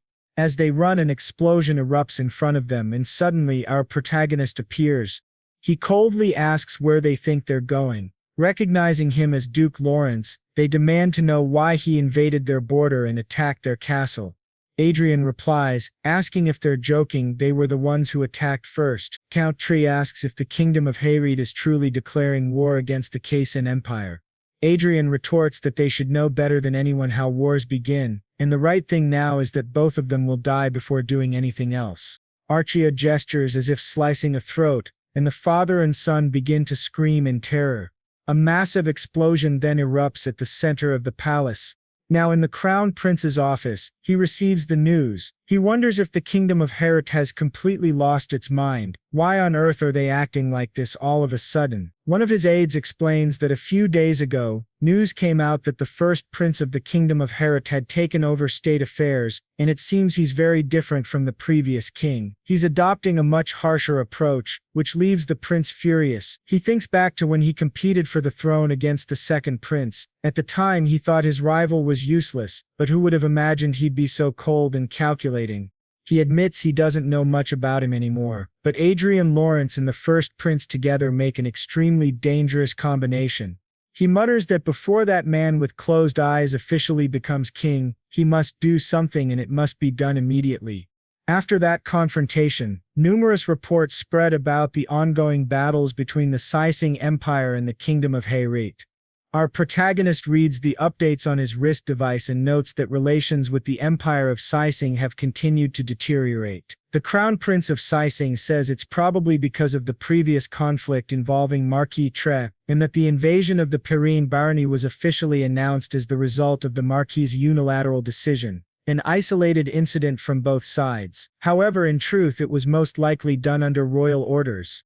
He adds that the other side now seems furious, and it looks like they've made an interesting move. The prince then asks the two guests before him what brings them to the palace. Archia calmly tells him that they are getting married, shocking the prince. He asks, "Getting married? What do you mean?" He insists that he never planned this when they last spoke. Adrian explains that they have good reason to do so, and to be honest, they recently overcame many obstacles together. The prince is astonished, realizing that this must be the so-called kingdom of the telepathic sword. Adrian thinks to himself that he can't reveal he's an 8th circle mage because of Archduke Lucas. Archia's situation, however, is different. He just needs to get what he came for quickly. Adrian then says that once the duchy is officially granted to him, he plans to get married immediately. Otherwise, ignorant people might try to spread discord. The prince agrees that it's a wise idea, a good way to consolidate power, and laughs heartily. Archia blushes deeply while Adrian looks confused, wondering what's wrong with her. She asks him about a proposal which catches him completely off guard. He explains that this marriage is part of his political plan, so why would he need a proposal? Hearing that, she becomes visibly upset. Adrian insists that yes, they must do this because it's part of the plan. The prince, amused, says that a grand and extravagant proposal by Duke Lawrence would be delightful, and when he does propose, the prince demands to be invited so he can applaud in person. That annoys Adrian, but Archia seems thrilled. The prince continues, saying that regarding the wedding, he himself will officiate the ceremony, and by then he should already have ascended to the throne. He promises to honor them both and mentions that it would be ideal if Lady Everil could bestow her blessings as well. Archia lights up with joy, while Adrian glares at her nervously, suspecting that the prince might actually be taking her side against him. As the butler serves dessert to Adrian, he dismisses him and asks the prince how he plans to deal with the Hermes spies who have infiltrated the palace. The prince replies that, for a clean eradication, he intends to simply observe for now. If he intervenes too soon, they'll only scatter and hide, ruining the surprise they've prepared for them. Adrian replies that he can wait until the coronation ceremony. Now, on the day of the crown prince's coronation, the people are filled with excitement, gathering around the palace to witness the rise of their new king. However, one of the guards present is actually a spy from the Sising Empire. Previously, the Sising Emperor had asked this spy what the chances were of successfully assassinating the Crown Prince of Herat. The spy swore on his life that the odds were 50%. The Emperor said that would be sufficient. Even if they failed, they would still spread fear. He declared that this provocation against the Sising Empire was a direct challenge to him. He would destroy anyone standing in his way. The assassins were ordered to eliminate the prince. At the ceremony, 4 spies move stealthily toward the crown prince, convinced that there's no way they can fail. This mission will be a success, but then the prince turns and stares directly at them. To everyone's shock, the 2 guards standing beside him reveal themselves to be Archia and Adrian. They swiftly defeat the assassins with ease. The leader of the spies, Laird, is stunned and asks himself what's happening. Who is this man? But then he realizes that the one who had been hiding all along was none other than Duke Adrian Lawrence, accompanied by Arshia Clen. Back in the Ceasing Empire, the Crown Prince furiously demands to know if the assassination failed. His aide reminds him that he had said there was a 50% chance of success. The guard explains that it seems the enemy anticipated their infiltration. The assassination unit was completely wiped out by Duke Lawrence. The prince is enraged, calling it a total disaster. The soldier advises him to remain in the royal palace instead of returning to the magic tower and to avoid drawing attention for a while. The prince asks what he means by that. The soldier hesitates, then says that given Duke Lawrence's unpredictable personality, no one can predict what he might do next. The prince becomes even more furious. So, the crown prince of the mighty Ceasing Empire has to hide himself because of a mere noble from an insignificant kingdom. That's impossible, he shouts. The soldier remains silent. The prince declares that in the upcoming war against heirship, he will personally make sure Duke Lawrence dies. But suddenly behind him a gigantic figure appears, apologizing, saying that he has no intention of dying without taking action. The prince turns in shock, and before he can react, a massive explosion erupts, aimed directly at him. His guard leaps in and saves him at the last moment, as multiple soldiers rush in shouting that they will protect His Highness. The mysterious attacker Tagia smirks and says it's a pity. One should always keep an eye on the rear guard. He suddenly teleports away and disappears from sight. The prince, terrified, begins to tremble with fear, but soon that fear turns into pure rage. He clenches his teeth and screams Adrian's name in fury. Meanwhile, our narrator, relaxing at home, simply sips her tea while waiting for your like on this video and your subscription to the channel. And guys, this was the final chapter of the second season. In the capital of the Brigand Empire, at the Golden Dragon Palace in the Golden City, the king asks for the report, and his assistant begins to explain that the first prince of the kingdom of Hades, Michael von Hades, has ascended to the throne as the new king of Hades. There were reports of an attempted assassination during the coronation, but the ceremony continued without issue. The most likely culprit behind the assassination attempt is the Crown Prince Andre the Cayenne from the Sen Empire. And perhaps in retaliation, the Magic Tower in Sobrole suffered a major magical attack on the same day. Although the Crown Prince survived without injury, the second captain of the guard, Count Patrick, was assassinated. As a result, Cayenne accused Count Lawrence of being the culprit. However, the Duke denied it with words bordering on provocation, mocking him by saying that if he had really tried to take his life, he wouldn't be standing there running his mouth non-stop. He would obviously be 6 feet underground. She continues, explaining that the relationship between Cayenne and Hars was already poor, but now it has hit rock bottom and war is indeed inevitable. The king responds that even without this incident, war was only a matter of time and hardly surprising. After all, these two nations have fought countless wars, large and small, over the decades. But she tells him that this war is different from the ones before because it seems to be treated far more seriously. The Great Revolution in the Prios Republic, the sub-oracle of the goddess during the selection of the saint and the holy son, and the princess taking the crown, everything is expected to have a major impact on the already unstable international order.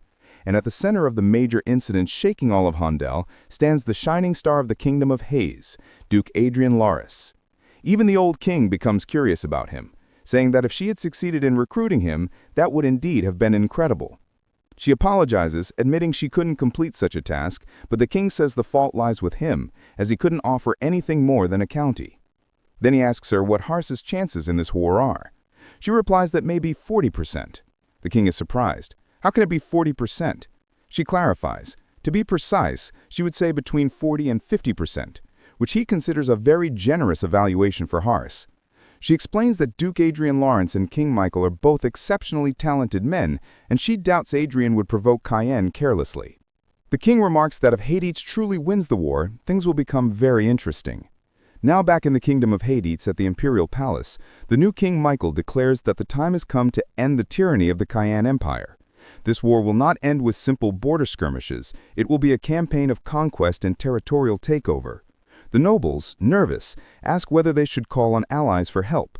It turns out the Brigand Empire has offered to sell them weapons at a discount if they accept an agreement. One noble says the news is excellent and that their military strength will increase drastically. But our protagonist interrupts, saying that if they accept the offer, they won't be able to refuse Brigand's demands after victory. King Michael agrees, saying that selling cheap weapons right before a war is as good as direct support, and the same problem applies if they accept help from other allies. A noble in the corner asks what he means by that. Michael answers that this time they will fight with their own strength, shocking everyone. He continues, saying that Cayenne's goal is to weaken their kingdom, so Hades' goal must be nothing less than the destruction of the Cayenne Empire. The nobles ask whether conquering Cayenne is even possible, but the blonde king only smiles and says that of course it is, if Duke Adrian Lawrence took the command as supreme commander. The nobles explode in anger, saying that everyone knows how great and extraordinary he is, but this war may decide the kingdom's fate, and command should be entrusted to a seasoned professional with more experience than him. Duke Lawrence is far too young, and the experience earned over years cannot be dismissed. Meanwhile, his half-friend, half-girlfriend and assistant is perfectly fine with the idea. Then, to everyone's surprise, Countess Aspicus interrupts and declares that His Grace has already led troops in war. In just 1 year, Adrian fought as his subordinate in the war against the Sen Empire and became the main hero of their victory. And if he may be a bit bold, he says that Duke Lawrence is a war genius, and if he takes command, he is certain he will lead them to victory while minimizing their losses. This leaves our boy deeply moved, remembering that his first impression of the Count was just that he was a chubby uncle heading to the battlefield as if he were going to work. But once again, another noble interrupts and says, "Very well then, we shall hear his strategy, this strategy that can supposedly lead us to victory." At that moment, everyone turns to Adrian, staring at him with mixed expressions while he simply looks back at them, confident. Now in another location, some kind of command post, the soldiers begin signaling. The vanguard from Fort Patel is ready, the vanguards from Fort Cathering are ready, the forces at the Pinte border are ready, and many others report in. Our boy says that it's good, and that they must remain on standby until the operation time, 2400 or midnight. Meanwhile, several agents on a hill are observing a palace. Inside the palace, the guards are at their post as time passes, 9 a.m., 10:30 a.m., 12:52 a.m., and finally 2400 a.m. With a confident look, Andre announces the attack begins now, and the very next second several explosions erupt throughout the palace. At the same time, the Emperor of Cayenne wakes up in shock as a guard bursts into his room calling out to His Majesty and announcing that the Kingdom of Hades has launched a surprise invasion. The old man is stunned. We're told that on that day, the Kingdom of Hades began a surprise invasion of the Cayenne Empire, a moment that marked history. Back at the command post, Adrian tells Arcia that they've already emptied all the lands of Farn and Arcanes, so she should proceed directly to Trias. The enemy has about 5,000 vanguard troops and 50 flying fortresses. Arcia says she understands, and Adrian begins speaking to Duke James about the next domain, which belongs to Count Dint in the Arcel Mountains. It is an ambush unit, and the enemy has included 5 self-destructing flying fortresses, so he must be extremely careful. The old man, sweating cold, says this could be disastrous. Adrian responds that he trusts his commander. Back to our hero, he continues controlling the entire operation from afar, shocking the nobles around him, who find him incredible. He's coordinating both the first and second armies simultaneously while also serving within the third. Adrian, highly focused, thinks, thanks to his clairvoyance, finding ambushes and weak points is not difficult, as he is using his mascot, the Black Sound Eagle. Reports come in. The First Army reports the enemy ambush has been completely annihilated with no Allied losses. The Second Army passed through Farn and Arcanes and engaged enemy forces in Trios. And more good news follows. The nobles around him are astonished, celebrating their brilliant supreme commander. Off to the side, Chubby Watts is extremely satisfied. Now the scene shifts to a secret chamber, the room where the Emperor of Cayenne currently is. He tells his allies that defeat after defeat is piling up. The enemy advancement is far too fast, and losses are accumulating so quickly that they don't even have time to withdraw their troops. They are being pushed to the limit. He demands to know what kind of maneuver is even possible at this point, as it feels like the entire empire is being watched through clairvoyance, though he has no idea what's really happening. Another noble says it might be due to the enemy's commander. They received similar reports during the border war a year ago, enemy ambushes and operations being discovered repeatedly. The old emperor becomes furious, shouting that this disaster is all because of one man, that damned Duke Lawrence. Burning with hatred, he thinks back to when he heard that Count Lawrence had been appointed supreme commander of the Hades army. He laughed at them for placing a novice in such a high position, and now his plan for the Cayenne Empire to seize advantage in the war has collapsed because of him. He cannot tolerate such humiliation any longer. Enraged, he orders everyone to contact the 4 countries bordering Heirship and demand that they put pressure on them. It would be best if they actually attacked the Kingdom of Hearts, but at the very least they must create military movements, no matter the cost. Then he calls for Duke Chrisen, the Grand Master of the Grayson Empire. Chrisen salutes His Majesty, and the Emperor tells him that he will be given a special operations unit and must destroy the enemy's command structure. The Duke assures him that he can handle it. He will destroy them, no matter what it takes. Now we cut to another place where the king of the Kingdom of Paulo and the king of the Kingdom of Iggs are meeting. The king of Iggs explains that they received a request from the Crayon Empire to pressure the Kingdom of Highwards. The king of Paulo says they are in the same situation, and it is extremely problematic. Although they are aligned with Highs, they cannot simply ignore the Empire's request. At that moment, to their surprise, someone enters and informs them that the envoy from the King of Hars has arrived, and the one who appears before them is Princess Diana herself. She greets them, saying, "It has been a long time, Your Majesty King Paulo and Your Majesty King Iggs."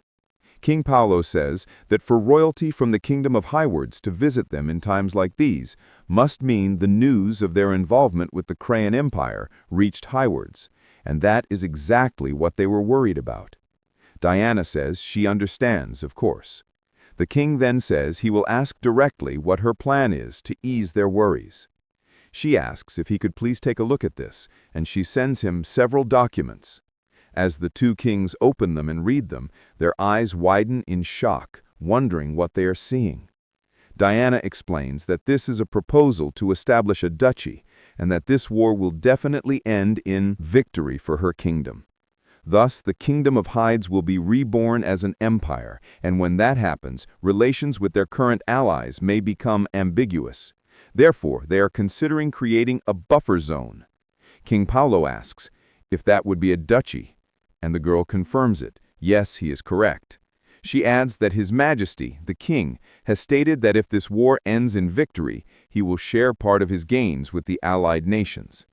And simply refusing the Crayon Empire's request would already be a tremendous help, which surprises both kings. They stare at each other for a few seconds. King Paulo says he understands, and they will ignore the request from the Xinjiang Empire. But then she asks whom they plan to appoint as the Duke, and she answers for them.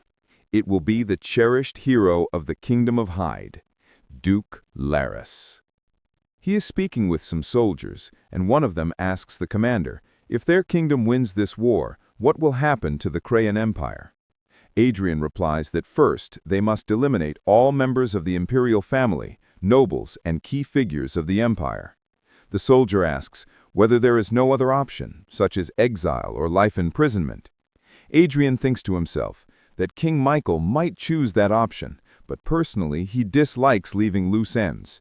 The soldier is shocked, and Adrian notices he looks somewhat downcast. Adrian approaches him, making the soldier extremely nervous, wondering if he did something wrong. Suddenly, Adrian pushes him down and apologizes, explaining that if he stayed where he was, he would be filled with holes. A split second later, right where the soldier had been standing, a laser shot pierces through the airborne fortress. Adrian comments that this must be the work of a sword master. The Grand Master of the Xinjiang Empire has finally arrived. The command center is now being invaded, and everyone screams for the commander. Adrian notes that Duke Scarlet is aiming at him, so no one should get close, or they might be caught in the crossfire. A report comes in. The main fortress has been hit. Armor breaches have occurred on the lower and upper sides, and the bombardment unit has been destroyed. Adrian designates a counterattack and starts the countdown for the bombardment. Below, seeing this, Duke Scarlet says, "It is spectacular." Standing in front of him is a powerful being who says she will die trying to block the incoming strike. But the Grand Master apologizes to Duke Iris, saying that this level of bombardment is not something a Grand Master can block. This fierce woman is Supreme Elder Iris of the Beast Nation, a member of the Allied Nations under Alicia. She tells the Grand Master at this rate 5 minutes is the limit. He says he will finish this as quickly as possible. With his swords, he continues attacking and piercing Adrian's aerial fortress. Adrian finds this extremely irritating. One of the swords gets close to him, but he grabs it instantly, shocking the Grand Master. Adrian had just caught his sword bare-handed. Adrian thinks it feels like fishing, using the sword as a bait.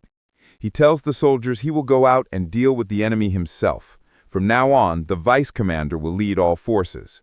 The vice commander is stunned. With Adrian's fortress being bombarded and nearly falling apart, he exits and descends directly in front of the enemies. He comments that they really came in large numbers just to kill one person. The Supreme Elder Iris of the allied nations of Elysia appears uncomfortable when he adds that Elysia is supporting the Senjang Empire. She hurriedly says no, that this is only her personal activity, and she hopes she understands she never intended to attack him directly. Adrian thinks that even if she didn't intend to attack him, she was already deeply involved in the battle. He tells her that this is truly unfortunate. She is taken aback. Adrian continues, saying that he never expected to meet the Supreme Elder Iris, someone he had always wanted to meet on the enemy side. She becomes completely flustered, staring at him, almost smitten. In his status window, he sees that her attitude toward him is interested and hostile, but the emotional strength is favorable. He understands that at this level, she won't interfere more than necessary. At that moment, the Grand Master angrily declares that Adrian is far too arrogant. How can he be so relaxed in front of the enemy? Adrian calmly replies that he was waiting for this situation. The Grand Master demands, "What do you mean waiting?" Adrian explains that he can see directly into the Emperor's thoughts. To reverse the situation, the Emperor would certainly try to collapse their army's command structure, and when that happens, he would obviously send Duke Scarlet. Right then, Adrian snaps his fingers, and multiple hidden presences are revealed. The Grand Master of the Grayson Empire and the main force of Hydes, along with R. Adrian, excited, says that now the battlefield is finally balanced. The Grand Master grows furious. The battle begins as the Grand Master charges at Adrian. He declares that they intend to eliminate Adrian before his allies can intervene. But to the Grand Master's shock, Adrian blocks his blades. Another present says the effort is useless. The Grand Master says that the fact that he can dodge the spiritual sword is completely illogical. Therefore, he must die. But suddenly, he senses an overwhelmingly powerful presence. When he looks up, he sees Adrian floating above him, staring back coldly. Adrian, holding the sacred weapon, says it's truly a pity. He could have killed him right there. The old man clenches his teeth in rage, calling Adrian a bastard and saying that he must die. Adrian, calm as always, replies that even so, it is still a pity. But it's only. As he charged towards Adrian, R appeared to block the strike, saying she would protect her lord, throwing the Grand Master to the ground. The old man grew worried by her strength, and soon he noticed R advancing together with Adrian, using all of their power against him.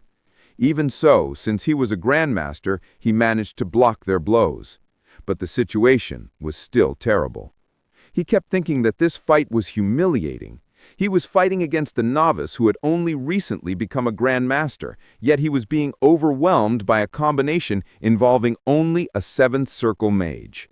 He could accept that the ambush failed because they focused on speed, and their movements became predictable. But even then, he wondered, what is this uneasiness, this strange composure? Our strange aura left the Grand Master confused, and taking advantage of that, she struck one of his swords, sending it flying.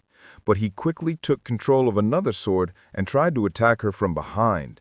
However, at that instant, all his swords were locked in place.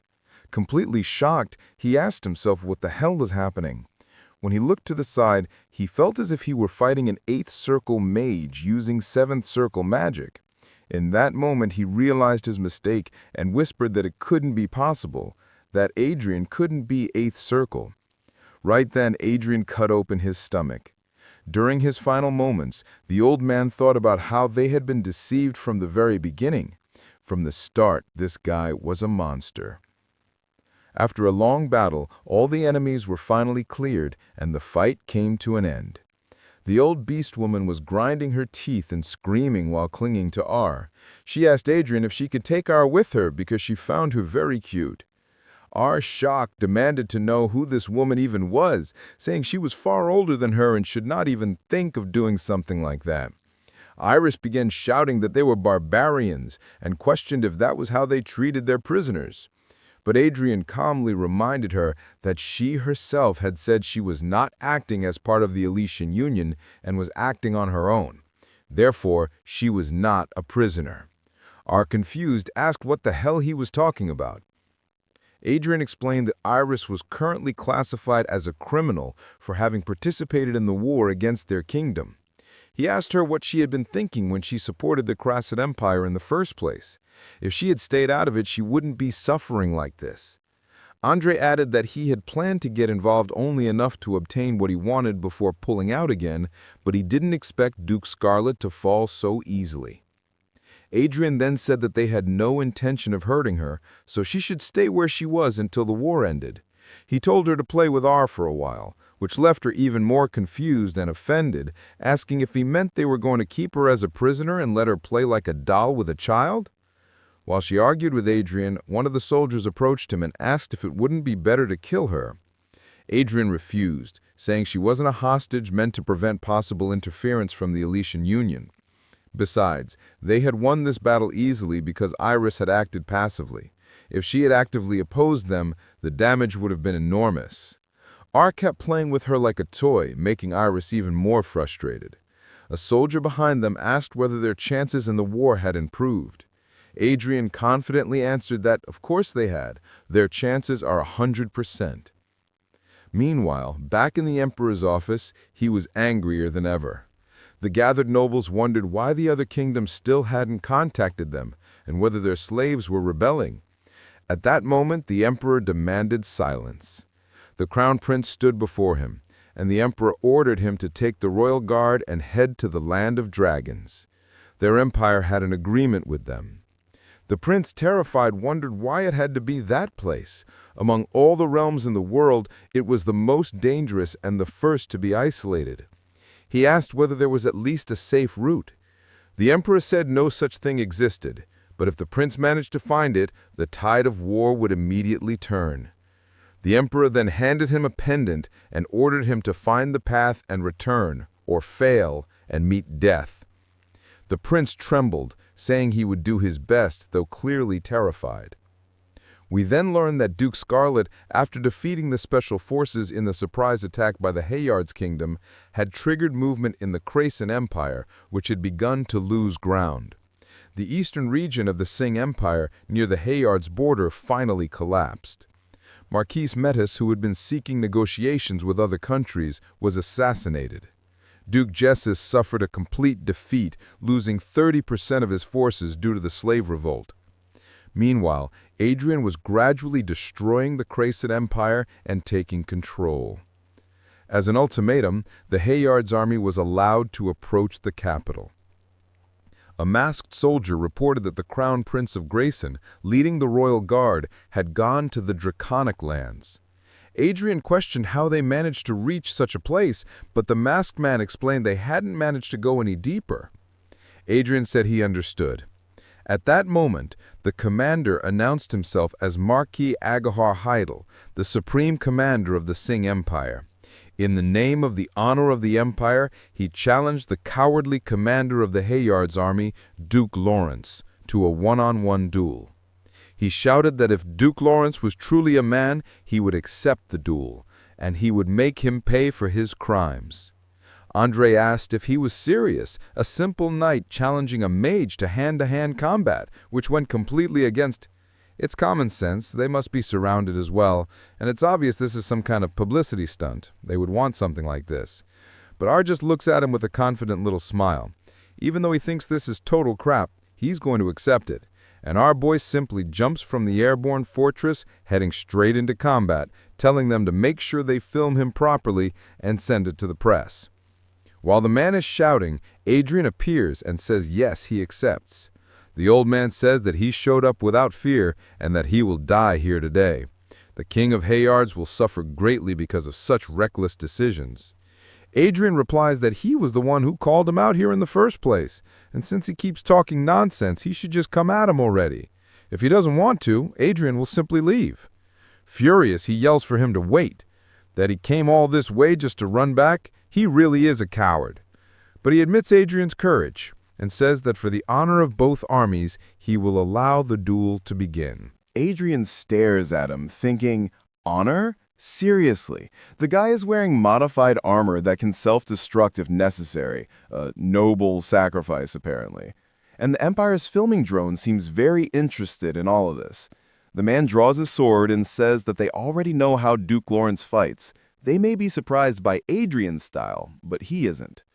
Adrian simply beckons him forward with a small gesture. The arrogant man charges, shouting that he'll slaughter him, but when he strikes, Adrian blocks it effortlessly. Enraged, the man stomps the ground, creating chunks of rock to obscure Adrian's vision. He tries to attack in the confusion, but Adrian dodges, shocking him. Suddenly, a magic circle forms under Adrian's chin and hits him hard. The man smirks, thinking he's studied Adrian's fighting style, but now wonders what the hell is going on. Duke Lawrence, completely confident, asks if he has anything else to show. If not, he'll end the fight now. He throws a massive blast at the man, sending him flying. The man notices intense pain spreading through his body, but it isn't normal pain. It feels like something is being injected. Adrian notices this, and using his glasses, analyzes that the man is injecting a drug. Adrian wonders, what the hell is that? A berserk potion? A second later, the man transforms into a complete monster, surrounded by a red aura. He really did use a berserker potion, but its duration is short and it damages the body. It's a last resort drug. Cloaked in red aura, he charges again. Adrian wonders where he even obtained such a rare drug, one as rare as an elixir itself. As the man attempts a devastating punch, Adrian leaps behind him and says that he appreciates the effort, but he'll finish things now. A massive explosion erupts. Right after, Adrian grabs the drone and smiles, saying the victory is his and to wait just a moment, they'll soon be able to clean up their mess. The one watching the broadcast is the Emperor himself. After the fight, Adrian returns to the fortress. The vice commander says his heart almost stopped. Adrian says that from now on, whoever he points at should be ready and follow him. The commander agrees. Adrian thinks that it's been 20 days since the war began, and it's time to settle everything. The Emperor asks what the Hadrid's army is doing. The assistants report that they are still on standby. But then news arrives that Herod's is advancing. Perudo asks if there's any news about the Crown Prince. An aide explains that he must have entered the Grey Mountains, and both communication and tracking were cut off. The Emperor thinks about the unstable mana zones in the Dragonic lands, and concludes the prince is probably searching for a safe route. He orders the army to slowly retreat to buy time. If the capital becomes a battlefield, they will move the Imperial Palace to Edmian City. A guard shocked, asking if he really intends to abandon the capital and flee. But another guard rushes in, panicked, saying there are intruders. The intruders are Duke Adrian Lawrence of Herod's and 8 others. A small armed squad forced their way through the capital's defensive line and infiltrated the palace. The guard yells, asking what the hell Adrian is doing here. His duel ended just moments ago. Upon hearing this, the Emperor snaps, laughing maniacally, louder than ever, shocking everyone in the room. He says this isn't bad at all. In fact, he should call it an opportunity. That foolish idiot arrogantly put his head into the lion's mouth, and this palace will be his tomb. Adrian's team consists of Arcia, the old woman, the Grand Master of Herod's, the masked one, and that other guy in the back, whoever he is. Adrian really doesn't remember. The unknown guy asks if it's really okay to move this suddenly. Adrian says that dragging things out won't help. They must end the war quickly, even if it's risky. This way, they can conserve their forces and seize the benefits of a victorious nation. He asks if this isn't a bit impulsive. Adrian replies that honestly, I plan to take a safer route, but the intel keeps bothering me. If it were just a hesitant move, they wouldn't have sent the Crown Prince along with the Royal Guard into the extremely dangerous Dragonic land. In other words, the risk is worth it. The old woman tells him to not worry. Sneaking behind the enemy and taking the boss's head is her specialty. Suddenly, still seated on his throne, the Emperor activates a lethal mode. Adrian and the others notice it immediately, and the old man says, "It seems the Emperor has activated the intruder elimination system." Adrian says yes. Powerful magic begins erupting from every direction, and he thinks that this is basically hell. He explains that as far as he knows, there are 5 layers of intruder elimination systems installed within the palace. He tells Archmage James, "Use your spirit swords to destroy the points I designate." The two follow his orders precisely. Stage 1 is cleared, and Adrian cheerfully announces that the first barrier has been neutralized. A random kid asks if that was really it, saying it was easier than he expected. Masker says that maybe they can pass calmly like this. However, Adrian says that Stage 2 will begin at any moment, and if they cannot endure it, they should retreat, surprising the other two. The second barrier turns out to be an 8th circle spell, Mental Collapse, knocking the two of them nearly to death. Adrian says that it was only a mental attack. He orders R to carry the others while he levitates the rest and rushes ahead to clear the path. Finally, Stage 2 is cleared, and the 3 of them are left gasping for air, nearly dying. The Grand Master asks how they are still fine, and Adrian says it's just a little secret. The masked man thinks that those two were also not affected by August's mental attack, which greatly surprises him. They finally arrive at the 3rd trial, the 8th circle labyrinth. Adrian says that the next zone is the labyrinth and that they must stay calm and take a moment to breathe, because he will teleport them again as before. As he walks with them, he thinks that unless someone has the power to destroy the labyrinth or the analytical ability to find the exit, they will wander forever and die inside this endless hell. For him, however, it remains easy. R carries the Grand Master on her back, holds the Ancien in her hand, and says that this place is nice for a walk. Finally, the 3rd stage is cleared. Adrian says that they are almost there and that everyone should stand up now. However, one of them asks for a bit of rest, saying he is extremely tired. Sue Quadro says they cannot relax yet because the 2 remaining barriers are the 8th circle Inferno and the 8th circle Blizzard. Trembling with fear, he says that these are practically 8th level fire and ice spells. Adrian confirms that this is correct. Even using 8th circle magic, it is not guaranteed they can pass, but fortunately he has powerful defensive measures. The blonde asks what kind of measure that is, and Adrian says he will introduce it. The strongest shield, one that once resisted the bombardment of hundreds of aerial fortresses. Marian stretches toward the Ancien, still finding her very cute, and enters the base asking what he is doing. Adrian says he will explain how the shield works. They finally enter the 4th stage, and a massive fireball begins to surround them. Terrified of dying, Sue activates the spiritual magic of the spear, spatial flow, creating multiple shields. Adrian excitedly shouts that this is magnificent, but then starts yelling at him, calling him a crazy bastard. After some time, the 4th stage is finally cleared. The Ancien is completely exhausted, and the old man comments that it is impressive, asking if he planned all of this. Adrian says it only happened because his precautions worked very well. And Contre continues patting Annan, while Annan, exhausted, says she must be crazy to try to take advantage of the Sing Empire only to end up as a chew toy for a lunatic. She becomes desperate when Adrian says they are now heading to the 5th stage, the 8th circle Inferno. Back in the Emperor's chamber, the guards report that the 4th stage has been breached and that the intruders are about to invade Stage 5 as well. The Emperor, who was previously excited, is now in complete shock, unable to believe what the hell is happening. The guards ask whether the goddess has finally abandoned the Grayson Empire. At that moment, the Emperor calls for the Minister of War and orders him to command the palace troops. The minister agrees, saying he understands. However, the Emperor realizes that spatial teleportation is impossible, meaning they must have set up an anti-teleportation field. They decide to use the emergency passage. The guards behind them insist on following the Emperor, but he orders them to go to the teleportation gate. They beg His Majesty to spare them. Suddenly, to their surprise, an explosion occurs right in front of them. The young man finally comes face to face with the Emperor and asks where they think they are going. The Emperor recognizes him as Duke Lawrence and his companions. Adrian says, "It is an honor to meet you, Your Majesty of Crayon," and asks what happened to the Minister of War.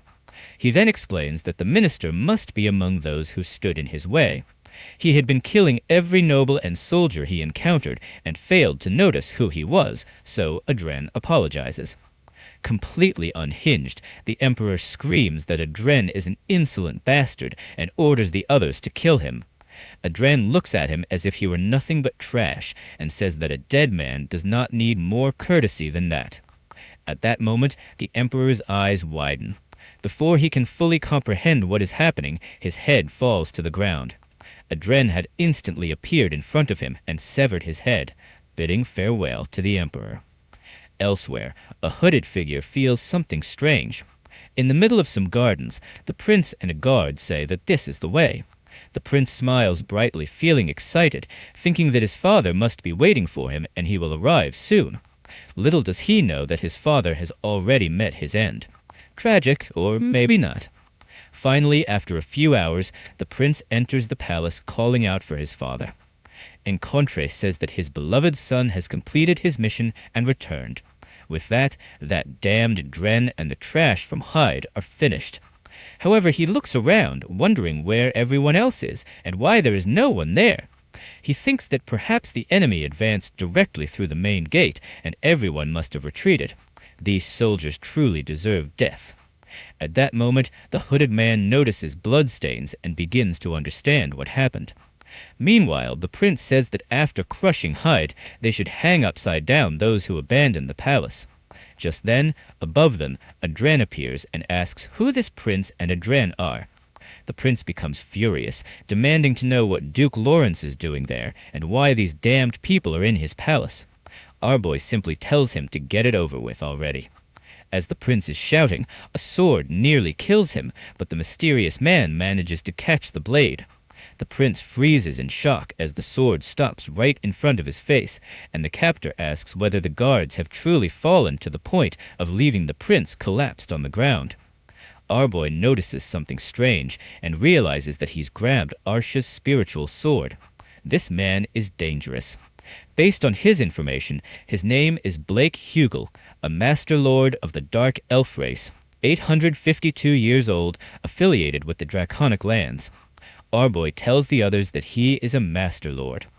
When they ask, "What do you mean, a Master Lord?" Adrian explains that he is of the same rank as Grand Duke Lucas, a Ninth Circle powerhouse. He thinks to himself that this is certainly a trump card that could turn the tide of the war. The hooded man says that he possesses a sharp eye, and the prince demands to know what happened to his father. One of the guards above informs His Highness the Crown Prince that the king has been assassinated and that he must kill them for revenge. The prince is stunned and asks how this could be possible, then begs Duke Horsel to deal with them. The hooded man replies, "A promise is a promise." As he draws his sword, Arcia feels his power and the immense pressure emanating from him. Without thinking twice, she charges at him. However, the man stops her blade and, with a faint smile, says that she is not bad, but still far too slow. He then cuts off her arm. Witnessing this scene, our boy is completely shocked and filled with rage. He thinks that now is not the time to hide his power. As he moves to use his revival ability, it greatly surprises the Dark Elf. However, the enemy immediately attacks Adrian instead. Not acting as a healer in such a situation is extremely arrogant, which means he wants to be killed first. Everyone around them is shocked by the power Adrian had kept hidden. At that moment, with a sword pressed against his neck, our boy wonders if he is truly going to die. To everyone's surprise, the blade stops at his neck, and the elf suddenly freezes. Our boy wonders why he stopped so abruptly, and asks who he really is. In the next instant, Arcia steps in front of him, declaring that she will protect him. Adrian asks whether the battle is over. The elf smiles and says that he cannot assassinate the descendant of his benefactor. He turns away, visibly uncomfortable, having discovered an interesting connection. Our boy wonders what he means by benefactor and whether he is referring to Grand Duke Lucas. Below them, the prince demands to know what Duke Russell is doing and whether he intends to break the promise made to his house.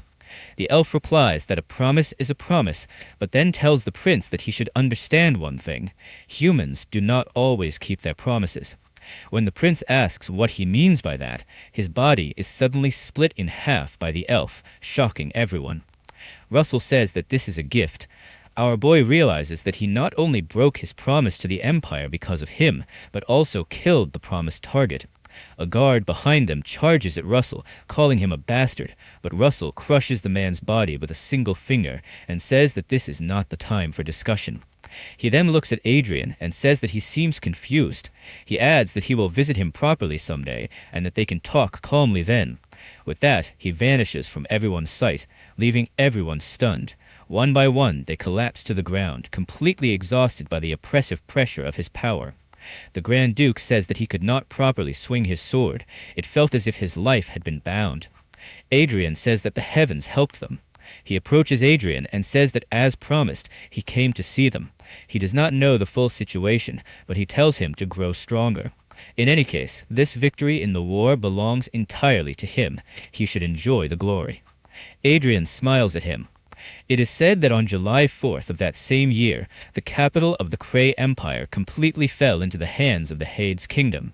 After the fall of the capital, the Kingdom of Hayards achieved a historic victory and broke a long chain of hostilities, becoming the empire that now rules the southern continent. This outcome defied all initial expectations. In truth, the Kazan Empire collapsed because of Duke Lawrence, and King Michael was overjoyed. The entire population shouted, "Long live the Kingdom of Hayards! Long live His Majesty the King! And long live Duke Lawrence!" King Michael waved to the crowd, wondering how far they could soar with Duke Adrian by their side. Meanwhile, Duke Adrian himself is thinking about the weaknesses of the Dark Elves. A young man behind Arcia asks why he looks as if he is about to die. Arcia explains that earlier that morning he received a note left in his room stating that someone would pay him a visit tomorrow at 8 p.m., signed by Black Russell. The ancient, who had until now been reduced to a summoned beast, asks how long they intend to keep her there. Adrian replies that she must have forgotten, but at the moment she is a criminal. As the commander-in-chief of the Horrid's army, he sentences her, Iris Manong, to work for them for an indefinite period of time.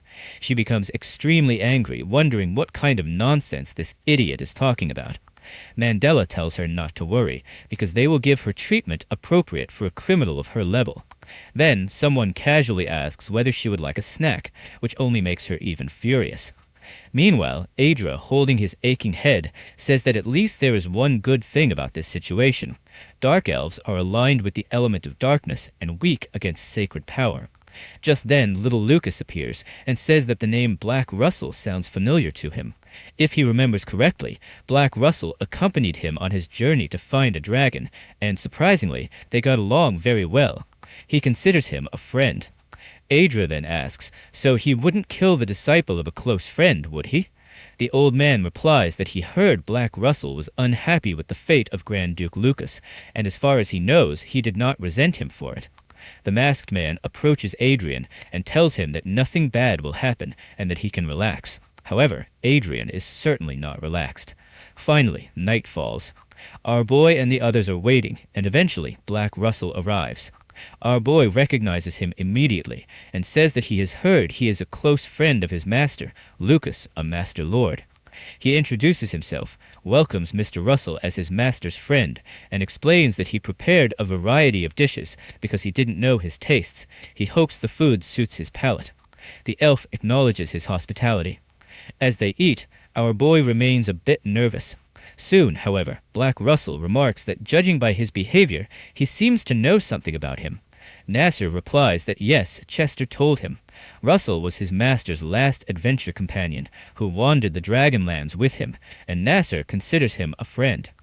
Russell asks if Manuel left behind more than just his possessions for his successor. Honestly, I don't like being called Manuel's master, but with those memories present, I can understand it to some extent. Then he asks Adrian how Manuel met his end. Adrian explains that Russell was originally from another world, and Russell says that he does. Adrian then explains that his body died there, but his soul returned to his homeland. Russell asks if that is truly the case. Adrian replies that he believes Lucas returned to life after death in his original world through the sacred soul transference spell. He likely received a new life in his homeland. This greatly surprises the elf, who says that it is a relief. If Manuel's fate had no information related to his homeland, it would have been difficult to decipher. Adrian then adds that he is also from the same homeland as his master. Although he did not undergo dimensional travel, he was reincarnated after death. Russell begins to think about this and says that his case is just as peculiar as Manuel's. Adrian thinks to himself, the atmosphere is good, and at least Russell won't suddenly draw his sword. Russell continues, saying that thanks to his master, he avoided a tragic death and is living well. He was not only his teacher, but also his savior. Russell then remarks that he didn't recognize the glasses at first because they looked different, but they are the glasses Manuel used to wear. This surprises him, who asks if he knew. Russell says that of course he knew, as his own observational gaze inspired that item. However, he warns him not to rely too heavily on the artifact, as it can dull his natural senses. Russell says that it was a pleasure to meet him, and apologized if he unintentionally frightened his friend's discipline. As a gift, he offers him several dragon bones, and asks if that is enough. Our boy thinks that it is more than enough. These are items he could never buy, even with immense wealth. Russell stands up and prepares to leave. Our boy grows uneasy, quickly stands up, runs after him, and asks him to wait. Russell asks, "What is it?" Adrian thanks him for the gift, but asks if he may request something else. Russell replies, "What do you mean? Are you rejecting my goodwill to ask for something different?" Our boy thinks that Russell only showed goodwill because of his fond memories of Grand Duke Lucas, and making another request might be the worst possible decision. However, he grips Arcia's hand, feeling that his instincts are telling him not to end this connection with just a gift. Holding Arcia's hand, he asks Russell to please become the master of his fiancée. Arcia is completely shocked and stares at him. Our boy is extremely nervous, thinking that his destiny is to reach the 9th circle, but Arcia's is not. This is something necessary for her growth. Urson thinks about it, and says that her realm is that of a Grand Master, and she blocked his sword in the last battle. He then asks Arcia what she thinks the biggest difference is between a Grand Master and an Aura Master. Arcia answers simply, saying that if an Aura Master feels like tung-tung running on the ground, then a Grand Master feels like whoosh flying in the sky. He then asks what the difference is between her, a Grand Master, and him, a Master Lord. Arcia points to her fist and says, "This is me," then makes a circle with her hands and says, "This is Lord Blake." Our boy thinks she looks incredibly cute. Black Russell says that her general understanding is not bad, which greatly surprises our boy, who wonders if she really grasped it. Russell explains that Aura Masters and Grand Masters differ in how their abilities manifest and in their scale. Master Lords express this through spatial control over the Sword of the Heart. Our boy wonders what the hell that even means. Arcia interrupts and tells Lord Russell that Arcia needs a proper master. Russell thinks about it and says that in fact he is right. She is not yet completely tempered and refined, and if properly polished, she will shine even more. However, Russell turns to him and tells him to accept the gift as it is. In exchange, he will train her once every 2 days, because she is far too promising to be wasted like this. Our boy is extremely excited and is left speechless, continuing to thank him. The elf simply sighs, thinking that in the end, Manuel finally found a good successor. It seems that this habit of causing trouble is exactly the same as Manuel's. The scene then shifts to the victory ceremonies of the Kingdom of Hay and the Empire of Briggan. Count Frederick is present, the disciple of Duke Raphael, standing beside Duke Raphael himself. Duke Raphael tells him that when he meets Duke Lawrence, he must show proper respect. Even though he is younger than you, his international influence is enormous. Frederick replies that he wants to see this for himself because he only believes what he sees. This deeply worries the Duke, who wonders if he spoiled him too much. They question whether choosing Frederick was truly the right decision, and whether His Majesty may have made a mistake. Just then, the announcer declares that Count Frederick will join the delegation, with Duke Raphael leading it. Moments later, the arrival of the hero of the Kingdom of Haze is announced. Duke Adrian of Lars has arrived. Our hero descends the stairs and immediately encounters Duke Raphael, who says it is an honor to meet him. Our boy responds that the honor is mutual. However, Raphael's disciple steps forward and casually calls him Duke Lawrence, saying it is good to see you. This leaves Raphael furious, thinking that his disciple spoke far too informally and without proper orifics. Believing him to be completely reckless, Raphael steps forward and apologizes to Adrian, explaining that his disciple is not yet accustomed to diplomatic etiquette. Adrian tells him not to worry, saying that it is refreshing to see such a bold young noble. He then walks past them, leaving both stunned, and heads toward the Reverdy Duchess, saying that she has indeed come. She replies cheerfully that of course she came, since this concerns her family. Meanwhile, Raphael angrily scolds his disciple, asking whether he really thought this was a joke, and warns him not to disappoint him again. The embarrassed young man quickly apologizes. At that moment, 2 more people enter. They are Her Grace Duchess Clan and her master, Mr. Blake Russell. As soon as they arrive, they become the center of attention. Russell, however, notices something that immediately unsettles him. He stares at a young man, causing him to tremble violently and drop to his knees. His master demands to know what the hell is happening to him. Russell feels an intense hostility toward the boy, though he does not yet know why. Later that day, the Kingdom of Haze officially declares itself an empire. Adrian is granted the title of Grand Duke as the greatest hero of the realm, and is awarded the northern territories, which were once part of the former Kren Empire. The Grand Master, who is also named Duke of the East, approaches Adrian and bluntly asks if he is a dragon. This completely shocks our boy, never expecting such a question. The Grand Duke explains that dragons, who live for thousands of years, sometimes transform to humans for amusement. In that case, it would make sense for Adrian to reach the 8th circle in his early 20s, especially considering his connections to the dark elves of the Dragonlands. Hearing this, Adrian can only laugh awkwardly at the old man and asks if he is serious. He firmly states that he is 100% human, and both the Viscount Lawrences are his parents. Outside the banquet, in a secluded room, the boy from Earth stares at his phone while crying, thinking about someone named Am.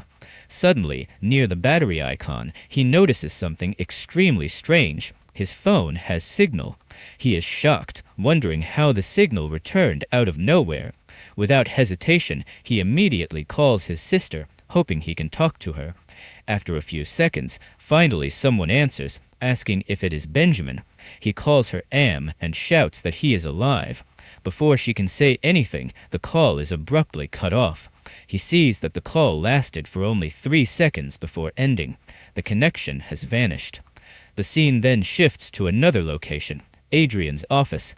Harris Walker, who was recently granted a marquisate within the Duchy of Lauris and appointed Chancellor of the Duchy, is present. He asks Adrian if he intends to work him to death. Our boy replies that Walker himself said he wanted to do something big this time, and a marquisate within the duchy is still known as the title of Marquis within the Haze Empire. Walker replies that if His Grace grants him such a high position, it means he intends to make him work extremely hard. He admits that he is truly exhausted this time. As they continue talking while walking through the castle corridors, the boy from Earth suddenly starts running and bursts into the office without thinking twice. He excitedly explains that he regained a mobile signal in his room earlier and managed to speak with his sister on Earth for a few seconds. This shocks Adrian. He immediately stands up and apologizes to Walker, saying that they must end their discussion for now. After Walker leaves, Adrian checks the records and confirms that there is indeed a call log showing a 3-second connection from about 30 minutes ago. He is deeply puzzled, wondering how such a thing could happen. Grand Duke Lucas spent decades researching this phenomenon without finding answers. Only after his death did his weapon manage to return. Adrian realizes that for something like this, he needs to speak with Chester. He quickly calls Chester, also known as Mini Manuel Lucas, and explains that about 30 minutes ago, Benjamin's phone briefly connected to Earth, and asks if Chester has any idea what could have caused it. Chester replies that he is not sure if it can be called a coincidence, but at the exact same time the phone connected, Hollywood Control Terminal Number 2 was attacked. This information leaves Adrian deeply concerned. Chester says that it was exactly the same as the first time. When the situation went out of control, the second unit self-destructed, and as a result, the system's administrator rights were transferred to Unit 3. Adrian says that at least this time the system didn't collapse completely, and asks if Chester managed to identify who carried out the attack. Chester replies that he did not, but they might be able to learn something by analyzing the wreckage. However, they avoided getting too close, fearing they might be traced. Adrian says that this does not seem related to Earth, but Shasta remarks that it is an astonishing coincidence. Adrian then thinks that among their enemies there are aura masters and archmages. If they were capable of locating the control terminals, they cannot be just an ordinary group. The only relief is that there was a significant amount of time between the fall of the first and second units. In this situation, the only choice he has is to resolve things within the game. Thus, he, Arcia, and Bug face an entire squad of hooded figures. They are agents of the Blue Moon. He selected 20 of them who know about him and maximized their levels and equipment as much as possible. Until now, even though the process was slow, he believed it would not be a problem as long as he advanced safely. However, it seems he must move faster. Suddenly, Bug starts shouting, calling them rookies and demanding that they treat her as a veteran with proper respect. Someone strikes her on the head from behind, telling her to shut up. Returning his focus to the task, Adrian says they will do things properly this time. They will form groups of 5, adding an archer and a rogue. The support members should continue playing and get used to the pace. Adrian takes charge of the operation as a level booster. His goal is to level up as quickly as possible, as he still needs 35 levels to reach the maximum level of 300. He and Arcia defeat numerous monsters, with him finishing them off using 8th circle magic. Our boy thinks that at this rate, they will reach the level cap twice as fast as originally planned. After some time, returning to reality, Adrian reflects on a world where pieces of metal fly through the skies and knights in armor fire destructive beams everywhere. Hondel is a fantasy world filled with mysteries and miracles. If one had to choose the most forbidden yet dangerous land full of secrets, most people would point to this place, the Dragonlands, where they are currently located. Up ahead, Russell says that it is a perfect day for an expedition.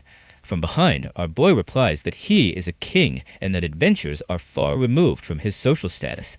Russell says that he is afraid he does not know about that, and among all the mages he knows, Adrian is his most capable disciple. Meanwhile, Arcia reminds them that their wedding is in 5 days. Russell replies that it will probably be over before then.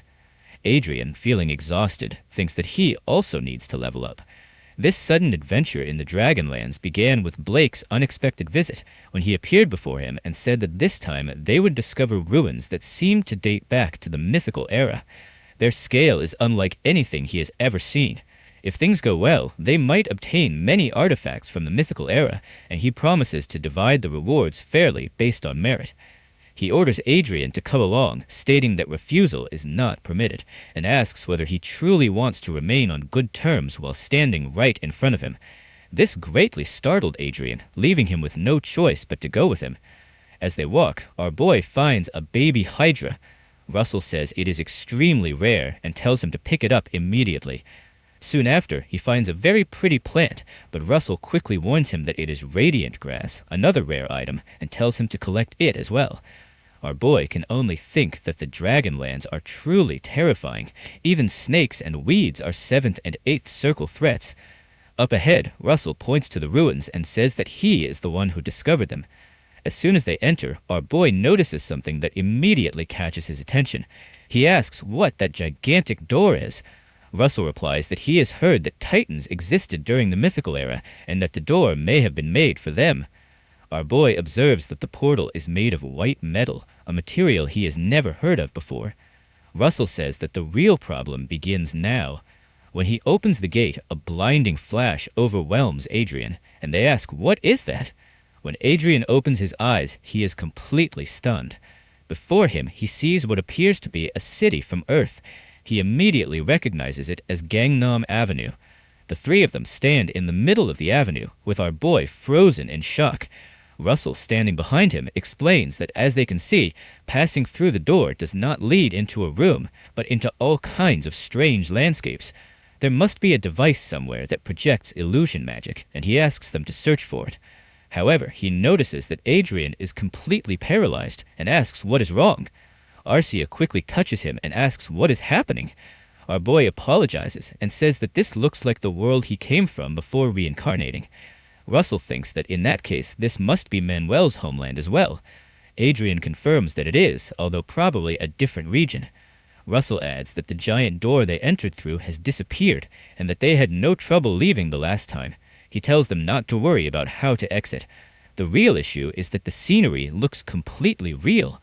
Our boy thinks that even with his clairvoyance, everything seems legitimate, and he can see everyone's status. Suddenly, Russell says that this is troublesome and asks whether he should just kill everyone. Adrian immediately stops him, and Russell asks, "What is the matter?"